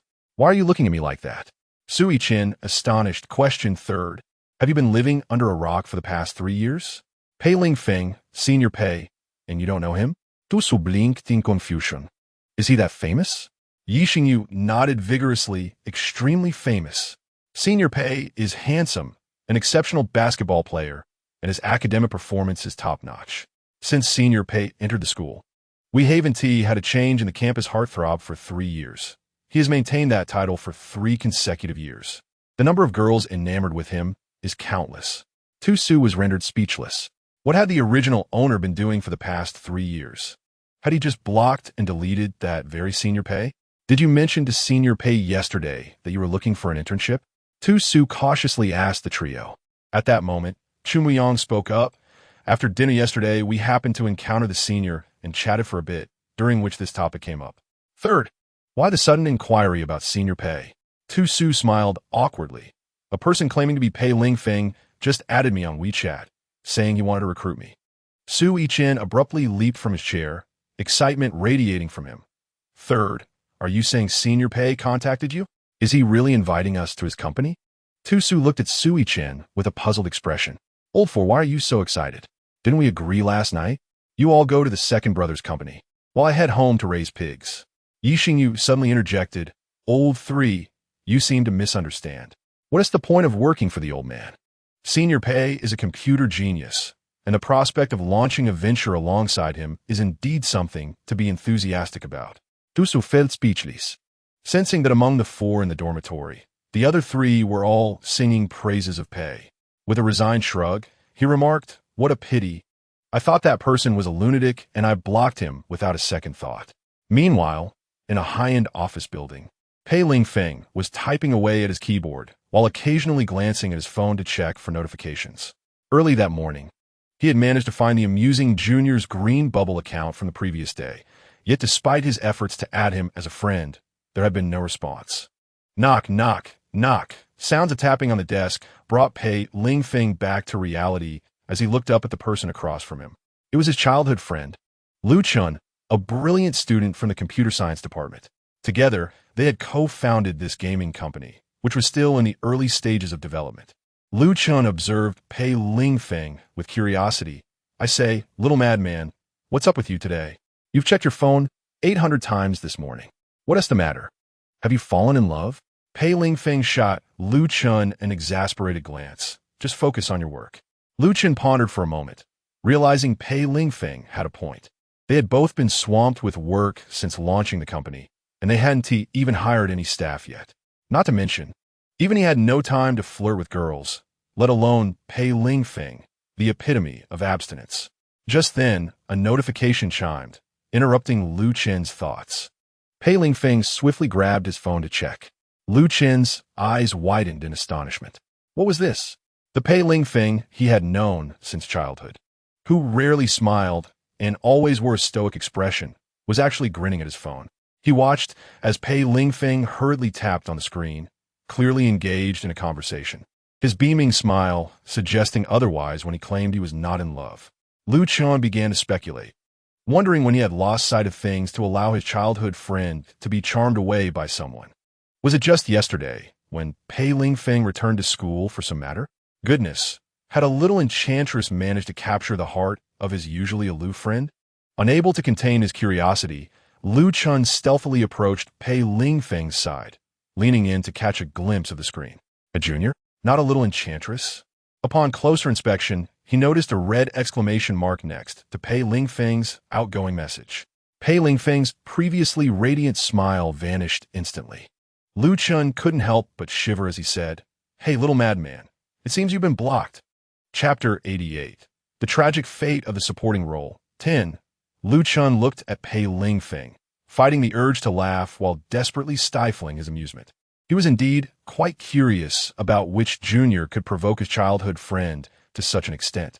Pei Lingfeng tightened his grip on his phone, his fingers turning pale from the pressure, revealing the fierce anger that surged within him. He simply could not comprehend why that adorable and playful junior would suddenly block him. He had not uttered anything untoward. His intentions were genuinely benevolent as he sought to offer the boy a job. Yet, to his astonishment, he found himself directly blocked. Ever since their encounter yesterday, the image of that little trickster, sorrowfully running away in tears, had lingered in his mind, evoking both tenderness and heartache. He harbored an unsettling feeling that the little trickster should not shed tears for anyone else. Indeed, in Pei Lingfeng's heart, Tu Su had transformed from an innocent and charming junior into a cunning little trickster. How dare he block him? Where was the innocence and charm? This was nothing short of a deceitful heart. The following day, after attending a specialized class, Tu Su found himself at lunchtime, in high spirits as he made his way to the cafeteria. Unfortunately, as he approached the playground, he was intercepted. "Xiao Xiao, what brings you here?" The one who stopped him was Chu Xiao Xiao.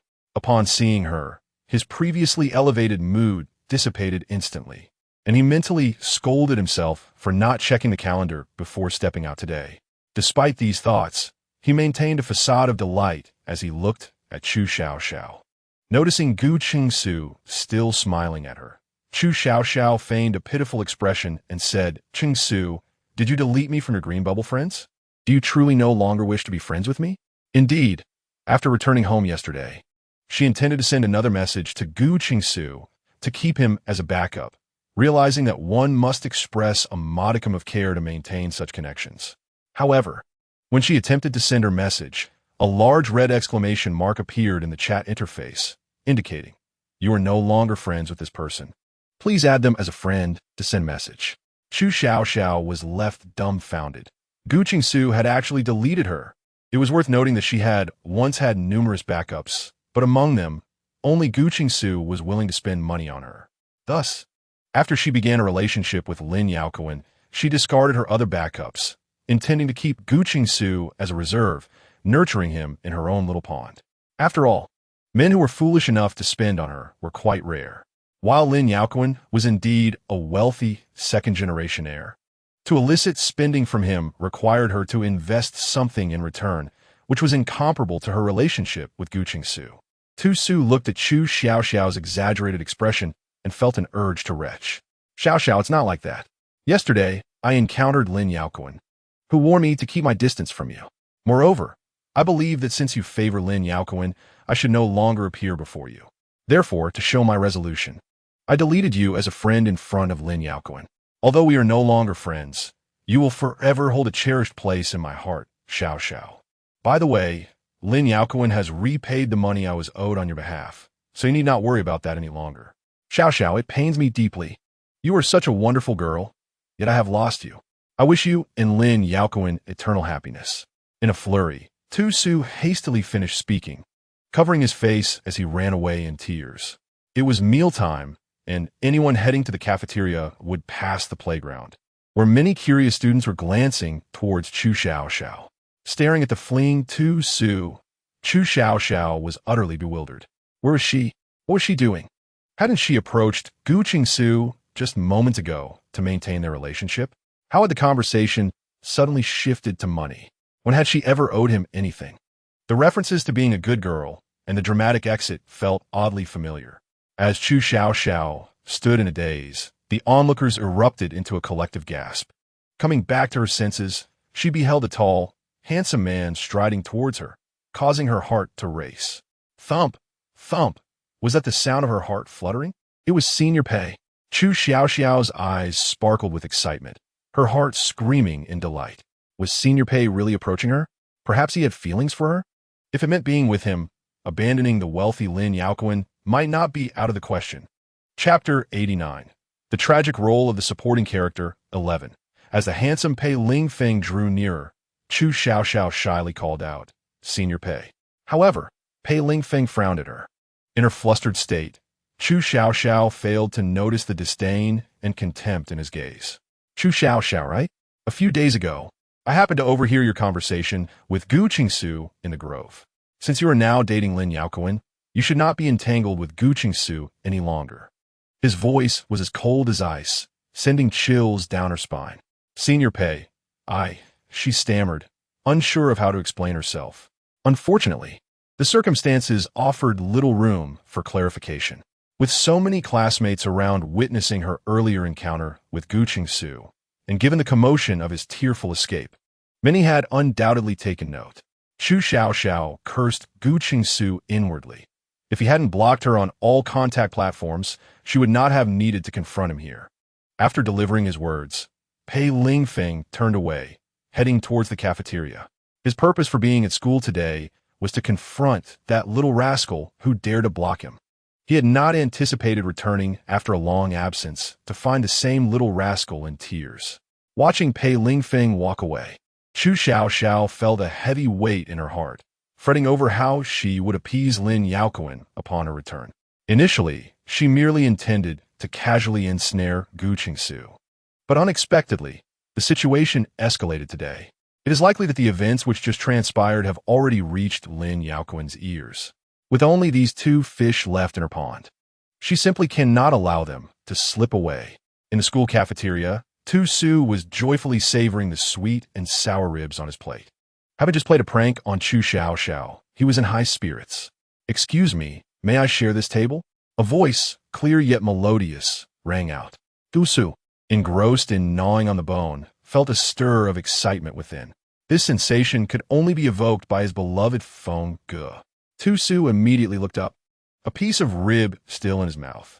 Opposite him sat Pei Lingfeng, clad in a modest black suit, exuding an air of cold elegance and nobility.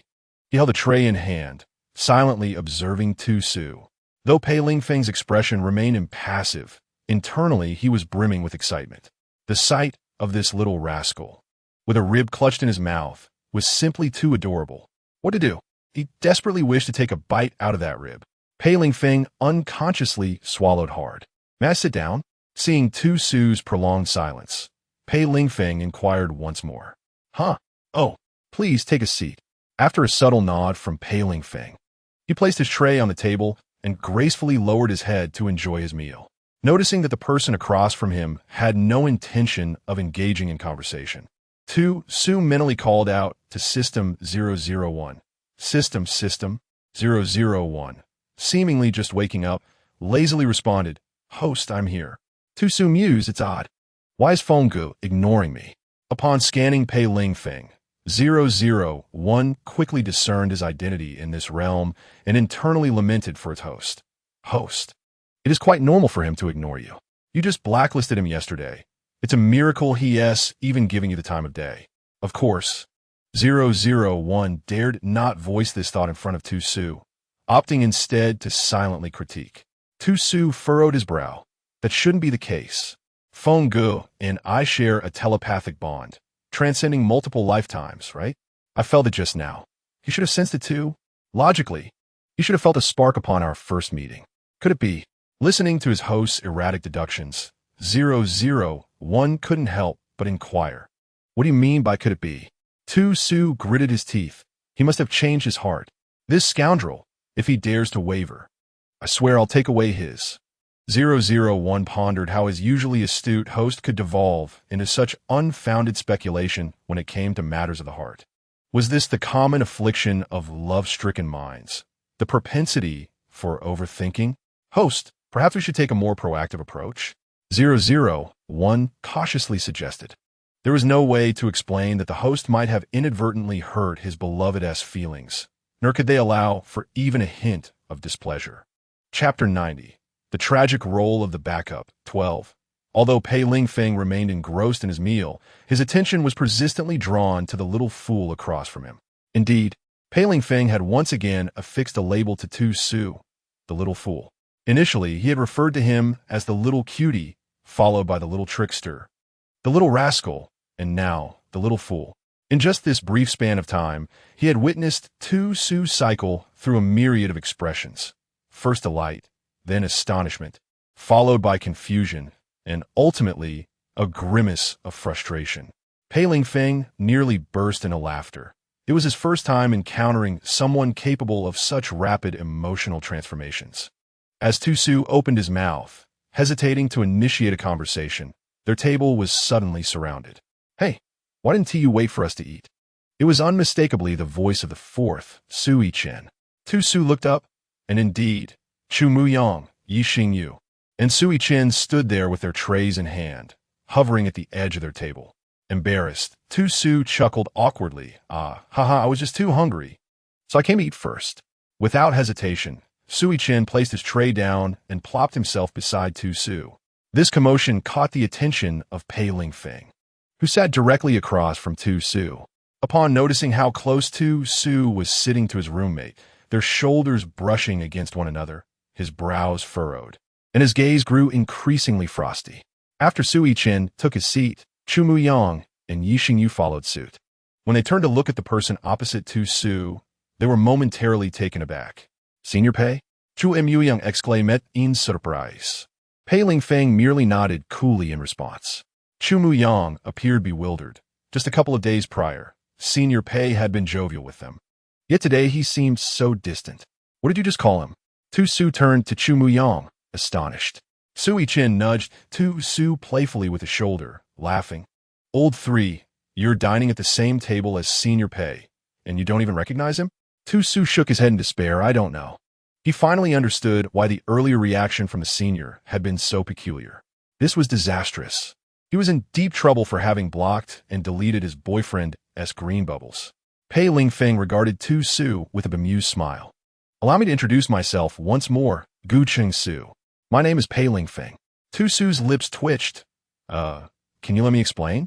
It was then that Chu Muyang and the others sensed a shift in the atmosphere at their table. Sui Chen, ever the oblivious giant, boldly inquired, "Oh, Senior Pei, do you know our old 3? As he spoke, he playfully nudged Tu Su, chuckling, "Old 3, you're impressive. Even Senior Pei knows you. But it's true that your recent exploits with Chu Xiaoxiao have been quite the buzz around school. I never expected Senior Pei would be keeping up with the campus gossip." Tu Su muttered through clenched teeth, "Shut up and eat your food." Had it not been for the presence of so many onlookers, he would have relished the opportunity to throttle Sui Chen, as if his demise had not been sufficiently thorough. Among the trio in their shared dormitory, the ever-reliable leader, Chu Muyang, sensing the awkwardness of the moment, swiftly sought to divert the conversation.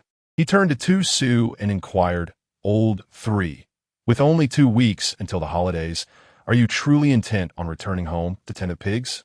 Senior Pei's company is hiring. Would you consider applying?" He then directed his attention to Pei Lingfeng, asking, "Senior Pei, might you know how many more positions your company is looking to fill? All 4 of us in our dormitory are from the computer science department, and we are quite capable in our field." The atmosphere began to ease as Pei Lingfeng nodded in response. "Indeed, we are in need of several more individuals. If all 4 of you are interested, I encourage you to apply to my company. We are still in the early stages of development, and the future remains uncertain. Thus, you must each deliberate carefully." After concluding his remarks, he turned to Gu Cheng Su and asked, "As a computer science major, are you really planning to return home to raise pigs?" At that moment, Yi Xingyu, who was sipping water, erupted into laughter upon hearing Pei Lingfeng's serious inquiry to Tu Su, causing him to inadvertently spit water everywhere. Fortunately, he managed to avert his head just in time, preventing the water from splattering onto everyone's plates and instead drenching Sui Chen. In response, Sui Chen sprang to his feet, glaring at Yi Xingyu, "Old 2, what on earth are you doing? I dressed in this limited edition outfit today specifically to meet my goddess." Yi Xingyu, intending to apologize to Sui Chen, found his expression darkening upon hearing those words. Casting a disdainful glance at Sui Chen's so-called limited edition attire, he retorted, "Your goddess? She's merely someone you've chatted with online. You don't even know if she's a man or a woman. Who knows, when you meet, she might be packing more than you are." Fuming, Sui Chen shot back, "You're talking nonsense. We always use voice chat in our games. I've heard my goddess' voice. Yixingyu rolled his eyes dramatically. Chu Muyang observed the exchange between the two, feeling utterly speechless. What a peculiar bunch they were in their dormitory. Perhaps he was the only normal one among them. The commotion between Yixingyu and Su Yichen did not perturb Pei Lingfeng, who continued to fixate on Tu Su. Feeling awkward, Tu Su rubbed his nose and confessed, "Well, it's not that I'm lazy. I just find it easier to return home to tend to pigs than to seek out a job." Pei Lingfeng nodded knowingly and said to Tu Su, "Add me back." With that, he stood and departed, carrying his tray away. The remaining three watched Pei Lingfeng leave, utterly bewildered. Su Yichen leaned closer to Tu Su and asked, "Old three, something doesn't add up. Do you and Senior Pei know each other already?" Chu Muyang and Yixingyu exchanged curious glances with Tu Su. "Yes, old three. What did Senior Pei mean when he said to add him back before leaving?" Tu Su sighed, looking dejected as he replied, "Yesterday, someone claiming to be Senior Pei Lingfeng added me on WeChat. Upon his arrival, he immediately expressed his desire to recruit me for a job, leading me to suspect he was a fraud, prompting me to block and delete him without hesitation." Su Yichen, shaking his head in exasperation, chided Tu Su. "You, who usually exhibit such naivety, why did you choose to be clever at the wrong moment? While it is prudent to be wary of scams, one must also discern the character of the individual involved. Senior Pei's company is highly sought after by many of our classmates, yet they were all turned away by him. When he personally extended an invitation to you, you dismissed it as a scam." Tu Su lowered his gaze to the sweet and sour ribs on his plate, suddenly finding them far less appetizing. Chu Muyang nudged Tu Su's arm, urging, "What are you waiting for, third brother? Hurry up and add Senior Pei back." Su Yichen chimed in, "Yes, yes. Quickly add him back. Then ask if his company has openings for us." He continued, "Third brother, don't entertain notions of tending to pigs. Life in Beijing isn't that bad, and returning home means enduring your parents' scrutiny. They'll inevitably pressure you about marriage. Are you ready for that?" Surprisingly, Su Yichen seemed to have made a valid point today. He had forgotten that since Feng had found him, what was the purpose of returning home? Surely, wherever Feng was, he would be too. With this thought, he promptly retrieved his phone and removed Chasing Wind Youth from his blacklist, subsequently clicking on the friend request. Tu Su's eyes widened in astonishment. As soon as he submitted the request, it was accepted almost instantaneously. Little did he know that Pei Lingfeng was waiting just outside the cafeteria, engrossed in his phone. Upon receiving the notification of the friend request, he immediately accepted it. "You little fool, thinking of going back to tend to pigs? Allow me to transform you into a little foolish pig," he mused. The previously dark expression on his face brightened, as if spring had suddenly arrived, causing the surrounding flowers to bloom. As soon as the request was accepted, their chat interface erupted with a flurry of emoticons. Guqing Su emoticon, white tiger kneeling, emoticon, white tiger hug, emoticon, white tiger acting cute, gazing at the adorable white tiger emoticons. Pei Lingfeng felt a smile involuntarily tugging at his lips, sensing a strange familiarity with the little white tiger in the emoticons. Unbeknownst to him, these emoticons were creations of Tu Su's own making during a bout of boredom, modeled after his fluffy little white tiger from the Beastman world. "Wow, third brother, where did you get these emoticons? Send me some. They're simply perfect for charming girls." Su Yichen exclaimed, visibly delighted by the emoticons Tu Su had sent. Tu Su shot him a disdainful glance, replying, "These are my exclusive emoticons. Don't get your hopes up." He added, "To win a girl's heart, one doesn't need emoticons. The internet has clearly stated, boys must buy. Chapter 92. The Tragic Fate of the Supporting Character, 14. Yixingyu gave Tu Su a thumbs up, saying, "Third brother, is this your strategy for pursuing Chu Xiaoxiao?" Tu Su paused, suddenly realizing that the original Tu Su had indeed employed the tactic of buying gifts to win over Chu Xiaoxiao. A sense of embarrassment washed over him. After they conversed for a while, Tu Su's phone finally chimed. Several individuals hurriedly turned their gaze towards the mobile phone that Tu Su had placed on the table. "Chasing Wind Youth, come to the company for an interview tomorrow at 2 in the afternoon." Tu Su curled his lips in disdain, thinking how aloof that fellow was. Alas, who could blame him for his earlier mistakes? He needed to prepare to appease, for his partner was indeed rather petty. Yixingyu looked at Tu Su and said, "Third, you're going for the interview tomorrow. By the way, ask the senior if he needs us 3. We've been together for 3 years, and it would be wonderful if we could continue together after graduation." Chu Muyang and Su Yichin nodded in agreement. Tu Su turned to Yixingyu and asked, "Second, aren't you returning to your family company?" Yixingyu waved his hand dismissively. "If I can join the senior's company, why should I go back to my own? I want to carve my own path. Taking over the family business lacks a sense of achievement." Tu Su nodded. "All right, I'll ask tomorrow." The following day, Tu Su had class in the morning, but he was reluctant to attend, so he asked Su Yichin to sign him in. As the holiday approached, the instructors had become quite lenient about attendance, especially for students like them who were about to intern as third-year students. "Third, aren't you supposed to go for the interview in the afternoon? Why are you leaving so early?" Su Yichin inquired, puzzled, upon seeing Tu Su preparing to depart. Tu Su slipped his phone into his pocket and replied without looking back, "Shopping." Indeed, he intended to procure a new ensemble for himself. He rummaged through the original owner's wardrobe, only to find an array of youthful and adorable attire, a style that this seasoned traveler through multiple worlds found utterly unpalatable. Although the system had cautioned him against breaking character, given his recent heartbreak and subsequent change in taste, a shift in wardrobe seemed reasonable, didn't it? Today marked the occasion of his interview before the one he cherished, and he needed to present himself well to dazzle his partner. Tu Su made his way to the most bustling shopping mall in Kyoto, where he selected a stylish outfit that aligned with his taste from a brand boutique. After donning a fresh appearance, he visited a hair salon to tidy up his hairstyle before stepping out of the mall, feeling rejuvenated. In the elevator, he admired his transformed appearance, nodding in satisfaction. Upon exiting the elevator, he arrived at the door number that Pei Lingfeng had sent him. Peering through the glass door, he noted that he had just roamed this floor. It was an office level with more than 10 companies inside. What small firms were these?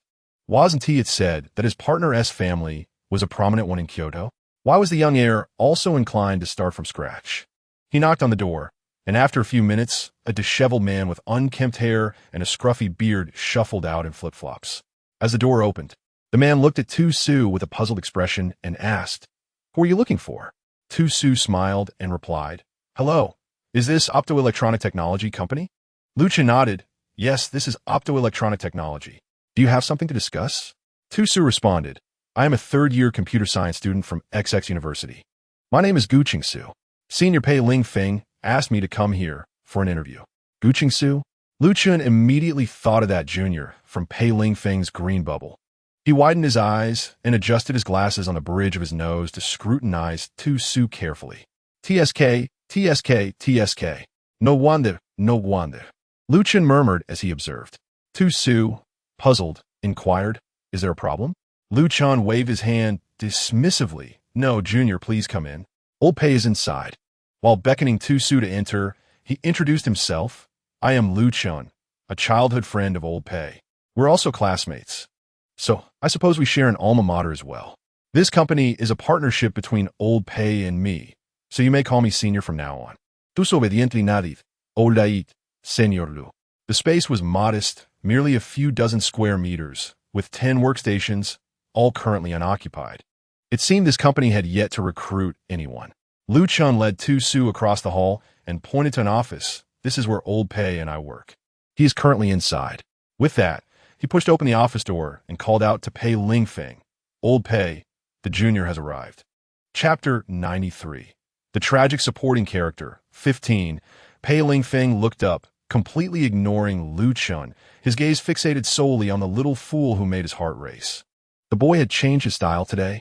Previously, he possessed a cute, youthful charm, but today, he exuded a more mature aura. Although his doll-like face remained exquisitely delicate, it no longer gave off an impression of immaturity. "Hello, Senior Pei," Tu Su nodded at Pei Lingfeng. Noticing that Pei Lingfeng was staring blankly at Tu Su. Even failing to respond to the greeting, Luchan waved his hand vigorously in front of Pei Lingfeng's eyes. "Hey, Old Pei, wake up." Coming back to his senses, Pei Lingfeng shook his head, feeling a slight flush on his cheeks. Fortunately, his skin tone was darker, so others couldn't easily tell if he was blushing. Otherwise, he would have been utterly embarrassed today.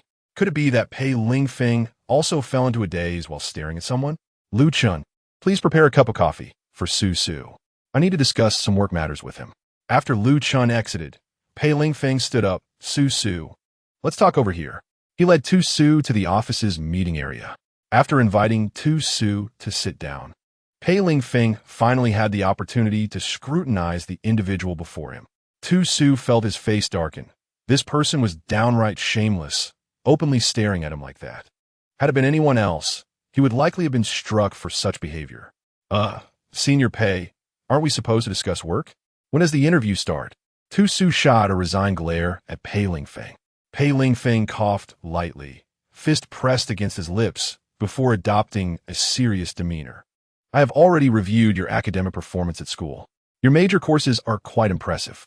Our company is currently in its startup phase, developing our first mobile game. Uncertain. If you were to join our company, which domain would you choose to delve into? Pei Lingfeng's gaze was intensely fixed on Tu Su, who, feeling somewhat embarrassed under his scrutiny, turned his head and inquired, I wonder which positions your esteemed company still requires? Noticing the blush creeping up Tu Su's ears, Pei Lingfeng couldn't help but chuckle. Currently, our company consists solely of the boss, and we are in need of a boss's wife. Tu Su's eyes widened in astonishment as he stared at Pei Lingfeng, utterly taken aback by the directness of his potential partner in this lifetime. Haha, well, Senior Pei, best of luck. There should still be quite a few beautiful girls in our school. However, let's discuss work matters for now, as this is a personal affair for you. Tu Su deftly sidestepped Pei Lingfeng's remark and continued. Although I have yet to engage in gaming development, I believe that with my learning capabilities, I could certainly contribute. I am proficient in programming, 3D modeling, and graphic design.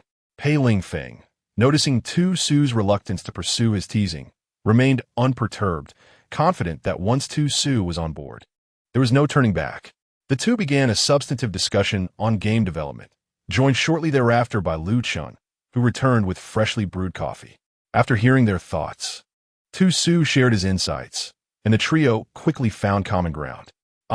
Indeed, our junior is quite talented. This idea is remarkable. We can certainly give it a try. Truly an innovation in the mobile gaming realm. Lu Chun exclaimed, slapping his thigh in excitement. He and Pei Lingfeng had spent considerable time grappling with a particular issue, and unexpectedly, with Gu Qingsu's arrival, they found a solution through their discussion. By the way, does our company still require additional personnel? My 3 roommates are also skilled individuals in related fields. Tu Su was not merely boasting about his roommates. The entire dormitory comprised talents from the computer science department, all of whom ranked among the top in their majors and often engaged in creating small projects for their amusement. Before Pei Lingfeng could respond, Lu Chun joyfully patted Tu Su on the shoulder. No problem at all. We absolutely trust your judgment regarding the individuals you recommend. After all, we're all on the same team. Junior, just bring them along tomorrow, as long as their character is sound. Tu Su smiled and nodded, but skillfully evaded Lu Chen's hand resting on his shoulder. He had noticed that his partner's gaze was fixed ominously on Lu Chen's hand, and he believed that if Lu Chun were not Pei Lingfeng's childhood friend, he might have resorted to drastic measures. Chapter 94. The Tragic Fate of the Supporting Character, 16. Upon witnessing Tu Su deftly evade Lu Chen's hand, Pei Lingfeng's expression softened considerably. Tu Su inwardly saith, this jealous man is quite difficult to please. Pei Lingfeng rose, reaching out to pull Tu Su up from the sofa. Senior, what is it? Tu Su asked, a look of confusion adorning his face. Pei Lingfeng casually draped his arm over Tu Su's shoulder, pulling him closer as he said, let us be off. The hour is late, and we should indulge in a dinner. Lu Chun immediately stood up, exclaiming, Old Pei, I shall join as well. Pei Lingfeng shot Lu Chun a glare, but did not protest. The trio soon found a nearby restaurant, where throughout the meal, Pei Lingfeng persistently served Tu Su from his own plate, and Tu Su accepted the offerings with delight. He had long cherished the generous attentions of his beloved Feng Go, finding nothing peculiar about it. However, Lu Chun was taken aback, questioning, have you two known each other for long? At that moment, He felt that his decision to tag along for a meal had been rather ill-conceived. What sort of dinner was this? He was already full from the overload of dog food. Tu-Su, surprised, looked up, and after swallowing his mouthful, shook his head, saying not really. I only met Senior Pei yesterday. Pei Lingfeng shot Lu Chen another glare, retorting, just eat your meal without all this chatter. It's rather bothersome and distracting from feeding my little fool. Had I known, I wouldn't have let you come. Lu Chen found it odd. These two, despite being new acquaintances, interacted as if they were an old married couple. He was quite familiar with his childhood friend, having grown up alongside Pei Lingfeng, sharing classes from elementary to university. Their mutual interest had sustained their friendship over the years. Yet, he had always speculated that, given Pei Lingfeng's aloof demeanor, winning his affection would be an arduous task. Who could have imagined that a mere return to school would ignite such passion? It seemed he was deeply ensnared, under the attentive feeding of Pei Lingfeng. Tu-Su found himself quite full. As they exited the restaurant, Pei Lingfeng bluntly told Lu Chen, "You may return on your own." Lu Chen glared at Pei Lingfeng, muttering under his breath, "Heartless scoundrel with no regard for his same-sex friends." On the way back, Tu-Su pondered whether Pei Lingfeng might make any advances. Currently, he was portraying the persona of an innocent, straight man. And since this was only their second meeting, he worried that if they were to become intimate so soon, his carefully crafted image would shatter. How could a straight man reveal such vulnerability to another male on only their second encounter? He contemplated various ways to tactfully decline without hurting Feng Ji's feelings. However, by the time Pei Lingfeng dropped him off at the dormitory, he still had not devised a suitable response. What had he been thinking about all this time? Pei Lingfeng finally could not contain his laughter as they stood outside the dormitory. Throughout the drive, he had been amused by the changing expressions of the little fool in the passenger seat, curious about what thoughts occupied his mind. Truly entertaining. I wasn't thinking about anything. Tu-Su internally scoffed, just contemplating how to reject your advances. Regrettably, despite his extensive contemplation, Pei Lingfeng exhibited no inclination towards the matter at hand. Well, I've safely escorted you back. You should hurry upstairs. The dormitory lights will be turned off shortly. Pei Lingfeng gently patted him on the back, urging him to ascend without delay. Tu-Su gazed at him in astonishment, his feet moving involuntarily towards the upper floors. When he glanced back, he could only see Pei Lingfeng's retreating silhouette, which remained undeniably handsome. Even after returning to his dormitory, Tu-Su could not fathom when his dear Fenggu had adopted a vegetarian lifestyle. Not only was there no intimacy, but even a mere kiss was absent. After escorting Tu-Su back to the dormitory, Pei Lingfeng returned to his apartment. No sooner had he arrived home than a call from Lu Chen came through. "Hello, Lao Pei. Where are you spending the night?" Pei Lingfeng detected a hint of gossip in Lu Chen's tone. "At my own place. Why would I stay in a hotel?" He switched to speakerphone while shedding his formal attire, which had become quite uncomfortable after a long day. "Lao Pei, you're slipping. You didn't bring your little darling home for some romantic moments?" Pei Lingfeng rolled his eyes. "Do you think I am as reckless as you? The young one has just suffered a heartbreak. Pursuing him now would be taking advantage of his vulnerability." Chapter 95. The tragic supporting character, 17. The following day, Tu-Su and his 3 roommates went directly to the company. After a series of discussions, Pei Lingfeng and Lu Chen unanimously agreed to allow Chu Muyang and the others to join the company. At the end of their internship, they would be eligible for permanent positions if they wished to continue. Since Tu-Su and his companions still had remaining courses to complete, Pei Lingfeng, though eager to see Tu-Su daily, consented to have them report to the company after the semester concluded. Time flew by, and before long, all the courses of their junior year had been completed. In dormitory 403, Tu-Su and his 3 companions were busily packing their belongings. They had agreed that since their formal classes had ended, they should promptly report to the company. The company had arranged accommodations for them. They merely needed to move their belongings into the staff dormitory. "Old 3, you seem to be spending an unusual amount of time with Senior Pei lately," Sui Chen inquired curiously while packing his things. The other 2 turned their inquisitive gazes towards Tu-Su. Ever since their interview at Guangyan Technology, they had noticed that Old 3 rarely joined them in the cafeteria often opting to venture off campus instead. Initially, they assumed he was preoccupied with something, so they refrained from asking. However, one day, they observed old 3 leaving again, and thinking they were tired of the cafeteria food, they decided to eat off campus. To their surprise, at the school gate, they discovered the missing old 3 getting in a Senior Pei's car, with Senior Pei himself opening the door for him. Seeing that Tu-Su had been silent for quite some time, Sui-Chin spoke up for himself. "Third brother, you aren't planning to take the back door, are you? Do you wish to become our leader?"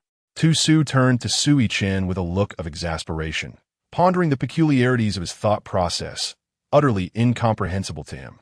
Tentatively, Tu-Su inquired, "Have you never considered that Senior Pei might be pursuing me?" Sui-Chin rolled his eyes dramatically. "Oh please, third brother. Who is Senior Pei? Countless beautiful girls from school have pursued him, all to no avail. Do you really think he would forsake all those ladies to chase after a man like you?" After finishing his remark, Sui-Chin leaned closer to Tu-Su, inspecting his face intently for a moment before nodding. "I must admit, you have become more handsome than before. But remember, no matter how good-looking you are still a man." Tu-Su then turned to Chu Mu-Yang and Yi Xingyu, asking, "Boss, second brother, what do you think? Do you also not believe that Senior Pei is pursuing me?" Both shook their heads in unison. Sighing, Tu-Su shrugged. "See, I told the truth. Yet you still don't believe me." He chuckled inwardly, thinking, "Just wait until you discover the truth. I wonder what expressions you will have then." The 4 of them wheeled their luggage to the school gate, where 2 cars were parked. Pei Lingfeng leaned against one of the vehicles, clad in a long coat, while Lu Chun stood nearby, idly smoking a cigarette. Upon seeing the 4 approach with their luggage, Lu Chun immediately tossed aside his cigarette butt and called out, "You guys finally made it out. Chu Mu-Yang, Yi Xingyu, Sui-Chin, put your suitcases in my car. You're all riding with me." Sui-Chin glanced at Tu-Su and asked Lu Chun, "What about our third brother?" Lu Chun pointed to Pei Lingfeng. "Of course. The junior will be riding with Senior Pei. The dormitory prepared for you is a 3-bedroom suite, perfectly accommodating each of you with your own room. As for the junior..." Chu Mu-Yang and Yi Xingyu exchanged glances, both sensing an unsettling mischievousness in Lu Chen's smile. Sui-Chin, oblivious to the implications, asked, "Where will third brother stay? Why aren't you saying anything? I thought we would continue living together. We've all gotten used to it." Lu Chun suppressed a laugh as he looked at Pei Lingfeng, who turned visibly dark at Sui-Chin's comment about living with third brother. "Let us go. Gu Qingsu has other arrangements for you," Pei Lingfeng replied curtly, taking Tu-Su's suitcase from his hands and placing it in the trunk before opening the car door to signal Tu-Su to get in. The others were astonished by Pei Lingfeng's unexpected attentiveness. So Senior Pei is actually a warm-hearted person, taking such good care of his junior. I never saw that coming. Sui-Chin murmured to himself, prompting Lu Chun to burst into laughter. Chapter 96. The Tragic Fate of the Supporting Character. 18. Lu Chun playfully pulled Sui-Chin closer, chuckling as he patted his shoulder. "Su, I never realized you were this innocent and adorable. Come on, let us get in the car." As the 2 cars set off simultaneously, Tu-Su, seated in the passenger seat, turned to gaze at the man driving, Pei Lingfeng. How could he become increasingly handsome with each glance? "What are you looking at?" Pei Lingfeng suddenly turned his head, locking eyes with Tu-Su. The undeniable amusement in his gaze made Tu-Su blush profoundly. "I wasn't looking at anything. Where are you taking me?" Lu Chun and the others have taken another route. Upon noticing through the car window that their vehicle was heading in a different direction from Lu Chin's, Tu-Su inquired curiously. Pei Lingfeng smiled, "Of course. I'm taking you to where you reside." Since he had stated it so plainly, Tu-Su felt no need to press further, doubting that this man would truly sell him off. Pei Lingfeng drove into the underground parking garage of a notably upscale apartment building. Tu-Su opened the door and stepped out, turning to ask Pei Lingfeng, who was retrieving a suitcase from the trunk, "Senior, where's this?" Pei Lingfeng, dragging the suitcase over to Tu-Su, prevented him from grabbing his own belonging. "Let us go. I'll carry it for you." The employee dormitory rented by Lu Chun was a 3-bedroom suite, with each of his 3 roommates occupying one room, leaving no extra space. As Tu-Su walked alongside Pei Lingfeng, he awaited further explanation. "Ahem. Well, you know our company is a startup and finances are tight. We can't afford to rent an additional apartment for you, Pei Lingfeng continued. It's inconvenient for you to stay with Lu Chun as he lives with his parents. I live alone, and there's an extra bedroom at my place, so I can only ask you to stay with me for now. Once the company gets off the ground and starts making money, I'll find you a better place. Tu Su rolled his eyes inwardly, with the original owner's mindset. He might have believed such nonsense. Cursing a man internally for being so cunning, he nonetheless nodded understandingly. Sure, I have no problem with that. I understand the company's situation, but I worry it might affect you. Pei Lingfeng breathed a sigh of relief inwardly. I'm fine, just think of me as your roommate. They took the elevator up, and when it reached the 30th floor, it halted. The doors opened directly into the entrance hall, where the shoe cabinet was located. Pei Lingfeng retrieved a brand new pair of slippers from the cabinet and placed them before Tu Su. Perfect timing. We have new slippers at home. You can wear these. Tu Su looked at the slippers, then at the ones Pei Lingfeng was changing into identical styles, except Pei Lingfeng's were blue while his were pink. Couple's design? Tu Su tilted his head in confusion. Senior, these must be for your girlfriend, right? I do feel awkward wearing them. Pei Lingfeng turned his head away, somewhat uncomfortable. They're not for a girlfriend. I don't have one. They were just on sale at the supermarket. Buy one, get one free. Yours is the complimentary pair. He secretly scoffed at Tu Su's naivety, wondering if any girl would wear size 42 shoes. He specifically went to the mall to purchase this little item. Tu Su grinned widely. So it's a complimentary gift. That eases my mind. I was afraid of wearing my senior's girlfriend's shoes and inciting her anger. Pei Lingfeng pulled Tu Su's suitcase and led him inside, saying, Stop joking around. I don't have a girlfriend, so don't overthink it. As Tu Su glanced around, he followed Pei Lingfeng into the apartment. Senior, do you live alone in such a spacious place?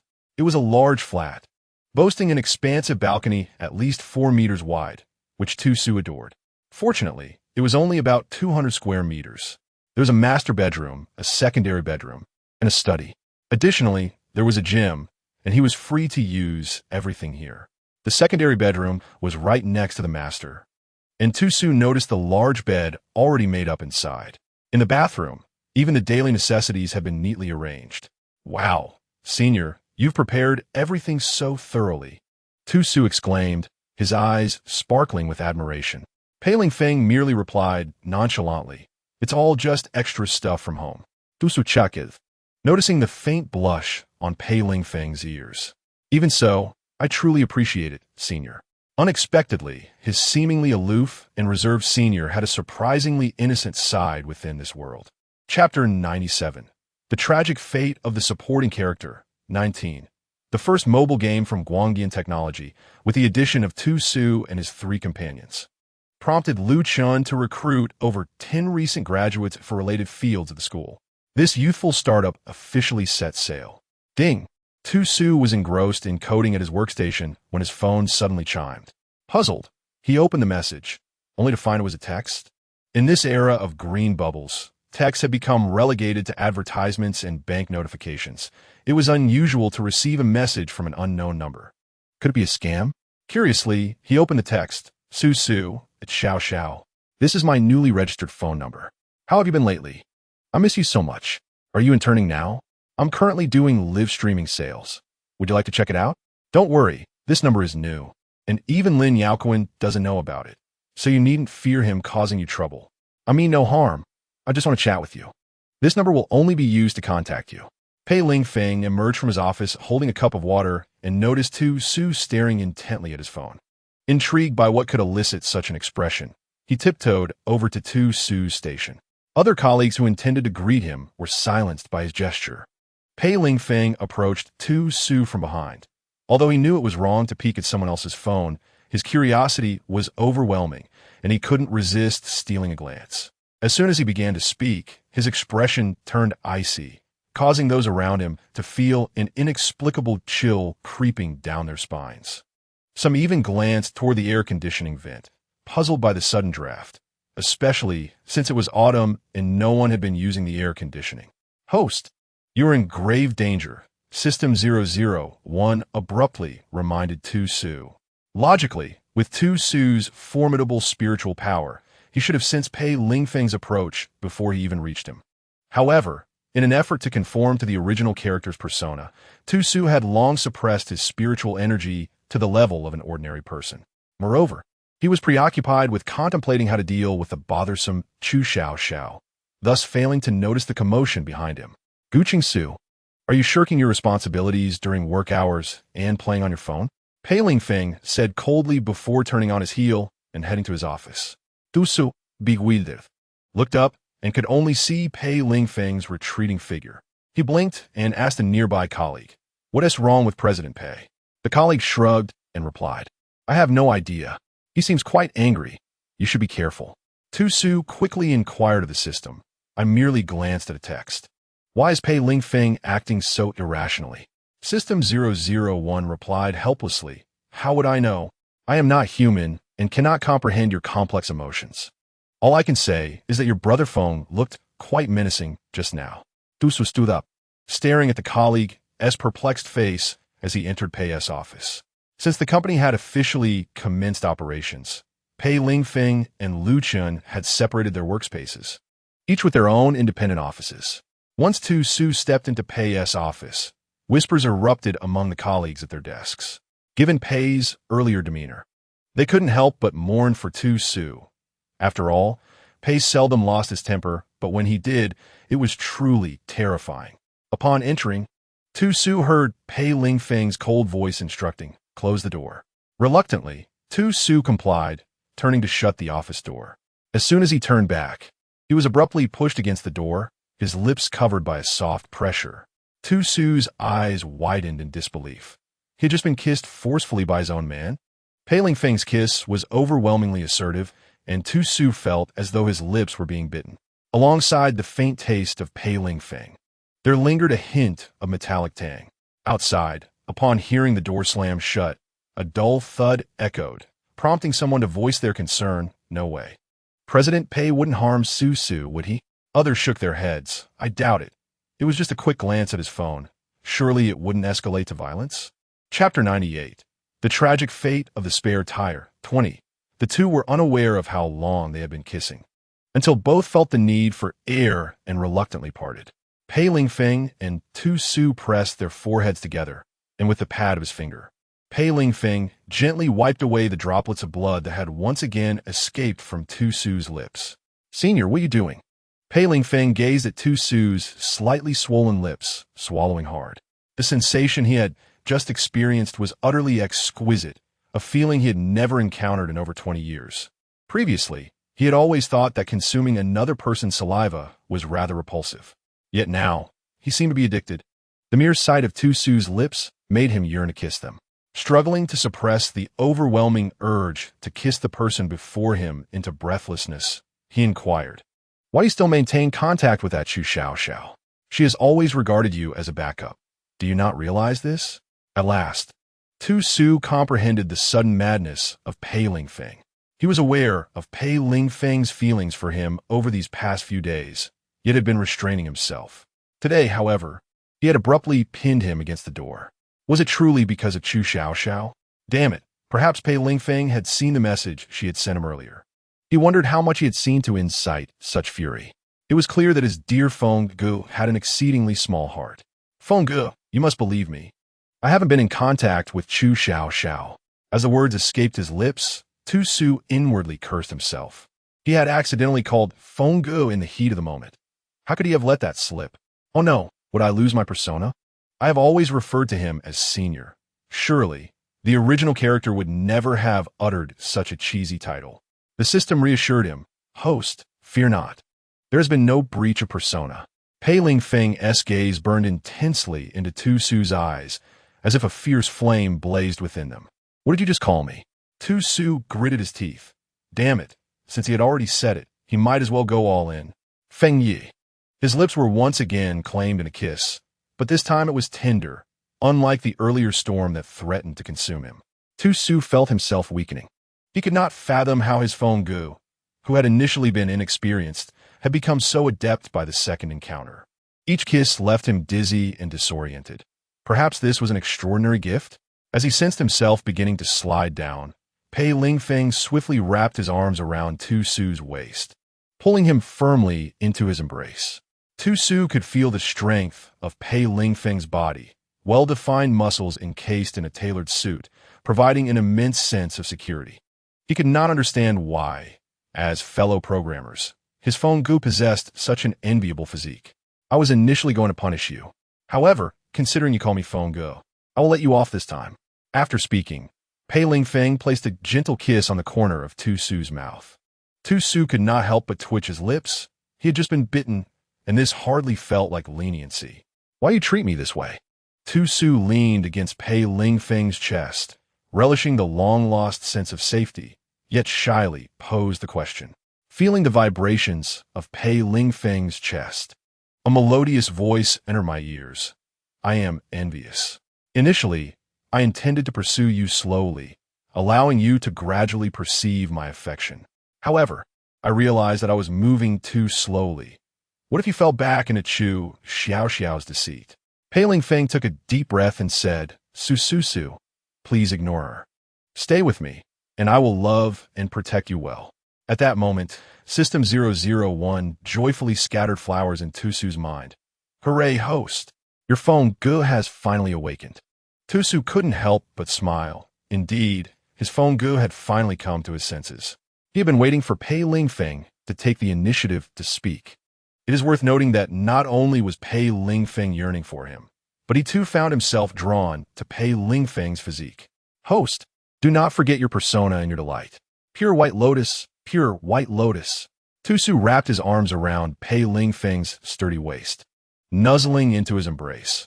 I have long ceased to have feelings for Chu Xiao Xiao. That message earlier was secretly sent by her. I have already blocked and deleted all her contact information. Tu Su looked up, his eyes glistening with innocence, gazing at Pei Lingfeng. Feng-gu, were your words just now sincere? With your remarkable qualities, why would you be attracted to me? I'm a man as well. Pei Lingfeng gently caressed Tu Su's lips with his fingertips, speaking in a soft tone. From the moment I first laid eyes on you, my heart was stirred. You're the first person capable of making my heart race. I was uncertain whether I preferred men or women, but upon meeting you, I realized that the one I desire is you alone. Tu Su was taken aback. He never expected his Feng-gu in this lifetime to utter such romantic words. In previous worlds, Feng-gu had always acted without speaking. It was astonishing to see him so articulate in this life. He wondered if he would also act on his words. As these thoughts raced through his mind, he felt a warmth spread through him, and his voice deepened. Feng-gu, I like you too. Receiving a response from the one before him, Pei Lingfeng's gaze grew increasingly fervent. He effortlessly lifted Tu Su into his arms. Have you made your decision? If you agree, you can never run away. Tu Su buried his head in Pei Lingfeng's embrace and nodded. I won't run. In this life, the next, and the ones after, I am yours. Pei Lingfeng laughed heartily. Had I known, I wouldn't have prepared a second bedroom for you. My large bed is incredibly soft. Would you care to try it? Tu Su wrapped his arms around Pei Lingfeng's neck in response. That night was both arduous and exhilarating. Even the bright moon in the sky revealed a hint of blush. Awakening in the arms of a lover was a sensation Tu Su had not experienced in a long time. He finally savored the taste of intimacy once more and felt immensely fulfilled. After a night of exploration, he was certain that this incarnation of Feng-gu was indeed a true man of both words and actions. His slender waist is quite irresistible. It seems that, apart from coding daily, he must also practice the martial arts secrets from his previous lives. Only a robust physique can execute more formidable poses and movements. Host, your mind is cluttered with frivolous thoughts. I fear my system is tainted, lamented 001 in his consciousness. I am providing you with live instruction. I forego your tuition out of our long-standing friendship. Once you locate your system brother, you shall comprehend the significance of this knowledge. 001 sensed that the person in his embrace was awakening. Pei Lingfeng tightened his arm and gently kissed the forehead of Tu Su, inquiring softly, How do you feel? Is there any discomfort in your body? Tu Su stirred his head and replied dully, I'm fine, nothing hurts. Is the company commencing the internal game testing today? Pei Lingfeng nodded. Yes, today all employees will collectively test the game. If all goes well, we will proceed with the promotional announcement, followed by internal testing, and ultimately the public release. Noticing that they had time to spare, the two intended to reminisce about the delightful experiences of the previous night when suddenly, the phone on the bedside began to vibrate vigorously. Tu-Su nudged Pei Ling-Feng. "Brother phone, your phone has been ringing incessantly." Pei Ling-Feng kissed Tu-Su's ear and whispered, "At this moment, who has the time for a phone?" Tu-Su playfully slapped Pei Ling-Feng's back. "What if it's urgent? You should answer the call." Pei Ling-Feng took a deep breath, propped himself up, shot a glare at Tu-Su, and then planted a fierce kiss on his lips. "You wait right there." Tu-Su laughed heartily. Pei Ling-Feng answered the call, and after a few seconds, his expression grew increasingly grim. Observing Pei Ling-Feng sitting there in a daze, staring blankly at a distant point, Tu-Su's heart sank. Something must have gone awry. Without regard for his own discomfort, he turned to sit upright and asked Pei Ling-Feng, "Brother Feng, has something happened at the company?" Pei Ling-Feng regained his composure, took a deep breath, and turned to Tu-Su. "Su-Su, our game is finished." Tu-Su furrowed his brow, suddenly recalling an anomaly he had discovered a few days prior while coding. Wasn't he there a company that had stolen our code? Pei Ling-Feng gazed at Tu-Su, his eyes deepening with concern, his brow furrowing further. Seeing Pei Ling-Feng's expression, Tu-Su's countenance darkened as well. He fixed his gaze on Pei Ling-Feng. "Do you suspect that I leaked the company's code? If that scoundrel dares to admit it, I will surely smash his head."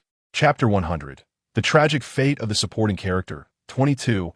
Upon witnessing Tu-Su's troubled expression, Pei Ling-Feng realized that his earlier demeanor might have caused a misunderstanding for Tu-Su. Although a flicker of doubt crossed his mind when the question was first posed by Tu-Su, he swiftly dismissed the thought. This was his beloved, the first person to stir his heart. How could he possibly harbor suspicions? Moreover, Su-Su's character was so innocent and sincere. It was inconceivable for him to engage in such actions. Pei Ling-Feng quickly enveloped Tu-Su in his embrace, planting gentle kisses on the top of his head before stating, "I could never suspect you, not even for a moment. You are the one who has invested the most effort into this game. Countless core codes were crafted by you. How could you betray your own hard work?" Upon hearing Pei Ling-Feng's words, Tu-Su finally relaxed against him. "Then tell me, what exactly is happening?" Pei Ling-Feng pondered for a moment before replying, "Just half an hour ago, Luchin informed me that Digital Technology announced a new mobile game on their official website. It is titled Xianxia Jianghu, and both its art style and game design are strikingly similar to our Xuanxian Road." Digital Technology? That name sounds familiar, Tu-Su mused. Since joining Optoelectronics Technology, he had occasionally searched for other gaming companies online. Digital Technology seemed to be a subsidiary of the Pei family enterprise, with a current CEO named Pei Xiaojun. "Is there any familial connection?" Pei Ling-Feng nodded, his tone turning somber. "Pei Xiaojun is my half-brother." Tu-Su looked up in astonishment. "You're actually the young master of the Pei family? With such wealth, why would you venture into technology yourself?" Pei Ling-Feng sighed. "My family is quite complicated. Now that you're my wife, I can share these matters with you. Even Lu Chun isn't fully aware of the intricacies." Tu-Su nestled quietly in Pei Ling-Feng's arms, listening attentively as he recounted his past. It turned out that Pei Ling-Feng's father, Pei Wen-Jun, had entered into a marriage of convenience with his mother, Song Xiuyun. After their union, Pei Wen-Jun fathered a son, Pei Xiaojun, with an extramarital partner, a fact unknown to Song Xiuyun. Tragically, when Pei Ling-Feng was 5, Song Xiuyun perished in a car accident, after which Pei Wen-Jun brought his mistress and illegitimate son into the family without hesitation. Pei Wen-Jun had never favored Song Xiuyun, and with her demise, the 5-year-old Pei Ling-Feng found his home life unbearable. Pei Xiaojun, being 2 years his elder, easily bullied him, and even her father turned a blind eye. Fortunately, Pei Ling-Feng's maternal grandparents were still alive. Despite their advanced age, they resolutely reclaimed him from the Pei household, sacrificing a significant portion of their own company shares to do so. Pei Wen-Jun seized half of his grandparents' company shares, along with those belonging to his mother.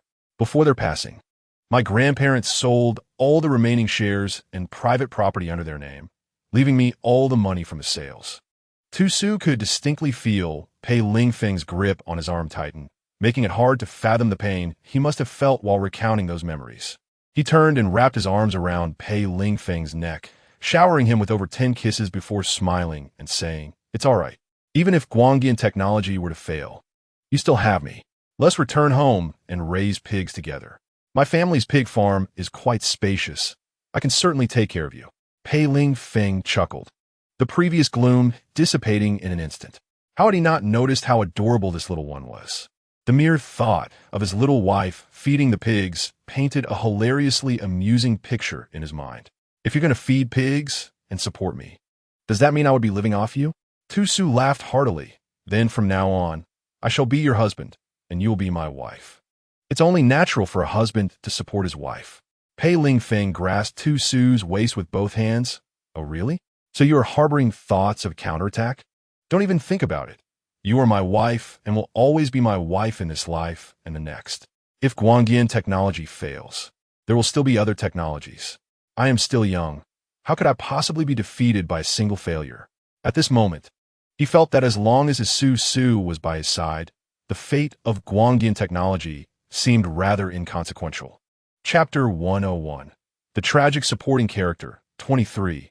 Tusu smiled as he affectionately ruffled Pei Lingfeng's hair, reminiscent of petting a dog's head. "Rest assured. Guangdian technology 1T falter. A few days ago, I noticed some anomalies in the data, so I discreetly took some measures." Pei Lingfeng raised an eyebrow. "Oh, what did you do?" Tusu flashed a mysterious smile at Pei Lingfeng. "You'll find out soon enough." With that, he stepped away and walked straight into the washroom to freshen up. Pei Lingfeng smirked. "Are you still trying to keep me in suspense?" At 11:30 a.m., Digital Technology held a press conference in the company's conference room to unveil a new mobile game. As a subsidiary of the Pei Group, with the CEO being the eldest son of the chairman, many industry insiders were optimistic about the new mobile game being launched by Digital Technology. Online, numerous gaming enthusiasts and streamers eagerly anticipated the release, as Digital Technology had recruited many renowned game designers. The trailer released on their official website was incredibly captivating, resulting in pre-registrations soaring to several million even before the game's official launch. It is worth noting that the most popular shooting mobile game in the industry had barely surpassed 1 million pre-registrations before its launch. Yet now it boasts a peak of 100 million daily active users. Industry insiders watched closely, while the atmosphere at Guangdian Technology was rather bleak. Today was supposed to be their internal testing for the new game, but with the source code leaked and Digital Technology releasing their version first, all the hard work they had put in over the past days had gone up in smoke. With a loud thud of frustration, Xiao Chun from the planning department slammed the table, his face flushed with anger as he berated the live broadcast of the press conference displayed on the computer screen. The others were equally incensed. After all, this was the culmination of their hard work. Lu Chun and Pei Lingfeng sat before the computer, their expressions grim as Lu Chun remarked, "Old Pei, what should we do?" Pei Lingfeng furrowed his brow, and although Tusu had hinted at some impending drama earlier that morning, the sight of Pei Xiaojun's exuberant face on the live stream made him want to deliver a punch. Tusu, seated beside Pei Lingfeng, turned to Lu Chun with a smile. "Senior Lu, do not fret. The real show has yet to commence. Let's await the opening of the internal test at noon." Lu Chun, puzzled, inquired, "What show?" The others cast curious glances towards Tusu, intrigued by his words. As Tusu stirred their curiosity, the atmosphere in the office lightened considerably, dispelling the previous gloom. At precisely noon, the live stream showcased Pei Xiaojun, clad in a polished suit and exuding confidence, as he announced through the microphone. Digital Technology proudly presents the Xianxia mobile game, Xianxia Jianghu, entering internal testing and officially launching. Following his announcement, the live stream promptly split into multiple feeds, featuring several renowned game streamers invited by Digital Technology to experience the new game on site. Concurrently, players across the nation who had secured spots in the internal test began to open the game icon, logging into their pre-registered accounts just like the streamers. Upon logging in, the interface immediately transitioned to character creation, sex selection, and nickname choices. One male streamer appeared to have meticulously planned his character and sex prior to logging in. becoming the first to enter the game. As the stunning 5D graphics unfolded, viewers in the live stream flooded the chat with praise. Wow, wow, alas. My lack of education only allows me to express my feelings with wow. My goodness, the graphics are breathtaking, truly a testament to digital technology. These visuals are years ahead of other games. It rivals blockbuster films. I could play this all day. The audience at Guangdian Technology, observing the barrage of accolades on screen, clenched their fists. These praises were rightfully theirs, a testament to their honor. The show was about to begin, and Tusu wore a sly smile. Just as the internal test players were eagerly immersing themselves in the game experience, many encountered black screens and garbled text on their computers. Even within the live stream, the viewers noticed that the streamers' feeds were similarly afflicted. Junior, what is happening? Lu Chun turned to Tusu, while Pei Lingfeng frowned at the chaotic scene unfolding on the live broadcast. Is the system crashing? Tusu broke into a smile, declaring, indeed, the system has collapsed. A few days prior, while examining the source code, he had discovered signs of tampering. Consequently, he embedded self-destruct codes within the source. Once the game launched, unless activated by a specific command, this self-destruct mechanism would immediately engage, rendering it irreparably damaged. Rising to his feet, Tusu turned to face the more than 10 individuals behind him, those whom Lu Qian had recruited after he and Xu Muyang arrived. He surveyed their expressions, a sly smile curling at the corners of his lips. Su Yichen rushed over, enthusiastically patting Tusu on the shoulder, exclaiming, "Well done, third brother. The creation we poured our efforts into, and digital technology thinks they can seize it so easily? We cannot allow that to happen. If we cannot have it, we might as well destroy it." Xu Muyang and Yi Xingyu approached, grinning at Tusu. "Third brother, since you anticipated this, does that mean you can reclaim our source code?" Lu Chun interjected, pulling the ecstatic Su Yichen closer to him. "Reclaiming the source code is futile. This game has been prematurely released by digital technology. Any subsequent launch on our part will inevitably attract negative repercussions, regardless of our explanations. Digital technology could easily assert that we tampered with their source code." The previously excited group fell into a contemplative silence upon hearing Lu Chen's assessment. Indeed, without evidence to prove that digital technology had pilfered their work, it would be simple for the larger entity to cast aspersions upon them. Pei Lingfeng stood, moving beside Tusu, gazing down at him. "Su, do you possess an alternative solution?" He had begun to realize that his beloved was not merely the innocent facade he appeared to be. This maneuver against digital technology was nothing short of a lethal strike. What innocent soul could devise such cunning strategies? It seemed that beneath the guise of a pure-hearted individual lay a calculating mind. However, he found himself increasingly enamored by this side of Su, a desire swelling within him.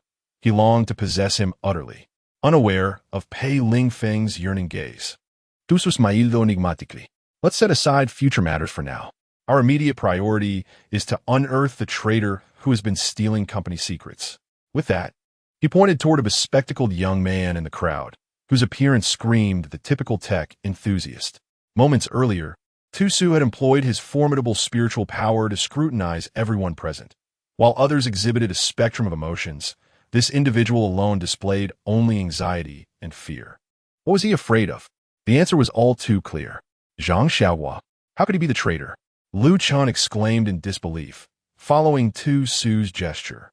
All of them were aware that Zhang Xiaohua was his classmate, known for his quiet demeanor during their school days. Though their interactions had been limited, his character was well understood. Such an honest individual could not possibly engage in treachery. Pei Lingfeng lowered his gaze to Tusu and inquired with a frown, "Su, are you certain?" Tusu rolled his eyes. Could he express that, under the perception of his soul power, the emotions of an ordinary person were utterly transparent? Yet, he refrained from saying that as soon as he sensed something amiss with this individual, he had immediately instructed System 001 to retrieve all the available information on him. Lu Chun, incredulous, addressed Tusu, "Junior, it's not that I doubt you. However, I know Zhang Xiaohua rather well. He is merely a socially anxious tech enthusiast, and such actions seem beyond his capability." Others nodded in agreement. One person remarked, "Indeed, during our time working together, Xiaoguo has been remarkably diligent. He is usually quiet, focused on his tasks, avoids gossip, and never slacks off. I simply cannot fathom him as the traitor." Many rallied to defend Zhang Xiaoguo. Tu Su was taken aback, realizing that Zhang Xiaoguo appeared to have a decent reputation within the company. Just as he was about to confront Zhang Xiaoguo directly, System 001 interjected, "Host, please be mindful of your character persona. Your previous demeanor has exceeded the expectations of your White Lotus character." Tu Su nearly choked on his own thoughts, having momentarily forgotten about maintaining his persona. Chapter 103. The Tragic Fate of a Supporting Character, 25.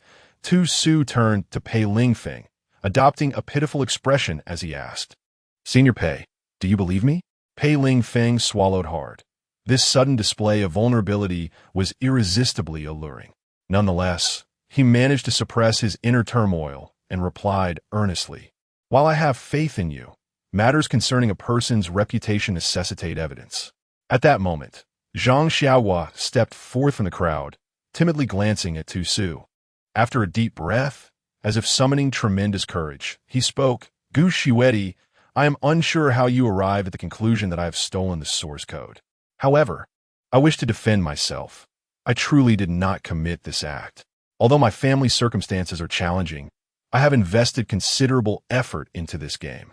How could I possibly surrender it so easily?" Hearing Zhang Xiaoguo, who was typically inarticulate, articulate so much in his defense bolstered the crowd's belief in his innocence. After all, what would compel such a shy and socially anxious individual to muster the courage to advocate for himself so passionately? The onlookers began to regard Tu Su with growing skepticism. Initially, they had perceived him as obedient and charming, with commendable computer skills, and his cheerful demeanor had earned him the affection of his seniors. However, today, they were astonished to find him accusing Zhang Xiaoguo of stealing company secrets, leading to a swift alteration in their perception of him. Pei Lingfeng, aware of the collective sentiment, looked at Tu Su with concern and urged, Su, I know you are not one to speak recklessly. Please present the evidence you possess." Zhu Mu Yang, Yi Xingyu, and Su Yichun have been roommates with Gu Chengsu for several years. They are well aware that Gu Chengsu is not the type to speak carelessly, and they all support him in presenting evidence. As long as the evidence is sufficient, they will undoubtedly not spare the traitor. Tu Su gazed at Zhang Xiaoguo with a hint of pity and said, "Ah, Senior Zhang Xiaoguo, my intention in directly pointing you out was to encourage your confession, which would be considered a surrender.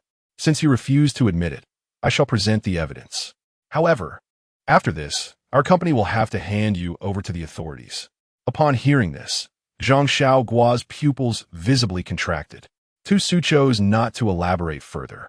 He took out his phone, opened the album, and handed it to Pei Lingfeng, saying, "Senior Pei, Senior Liu, as the company's owners, I believe you should take a look at this evidence." Pei Lingfeng received the phone, but did not examine it immediately. Instead, he addressed everyone. "Let us all proceed to the conference room. I will project this for everyone to see." After saying this, he led Tu Su toward the conference room, followed closely by Lu Chun, who had his arm wrapped around Su Yichun, who was scolding him, "Lu Chun, you rascal, let me go." Chu Mu Yang and Yi Xingyu exchanged glances and couldn't help but chuckle. It became evident to them that among their four roommates, Senior Pei had taken a liking to the third, while Senior Liu was interested in the fourth. Surprisingly, the two youngest of the group were the first to find romance. As everyone made their way to the conference room, Zhang Xiaoguo lingered behind, his gaze wandering. A fellow classmate and colleague tugged at his arm, saying, "Xiaoguo, let us go. We all believe in you. Gu Chengsu must be fabricating lies." In the conference room, the projector was already set up, casting light in the otherwise dim space. Pei Lingfeng surveyed the room and, upon seeing Zhang Xiaoguo enter, declared, "Now that everyone is here, let us begin. Gu Chengsu, since you have brought forth this evidence, please come forward and share it with everyone." Tu Su nodded and stepped up. He had already stated his points outside, and since Zhang Xiaoguo refused to admit his guilt, he felt no need to waste further words. As the saying goes, a good word is hard to persuade a dead ghost. Tu Su had initially hoped that a confession would lead to nothing more than dismissal from the company, allowing Zhang Xiaogua the chance to find new employment. However, given his stubbornness, he would now have to prepare for the just consequences of the law. The evidence presented was Zhang Xiaogua's family background information. It revealed that his mother worked as a cleaner in a certain establishment, while his father was a jobless gambler with a penchant for drinking and had accumulated debts exceeding 500,000. Chapter 104.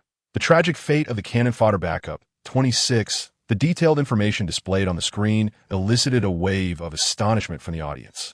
Several individuals present were Zhang Xiaogua's classmates, including two who shared both classes and dormitory accommodations with him. For several years at the university, everyone was aware of Zhang Xiaogua's impoverished background, yet few could have anticipated that he harbored a father with a penchant for gambling. In an ordinary household, the emergence of a compulsive gambler would spell ruin for the family. Consequently, the onlookers cast sympathetic glances towards Zhang Xiaogua. Upon reviewing the records, it was revealed that over the past decade, his father had squandered more than $1 million, while Zhang Xiaogua's mother earned a meager salary as a cleaner. With a family to support and Zhang Xiaogua's education to finance, one could only wonder where the funds had originated. Tu Su clapped his hands, calling for silence. Next, we present our second piece of evidence, the bank transaction records. This document reveals that 5 days ago, Zhang Xiaogua's personal bank account received a sudden transfer of $1 million from Zhou Min. The audience was now on high alert, as Tu Su continued. Zhou Min is the personal assistant of Pei Xiaojun, the CEO of digital technology. The conference room erupted in murmurs. The sympathy felt for Zhang Xiaogua's family began to dissipate, replaced by a shift in perception. Lu Chun rose in fury, slamming his fist on the table as he glared at Zhang Xiaogua. How utterly disgraceful! Zhang Xiaogua, let us not forget the countless hours our team has toiled to develop this game. The company's investment exceeds several million, yet you dare to sell it for merely $1 million? Is the sale price truly the crux of the issue? No wonder you are a privileged heir. Your thought process is entirely skewed. Tu Su chuckled. Since we've come this far, I shall present the final piece of evidence. With that, he tapped his phone, causing the screen to shift from images to a video. The footage captured Zhang Xiaogua's face directly. He could be seen extracting a USB drive from his pocket and connecting it to a computer. 10 minutes later, he stowed the USB away and departed the premises. This moment occurred after all employees had left for the day. At this point, Zhang Xiaogua slumped into his chair, muttering repeatedly, "How is this possible? I had already disabled the company surveillance. How could there still be footage?" The room fell silent, allowing everyone to hear his hushed words clearly. Someone hesitantly remarked, "That angle doesn't appear to be from the surveillance camera." Another chimed in, "Oh, I remember now. It's from the computer's built-in camera." Everyone present, being adept in computing, understood the implications. Astonished, they turned their gazes towards Tu Su, while Pei Lingfeng leaned towards him with a smile. "I didn't realize you were such a skilled hacker." Indeed, the evidence presented by Tu Su was not obtained through conventional means, particularly the transaction record, which could only be accomplished by a master hacker.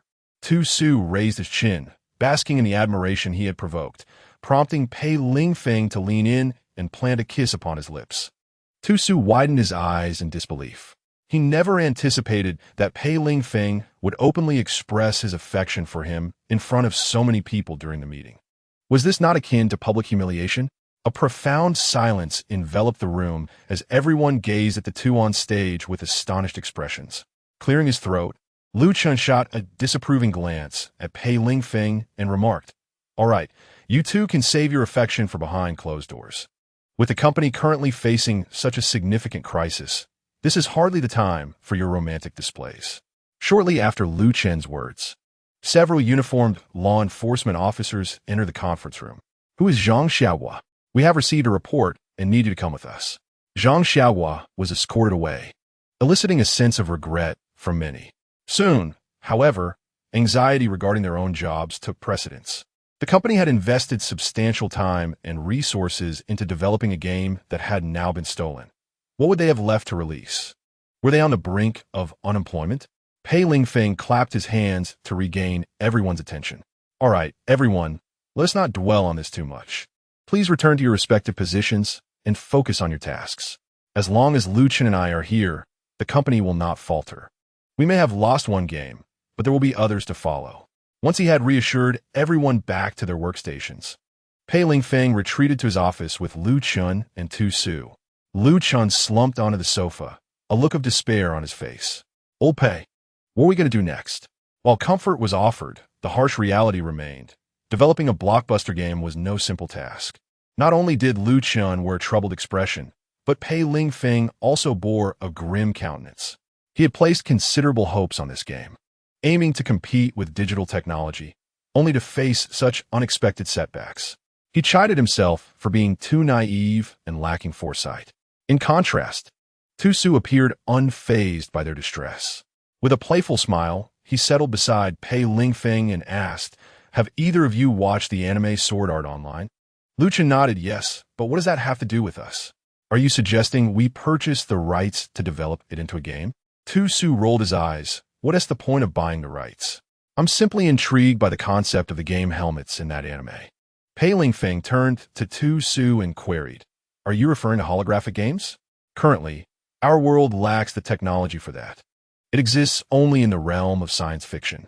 Tu Su grinned. I've been experimenting to see if I can turn the virtual into reality. So far, progress is promising. Liu Chen stared at Tu Su in shock. What? Junior, you must be joking. Have you actually developed a holographic game? Pei Lingfeng also looked at Tu Su with astonishment. They worked together every day, and he had no idea when this little rabbit had begun researching holographic gaming. With a mischievous smile, Tu Su placed a USB drive on the coffee table before them. This contains the source code I've created. As for the subsequent developments, I believe you both can handle that, can't you? Liu Chen hurriedly rose to retrieve his notebook, only to find Pei Lingfeng pulling Tu Su onto his lap and kissing him passionately. Upon returning with his notebook, Liu Chen was greeted by the sight of their intimate embrace. He chose to feign blindness to the scene before him. What the hell? It's truly holographic, he exclaimed, astonished by the contents of the USB drive. With a startled scream, Liu Chen leaped from the sofa. The interruption finally compelled the couple to part reluctantly. Glancing between them, Liu Chen noticed a glimmer, exclaiming, "Wow, you two really don't consider me an outsider, do you? It's practically a spectacle." Pei Lingfeng chuckled as he wiped the moisture from Tu Su's lips, remarking, "What did you capture Su Yichen's heart? Then you too could indulge in such spectacles." Liu Chen grinned at Tu Su and said, "Sister-in-law, you must assist me. Speak well of me in front of our dear Chen Chen." Tu Su, taken aback, turned to Liu Chen and questioned, "What on earth? Sister-in-law?" His expression darkened at being addressed in such a manner. Pei Lingfeng, however, relished Liu Chen's choice of words and cast him an appreciative glance. With Tu Su's holographic headset in play, all challenges faced by the company would be effortlessly resolved, allowing Liu Chen to relax and jest with Tu Su and Pei Lingfeng. In stark contrast to their light-hearted banter, the digital technology sector was in utter disarray. Over an hour had passed since the live broadcast abruptly ceased, and the online environment was rife with outrage. The anticipation had been vast, only to be met with profound disappointment. What on earth was digital technology? Did they not test anything before launching? Was this truly the masterpiece honed over 10 years? I am thoroughly disillusioned with this company. I shall avoid all their games henceforth. As he scrolled through the barrage of insults on their official website, Pei Xiaojun, in a fit of rage, smashed his phone against the ground. His assistant, Zhou Min, stood by in silence, fearful of voicing a word. She had personally handled the acquisition of Zhang Xiaohua to steal the source code from optical technology, and now, with the crisis at hand, she feared for her own safety. Suddenly, Zhou Min's phone rang, and she respectfully presented it to Pei Xiaojun, saying, "Mr. Pei, it's a call from the former president." Taking a deep breath and casting a glare at Zhou Min, Pei Xiaojun finally answered, "Hello, father." Pei Wenjun's deep voice resonated through the phone. "What on earth transpired today? Your launch event was grand, yet now the industry is mocking you." Pei Xiaojun clenched his fists, gritting his teeth as he replied, "Father, it was undoubtedly Pei Lingfeng's machinations. I was careless and fell into his trap." Pei Wenjun paused. surprised to learn that this debacle was connected to his younger son, Pei Lingfeng. If not for Pei Xiaojun's mention, he might have nearly forgotten that he had another son. Chapter 106. The tragic canon Fodder and backup Pei Wenjun had never considered that the issue lay with Pei Xiaojun. He could only conclude that there was a complete lack of paternal affection towards Pei Lingfeng. I will have someone investigate this matter. You should focus on managing your company's affairs, Pei Wenjun remarked before abruptly ending the call. A smirk played at the corners of Pei Xiaojun's mouth. My dear brother, Father has taken action. Even if you resort to underhanded tactics, what difference does it make? Ultimately, your source code will still fall into my hands. Little did Tu Su and his associates know that Pei Wenjun was already preparing to intervene in their affairs. Since Tu Su had unveiled the holographic source code, the entire company of Guangyan Technology had become abuzz with activity. The holographic gaming helmet was a secret known only to Pei Lingfeng, Tu Su, and Lu Chun. Not even Chu Muyang and his companions were privy to this knowledge. The staff merely understood that the design journey to seek immortality would still proceed to public beta testing as scheduled. However, the foremost priority was to conduct internal testing first. With the launch event set to take place in a week at a 5-star hotel, many within the company had begun to lose faith in the game, unaware of why Pei Lingfeng and Lu Chun insisted on its release. Given the premature announcement by Digital Technology and the ensuing scandal, any subsequent release would likely tarnish their reputation. During this busy period, Pei Lingfeng and Lu Chun were engrossed in their respective tasks. Pei Lingfeng was urgently seeking manufacturers capable of producing the gaming helmets, while Lu Chun was occupied with arranging all the details for the launch event. Ironically, Tu Su found himself to be the most leisurely individual in the company. One day, as Tu Su lounged on the couch in Pei Lingfeng's office, engrossed in playing a new mobile game from their company, the receptionist suddenly entered and inquired, Su, a delivery person has arrived with a package for President Pei. Should I have them deliver it directly to his office? Tu Su looked up at the receptionist and nodded. Sure, please let him bring the package in. After the delivery person departed, Tu Su set aside his phone and regarded the large parcel on the desk with curiosity. He had never seen Fenggu order anything online. Why was such a sizable package arriving today? Although his curiosity was piqued, he refrained from opening it, as even the closest of spouses ought to respect one another's privacy. He resolved to wait until Pei Lingfeng returned and insisted on opening the package in his presence. A notification pinged on his phone. Frowning, Tu Su deleted the unread message without a glance. Aren't you going to read it? 001 queried curiously in his mind. Tu Su replied, what's there to see? It's just phishing messages from Chu Xiao. Is she particularly idle these days? Could it be that her relationship with Lin Yaocoen is faltering? 001 responded with exasperation. Host, you shouldn't be so absorbed in your own romance. You ought to pay more attention to your mission objectives. Chu Xiao is currently thriving as a live streaming sales host. Recently, Lin Yaocoen has taken a fancy to a minor celebrity, and it is rumored that he intends to use connections to secure her a role in a drama. Tu Su raised an eyebrow, exclaiming, oh, has Chu Xiao fallen out of favor so quickly? No wonder she has been inundating me with messages lately. System, how are you so well informed about the affairs of these two? 001 replied helplessly. Host, you show no concern for the mission. What else can I do? As your system, I must keep an eye on them for you. Tu Su stroked her chin, contemplating. According to the original plot, Chu Xiao was not a streamer. Now that she has taken on this role, do you think she will still follow the predetermined path to pregnancy? 001 responded. Host, Chu Xiao is already pregnant, but she is only a little over a month along, and Lin Yaocoen is still unaware. What? How did they end up together so soon? Tu Su exclaimed. 001 explained. Because of you. Remember when Chu Xiao blocked you on the playground and you made a scene? That incident quickly reached Lin Yaocoen's ears. To stabilize his affections, Chu Xiao had no choice but to give herself to him. Initially, she intended to delay for another 6 months to a year, as she understands that men tend to become clingy when they cannot have what they desire. Once they attain it, the novelty swiftly diminishes. Tu Su could not help but admire Chu Xiao for her astuteness concerning men. Otherwise, she would not have become such a seductress, having previously kept a plethora of suitors. System, please continue to monitor their relationship. Chapter 107. The tragic fate of the supporting character, 29. In the blink of an eye, the busy days gradually passed. The launch event for the public beta of Guangdian Technologies' mobile game was about to commence. As soon as Guangdian Technologies' official website released the announcement and game reservations, many within the industry mocked them, not for any other reason than the fact that the game bore a striking resemblance, over 90%, to that of Digital Technology. Although many speculated that this was due to code leakage from Guangdian Technology, which allowed Digital Technology to release their game prematurely. It was evident that despite Digital Technology's failure and significant reputational damage, Guangdian Technology still intended to release the game. This led many to speculate that Guangdian Technology might be short on funds. Otherwise, any other company would have opted to redevelop a new game instead of proceeding with the current one. Pei Xiaojun awaited the commencement of Guangdian Technology's press conference in his office. Previously, his father, Pei Wenjun, intended to confront Pei Lingfeng. But due to Zhang Xiaohua's arrest and the incontrovertible evidence against him, Pei Xiaojun found himself in considerable trouble as an accomplice.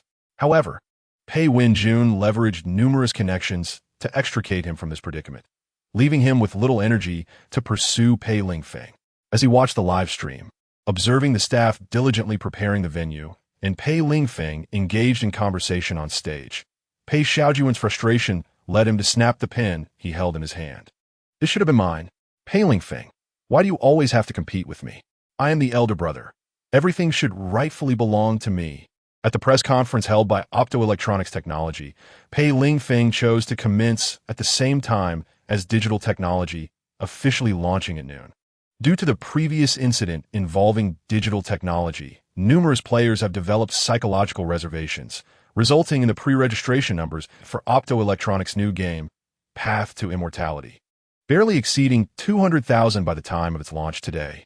At 11:30, as the host announced the official commencement of the conference, the employees of Optoelectronics backstage wore expressions of distress. They could easily envision the onslaught of criticism that awaited them in the live broadcast.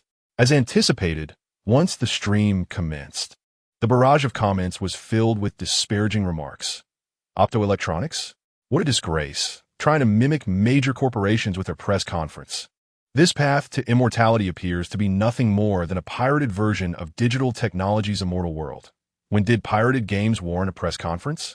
Even though several moderators had long been present to manage the comments, the unpleasant messages continue to flood in, including those from hired commenters paid by Pei Xiaojun. His intention was to turn Optoelectronics' press conference into a farce. If he failed, Pei Lingfeng would not find success either. Following the host's introduction, it was time for Pei Lingfeng to speak. "Excuse me, Mr. Pei," a reporter suddenly interjected with a question directed at Pei Lingfeng. Pei Lingfeng nodded, gesturing for the reporter to continue. The reporter continued, "There are rumors online suggesting that your company's path to immortality is a pirated version of Digital Technology's Immortal World. Is there any truth to this matter?" Pei Lingfeng smiled confidently. Having anticipated such questions at a press conference, he clarified, "Since we have chosen to hold a press conference, I expected inquiries like this. Regarding the allegations of piracy, our company has remained silent until now. Today, as this is a press conference, I would like to clarify on behalf of all the journalists present and esteemed colleagues in the industry. This mobile game is the result of countless hours of effort from dozens of our technical personnel. Unfortunately, before our internal testing, the source code of the game was stolen by one of our employees, which led to a rival company releasing it prematurely. This is the judgment document issued by the court regarding that employee. Out of humanitarian concern, we have obscured the name of this employee, hoping that he may reform after serving his sentence." This revelation caused an uproar in the audience. Could it be that Immortal World was actually developed by Optoelectronics? What then of Digital Technology? This posed a thought-provoking inquiry. Following this, the audience witnessed a large screen behind Pei Lingfeng displaying a clear judgment document. It was the judgment regarding Zhang Xiaohua, whose name was redacted, yet the other contents of the document were abundantly clear. It indeed appeared that Digital Technology had bribed Optoelectronics technical personnel to steal the source code for Path to Immortality. As the audience pondered this, it began to make sense. During Digital Technology's press conference, the severe issues that arose upon the launch of Immortal World could be explained if they were not the creators of the game, leaving them helpless in addressing the problems. Chapter 108. The tragic role of Canon Fodder, 30, in the live streaming room upon the revelation of the evidence. The audience erupted into a frenzy of comments. Previously, they had vehemently criticized Guangdian technology, and now they found themselves stung by the harsh reality. Was there truly a twist? Oh dear, my face aches. My apologies, Guangdian technology, I acted impulsively. Cursed be digital technology. How could they have deceived us so thoroughly? Is digital technology not a major corporation? How could such a significant entity resort to stealing the code of a fledgling startup? Everyone quickly search. I am astounded to discover that the CEO of digital technology is actually the elder brother of President Pei from Guangdian Technology. Many netizens, upon encountering this revelation, rushed to inquire with AI. Who would have anticipated such a shocking turn of events? A scandal from a prominent family unfolding right before our eyes. Although the matters concerning Pei Wenjun occurred over a decade or two ago, the internet retains its memory. Anything that has existed leaves traces. This also inevitably involves some schemes orchestrated by Tu Su. Previously, when Pei Wenjun dispatched individuals to investigate Pei Lingfeng and Guangdian Technology, System 001 swiftly detected the actions, leading to certain manipulations that ensured Pei Wenjun's team found nothing. Now, the system was instructed to release Pei Wenjun's sordid affairs directly. Whenever netizens inquired with AI and touched upon keywords related to Pei Wenjun, AI would immediately redirect them to the newly published post by System 001. In the live streaming room, heavens, what am I witnessing? This melodramatic plot? I can hardly believe it is occurring in reality. Is this truly how the elite live? After reading that post, my heart aches for our President Pei. Why does the mistress not vanish? Repugnant mistress, loathsome, illegitimate child. To the commenter above, is it not the scoundrel Pei Wenjun who is the most despicable? Pei Xiaojun also glimpsed those comments. He searched for the post, and, upon seeing it, furiously smashed his new phone. Immediately have that post deleted. 5 minutes later, Zhou Min returned, her face pale, and said, President Pei, the post cannot be deleted. I have contacted internal staff at Dunyang, and they claim the post appears to have been specially processed. Even with internal permissions, they are unable to remove it. Pei Xiaojun's expression darkened further. He could not comprehend why, since that press conference, misfortunes seemed to persistently plague him. His own circumstances were deteriorating while Pei Lingfeng thrived. How infuriating. However, the world would not cease its rotation due to his anger. At the press conference, after responding to several reporters' inquiries, Pei Lingfeng officially announced the commencement of the public beta for Xuanxin Road. Present at the event, Pei Lingfeng had invited several renowned gaming streamers who would showcase the new game live. As the viewers in the streaming room observed that the streamers were not holding smartphones, but instead donning sleek helmets from the table before them, the comments flooded in. What are these streamers up to? Are they preparing for a live competition? Playing games with helmets? What is this novel approach? On stage, Pei Lingfeng seemed to intuitively grasp the questions posed by the audience in a live stream. With a smile, he announced, "This is our company's latest technological marvel, the holographic helmet. Simply download the game onto the helmet in advance, and it will be linked to all your personal data. Once donned, the helmet will synchronize with your brainwaves, immersing you into the gaming universe." As Pei Lingfeng's words resonated, the large screen displayed several splits showcasing the gaming interfaces of various streamers. The barrage of comments erupted. My goodness, holographic gaming? Am I seeing this correctly? A technology that only exists in science fiction has become a reality? Look, the game characters resemble the streamers perfectly. Only their attire is from the game. I'm screaming. I want to experience holographic gaming. At the venue, the attendees were oblivious to the fact that they were part of a holographic game launch, all in a state of astonishment. At that moment, someone quickly raised their hand. Mr. Pei, I would like to order 100 of these holographic helmets. There were many astute individuals present, and soon, numerous attendees expressed their desire to place orders on the spot. Pei Lingfeng flashed a smile at the crowd below, The holographic helmets are available exclusively on our Optoelectronics Technology official website. Any purchases made through other channels are counterfeit. Our company does not authorize any other outlets to sell the holographic helmets. Due to limited production capacity, we are initially releasing 10,000 helmets, priced at $9,999. Upon hearing the price, the comments section erupted with complaints. What? A helmet costs 10,000 yuan? Why doesn't T Optoelectronics simply seize the opportunity? And only 10,000 units? What kind of hunger marketing is this? This product is hardly worth 10,000. With that money, I could buy a brand new iPhone. Meanwhile, as the comments flowed, the official website had already sold out within 3 seconds. I'm devastated. How didn't he manage to snag one? Mr. Pei, when will there be more stock? At the launch event, after a few streamers tested the helmets for 10 minutes, microphones were thrust in front of them as they removed the headgear. A reporter inquired, "How was the experience of this holographic game?" One streamer exclaimed, "Oh my, the sensation is simply extraordinary." Afterward, the streamer called out to Pei Lingfeng on stage. "Mr. Pei, please sell me this helmet I just used." Pei Lingfeng smiled and nodded. "It is already yours." The other streamer's eyes lit up. In that instant, they felt that being invited to participate in the Optoelectronics Technology launch was not merely a promotional opportunity for the company. Rather, they had struck a significant deal themselves. Initially, they thought Optoelectronics aimed to leverage their millions of followers to advertise its product. However, after experiencing the holographic helmet, they felt a profound sense of embarrassment. With such technology that was at least a decade ahead of the world, they realized that their small influence was hardly necessary for promotion. As the first group of participants, they basked in the limelight of photonic technology, possibly witnessing a remarkable surge in their follower count. Backstage at the press conference, all employees of photonic technology stood in stunned silence. Holographic gaming? When did our company develop this? Confusion reigned on their faces.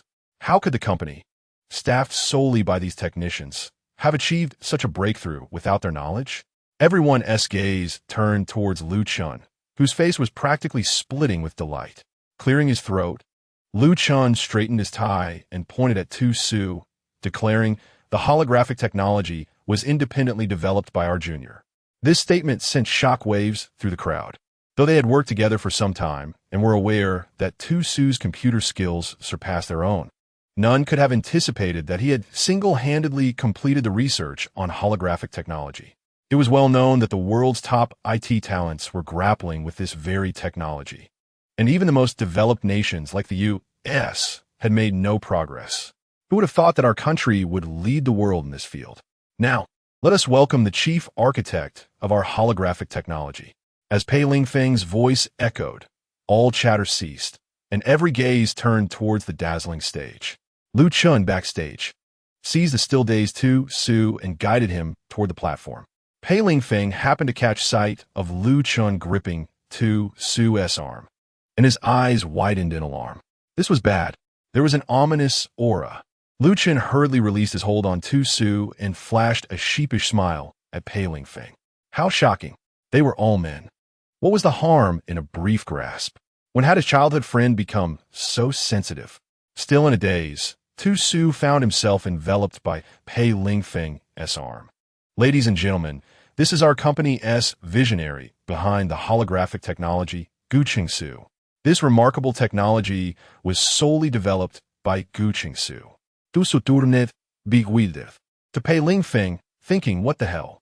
This guy never mentioned I was supposed to go on stage. To his astonishment, he found himself thrust into the public eye. In the live stream. Oh my gosh, I expected this technology to be developed by a balding older gentleman, but instead, it's this handsome young man. I'm sold. This young man is my type. Hey there, look at me. I'm your long-lost wife. Ladies, put away your claws. Haven't you noticed that Pei has never let go of the young man's shoulder? Exactly. Based on my years of experience in the fandom, Pei and this young man's relationship must be more than just that of superior and subordinate. On the stage, after a moment of surprise, Tu Su regained his composure. Having traversed multiple worlds and even having been a star, such press conferences were merely trifling affairs. However, to maintain the original persona, he randomly selected a few reporters, blushing and answering their questions with a delightful shyness. Chapter 110. The Tragic Fate of the Canon Fodder Backup. 32. The mobile game launch event hosted by Optical Technology initially garnered only modest interest within the industry. However, the emergence of holographic technology ignited a fervor across the internet.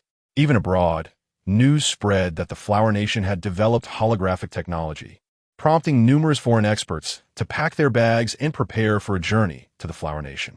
Less than an hour after the conclusion of the live-streamed event, terms such as optical technology, holographic technology, and Guqingsu surged to the top of trending searches. At this moment, Chu Xiaoxiao was engaged in a live-stream sales session when a wave of comments began flooding the screen. Ubo, Jubo. Do you know about Optical Technology's holographic helmet? Jubo. You must secure the agency for the holographic helmet. It will be impossible for your stream not to go viral. Yes.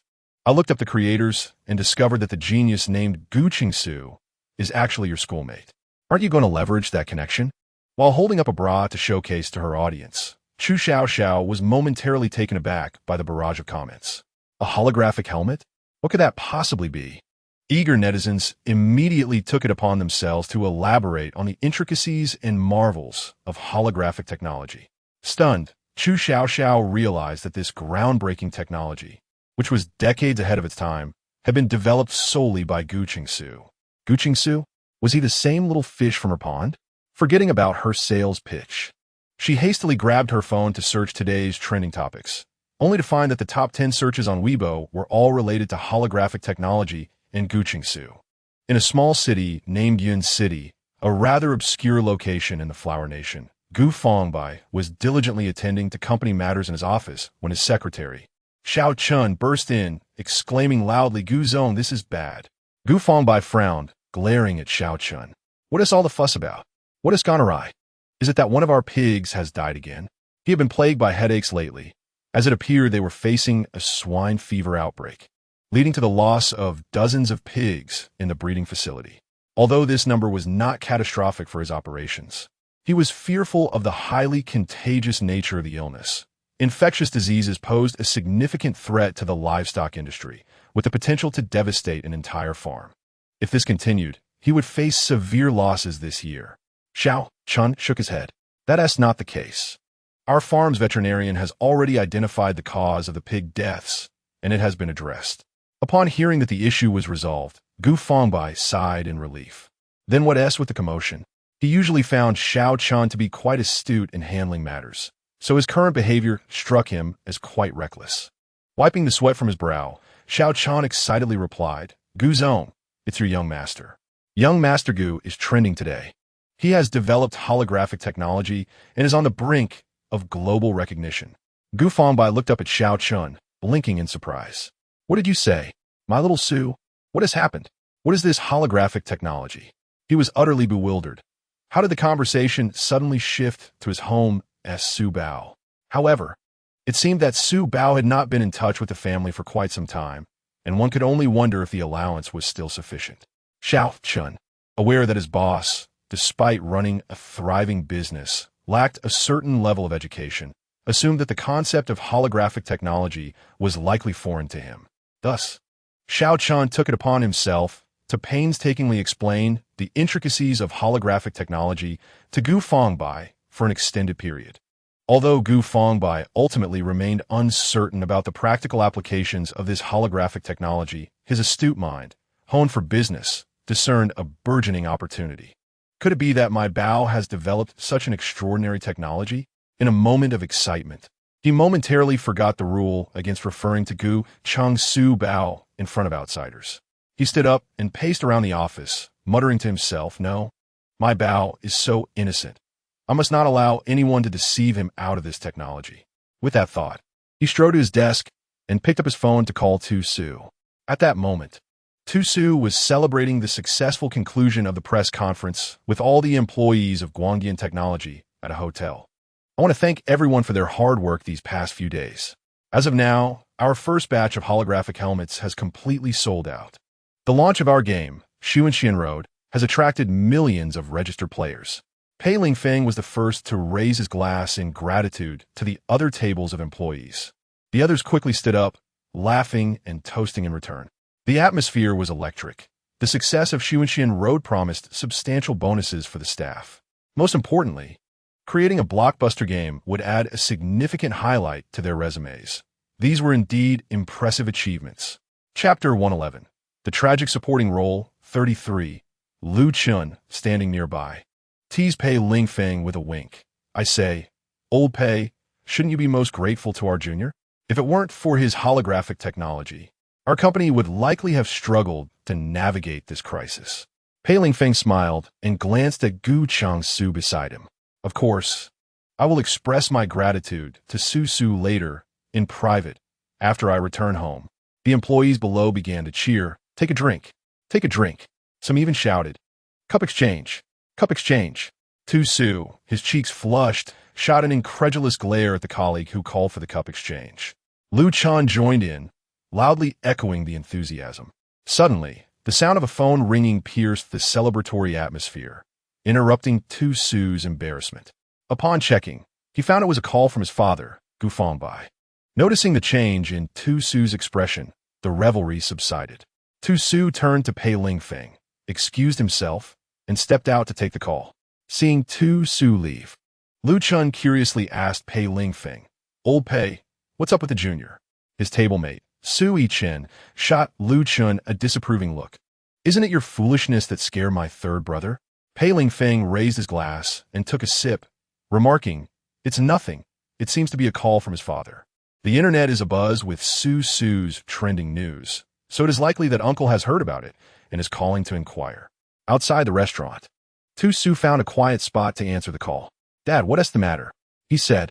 On the line, Gu Fangbai's voice was exceedingly gentle as he asked, My dear, what are you up to?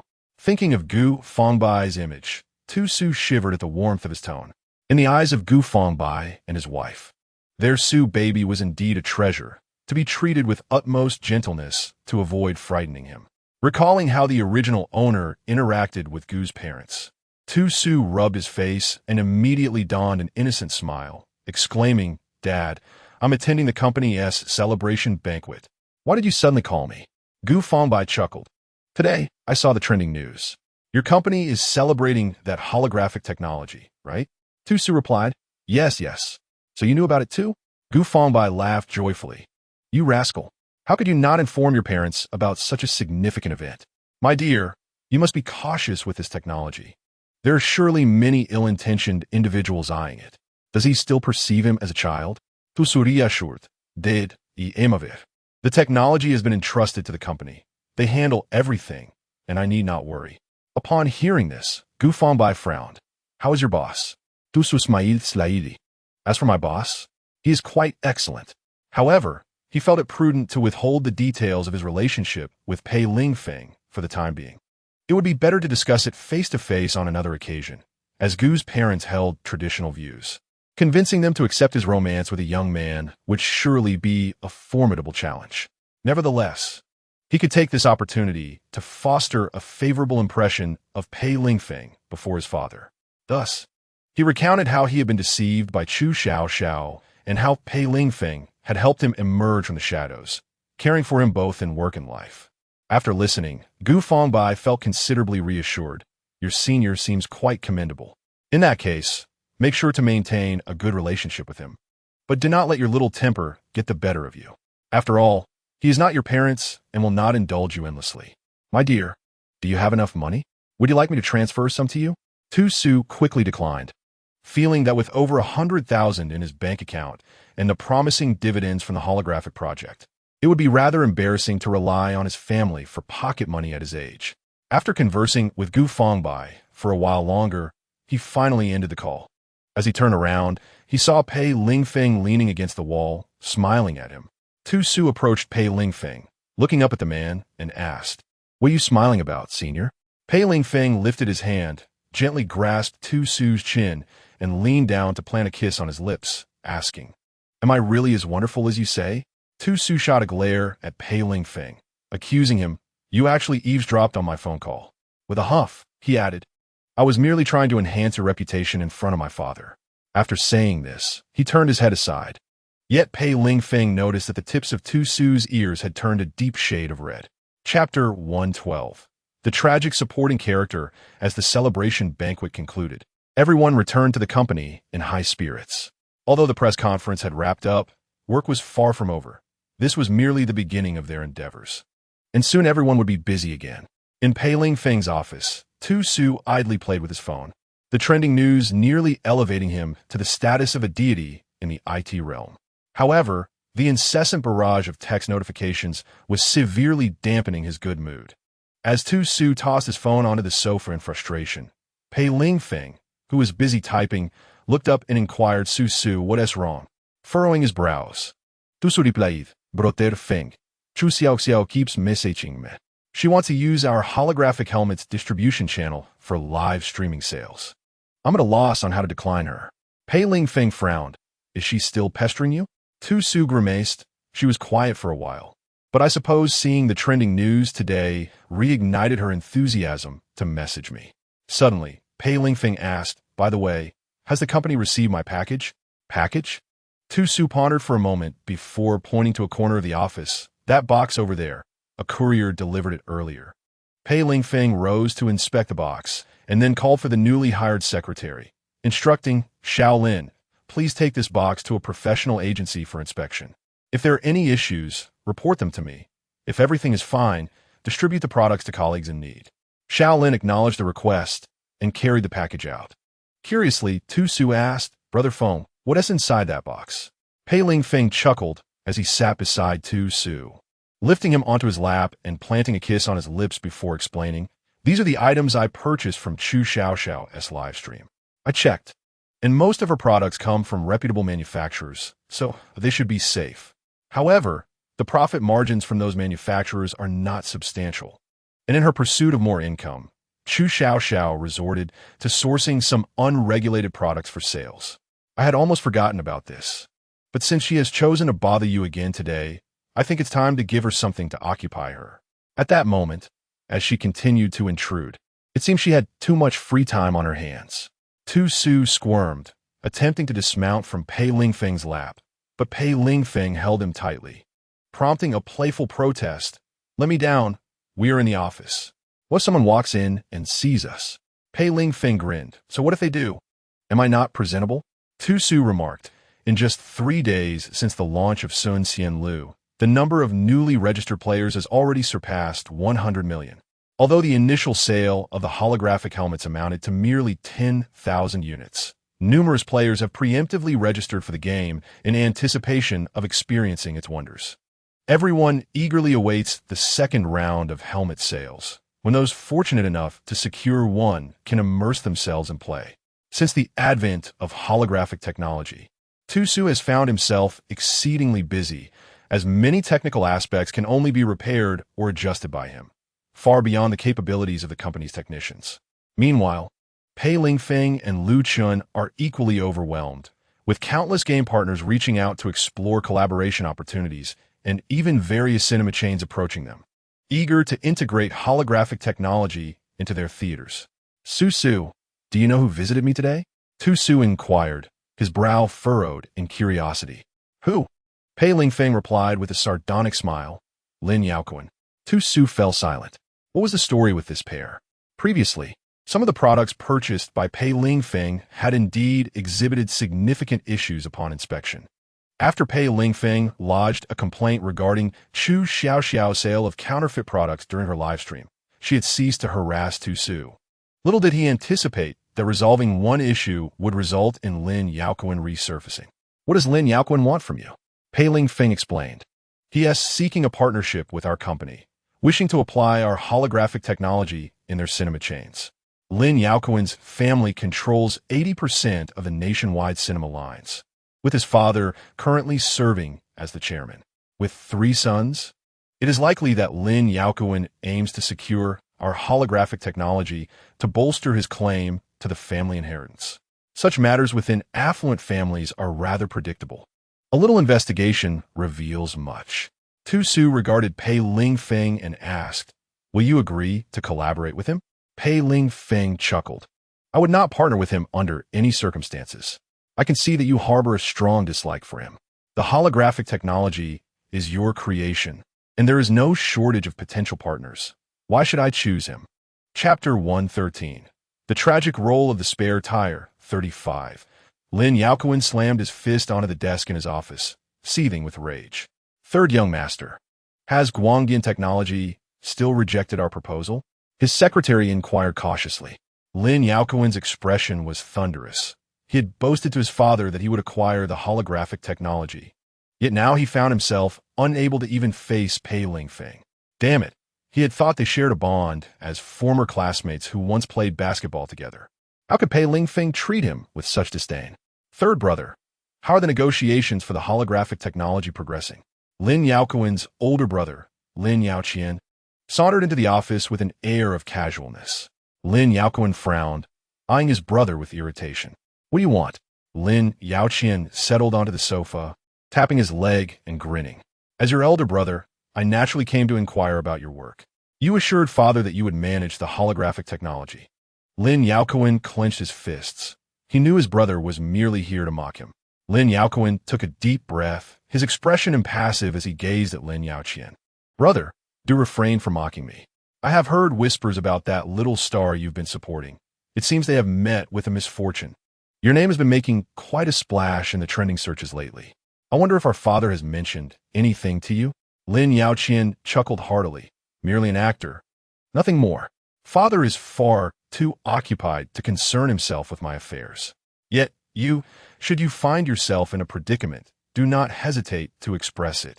After all, I am your elder brother. Would I stand idly by in your time of need? Lin Yaoquan turned his head away, irritation evident in his voice. There is no need for your concern, brother. It would be prudent for you to focus on your own matters. Farewell. No need to see me off. Lin Yaoqian chuckled lightly, rising to adjust his attire. Ah, third brother, do not say that I have not been of assistance. I have heard that Starlight Cinema has secured a meeting with Pei Lingfeng today. If the holographic technology falls into their hands, how do you suppose our father will react to you? With that, Lin Yaoqian waved his hand and strode out of the room with a flourish. In a fit of anger, Lin Yaoquan seized a nearby glass and hurled it towards the direction of Lin Yaoqian's departure. The glass collided with the door, producing a resounding crash. The secretary, standing by silently, dared not utter a word, well aware of the temper of the young master. A single misstep could lead to dire consequences. Go, find out if Starlight Cinema truly has a meeting with Pei Lingfeng, he commanded. The secretary nodded and promptly exited the office. In a restaurant of certain star-rated hotel, Pei Lingfeng accompanied Tu Su into a private room, where 3 individuals had been awaiting their arrival. Su, allow me to introduce you. This is Mr. Wang from Starlight Cinema. Upon entering, Pei Lingfeng began the introductions. Mr. Wang laughed heartily, extending his right hand toward Tu Su, who politely shook it in return. Greetings, Mr. Wang. Their hands parted swiftly, and Mr. Wang regarded Tu Su with a smile, nodding affirmatively. Indeed, Gu Shi is remarkably talented. You are far more striking in reality than in the videos and photos online. Pei Lingfeng drew out a chair for Tu Su, urging him to sit first. This gesture momentarily startled Mr. Wang, who then pretended not to notice as he continued to chat amiably with the two. Tu Su exchanged a few courteous words with Mr. Wang before falling silent, quietly sipping water and listening to the conversation between Pei Lingfeng and Mr. Wang. As for matters of collaboration, Pei Lingfeng was more than capable of handling them. Tu Su's presence was merely to gain insight into Starlight Cinema, even if he wished to oppose Lin Yaoquan with Starlight's assistance. He could not align himself with a company of questionable integrity. The discussions at the dinner appeared fruitful, with Starlight offering exceptionally generous terms, indicating their earnestness. After declining Mr. Wang's offer to see them off, the two walked side by side toward the parking lot. They remained oblivious to the inconspicuous vehicle parked across the street, where Lin Yaoquan seethed with clenched teeth. He had his secretary inquire about the time and place of the meeting between Starry Cinema and Pei Lingfeng. He came merely out of curiosity, uncertain of what he sought to witness. However, just moments ago, he observed Pei Lingfeng engaging in light-hearted conversation with General Manager Wang of Starry Cinema at the entrance. They even exchanged a handshake before parting ways, clearly indicating that the negotiations between their two companies had gone exceedingly well. Starry Cinema had been persistently vying for cinema resources against their company.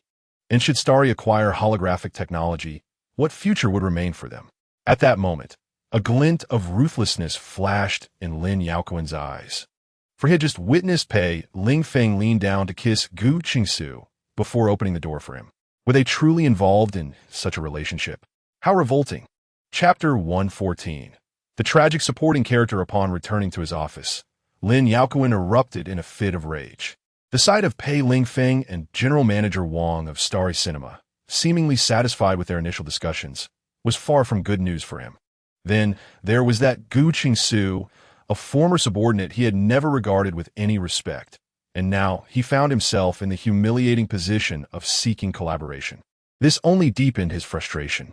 He had not mentioned Gu Qingsu's affairs to Chu Xiaoxiao, as he was keen to avoid disgrace before her. Chu Xiaoxia? Wasn't Gu Qingsu quite fond of her in the past?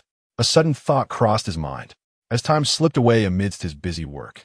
The holographic headsets were once again listed for sale twice, each time with a stock of 10,000 units. Yet, each time they appeared on the official website of Guangdian Technology, they sold out within a mere 3 seconds. This left Tu Su marveling at the phenomenon. Were these netizens residing at their official site? There had been no prior announcements regarding the headset's availability. How had they managed to snatch them up in such record time? Their website was inundated daily with hundreds of thousands of new messages, all uniformly urging an increase in headset production. Regrettably, the current domestic technology was still limited, and the manufacturer's output could not be ramped up. One day, Tu Su was diligently coding in his office. He had now ascended to the position of Chief Technology Officer at Guangdian Technology, tasked with managing the most critical aspects of holographic technology, which had rendered him exceedingly busy. Suddenly, his phone chimed. While continuing to type, he turned his head to glance at the screen. The caller ID displayed an unfamiliar number, and he furrowed his brow. Lately, he had received numerous calls from unknown numbers, many of which were from businesses seeking collaboration. Although he did not oversee such matters, there were always entrepreneurs eager to find an opening through him, including some prominent figures in the business world. Despite Guangdian's acquisition of holographic technology, he was reluctant to offend these industry giants without cause. Thus, he reluctantly answered the unfamiliar call. "Hello, who is this?" A familiar voice resonated through the line. "Susu, it's me, Chu Xiaoxiao." Tusu glanced at his phone screen, noticing an unfamiliar number. It was Xiaoxiao. "Is there something you wish to discuss?" he inquired. The anxious voice of Chu Xiaoxiao resonated from the other end. "Susu, please help me. I'm experiencing severe abdominal pain. I'm pregnant and currently bleeding." Her cries echoed through the line. Tusu furrowed his brow, contemplating the implications of her words. According to the narrative, Xiaoxiao's unborn child should not be in jeopardy, for she ultimately gave birth and endured a tumultuous life with Lin Yaoquan. "Xiaoxiao, you ought to contact the hospital and have them send an ambulance," he urged, sensing an unusual air surrounding the situation. "Susu, can you come over? I'm in great discomfort. All I want is for you to be here." Her voice trembled with desperation. "Susu, do you truly have no feelings for me at all? Fine, provide me with your address, and I shall head over," Tusu replied. After ending the call, he donned his coat and exited the office. Just as he stepped outside, he encountered Pei Lingfeng, who, noticing Tusu's attire, inquired, "Where are you heading?" Tusu briefly recounted the circumstances that led to Xiaoxiao's call. Pei Lingfeng frowned, his tone stern. "You must not go." Tusu chuckled lightly, patting his shoulder. "Brother Feng, do not worry. I sensed something amiss. I merely wished to understand her intentions." He was confident. Despite the busyness of recent days, he had been honing his skills, and he doubted many could match his prowess in a confrontation. Moreover, this was a society governed by law. Who would dare to act violently in the open? His curiosity was merely piqued by Xiaoxiao's sudden summons. He drove alone to the address provided by Xiaoxiao, arriving at an older residential complex where he could park directly at the entrance of the building. Upon reaching the door of room 302, he knocked, and it was promptly opened from within. Entering the dwelling, he found Chu Xiaoxiao nestled in Lin Yaoquan's embrace, the two cozily seated on the sofa, while three imposing men stood in the living room, exuding an intimidating presence. Seeing this scene, Tusu raised an eyebrow. Xiao, you called me here for this? Lin Yaoquan smirked derisively. Gu Qingsu, it appears you still harbor feelings for my Xiao. Chapter 115. The tragic role of the supporting character, 37. Tusu, maintaining his composure, pulled up a chair and remarked coolly, I am curious as to why Senior Lin would have Chu Xiao lure me here. Lin Yaoquan, taken aback by Tusu's unflinching demeanor in such an environment, responded with a chuckle. Oh, it's nothing serious. It's just that your esteemed company, Guangdian Technology, has become quite imposing. We have struggled to arrange a meeting for potential collaboration. He gestured with his hands. Thus, we resorted to this method to summon Director Gu. Tusu shook his head with a smile. How disappointing, young Master Lin, to rely on such underhanded tactics. It seems our decision to refrain from collaborating with your company was indeed the right choice. Given Lin Xiao's character, it is evident that your esteemed company cannot be much better. At this moment, Chu Xiao stared in astonishment as Tu Su nonchalantly engaged in a verbal spar with Lin Yaoquan. It was as if she was witnessing Tu Su for the first time. The previous timid and cowardly Gu Qingsu had transformed before her eyes. The confident and formidable presence of Gu Qingsu now captivated her, drawing her in. Undoubtedly, Gu Qingsu had adopted a new style, radiating an aura far more appealing than that of Lin Yaoquan. In terms of appearance, Lin Yaoquan could not compare to Gu Qingsu, and in terms of character, he was even less favorable. Alas, it was regrettable that she was now carrying Lin Yaoquan's child and felt compelled to marry into the Lin family. As she was lost in thought, she heard Lin Yaoquan, who had his arms around her, say, Gu Qingsu, I shall not waste more words. Abandon your partnership with Starlight and collaborate with our Lin family. You fancy Chu Xiao, do you not? If you agree to cooperate with me, I shall gift you Chu Xiao. Before Tu Su could respond, Chu Xiao snapped back to reality, freeing herself from Lin Yaoquan's embrace and delivering a resounding slap to his face. Lin Yaoquan, are you even human? I'm still carrying your child. I deceived Gu Qingsu for you, and you would barter me for a mere business deal? Lin Yaoquan was momentarily stunned by Chu Xiao's slap. Once he regained his composure, he stood up and retaliated with a forceful slap of his own, sending Chu Xiao sprawling onto the sofa. He spat at her and cursed, You wretched creature. My father has never struck me in my life. What gives you the audacity to hit me? I was merely toying with you. Did you truly think of yourself as significant? You believe I am unaware that you are merely after my wealth? You are not as innocent as you pretend to be. Tu Su observed the tumultuous exchange between the two with great interest, while the three henchmen in the living room exchanged bewildered glances, questioning how the situation had spiraled into chaos. What were they even here for? Just then, Chu Xiao suddenly curled up on the sofa, clutching her abdomen. Gung Gi. My stomach hurts terribly. Our child. When Lin Yaoquan looked down, he saw a large stain of bright red spreading across Chu Xiao's white pants. The three henchmen rushed over, inquiring, Boss, it seems this young lady is about to miscarry. Should we call 120 immediately? Tu Su, witnessing the dire situation, urged Lin Yaoquan. Young Master Lin, you should call for help right away. There may still be a chance to save the child, if we delay. He then turned to Chu Xiao with a mocking tone. Chu Xiao, what a clever ploy you have devised to lure me here under the pretense of a miscarriage. As the saying goes, there are deities watching from above.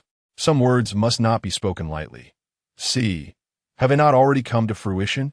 At this moment, Chu Xiao was drenched in sweat, overwhelmed by pain, her ears deafened to Tu Su's utterances as she repeatedly cried out, Kunkin, save our child. In truth, deep within her heart, she harbored little concern for the unborn child. Otherwise, she would not have resorted to deceit, using the life within her to lure Tu Su. This child was merely a tool for her to secure her place within the Lin family. The three henchmen, noticing Lin Yaoquan's prolonged silence, anxiously inquired, Boss, should we make a call? Lin Yaoquan cast a glance at Chu Xiao, then gritted his teeth and replied, Do not call. It is merely a child. Once I obtain the inheritance of the Lin family, I can have as many children as I desire, with or without a woman. The priority now was to seize the holographic technology. Chapter 116.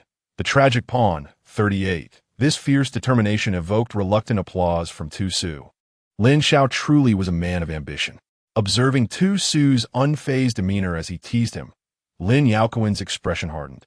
Director Gu, since you refuse to cooperate willingly, we shall be compelled to employ certain unconventional methods to ensure your collaboration. With a wave of his hand, he instructed his subordinates, take good care of Director Gu. Just don't kill him. I still need him to generate wealth for me. He then broke into a sinister laugh. As he watched his thugs approach, Tu Su menacingly. Lin Yaoquan chuckled heartily. Gu Qingsu, once my men break your legs, I shall take you to a remote countryside. There, I will build you a house, and you will spend your days coding for me. Aren't you delighted? However, he was met not with the expected cries of anguish and pleas for mercy from Gu Qingsu, but rather the startled exclamations of his own men. When he turned to look, he found 3 of his henchmen sprawled on the ground, clutching their arms, while the dining hall's furniture lay shattered. Meanwhile, the supposed victim, Gu Qingsu, regarded him with disdain, his eyes filled with mockery. Lin Yaoquan, is that all you've got? Where did you find these 3 worthless fools? Lin Yaoquan stared in horror at Tu Su. This was no jest. The men he had summoned were elite members of his father's security detail, seasoned veterans, yet they had been effortlessly dispatched by the seemingly frail Gu Qingsu. Suddenly, the door was forcefully flung open, and Pei Lingfeng rushed in like a whirlwind, discovering Tu Su standing amidst the fallen giants. Following closely behind was a contingent of uniformed police officers. Pei Lingfeng had no time to spare for Lin Yaoquan. He approached Tu Su, pulling him close and scrutinizing him from head to toe, relieved to confirm that his beloved was unharmed. Moments ago, he had stormed in, accompanied by the police. Upon hearing the sound of something shattering from within, ever since Tu Su departed from the company, an unsettling feeling had lingered, prompting him to contact his friend at the police department, requesting immediate assistance in following Pei Lingfeng. The snippets of conversation they had overheard outside the door were enough to incite Pei Lingfeng's ire. He cursed Tu Su for his audacity to confront a known conspiracy alone. Lin Yaoquan had not anticipated that not only had Pei Lingfeng arrived, but he had also brought police officers along. Damn it. The lead officer approached Lin Yaoquan, handcuffing him without preamble. In a tone devoid of warmth, he stated, Mr. Lin, we have heard everything that transpired. Please accompany us to the police station. It was only when his hands were shackled that Lin Yaoquan's shock began to dissipate, and he glared at Gu Qingsu and Pei Lingfeng, gritting his teeth. Well, you 2 dogmen dare to scheme against me? Just wait. You are nothing but a bunch of useless cops. I have connections that will ensure my release, and then I shall deal with you. Tu Su, with a mocking smile directed at Lin Yaoquan, replied, I believe, young Master Lin, that you may not be leaving anytime soon. Your connections will not protect you. Perhaps you are unaware, but recently, our company has collaborated with the state to develop holographic technology. Your actions today constitute the theft of state secrets. Do you truly believe you will emerge unscathed from this? After delivering his words, he turned to the officers and added, Gentlemen, I would appreciate it if you could contact the hospital. The lady on the couch appears to have suffered a miscarriage. At that moment, Chu Xiao, who had fainted from pain, was finally noticed due to Tu Su's alert. An officer promptly dialed for an ambulance, while Lin Yaoquan was escorted to a police vehicle by several officers. Tu Su and Pei Lingfeng, as victims and report filers, accompanied the police to the station to give their statements. By the time the 2 returned home, night had fallen. No sooner had they entered than Pei Lingfeng pressed Tu Su against the wall. The delicate scent of sandalwood wafted from him, sharp and clear. Knowing there was trouble, why did you venture out alone?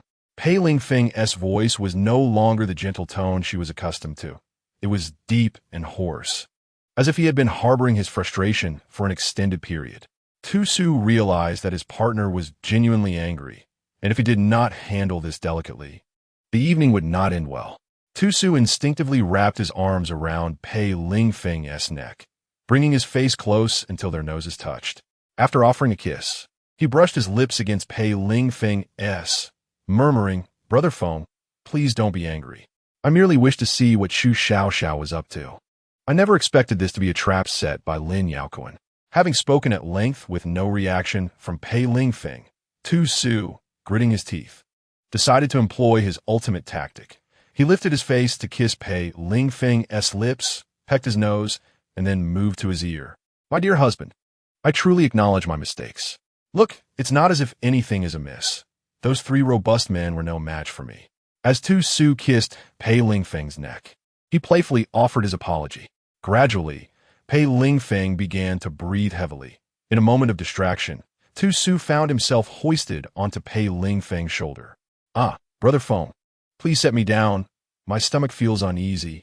How was it possible that he had never realized Pei Lingfeng could exhibit such a brutish side? Who treats another like a sack of potatoes? Pei Lingfeng carried him straight into the bedroom, tossing him onto the soft bed, then pouncing upon him like a famished tiger. This night was destined to be one of wakefulness. It remained uncertain whether Officer Lin Yaoquan could find solace in slumber, but Tu Su certainly could not. Having provoked his husband, he knew he would have to pay a hefty price to appease him, though he would derive pleasure from the process. Despite the efforts of the Lin family's patriarch to leverage connections, they could not extricate Lin Yaoquan from his predicament. Moreover, Lin Yaoquan's father had been summoned for discussions by higher authorities. Holographic technology was now a national priority, and Lin Yaoquan had dared to pilfer vital state secrets, an offense far beyond the realm of the Lin family's influence. In light of the kidnapping incident involving Lin Yaoquan, the state, considering Tu Su's safety, had assigned 2 national-level security personnel to accompany him daily, ensuring his protection. Tu Su gazed at the 2 towering figures, his expression filled with worry. Pei Lingfeng mocked him. You brought this upon yourself. Who told you to take such risks? Now I can rest easy, watching you refrain from wandering off alone. With these security personnel present, Pei Lingfeng felt reassured about Tu Su's safety. These individuals would not heed Tu Su's whims, as their duty was to safeguard him constantly. Turning to Pei Lingfeng, Tu Su asked with a furrowed brow, Has your father reached out to you recently? Pei Lingfeng was taken aback. He hadn't anticipated Tu Su would be aware of this matter. Yet, he never intended to hide it from his beloved. He merely wished to spare him the burden of trivial concerns. Since the question had been posed, he nodded. Yes, he has called me several times. That old man thinks that just because he is my father, he can commandeer holographic technology for his company. He assumes that since I bear the Pei surname, all my endeavors rightfully belong to the Pei family. He then displayed a sardonic smile. That old man certainly has grand designs. I am disinclined to engage in disputes with him. After all, he is still my father. Tu Su nodded in agreement. Indeed, our company is under the scrutiny of the entire world. Others do not care how your father has treated you in the past. If word spreads about your relationship with him, we could be drowned in a deluge of public scorn. Sighing, he lamented, netizens love to position themselves on moral high ground. Casting judgment, Pei Lingfeng chuckled as he ruffled Tu Su's hair. Having gone through all this, you have matured considerably. Yet, I wish you could remain as innocent as before, free from worry about such matters. Tu Su cast a sidelong glance at Pei Lingfeng, refraining from uttering a word. What could he possibly say? He simply wished to abandon the role of the original protagonist's White Lotus persona, seeking merely to reclaim his true character. The trials of love, setbacks in his career, and encounters with peril had all contributed to a transformation in his demeanor, rendering him immune to the threat of an identity collapse. What will you do about your father? He inquired, genuine concern evident in his tone, for it was indeed a significant predicament. Pei Lingfeng chuckled softly, replying, I shall merely report these matters upwards. If the old man covets holographic technology, he should first seek the approval of our national authority. It was indeed a clever suggestion. As a son, he could do little, but surely the national authority would not acquiesce to the old man's desires. Pei Lingfeng joined in the mirth, saying, I heard that the old man has been summoned for discussions by various departments these past few days. His company is currently ensnared in troubles, leaving him with little time to cause a ruckus here. Chapter 118. The tragic supporting character, 40, The world concludes 2 months later. Optoelectronics Technology convened another press conference. This event, also broadcasted live, was held in a grand venue, exuding an air of solemnity. The occasion attracted dignitaries from around the globe, with the fervor surrounding holographic technology still palpable. What groundbreaking endeavor was Optoelectronics Technology about to unveil? Live stream. Oh my goodness! Look at the prominent figures seated in the front row. Who are these powerhouses? It's astonishing to see such influential individuals, typically only observed during national affairs, attending the press conference of Optoelectronics Technology. Indeed, look over there. All the top 10 tycoons from our nation's wealth rankings are present. And who is that in the corner of the front row? It appears to be the head of a foreign consortium. My word, this press conference is monumental. Not only have our nation's elites arrived, but even foreign magnates have graced us with their presence. I sense that Optoelectronics Technology is poised to make a significant announcement. Have you noticed the couple seated in the center of the front row? Who are they? I've never seen them on television before. You don't recognize them? That couple is none other than the parents of our esteemed Gu. Ah, how enviable. The Gu family has nurtured such an exceptional son. On stage, there was no host. Instead, Pei Lingfeng personally took the spotlight. Tu stood beside him, both clad in matching suits, Pei Lingfeng in black and Tu Su in white, creating a striking visual harmony as they stood together. Thank you to all leaders and dignitaries from various nations for attending our press conference. As Pei Lingfeng's voice resonated through the venue, the crowd gradually fell silent. Even the live stream viewers ceased their barrage of comments, seemingly fearful that their typing might disrupt the proceedings. The primary focus of this press conference was to announce the collaborative development of the holographic world between Optoelectronics Technology and the state. Following this press conference, we shall commence public recruitment, inviting individuals, businesses, or consortiums to collaboratively explore the realm of holography. Moreover, upon the conclusion of the event, our official website will unveil the first batch of holographic pods. By means of these pods, one can seamlessly enter the holographic world, where in the future, one can indulge in shopping, socializing, and various activities without stepping outside. In this holographic realm, there are no limits to our capabilities, only the bounds of your imagination. The atmosphere is electric, the venue is abuzz, the live stream is aflame, and the entire world is alight with excitement.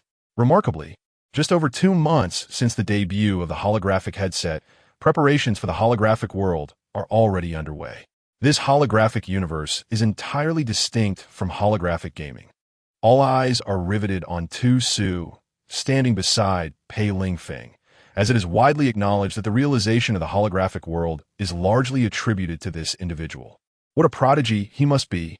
The spotlight illuminates both Tu Su and Pei Lingfeng, as Tu Su beams a radiant smile towards the audience. In the front row, Gu Fangbai and Su Wanfang gaze in awe at their son, who shines so brilliantly on stage, their hearts swelling with pride. Such an exceptional and luminous figure is indeed their son. Su Wanfang is unable to contain her tears, while Gu Fangbai's eyes glisten with emotion. With a son like him, their lives are fulfilled, although they lament that he is in a relationship with another man, albeit one of commendable character. Their greatest concern is the prospect of their son remaining childless, pondering what will become of them in their twilight years. However, the thought that their son is under the care of the state alleviates their worries, as they find solace in the notion that the government will ensure his well-being in his later years. Ultimately, they realize that nothing is more important than their son's happiness. Indeed, prior to the press conference, Tu Su had confided in his parents, expressing his desire for them to accept Pei Lingfeng without prejudice before their meeting. The outcome has been favorable. Although the couple initially harbored reservations, the groundwork laid by Tu Su, coupled with recent developments, has led them to gradually embrace Pei Lingfeng. In this lifetime, they live in profound happiness, as Tu Su enjoys the adoration of the global populace, thanks to holographic technology. He has earned the esteemed title of Father of Holography. He is the architect of a transformation that elevated Huagua from a developing nation to a leading global power. With the world now reliant on Huagua's holographic innovations, Lin Yaoquan, having been sentenced harshly for the theft of state secrets and attempts to abduct top national talents. Spent 2 decades incarcerated. Upon his release, he discovered a world that had evolved beyond his comprehension. The Lin family, too, suffered due to his actions, as rivals like Xinguang Cinemas and Guangdian Technology collaborated to encroach upon their market share, leading to a swift decline in their assets, culminating in bankruptcy. Due to a miscarriage, Chu Xiaoxiao became unable to bear children in the future. As an accomplice in Lin Yaoquan's affairs, she was sentenced to 10 years in prison. Upon her release a decade later, she found herself in her 30s, her youth faded, and out of sync with the world.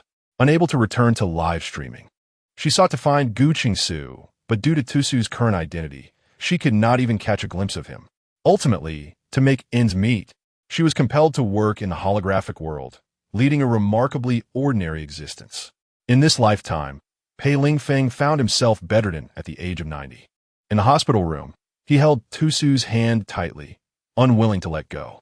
"Susu, I know you're no longer the original Gu Qingsu." Tusu was taken aback. "When did you come to this realization?" Pei Lingfeng smiled gently. "Quite some time ago, perhaps from the moment I encountered you. You may not be aware, but I had met the original Gu Qingsu long before. At that time, I felt nothing for him. Yet, when you and Chu Xiaoxiao rendezvoused in the school grove, I suddenly found myself captivated by you. That previous Gu Qingsu must have been you, right?" A tear slipped from Tusu's eye as he nodded with a smile. "You old fool. After all these years, you never mentioned it." Pei Lingfeng chuckled. "What is there to mention? All I know is that the person I love is you. I must depart now. Before I go, could you tell me your true name?" Tusu caressed his cheek with Pei Lingfeng's hand, saying, "Tusu. Remember, my name is Tusu." Pei Lingfeng smiled and gradually closed his eyes, softly murmuring, "We shall meet again, won't we?" Chapter 119. A New World. The Cannon Fodder Youth. 1. Tusu opened his eyes to find himself seated on a green train. Silently, he called out to the system in his mind, "Little one, transmit the memories of the original host to me and inform me of the tasks in this world." System 001 responded, "Understood, host." A familiar sensation enveloped him as countless fragments of memory merged into his consciousness. The system's voice echoed in his ears, "Host. This time the mission is to evade fatal calamities and allow the original host to live a life of his own. Additionally, you must care for his father and sister." Subsequently, 001 meticulously recounted the original host's entire narrative within his mind. This parallel world bore a striking resemblance to Tusu's original realm, situated in the Reformed 60s. The original host was named Jing Isu, just turned 18. His father, Jing Anhua, was sent to a northern farm for reformation due to his social standing. His mother, Zhou Ruping, remarried, bringing along her son and daughter. Zhou Ruping, now with another son on the way, had married a man who also had a son and daughter. Within 6 months of marriage, they welcomed another son, Huang Anghua, who treated him as his own. However, he was unkind to Jing Isu and Jing Xiulan, who had come with Zhou Ruping. Most household chores fell to Jing Xiulan, while Jing Isu was tasked with caring for his younger brother, leaving him unable to attend school. Just last year, in response to the national call for youth to go to the countryside, every household was required to send one child over the age of 18 to rural areas. Zhou Ruping, having remarried Huang Anghua, had the household registrations of Jing Isu and Jing Xiulan transferred to Huang Anghua's account. Originally, it was supposed to be Huang Anghua's eldest son, Huang Guohui, who would go to the countryside, but Zhou Ruping claimed that Huang Guohui needed to take over her job at the factory and could not go. Thus, she sent the newly 18-year-old Jing Xiulan in his place. A year later, the need for youth in the countryside persisted, and it was expected that Huang Anghua's daughter, Huang Weiwei, would go. However, Huang Weiwei was reluctant, expressing that as a girl, it was dangerous for her to go to the countryside. Huang Anghua, feeling sympathetic towards his daughter, allowed the quiet Jing Isu to substitute for Huang Weiwei. Upon arriving in the countryside, Jing Isu caught the eye of Dong Qingqing, who wished to pursue a romantic relationship with him. Being inherently introverted and lacking the ability to refuse, Jing Isu felt no attraction towards Dong Qingqing. Meanwhile, Dong Qingqing was also being courted by another young man, Zhao Onbong. Zhao Onbong, who came from a well-off family, grew infuriated by Dong Qingqing's indecision. He believed that Jing Yisu was the obstacle preventing Dong Qingqing from accepting his advances, prompting Zhao Onbong to arrange for Jing Yisu to be captured. Ultimately, Jing Yisu, unable to endure the humiliation, took his own life in the custody of the Red Guards. Tu Su took a deep breath. After listening to Xiao Yi recount the original timeline, combined with the memories he had just received from the original owner, it became clear that the original character was merely a pawn between the male and female leads. The original character had no feelings for Dong Qingqing. He had tried to avoid her, but she continually clung to him, leading others to mistakenly believe they were involved. Simultaneously, while pursuing Jing Yisu, Dong Qingqing kept Zhao Onbong in suspense, which ultimately incited Zhao Onbong's wrath and resulted in the original character being captured by the Red Guards. In this era, the Red Guards were a group most feared by ordinary laborers. Once associated with them, one would face severe consequences. Remembering the humiliation the original character suffered at the hands of the Red Guards, Tu Su clenched his fists. Zhao Onbong truly deserved his fate. The female lead, Dong Qingqing, was no better. Jing Yisu, have you awakened? A familiar voice broke through his thoughts. Tu Su recalled the memory of the original character. Recognizing the voice belonged to Su Guohua, a fellow youth sent to the countryside with him. They had boarded the same train and were heading to the same village, gradually becoming acquainted during the journey. Yes, Comrade Su, did you not rest? Tu Su gathered his thoughts before responding. From the original character's memories, Tu Su knew that Su Guohua had come to replace his brother, who had recently married and could not go to the countryside. Thus, at the age of 19, Su Guohua had taken his brother's place as a youth volunteer. After a brief rest, the thought of soon arriving in the countryside filled him with unease. Su Guohua chuka innocenti. In the narrative of the system, Su Guohua was also one of Dong Qingqing's admirers in the original plot. Tu Su glanced at Su Guohua, pondering to himself that with his arrival, the storyline would surely shift. Would Su Guohua pursue Dong Qingqing as fervently as he did in his previous life? Chapter 120. The supporting role of the educated youth, 2. After 2 days and nights of travel, the train finally reached its destination, Yuejin County. According to the memories of the original host, the place they were to serve as educated youth was called Xiangyang Village, a village under the Hongxing Township of Yuejin County.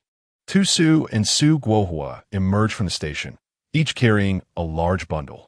Outside the station, they were greeted by Guo Jinhua, the village chief of Xiangyang Village. Beside him stood a tall, sun-kissed young man with a ruggedly handsome appearance. Upon seeing this man, Tu Su felt his heart race. He had not anticipated encountering his family's phone goods so soon after his arrival. Jing Yisu, look over there. The one holding the sign is the village chief from Xiangyang Village. Su Guohua nudged Tu Su with his elbow, pointing towards Guo Jinhua. Tu Su smiled and nodded at Su Guohua. They quickened their pace and approached Guo Jinhua. As they neared, Guo Jinhua addressed them. You two must be the educated youth comrades coming to Xiangyang Village? Tu Su nodded. Indeed, I am the educated youth Jing Yisu. He then cast a glance at the young man beside Guo Jinhua. Su Guohua followed suit and introduced himself as well. After their introductions, Guo Jinhua replied, That's correct. I am Guo Jinhua, the village chief of Xiangyang Village.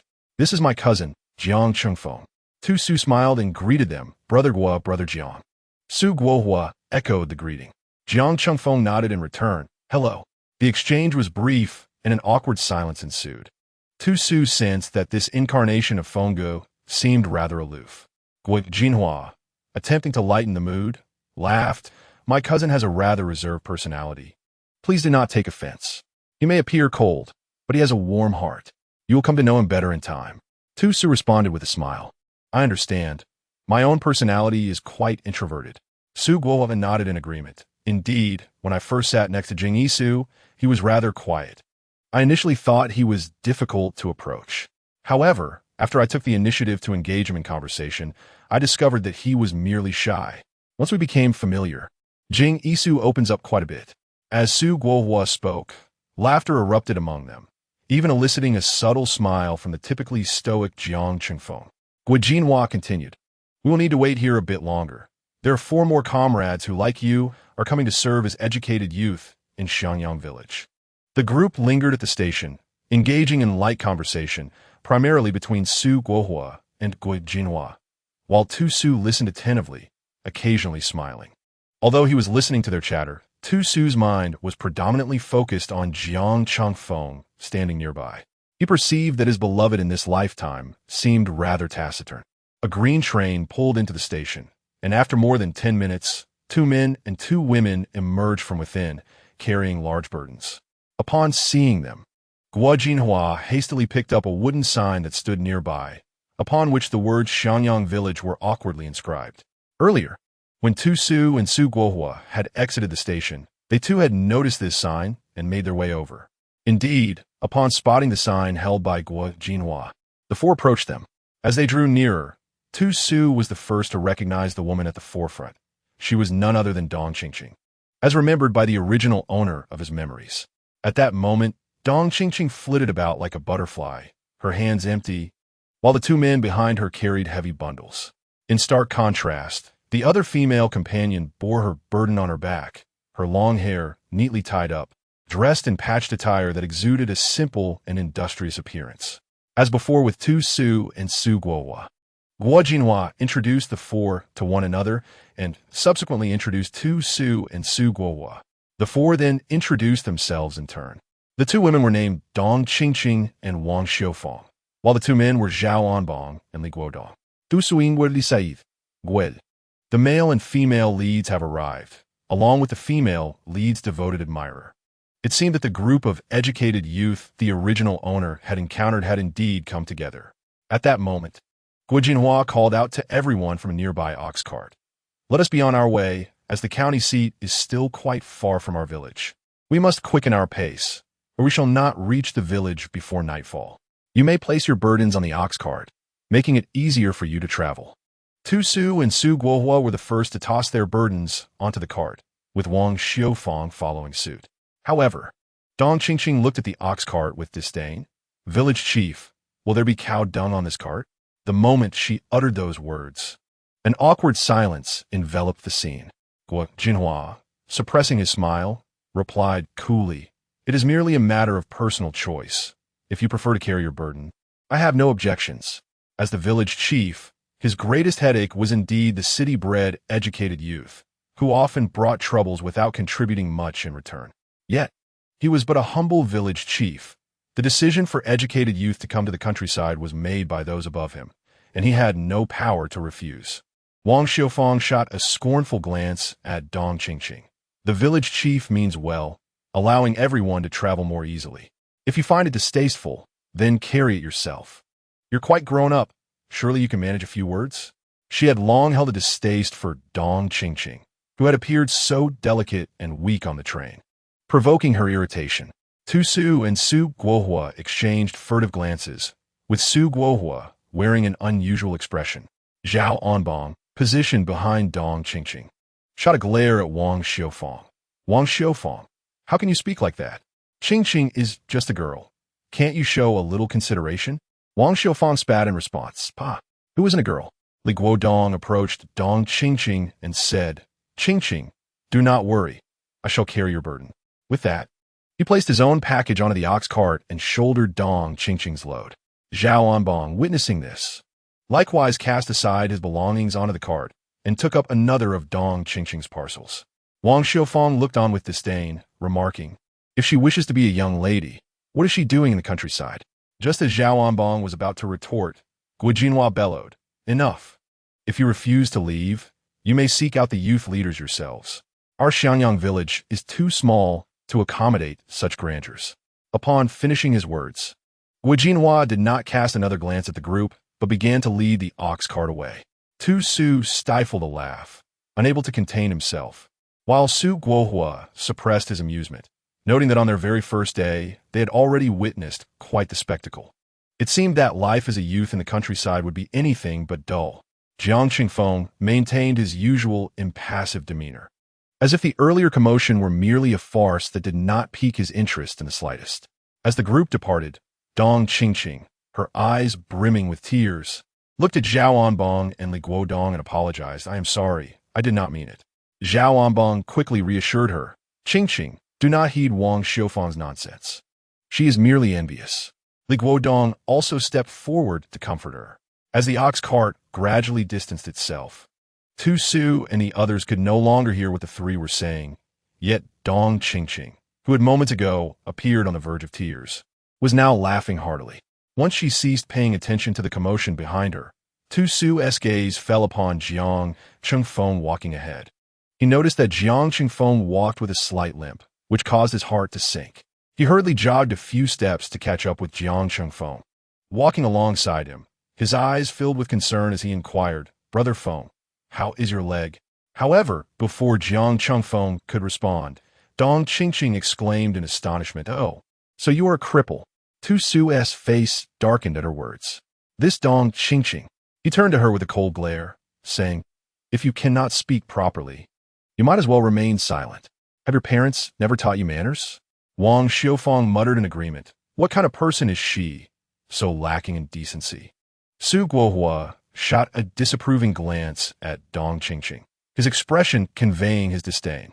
While she might have been critical of the ox cart, one could attribute it to her urban upbringing, but to call someone a cripple in front of Jiang Chengfeng was a matter of upbringing. Jiang Chengfeng's voice, cool and detached, broke the tension. Is all right, I have grown accustomed to it.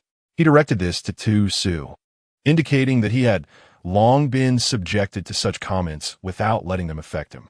Jinhua, guiding the ox cart, cast a sympathetic glance at Jiang Chengfeng before turning to Dong Qingqing with a stern expression. My Chengfeng was injured on the battlefield and returned to the village because of it. He bears scars for the sake of his country. With this revelation, the crowd's regard for Dong Qingqing soured even further. What right did she have to mock a soldier who had bravely sustained injuries in service to his nation and its people? At this moment, Zhao Anbang and Li Guodong were at a loss for words to defend Dong Qingqing. The remark about her being a cripple had truly struck a nerve. Glancing at the group surrounding Tu Su and then at the two sycophants by her side, Dong Qingqing suddenly began to weep softly. Wang Xiufang scoffed and murmured, What is there to cry about? As if she has suffered any injustice. After this incident, silence enveloped the group, and they continued their journey until dusk before finally arriving at Xianyang village. Upon reaching the village entrance, Guijinhua halted the ox cart and turned to Jiang Chengfeng, saying, Cousin, could you temporarily accommodate these two educated youths? There were 6 of them in total, and the current educated youth dormitory could still house 4. They would move into a newly constructed dormitory once it was built. Jiang Chengfeng nodded silently in agreement. Tu Su quickly interjected, Brother Gua, allow me to stay at Brother Feng's home. I can pay for my stay with my work points. As soon as Tu Su finished speaking, Su Guohua chimed in. Me too. I'll stay with Brother Feng and Jing Yisu. Tu Su shot Su Guohua a glare, questioning who had permitted him to call Jiang Chengfeng Brother Feng. Wang Xiufang then chimed in, May I stay as well? She truly disliked Dong Qingqing and her 2 sycophants. Living with them in the dormitory would be unbearable. Jiang Chengfeng remained silent, but Guijinhua spoke up for him, addressing Wang Xiufang. Comrade Wang, there's only 1 vacant room at my cousin's place. It would be acceptable for 2 male comrades to share, but it might not be appropriate for a female comrade to go. Wang Xiufang immediately understood, nodding. Then I'll stay in the educated youth dormitory. Thank you, Brother Gua. Guijinhua acknowledged her with a nod. Among this group of educated youths, he held a favorable impression of Jing Yisu and Wang Xiufang. While he had yet to determine Su Guohua's true character, though he seemed cheerful, the other 3 were simply beyond words. He could only hope they would behave in the village and not cause trouble for him as the village head. Chapter 122. The supporting roles of educated youths. 4. Jiang Chengfeng brought Tu Su and Su Guohua back to his home, pushing open the door to the courtyard. He called into the house, Mother, I'm back. A woman, radiating kindness, emerged with a warm smile, her gaze shifting to the handsome young men accompanying her son. Oh my, these young comrades are quite handsome. Su Guohua shyly scratched his head. Oh no, Annie, you flatter me. Jiang Qingfeng's mother momentarily paused her smile, but soon beamed again. Tu Su, with keen ears, caught the low chuckles from Jiang Chengfeng. Hello, Annie, I am Jing Yisu, one of the educated youths who arrived today. The village head mentioned that the dormitory is currently full, so we will be imposing on you for the time being. Tu-Su respectfully bowed to Jiang Qingfeng's mother, speaking with utmost politeness. Su Guohua followed suit, introducing himself in a similar manner. Jiang Qingfeng's mother, surnamed Guo, was the sister of Guo Jinhua's father, making Jiang Qingfeng call Wu Jinhua's father-uncle. Aunt Guo gazed fondly at the fair and gentle, feeling an innate affection for him. She turned to Jiang Qingfeng and said, "Ah Feng, dinner is ready. Please invite the two young comrades to join us." Jiang Qingfeng nodded at Tu-Su and Su Guohua, saying, "Come on, let's eat together. After dinner, I will show you to your rooms." The two happily followed Aunt Guo and Jiang Qingfeng to the kitchen, where some were fetching bowls, others were serving rice, and a few were setting the table and arranging the chairs. Everyone was bustling with joy. Aunt Guo watched with great delight, as the household consisted only of herself and her son, with Jiang Qingfeng being rather taciturn. Seeing the lively atmosphere brought her immense joy. Tu-Su and Su Guohua had endured a 2-day, 1-night train journey, and after disembarking, they walked for quite a while from the county to the village, their stomachs rumbling with hunger. In this era, simply having enough to eat was a blessing, let alone expecting anything sumptuous. Tu-Su, however, relished the meal and continuously praised Aunt Guo's culinary skills. Aunt Guo laughed heartily. "Oh, I can barely manage to cook the food through. My son Alphonse, on the other hand, is quite the chef. He learned from the master chefs while he was in the army." Tu-Su looked up at Jiang Qingfeng with a smile in his eyes and said, "Then I must taste Brother Feng's cooking sometime." Su Guohua chimed in, Yes. Once our work points are settled, I will go to the county to exchange for some meat for Brother Feng to cook." At that moment, Jiang Qingfeng's gaze coincidentally met Tu-Su's. The latter's skin was fair and luminous, and his eyes sparkled as if they contained a sky full of stars. This was the first time Jiang Qingfeng had encountered such a handsome young man. He found him truly captivating. In the army, surrounded only by men, he had never noticed their attractiveness, perhaps due to their ruggedness.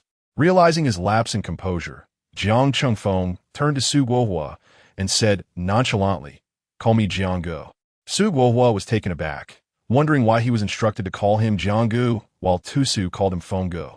Although filled with questions, he kept them to himself, aware that he was under someone else's roof. After dinner, Tu-Su rolled up his sleeves and took the bowls and chopsticks from Aunt Guo. "Auntie, you should rest. After enjoying a meal prepared by you, I cannot allow you to clean up." Su Guohua hurriedly added, Yes. Just let us handle it, Auntie." Tu-Su continued, "Auntie, tomorrow Su Guohua and I will seek out Brother Guo to advance or purchase some grain. As two grown men, we cannot impose on you for meals. We will cook ourselves, but we would like to borrow your stove. However, we will take care of the water in the tank and the firewood. We will ensure that the water tank is never empty and the firewood is sufficient." Su Guohua quickly agreed, Yes. We'll take care of all that." Aunt Guo smiled and nodded. "All right, you two young comrades are quite considerate. Feel free to use the stove. It's just the two of us, and we cannot prepare 2 meals anyway." After Tu-Su and Su Guohua tidied up the kitchen, Aunt Guo returned to the main room, where she found Jiang Qingfeng enjoying some tea. This was a selection of wild tea he had personally gathered from the mountains, which he often brewed for himself. A foam. These two young comrades are quite decent. They wish to utilize our kitchen to prepare their meals, but they will take on the responsibilities for water and firewood from now on. I think this is quite good. After all, your legs are not suited for climbing the mountains, and my body is also failing me, making fetching water quite a chore." Jiang Qingfeng looked up at his mother, his eyes filled with remorse. "Mom, I'm sorry, it's all my fault."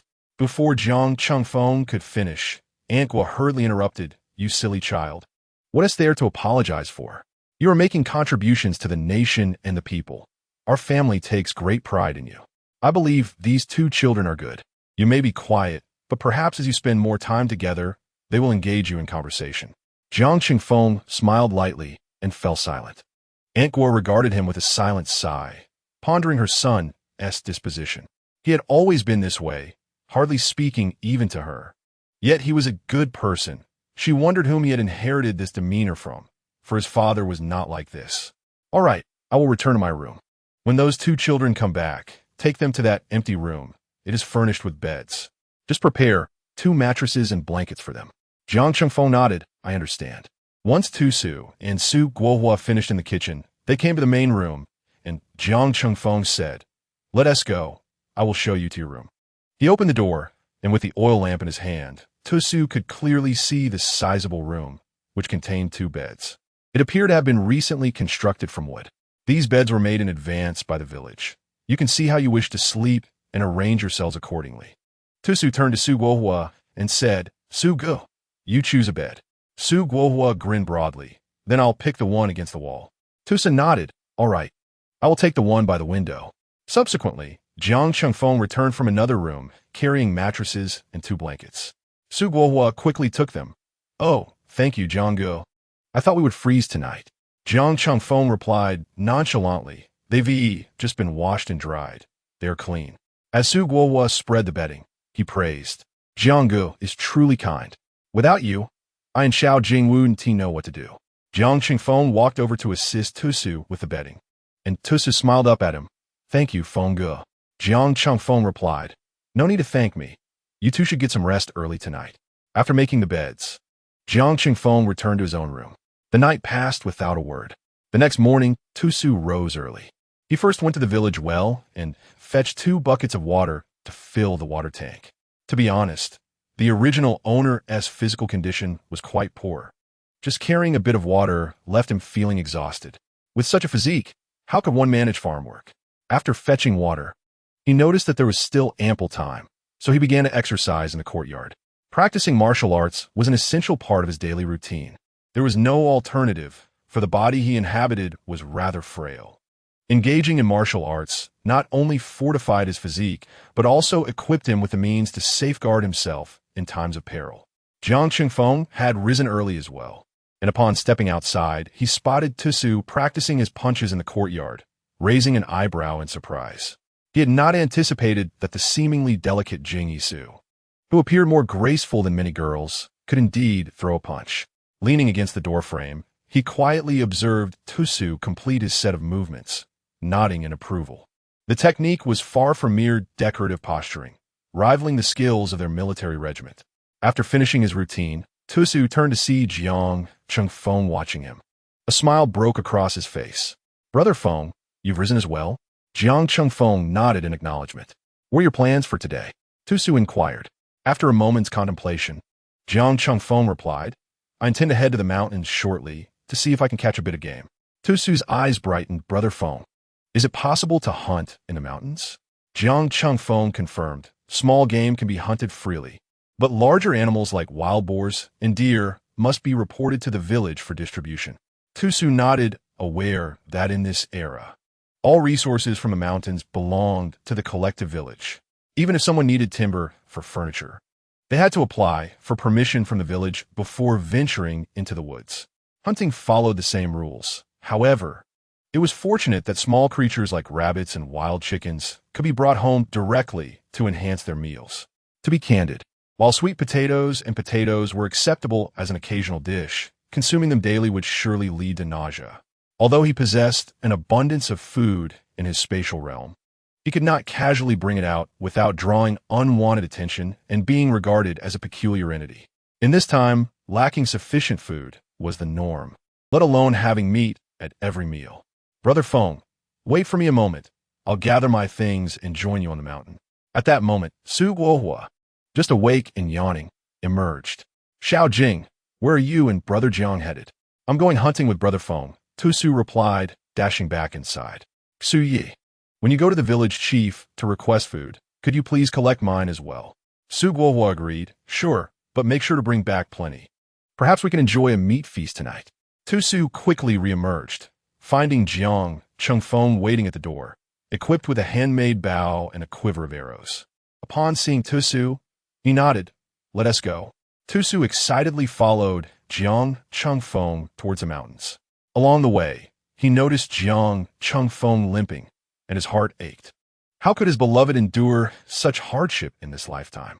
He possessed excellent medical skills, a wealth of herbs collected from other realms, and even elixirs crafted by his own hand, along with spirit spring water, all of which could heal Jiang Chengfeng's leg.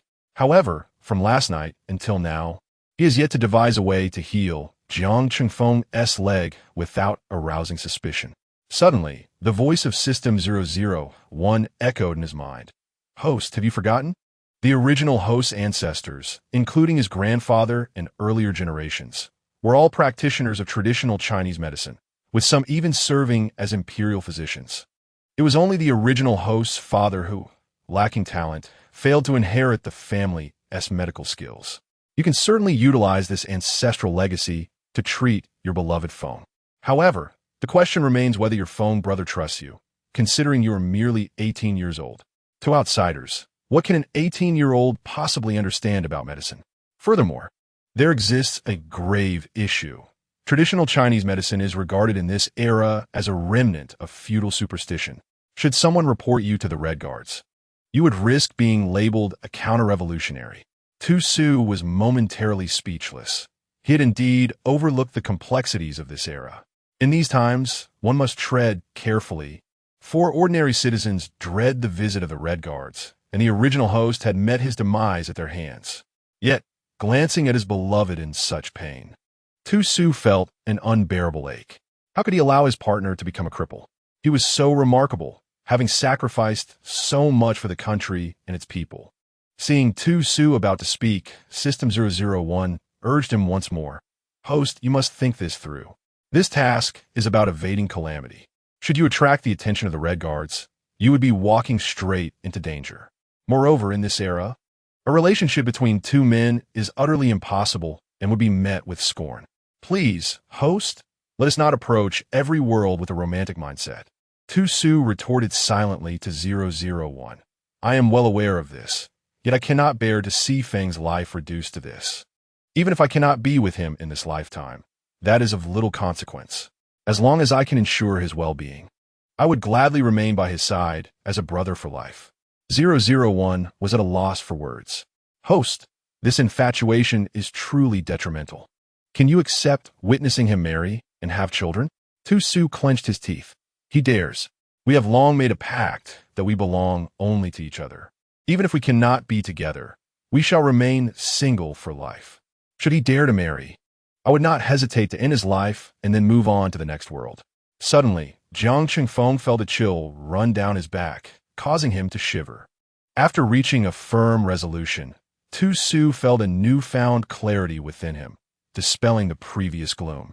He hurried to Jiang Chengfeng's side, concern evident in his eyes, and asked, Feng, have you sought medical treatment at a hospital for your leg? Jiang Chengfeng turned to Tu Su, noticing the absence of mockery in his gaze. Only warmth and empathy, which made his heart skip a beat. He then returned his attention to the mountain path, responding as they walked at that time. The army arranged for a military doctor to treat me. I was subsequently sent to the military hospital, but they could not cure me there either.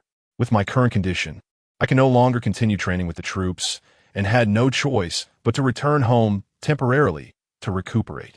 Tu Su's gaze lowered as he inquired, Brother Feng, do you long to return to the army? If given the chance for your leg to heal, would you go back? Jiang Chengfeng glanced at Tu Su and nodded. If my leg were to recover, I would naturally return to the army. Tu Su pressed his lips together, as if resolved with great determination, and spoke softly, Brother Feng, my ancestors were imperial physicians. I have learned quite a bit from my grandfather since childhood. Do you believe in me?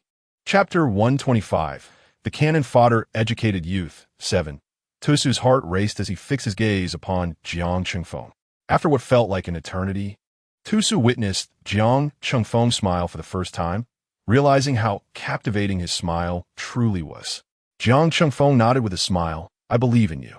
However, for now, it would be best not to treat me. And please, do not let anyone else know that you understand traditional Chinese medicine. Tu Su was taken aback and asked in surprise, why not? Don't you want to recover quickly and return to the army? Jiang Chengfeng offered a bitter smile. Now is not the right time. If my leg heals, how would I explain it to others? Would I expose you? Tu Su understood this point as well. Indeed, 001 had just advised him on the same matter. His lover, in order to ensure his safety, would rather endure a limp. The two spent the day wandering the mountains, descending only after the sun had set, their bodies weary from the exertion. One could not help but marvel at this era, Although people struggled with scarcity, the mountains were abundant with game. They had hunted 4 wild chickens and 5 rabbits, fortunate enough to stumble upon a rabbit's nest. Jiang Chengfeng was pleasantly surprised, not expecting this seemingly frail child to be an adept hunter. Initially, he wondered why Tusu had ventured into the mountains empty-handed, but along the way, Tusu picked up some stones. Once they entered the forest and game appeared, Tusu remained still until, with a swift motion, a stone flew towards the prey, striking it squarely on the head.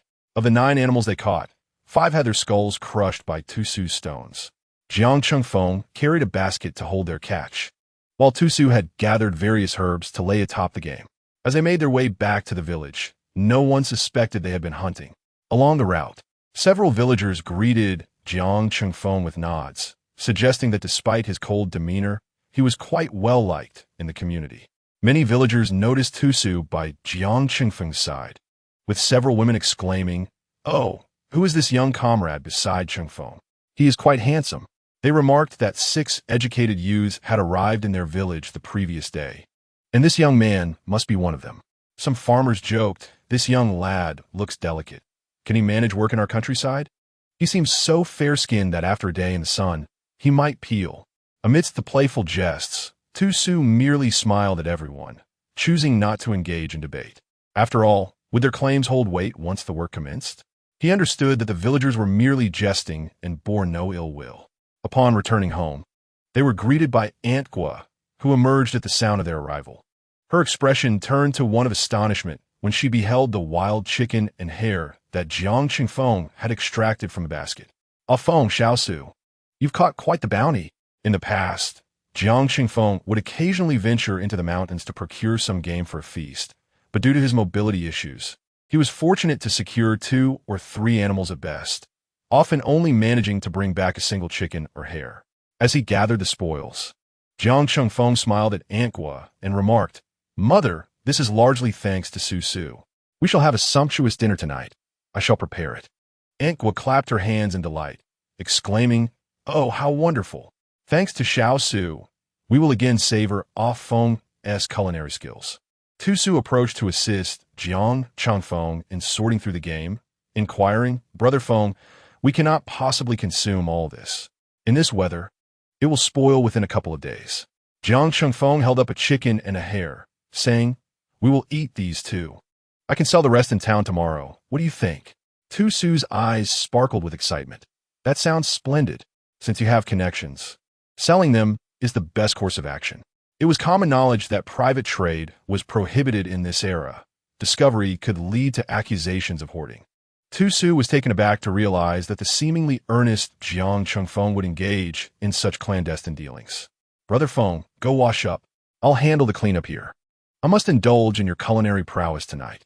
Jiang Chengfeng nodded and carried the surplus chickens and hares to his room, while Tusu took the 2 chosen for their meal to the courtyard to prepare them. Wild chickens and hares. "It seems we are in for a treat tonight." The voice belonged to Su Guohua, who had just returned. Tusu turned to Su Guohua with a smile, saying, "Indeed, you're in for a delightful surprise." Su Guohua approached Tusu and seized the scalded chicken from his hands to begin plucking its feathers. "Of course, my mother had my fortune read at my birth, and it foretold a life of abundance."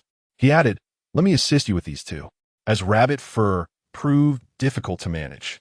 Tusu assigned Su Guohua the task of plucking the chicken while he retrieved a small knife to skillfully skin the hare. Having lived a lifetime in the beastman world, he had indeed honed the art of skinning. With seamless strokes, he effortlessly stripped the hair of its fur. Su Guohua, while plucking feathers, watched in awe. "Xiao Jing, have you undergone training in this skill? Such a pristine hide could be fashioned into something useful." Just then, Aunt Gua's laughter rang out from behind them. "You know, Xiao Su, with that hide, Xiao Su could make a fine pair of gloves." Tusu stood up and handed the rabbit fur to Aunt Gua, saying, "Aunt, let me make you some gloves from this.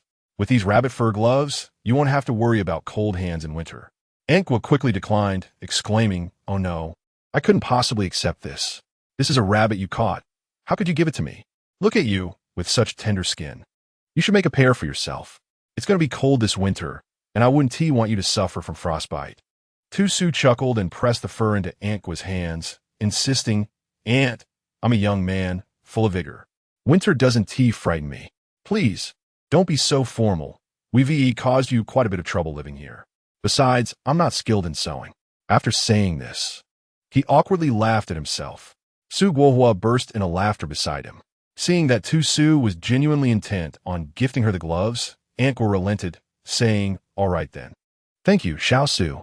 Su and Su Guohua swiftly cleaned the wild chicken and rabbit, bringing them to the kitchen. There, they were surprised to find Jiang Changfeng cooking. Su Guohua exclaimed, Is it really you, Brother Jiang, who is in the kitchen today? Su placed the cleaned chicken and rabbit on the counter, smiling at Su Guohua. Of course. They say you're in for a treat tonight. Aunt said Brother Feng's culinary skills are superb. Jiang Changfeng looked up at them and said, All right, let me handle the rest. The water is already boiling. You two can take a shower, and by the time you're done, dinner will be ready. After acknowledging him, they went to fetch water for their baths. Wow, it smells delicious. After finishing their showers, Su Guohua immediately caught a whiff of the enticing aroma of meat. He inhaled deeply, his mouth watering in anticipation. Su emerged from the kitchen with the prepared dishes. The sky had yet to darken, and they decided to dine in the yard, enjoying the warm evening breeze. Sugu, stop dawdling and serve the rice. As they sat down to eat, they savored the meal with great satisfaction. Both Su Guohua and Su leaned back in their chairs, cradling their round bellies. It's been ages since I've had meat. This is truly delightful. Su couldn't help but exclaim. It had been several days since their arrival in this new world, and they had lived on dry rations or steamed potatoes and sweet potatoes, leaving the taste of these starchy foods lingering in their mouths. Su Guohua turned to Su and asked, Aren't you from the capital? How could it be that you Haven Tea had meat in so long? Surely, meat can be bought there? Su smiled softly. I do have meat ration tickets. But every time there's meat, it goes to my stepfather and stepsister. Now that I'm full, I don't feel like moving. He then recounted the experiences of the original owner of his body within that household. He had no qualms about sharing his family situation, as Brother Feng was not a stranger to him. Besides, Jiang Qingfeng's mother might someday become his own as well. It would be beneficial for them to understand his background early on. Su Guohua scratched his head in embarrassment, saying, I'm sorry. I had no idea your family was in such circumstances. Jiang Changfeng gazed at Su, astonished that someone with such a pristine appearance was enduring such hardships at home. Upon reflection, observing Su's dexterous work ethic, it seemed clear that he was not a child accustomed to a life of idleness and indulgence. Antqua sighed, her eyes filled with compassion as she regarded Su. You have truly suffered. It is often said that with a stepfather comes a stepmother. Your biological mother is certainly not a paragon. How could she treat her own children so poorly in an effort to appease her new family? Chapter 127. The Unfortunate Youth 9. Su smiled faintly. I have grown accustomed to it. It is what it is. I have now taken the place of my stepfather's daughter in the countryside, which, in a way, repays their years of nurturing. As for my mother, when she grows old and requires my support, I shall provide for her. Antqua nodded in approval. Indeed, regardless of the circumstances, she is still your mother. If you neglect her in her old age, the scorn of others will surely engulf you. People will not consider your past. They will only speak of how poorly you treated your own mother. In the days that followed, Su gradually adapted to this new lifestyle. The very next day, he joined Su Guohua in the fields. Initially, the villagers were skeptical of Su. Even the village head, Guijinhua, did not assign him particularly strenuous tasks. Naturally, lighter work would yield fewer labor points. However, after Su expressed his desire to undertake the same tasks as the other villagers, Guijinhua acquiesced. Since it was Su's own request, he had no grounds for objection. At first, the work was indeed exhausting, especially after returning home each day. He felt as if his bones were about to crumble. After a day under the sun in the fields, he was burned red and hot. Just as the villagers had warned, his sunburned skin began to blister and peel. Fortunately, Su had anticipated this. While hunting in the mountains, he had gathered some herbs. Upon returning home, he took the time to prepare a salve, infused with a touch of spring water. Each night, he would apply the salve to his sunburned skin, and by morning, the affected areas would be restored to their original condition. After a few days, Su Guohua's skin had darkened significantly. Sitting by his bed, he watched Tu Su applying ointment to his skin and curiously inquired, "Xiao Jing, I see you apply that every day. What exactly is it?" "Without turning, Tu Su replied.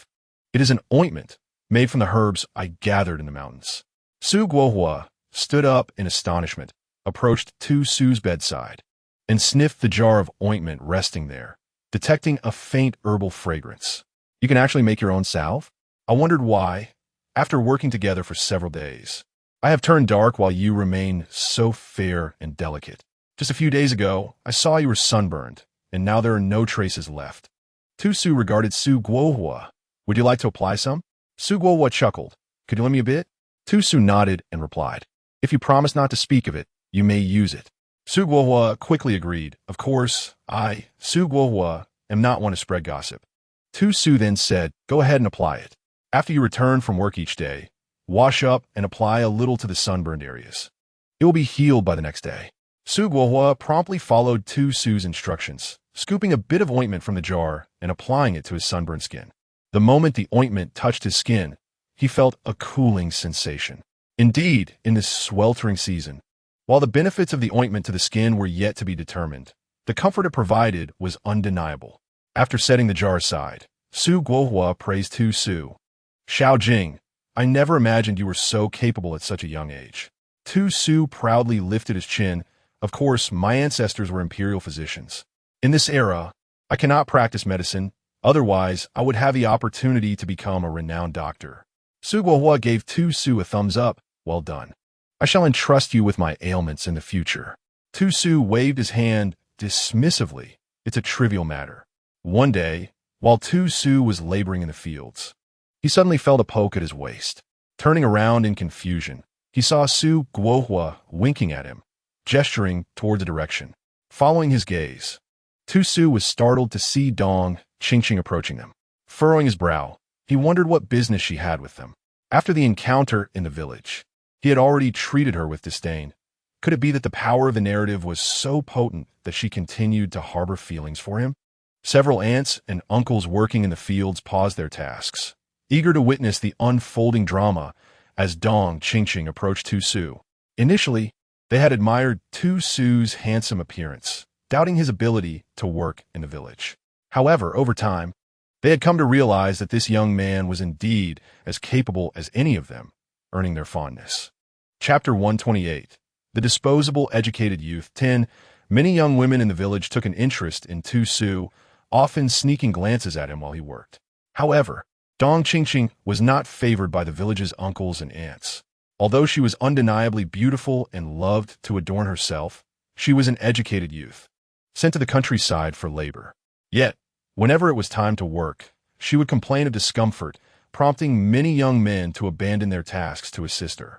This only fueled the disdain of the village women, who were frustrated that their own children and chores were neglected for the sake of helping Dong Qingqing. Rural folk generally harbored a disdain for women like her, unable to lift or toil, yet always dressed in finery. In this era, beauty held little value, with many struggling to find enough to eat. Who cared about appearances? Only the young tend to be enamored by beauty. When the villagers observed Dong Qingqing approaching Tu Su, many of the older women felt a sense of quiet delight. If Dong Qingqing were to truly become involved with Tu Su, it would be a boon for the village. At the very least, those with sons would find their own offspring relieved of any infatuation for her, and moreover, their sons would face one less rival in the pursuit of a bride. They were all too aware of their son's circumstances, should they compete with Tu Su for a wife. Defeat was all but assured. As Tu Su noticed Dong Qingqing drawing near, her bashful smile nearly caused him to choke. Furrowing his brow, he inquired Comrade Dong Qingqing, "May I ask what you need?"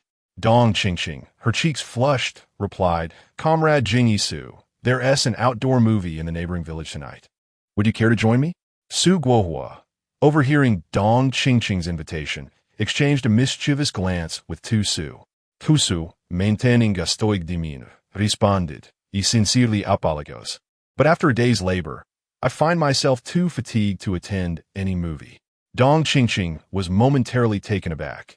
She had not anticipated such a direct rejection from him. After all, she had taken the initiative to invite him. Had it been Zhao Onbong or Li Guodong, they would have been elated by such an offer. Were it not for her genuine admiration of Tu Su's appearance, she would never have mustered the courage to propose such an outing. As she contemplated her next words, Tu Su abruptly interrupted her. With a serious expression, he addressed her, "Comrade Dong Qingqing, since we have heeded the nation as call to work in the countryside, we must dedicate ourselves to our tasks. Look at you, dressed so flamboyantly. One would hardly think you came here to labor. This is a busy season for farming. If you're not working, what becomes of your responsibilities? Comrade Dong Qingqing, we must eschew idleness and fulfill our duties." Each of Tu Su's words pierced through Dong Qingqing's heart, causing her once rosy cheeks to pale.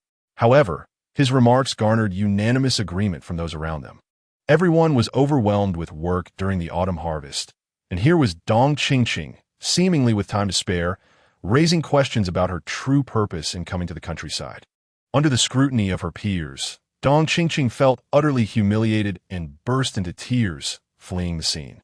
Curiosity piqued. The villagers watched her retreating figure, and one individual queried, what could possibly be the reason for her tears?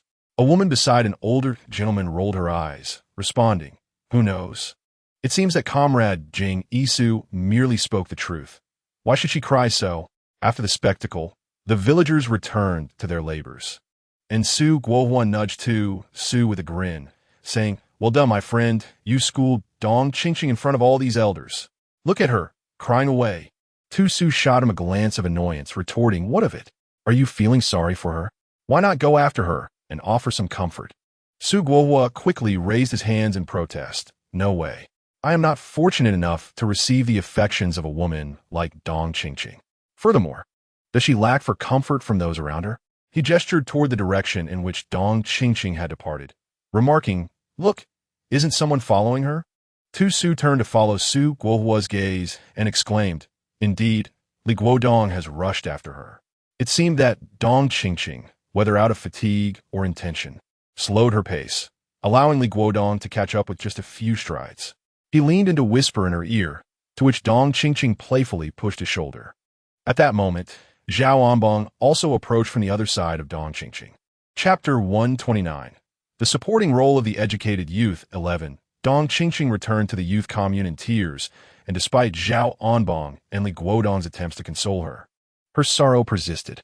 She was genuinely heartbroken. She could not comprehend why, despite her beauty, Jing Isu found her unworthy and spoke so harshly to her. "Qingqing, do not be disheartened. What is Jing Isu, after all? Your Onbong brother treats you so well. Why would you desire that mere embroidered pillow?" Zhao Onbong offered his reassurances. Li Guodong shot Zhao Onbong a sidelong glance, saying, "Isn't it obvious? You cannot compare to Jing Isu's looks." Zhao Onbong glared at Li Guodong, retorting, "Li Guodong, mind your words. If it weren't for Qingqing, I would have dealt with you already. What do you think you are, daring to compete with me for Qingqing's affections?" Li Guodong opened his mouth but fell silent. Over time, he had come to recognize that although he and Zhao Onbong were rivals, Zhao Onbong, despite his lack of looks, came from wealth. The educated youths like themselves earned only meager points from their labor, while Zhao Onbong received substantial support from his family, including fabric and ration tickets. In terms of appearance, he could not compete with Jing Isu, and in terms of financial resources, he fell short of Zhao Onbong. At that moment, doubts crept into his mind. After investing so much effort in pursuing Dong Qingqing, would there be any fruitful outcome? Yet, glancing at her exquisite features rekindled his determination. Dong Qingqing was extraordinarily beautiful, and upon seeing her, he felt ensnared in an endless vortex. For her, he would do anything, sacrifice all. He believed that although Zhao Onbong possessed wealth, he could not love Qingqing as deeply as he did. Jing Isu, despite his good looks, had clearly rejected Qingqing. As everyone had witnessed today, with this line of thought, perhaps he still held hope? Maybe Qingqing was not the type to be enamored with superficiality, but rather appreciated someone with genuine intentions like himself. Just as he was lost in these musings, he heard Zhao Onbong say to Dong Qingqing, "Qingqing, my family has sent more fabric tickets. You mentioned liking that cool garment from the commune the other day, right? Tomorrow, your Anbong brother will take you to buy it. Upon hearing about the garment, Dong Qingqing, who had been weeping like a rain-soaked pear blossom, suddenly paused. She had had her eye on that piece for quite some time, seeing many female workers in the city wearing it, and it was indeed beautiful. Anbong, how can I persuade you to buy this for me? Dong Qingqing said shyly. Zhao Anbong patted his chest confidently. Fear not, for Anbong possesses wealth. If it pleases you, Qingqing, I shall procure it for you, as long as you are not disheartened. It brings me great unease to see you upset. Li Guodong was utterly speechless. He never anticipated that Zhao Anbong could be so brazen. He assumed Dong Qingqing would decline, as she was a good girl, his cherished moonlight. However, to his astonishment, he heard Dong Qingqing hesitantly respond, All right then, consider a loan from you, Anbong. When my family sends me money and fabric coupons next month, I shall repay you. At that moment, Li Guodong's gaze towards Dong Qingqing began to waver. Yet she remained blissfully unaware of the complexity in his expression. Days passed, and the autumn harvest was nearly at its end.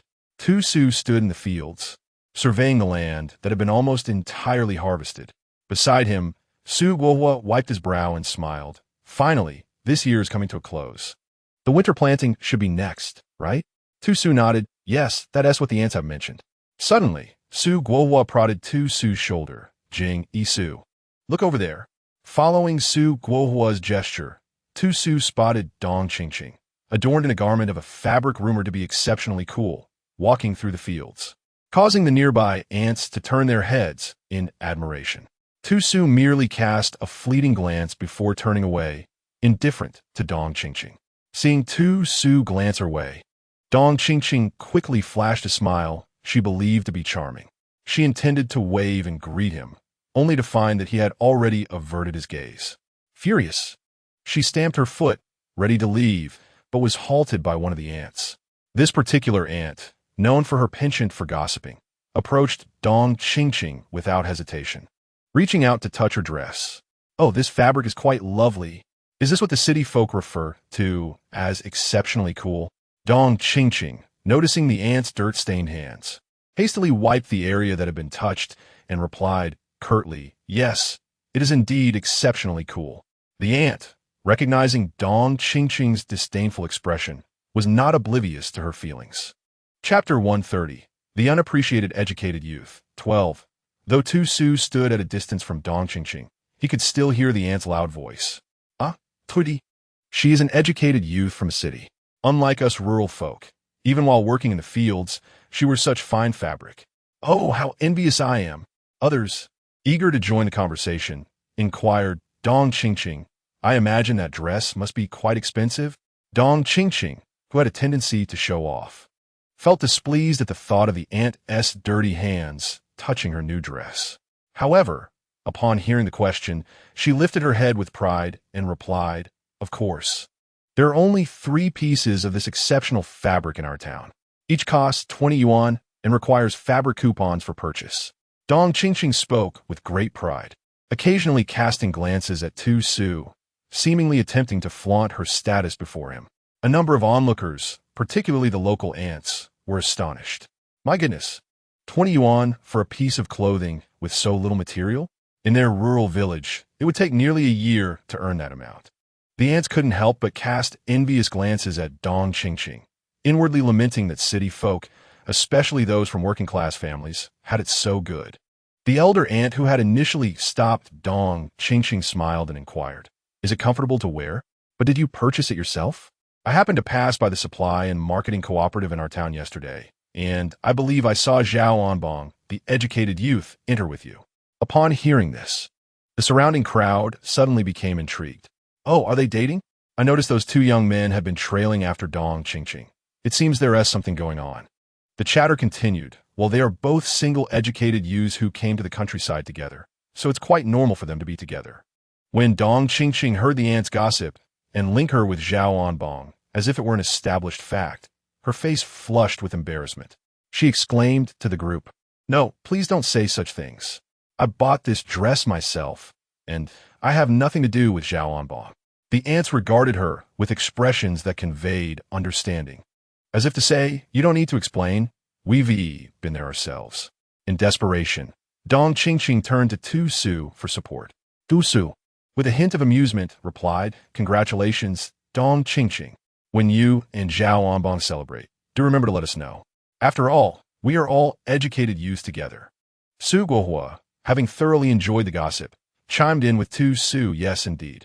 Dong Qingqing, make sure Zhao Onbong treats us to some sweets when the time comes." Dong Qingqing, flustered and at a loss for words, had not anticipated that Jing Yisu would offer her no assistance, merely watching as the group teased her. "Jing Yisu, you are truly insufferable," she shouted at Tu Su before storming off. Her irritation towards Jing Yisu was genuine. She had once been drawn to his striking appearance. But when it came to kindness and spending on her, it was Zhao Onbong who stood out. At times, she mused how wonderful it would be if Zhao Onbong possessed the looks of Jing Yisu, good-looking, wealthy, and willing to spend on her. Such a man was her ultimate desire. As Dong Qingqing fled, Su Guohua turned to Tu Su and asked, "So, do you think Dong Qingqing is genuinely together with Zhao Onbong?" It seemed he was merely joining the fray earlier. Reflecting on it now, her reaction didn't seem indicative of a confirmed relationship. Tu Su smiled and responded, "I believe it's likely. While Dong Qingqing enjoys dressing up, her items have always been quite ordinary. Among the educated youths who came to the countryside with us, only Zhao Onbong hails from a wealthy family." Didn't Aunt Zhang mention seeing Dong Qingqing and Zhao Onbong together at the supply cooperative? It stands to reason that the dress was a gift from him. Having accepted such a valuable item, how could they not have defined their relationship? Su Guohua contemplated the matter and indeed found it to be true. In this era, one could only exchange gifts once a relationship was firmly established. Receiving such gifts implied consent. The surrounding ants nodded in agreement. Indeed, I believe Comrade Xiao Jing is correct. If they weren't in a relationship, how could one possibly accept such an extravagant gift? Yes, I must say that Zhao Jiqing isn't too bad, albeit a bit smooth-tongued, yet his family is affluent. If my daughter were to accept such a costly gift before officially agreeing to date someone, I would not hesitate to break her legs. Chapter 131. The supporting character Youth 13, Dong Qingqing hurried back to the youth commune and secluded herself in her room. It wasn't long before Zhao Onbong returned, knocking excitedly on the door. "Qingqing, open up. It's your Onbong brother." Frustrated, Dong Qingqing shouted from within, "What do you want? Just go away. I don't wish to see you right now." Outside, Zhao Onbong called out fervently, "Qingqing, my dear Qingqing, just open the door for me. Let us have a little chat." After a moment of hesitation, Dong Qingqing finally approached and opened the door. As soon as it swung open, Zhao Onbong joyfully squeezed inside and enveloped Dong Qingqing in a warm embrace. She squirmed a bit, but ultimately settled against his firm chest, seeing that she did not resist. It seemed the gossip from the village ants was indeed true. They all said that by accepting such a precious gift, Dong Qingqing had implicitly agreed to be in a relationship with him. Feeling Zhao Onbong's hands begin to wander, Dong Qingqing, in a fit of annoyance, playfully punched his chest with her tiny fists. "This is all your fault. The ants have been laughing at me for ages today. How am I to face anyone in the village from now on?" Zhao Onbong quickly grasped her little fists, tenderly stroking them. "Oh dear, does it hurt?" he asked, fully aware that her punches felt more like gentle tickles to him. He was afraid that his well-built physique might inadvertently cause her discomfort. After planting a kiss on her hand, he reassured her, "It's nothing to worry about. The ants are merely seasoned individuals. By tomorrow, they will have forgotten all about today." Dong Qingqing's eyes darted thoughtfully. She had long been informed by Zhao Onbong that his family held considerable influence, and his presence in the countryside was merely a formality. They intended to bring him back to the capital next year, even securing him a spot at a prestigious university for workers, farmers, and soldiers. Her lack of resistance towards Zhao Onbong stemmed from this very reason. The duration of her time as a youth in the countryside remained uncertain. It could very well extend into years, even decades. If she were to accompany Zhao Onbong, he could lead her back to the capital. The capital, the very heart of the nation, where the leaders resided, a place she had long yearned for. Since Jing Yisu had so brazenly disregarded her, she felt justified in her resolve. If she could not have what she desired, then neither would anyone else. Leaning against Zhao Onbong's embrace, she lamented, "Onbong brother, it's all that Jing Isu's fault. If he and T said those things today, the ants wouldn't T have laughed at me. You must take charge for me." How could Zhao Onbong possibly endure Dong Qingqing's delicate and aggrieved demeanor? Let alone merely chastising a rural youth. He would willingly traverse mountains of blades or plunge into cauldrons of oil for her. Zhao Onbong thumped his chest with resolute conviction, declaring, "Qingqing, rest assured, I shall handle this matter for you. I guarantee it will be resolved satisfactorily." Zhao Onbong had long harbored intentions of dealing with the individual named Jing Isu, whose striking appearance had captivated his Qingqing, and who had the audacity to reject her, allowing her to be mocked by the villagers. Such a person was indeed deserving of correction. After work, Tu Su and Su Guohua returned to the Jiang family in Feng City. At that moment, Aunt Gua had already prepared dinner. Upon seeing Tu Su, Jiang Changfeng remarked, "Today, I heard from the villagers that Dong Qingqing has been pestering you again." Before Tu Su could respond, Su Guohua interjected with a grin, "Indeed, Brother Jiang, you should have seen it." Little Su, in front of so many aunties and uncles in the village, had quite the words for Dong Qingqing. Hian Qingfeng regardi Tu Su, his eyes flickering with an indescribable emotion. He pressed his lips together and inquired, "If you do not have feelings for her, then it would be best to keep your distance." Tu Su, while washing his face, did not notice Jiang Qingfeng's expression. He shrugged helplessly. "I would prefer to keep my distance, but she keeps appearing before me." Asked Guohua, "Since coming to the countryside, I've hardly exchanged more than a few words with Dong Qingqing. If she does not disturb me, I would be immensely grateful." Witnessing Tu Su's blatant disregard for the situation, Jiang Chengfeng finally revealed a smile. "Hurry, wash your hands and let's eat." At the dining table, Jiang Changfeng asked Tu Su, "I heard there's a film screening at the commune tonight. Would you like to go?" Tu Su looked up at me. Jiang Chengfeng nodded. Ankwa chuckled, "That sounds splendid. It's rare for A Feng to converse with you too. It would be nice for you young people to enjoy some leisure time." Tu Su inquired, "Aunt, aren't you going?"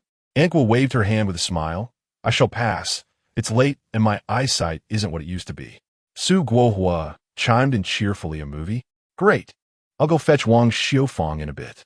After dinner, Tu Su and Su Guohua tidied up the kitchen, after which Su Guohua hurried off to the youth dormitory to find Wang Xiufang. Tu Su beckoned Jiang Chengfeng, and the two of them, each carrying a wooden stool, strolled slowly toward the village entrance. When did Su Guohua become so close to Wang Xiufang? Jiang Chengfeng chatted casually with Tu Su as they walked. Tu Su grinned. It seems that after he got a thrashing from Wang Xiufang last time, he ended up taking a liking to her. Jiang Chengfeng chuckled softly. Tu Su glanced at Jiang Chengfeng, noticing his limp as he walked, which stirred a twinge of pain in his heart. "Brother Feng, could you help me find a set of silver needles?" Tu Su looked around cautiously, ensuring no one was nearby before whispering. Jiang Chengfeng halted, turning to regard Tu Su with a grave expression. He understood the purpose behind Tu Su's request for silver needles, yet he was reluctant for Tu Su to take such risks on his behalf.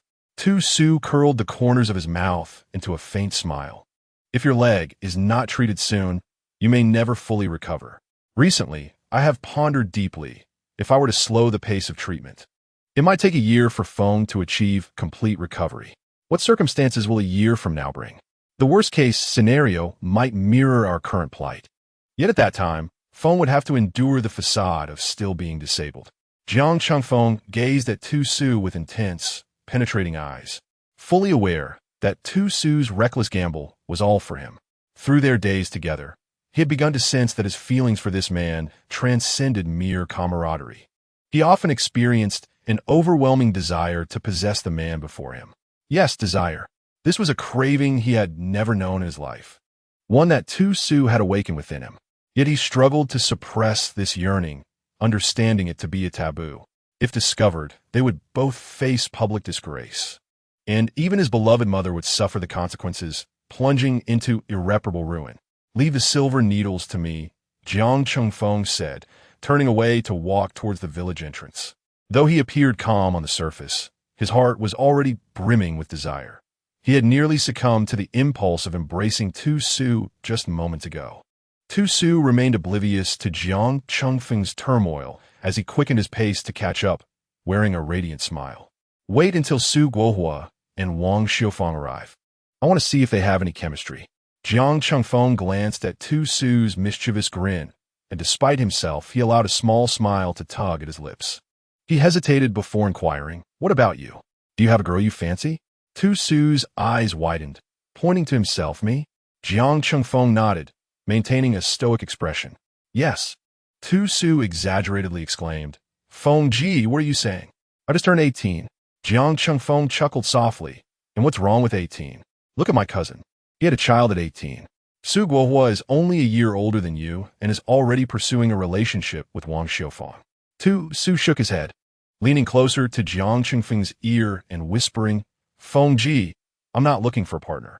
The warm breath against Jiang Chengfeng's ear sent shivers down his spine, stirring feelings deep within him. "Feng Ji, what about you? You are several years my senior. Have you found a wife?" The alluring tone in Tu Su's voice continued to resonate in his ears. Coughing slightly, he replied, "No." Jiang Chengfeng tilted his head, feeling the warmth rise to his ears. Initially, Tu Su had not noticed, but now he could clearly see Jiang Chengfeng's subtle feelings. After all, he was no novice, having traversed multiple realms. Jiang Chengfeng walked in silence for a considerable distance, while Tu Su followed quietly beside him. Suddenly, Jiang Chengfeng halted, turning to look at Tu Su with a serious expression. Su, I'm not looking for a wife." Tu Su raised an eyebrow in confusion. Jiang Chengfeng continued, "You also shouldn't seek a wife, all right? Tu Su smail. All right." A mere two-word response seemed to forge an unspoken agreement between the two individuals. Jiang Chengfeng also smiled, this time with unrestrained joy, as if a long-standing knot in his heart had suddenly unraveled. "Xiao Jing, Jiangge, why are you two so late?" Upon seeing their tardiness, Su Guohua quickly pulled them to his side. "I've saved you both a spot. If you come any later, you'll have to stand far away." Tu Su turned to Wang Xiufang with a grin. "You two arrived quite early." Wang Xiufang replied with a bright smile. "It was Su Guohua who rushed me here in a flurry." Tu Su raised an eyebrow at Su Guohua and then glanced at Wang Xiufang. The implication of his look was unmistakable. Su Guohua felt a bit shy as he stole a glance at Wang Xiufang. However, Wang Xiufang was quite forthright, nodding yes. "Su Guohua and I are currently exploring a romantic relationship." Tu Su felt an urge to whistle at Wang Xiufang. She was truly remarkable. He wondered if Su Guohua would eventually turn into a henpecked husband. With a hint of sympathy, he looked at Su Guohua, who appeared perplexed by his gaze. Meanwhile, Jiang Chengfeng remained silent. After Tu Su finished conversing with Su Guohua, he pulled Tu Su down to sit beside him. He then retrieved a handful of pumpkin seed from his pocket and placed them in Tu Su's hand. "My mother roasted these. They're quite fragrant." Tu Su accepted the seeds and shared them with Su Guohua and Wang Xiufang. Su Guohua expressed his gratitude. "Jiangge, you're wonderful for bringing us these to snack on." Jiang Chengfeng shot Tu Su an exasperated look, wondering why Tu Su had shared the seeds with the gluttonous Su Guohua. Indeed, in Jiang Chengfeng's eyes, Su Guohua was nothing but a foodie. Tu Su turned to Jiang Chengfeng and asked, "Brother Feng, do you have more?" As night fell, everyone began to watch a movie. Noticing that no one was paying attention to them, Jiang Chengfeng took Tu Su's hand and slipped it into his own pocket. "These are all for you. Don't share them with that greedy Su Guohua." Tu Su chuckled. He hadn't anticipated that the typically serious Jiang Chengfeng would exhibit such a petty side. He fished out another handful of seeds from Jiang Chengfeng's pocket and began to snack while watching the movie. To be honest, Tu Su had little interest in the films of this era. Having invented holographic cinema in his previous life, he was accustomed to the immersive experience it offered, making it difficult for him to endure the outdated black and white films. "Xiao Jing, look over there." Tu Su felt a tap on his right arm and turned to see Su Guohua gesturing vigorously toward their diagonal front. Following Su Guohua's direction, Tu Su's gaze fell upon Dong Qingqing and Zhao Onbong, who were sitting closely together, their heads nearly touching. Were they being so open about their affection? It was worth noting that people in this era were rather conservative. Even married couples were expected to maintain a certain distance in public to avoid being ridiculed. Wang Xiufang leaned in and whispered, "They truly have no reservations at all." Those two were even embracing in the youth commune. She spoke with an air of disdain. Tu Su, suddenly curious, inquired, "Comrade Wang Xiufang, what about Li Guodong? Isn't he also pursuing Dong Qingqing?" Wang Xiufang chuckled lightly and replied, "Li Guodong is rather unfortunate now.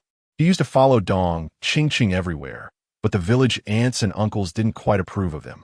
Now that Dong Qingqing is with Zhao Anbang, Zhao has forbidden Li Guodong from accompanying her. He has left with no one to talk to in the village." Su Guohua laughed. "That's splendid. He deserves it. I merely mentioned that Dong Qingqing was slow with her work, and Li Guodong nearly came to blows with me." Wang Xiufang shot a glance at Su Guohua. "It's not just you. During our time in the youth commune, we took turns cooking. Whenever it was Dong Qingqing's turn, she would complain about this and that. I said a few words to her, and Li Guodong got angry with me." Su Guohua quickly asked, "He didn't do anything to you, did he?" Wang Xiufang raised her brows defiantly. "Dare he? If he were to lay a hand on me, I would surely teach him a lesson." Tu Su couldn't help but silently mourn for Su Guohua's future. Wang Xiufang possessed quite the temper. However, if Su Guohua were to devote himself wholeheartedly to her, he might find himself quite fortunate.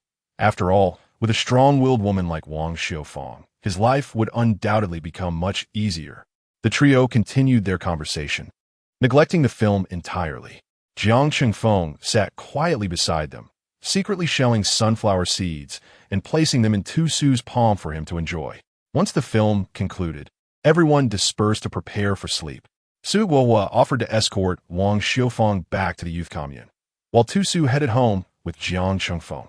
Just a few steps later, they unexpectedly encountered Dong Qingqing and Zhao Anbang. Tu Su remained unfazed, smiling at the pair. "I heard you two are now officially dating. Congratulations." Zhao Anbang appeared quite pleased, while Dong Qingqing wore a sullen expression. Despite her feelings for Tu Su, his disregard for her affections made her seethe with frustration. On the way back, Dong Qingqing asked Zhao Anbang, "Brother Anbang, didn't you say you would stand up for me?" Zhao Anbang took her small hand, reassuring her, "My dear Qingqing, when have I ever gone back on my word? Rest assured, I have everything arranged." With that, his hand rested affectionately on her shoulder, the two growing increasingly intimate. Unbeknownst to them, not far behind, in a shadowy corner where the light could not reach, a pair of resentful eyes watched their every move. Shortly after Tu Su and Jiang Chengfeng returned home, Su Guohua arrived as well. Tu Su teased him, "Oh, back so soon? Why didn't you chat a bit longer with comrade Wang Xiufang?" Su Guohua waved dismissively. "Forget it. I'm not like Zhao Anbang and Dong Qingqing. Unmarried and alone in a room with a female companion. It could tarnish her reputation."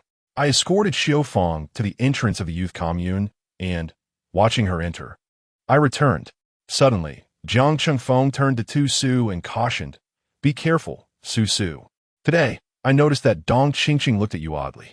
Previously, you mentioned Zhao Anbang to me, so I had a comrade from the armed forces investigate." Su Guohua, intrigued, inquired, "Jiang, what did your comrade uncover?" Tu Su also turned to Jiang Chengfeng. In fact, Zhao Anbang's background had been alluded to in the narrative, and Tu Su was well aware of his connections. Jiang Chengfeng's expression grew serious as he stated, "Zhao Anbang's grandfather held a leadership position in the capital. To remain in such a role, you can infer the level of influence he wields." Su Guohua gasped, "Goodness, I didn't realize Zhao Anbang was indeed a second-generation official." Reflecting on the original protagonist's experiences, Tu Su wondered if avoiding Dong Qingqing from the outset would alter the course of the narrative. After conversing for a while, Tu Su yawned, bid Jiang Chengfeng farewell, and prepared to retire for the night. Upon returning to his room, he instinctively shook his pillow, as was his custom, preferring to arrange it neatly for a more comfortable sleep. To his surprise, a piece of paper fell from the pillow. Curiously, he picked it up, and the contents sent a chill through him. Indeed, the plot was adhering to its original trajectory. Had he not discovered this note today, the Red Guards would have arrived tomorrow, catching him red-handed. The original protagonist had missed this paper and was taken away by the Red Guards the following day. At that moment, Su Guohua entered and caught sight of Tu Su gazing intently at something. Curious, he leaned in for a closer look and nearly gasped aloud upon reading the note. Tu Su swiftly covered his mouth, whispering, "Don't shout." Su Guohua's eyes widened in terror, and he nodded in understanding. Once Tu Su released his hand, Su Guohua quietly asked, "Xiao Jing, where did this come from?" Tu Su Turinith. A playful smile on his face, and replied, "Why don't you suspect that it belongs to me?" Su Guohua shot Tu Su a disbelieving glance, saying, "You are not that kind of person.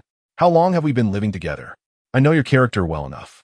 Tu Su chuckled softly and instructed Su Guohua, "Go quietly and fetch Feng Ge." Su Guohua nodded and soon returned with Jiang Chengfeng. Su, what is going on?" Jiang Chengfeng, noticing Su Guohua's cautious approach indicating something serious, immediately sensed that Tu Su was in trouble. Tu Su handed the note to Jiang Chengfeng, saying, "Feng Ge, take a look at this." Jiang Chengfeng's eyes widened in shock as he read the note, exclaiming, "Where did you get this?" Tu Su smiled and pointed to his pillow. "I have a habit of tidying my pillow before sleeping. This paper just fell out moments ago." Su Guohua's expression shifted dramatically as he hurried to his bedside, searching thoroughly through his belongings. Fortunately, he found nothing amiss, which allowed him to breathe a sigh of relief. Jiang Chengfeng tightened his grip on the letter in his hand, his voice heavy with gravity. "Surely someone took advantage of our absence at the movies to sneak in and plant this." He continued, "My mother goes to bed early, and her eyesight is poor at night. Su, do you have any suspects?" Tu Su smirked sarcastically. "How long have I been in Xianyang village? The only individuals who might target me are Dong Qingqing and Zhao Anbong, not to mention Li Guodong." Jiang Chengfeng's gaze turned icy as he replied, "Don't let me discover who is orchestrating this from the shadows. If I do, I shall not let them escape unscathed." Chapter 135, The Disposable Educator, 17. Tu Su remarked with a faint smile, "I suspect someone will come knocking tomorrow." Jiang Chengfeng nodded, "Indeed, be cautious. I will send my mother to my uncle's first thing in the morning to spare her any fright." Tu Su nodded in agreement. "I apologize for dragging you into this." Jiang Chengfeng fixed his gaze on Tu Su, displeased. "Do not utter such words again. Allow me to handle this matter." Tu Su acquiesced with a nod. Jiang Chengfeng exited their dwelling, clutching the letter.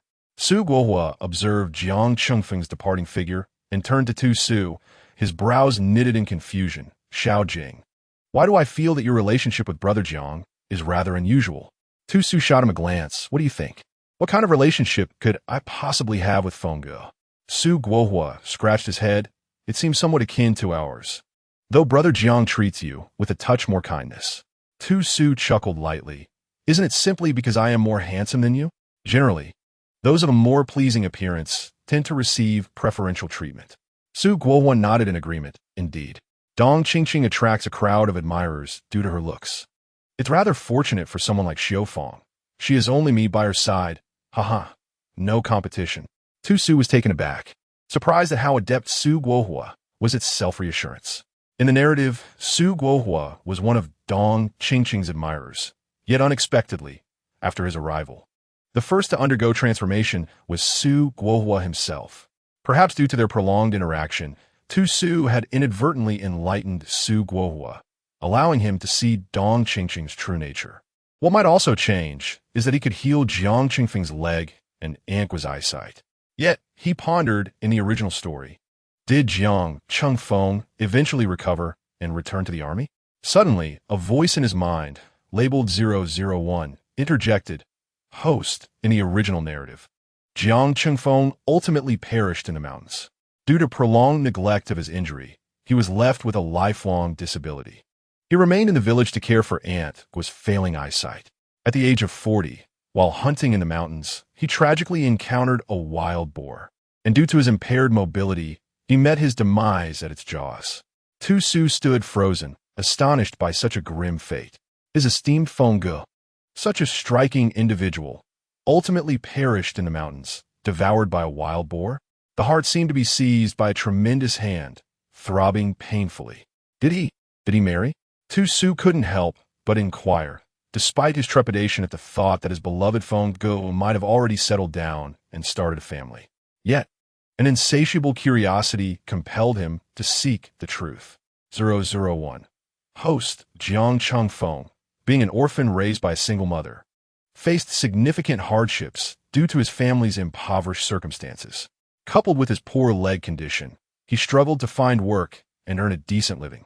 The meager military stipend was hardly sufficient.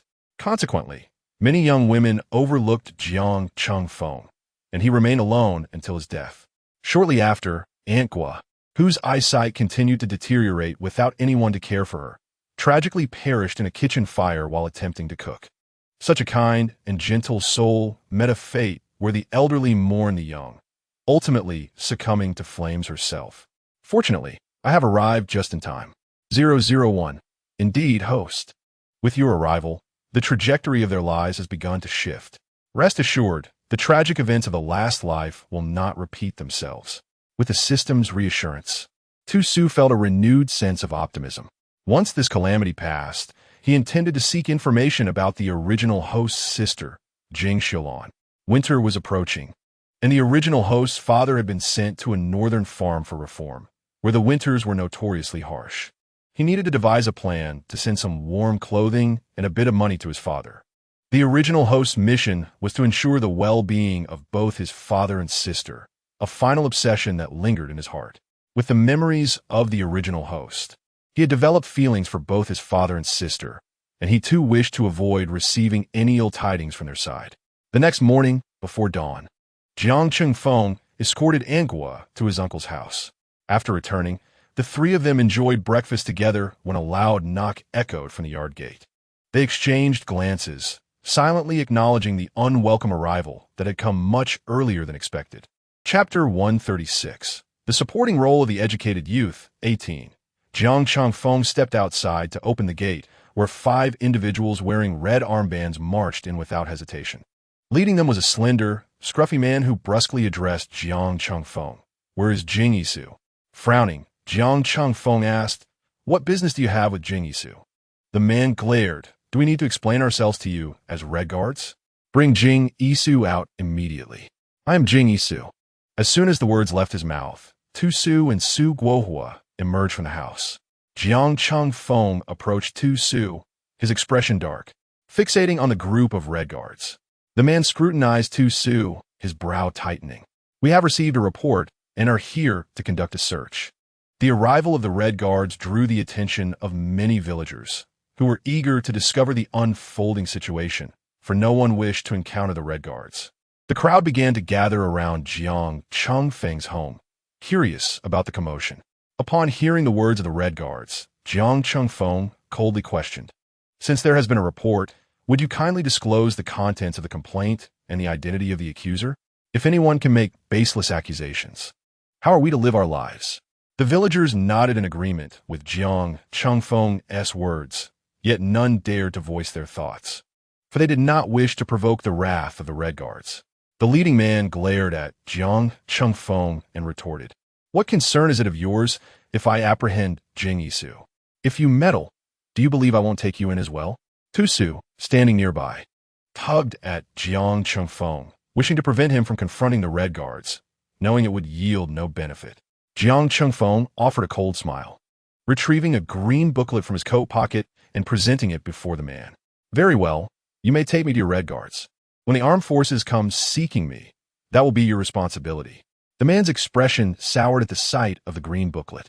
He had merely received orders to search for a young intellectual named Jing Yisu and believed the task would be straightforward. However, he had not anticipated that military officers were residing here. Despite the arrogance of the Red Guards, they dared not challenge the officers of the army. Considering his reputation and with several subordinates observing, he pondered the consequences of retreating empty-handed.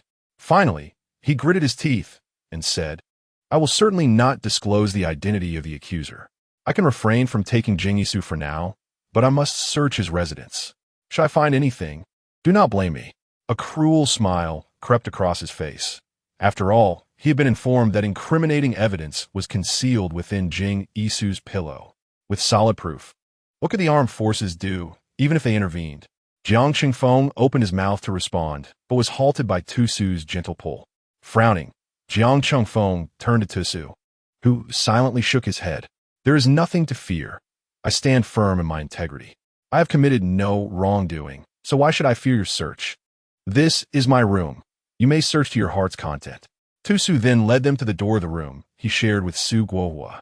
The man waved his hand, commanding, "Search thoroughly." The 4 red guards accompanying him immediately entered the room. "Be meticulous," he cautioned. Some curious villagers followed, eager to witness the unfolding events. "Little Jing, what on earth is happening?" One ant could no longer contain her curiosity and inquired. Tusu shrugged. "I am uncertain. We were just about to head to work when these red guards arrived, claiming someone reported that I had penned subversive remarks. I am at a loss. When did I ever write anything subversive?" Upon hearing such a grave accusation, several ants gasped in shock. If the charges were substantiated, it could lead to dire consequences. Who is the audacious individual responsible for this baseless accusation? Since Comrade Xiaojing has arrived in our village, it is evident to everyone how youthful and inexperienced he is in comparison to us, the uncles and aunts. Indeed, I concur with Chengfeng's sentiments. These reports are made without evidence, allowing anyone to report frivolously. It is utterly terrifying. If one were to offend someone, that individual could secretly lodge a complaint, leading to an incessant state of unrest for us all. Many villagers have begun to voice their discontent, collectively expressing their abhorrence for such actions. In this day and age, the Red Guards are universally despised. Who would dare to provoke them? That would only invite trouble upon the entire village. Chapter 137. The Cannon Fodder Youth, 19. Hiding amidst the crowd, Dong Qingqing observed the Red Guards rummaging through the room of Tusu. Regardless of whether it was the clothing in the wardrobe or the bedding on the bed, everything had been carelessly strewn about, leaving the room in disarray. A smile involuntarily crept onto Dong Qingqing's lips. She had not anticipated Zhao Onbong's remarkable influence, commanding even the Red Guards. It seems her decision to follow Zhao Onbong was indeed wise. Had she followed the seemingly superficial Jing Yisu, she would surely be reduced to tears in such a situation. Looking at the once tidy room of Tusu, now in utter chaos, the villagers remained silent, yet their eyes reflected disdain for the actions of the Red Guards. These so-called Red Guards were merely the riffraff of the villages and towns, donning armbands to assume a false sense of authority. How despicable. The group had searched Tusu's room multiple times, but had uncovered nothing. Someone leaned close to the man and whispered, "Captain, we haven't found anything. Wasn't it said to be hidden in the pillow? We've even dismantled the pillow and found nothing." The man furrowed his brow in frustration. Hadn't they been informed that the items were securely placed? How could they find nothing? Not even a scrap of paper or a single hair was left behind. Impatiently, Jiang Qingfeng remarked from the doorway, "You have already searched 5 times. How much longer do you intend to continue? Are you planning to keep searching until you find evidence? Should I dismantle my house as well to see if anything is concealed beneath the foundation?" The man turned to Jiang Qingfeng, his expression darkening as he noted the crowd of villagers gathered at the entrance. He could not afford to lose face and, gritting his teeth, replied, "Perhaps it's not in this room. Let us search elsewhere." Jiang Qingfeng crossed his arms and pointed. "That room is where I sleep, and the other room belongs to my mother. You may search freely, but afterward, I will report everything to the armed forces. By the way, I have leaders in the province. I intend to inquire about how a wounded soldier of this nation can endure such humiliation and whether the country will take any action." Upon hearing Jiang Qingfeng's words, the other Red Guards began to waver. Although they were accustomed to their arrogant demeanor, it was limited to their village or town. If matters escalated to the military department or provincial authorities, they would truly find themselves in dire straits.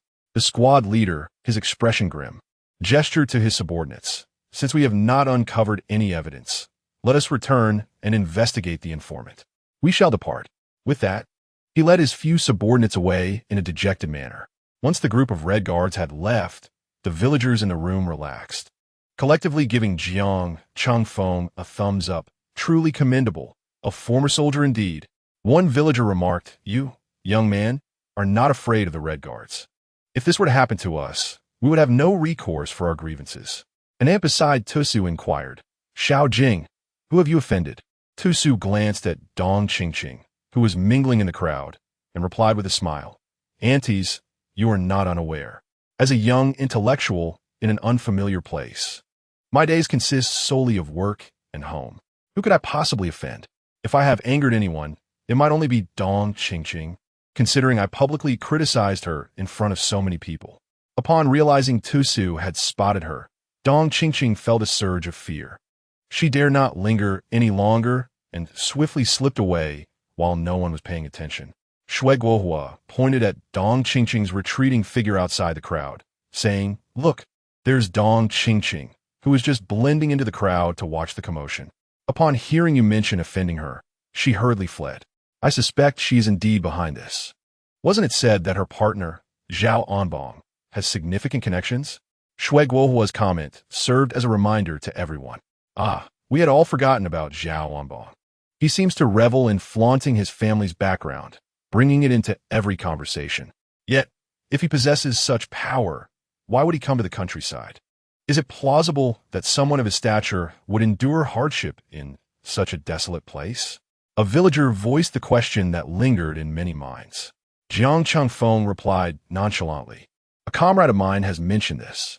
Zhao Anbong indeed comes from a notable family, and his arrival in our village is merely a means of evading trouble. He has crossed paths with individuals of considerable influence." The crowd erupted in astonishment. This revelation made sense. So, he had come to the countryside to escape trouble. He was indeed no virtuous character, resorting to such underhanded schemes in times of crisis. "Cousin, Comrade Xiao Jing, you must exercise greater caution moving forward. Not just you, but all of us in the village should be vigilant. One day, if someone inadvertently offends Dong Qingqing or Zhao Anbong, the Red Guards may very well return to our village," the village chief, Gui Jinhua, warned. Everyone nodded in agreement, acknowledging that such individuals were truly terrifying, and it would be wise to maintain a safe distance from them. "All right, everyone may disperse now. Those who need to get to work have done so." After driving away the villagers, Gui Jinhua turned to Tu Su and the others. "You need not work today." With a sigh, he surveyed the state of the house and continued, "These despicable creatures. You all should tidy up the place.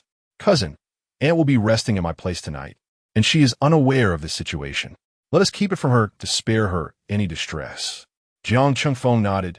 "Yes, it is indeed a bother for you, cousin and uncle." Guo Jinhua patted Jiang Chengfeng on the shoulder before turning away. "These wretched scoundrels are truly infuriating," Su Guohua muttered as he surveyed the grim scene inside the house, cursing under his breath. Meanwhile, Dong Qingqing had raced back to the youth commune, with Zhao Anbong hot on her heels. "Qingqing, where did you run off to just now?"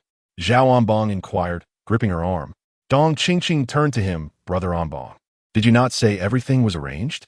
I saw the Red Guards heading to the house where Jing Yisu and his companions are staying." Zhao Anbong chuckled. "So what happened? Did that Jing Yisu kid whimper for help, or did the Red Guards drag him away?" Dong Qingqing rolled her eyes and retorted, "What dragging away? The Red Guards found nothing and left in disgrace."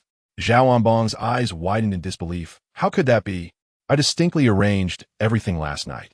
Both pondered for a while, but could not fathom the turn of events. "Well, since this attempt has failed, I shall devise another plan. With your brother Anbong's capabilities, dealing with a rural youth should be a trivial matter." Zhao Anbong pulled Dong Qingqing close and pecked her cheek, offering comfort, though the Red Guard incident had passed. The villagers began to keep their distance from Zhao Anbong and Dong Qingqing, adding to her growing frustration. She felt an intense loathing for Jing Yisu. Had it not been for him, she would not be in this predicament. She believed she deserved to be treated like a princess, yet now, people avoided her as if she were a plague.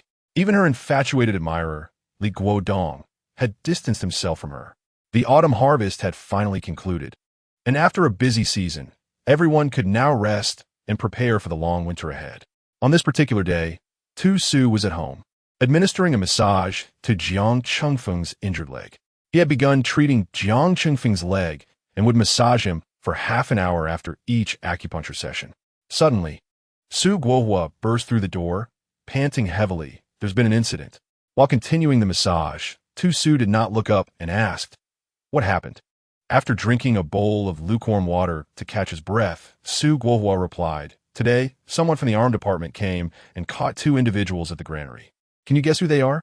Tu Su and Jiang Chengfeng exchanged a glance. "Dong Qingqing and Zhao Anbong?" Su Guohua exclaimed in shock. "How did you know?" Tu Su rolled his eyes. Who else could provoke such gossip except those two? Su Guohua chuckled. It does seem that way. He clicked his tongue a couple of times and continued without waiting for Tu Su to inquire further. Those two were caught red-handed by the patrolling comrades, both completely undressed. The patrol, initially unaware, heard noises coming from the granary and decided to investigate.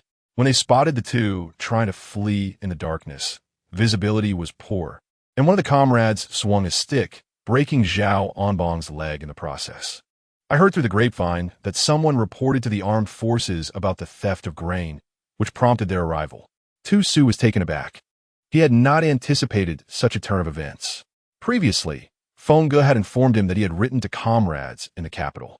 Those comrades had revealed Zhao Onbong's activities in Xiangyang village to the forces he had offended. He had assumed that the powers from the capital were intervening, but it turned out to be a mere grain theft report. The two were caught in a compromising situation, clearly engaged in illicit activities.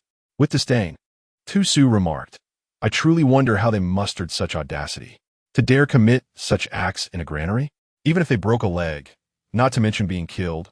His father would have no grounds for justification. In this era, grain is of utmost importance to the nation, and granaries are considered critical sites.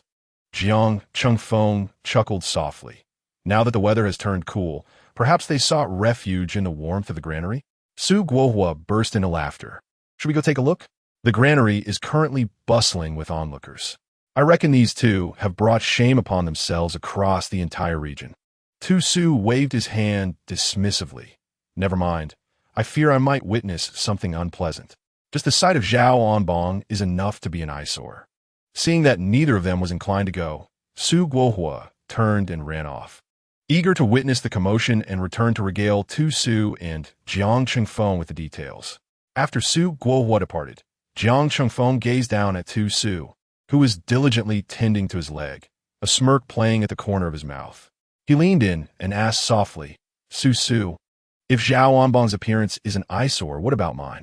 He was unsure why he posed such a question, but felt no remorse for having asked it. Tu Su looked up, astonished. He had not expected Feng Ge, usually so serious, to ask something so provocative. This caught him off guard, and he felt his cheeks redden. It would be a lie to claim he was not tempted, but the times had changed, and he knew he must exercise restraint. Well, I've finished for today. I need to wash my hands. Tu Su hurriedly excused himself. As Tu Su fled in a fluster, Jiang Chengfeng chuckled softly to himself. He understood Tu Su's feelings all too well. The unspoken understanding between the two was sufficient. Unnecessary actions were truly inadvisable. Xiao Jing, look, it's snowing, Su Guohua remarked as he opened the door, gazing at the vast expanse of white outside, addressing Tu Su. Winter had indeed settled in, and the villagers spent their time indoors, gathered around the fire pit, engaging in light-hearted conversation. Tu Su sat alongside Yang Hengning, the two exchanging idle chatter as they warmed themselves by the fire. Aunt Gui sat opposite them, diligently working on her needlework. Her eyesight had been restored by Tu Su's treatment. Initially, she had been skeptical, but after some time, she was astonished to discover that she could see more clearly at night. This revelation compelled her to regard Tu Su with newfound respect. Upon learning that Tu Su was secretly treating Jiang Chengfeng's leg, Aunt Gui was nearly overwhelmed with joy. Her son's leg had long been a source of distress for her, and during countless nights, she had beseeched the heavens for a miracle, hoping for her son's full recovery. To her astonishment, her prayers were on the verge of being answered, as fate had brought Tu Su into their lives. Now, every time Aunt Gui laid eyes on Tu Su, her heart brimmed with delight. This child was simply enchanting. He was not only handsome and capable, but also skilled in healing. Truly a paragon of perfection. If only he were a girl, she would undoubtedly devise every means possible to have Tu Su marry her son. After watching the snow for a while, Su Guohua hurried back inside, warming himself by the fire as he spoke. I've heard that another group of people is coming to our village. They say they are troublemakers sent for reformation. Tu Su's eyes flickered with thought. In this era, the so-called troublemakers were, in fact, many notable figures from the future, unjustly labeled as such due to prevailing ideologies. Much like the original owner's father, who was merely a traditional Chinese medicine practitioner, During the tumult of war, relatives had fled overseas, leading to the imposition of a troublemaker label. In truth, the original owner's father was a remarkable individual prior to being reported. He had been a professor at a prestigious university in the capital, possessing vast knowledge. This world mirrored his original one in a parallel existence. And if the trajectories of both worlds aligned, it would not be long before those labeled as troublemakers could return to their rightful places. With the college entrance examinations gradually reopening, that would indeed be an opportune moment for their return.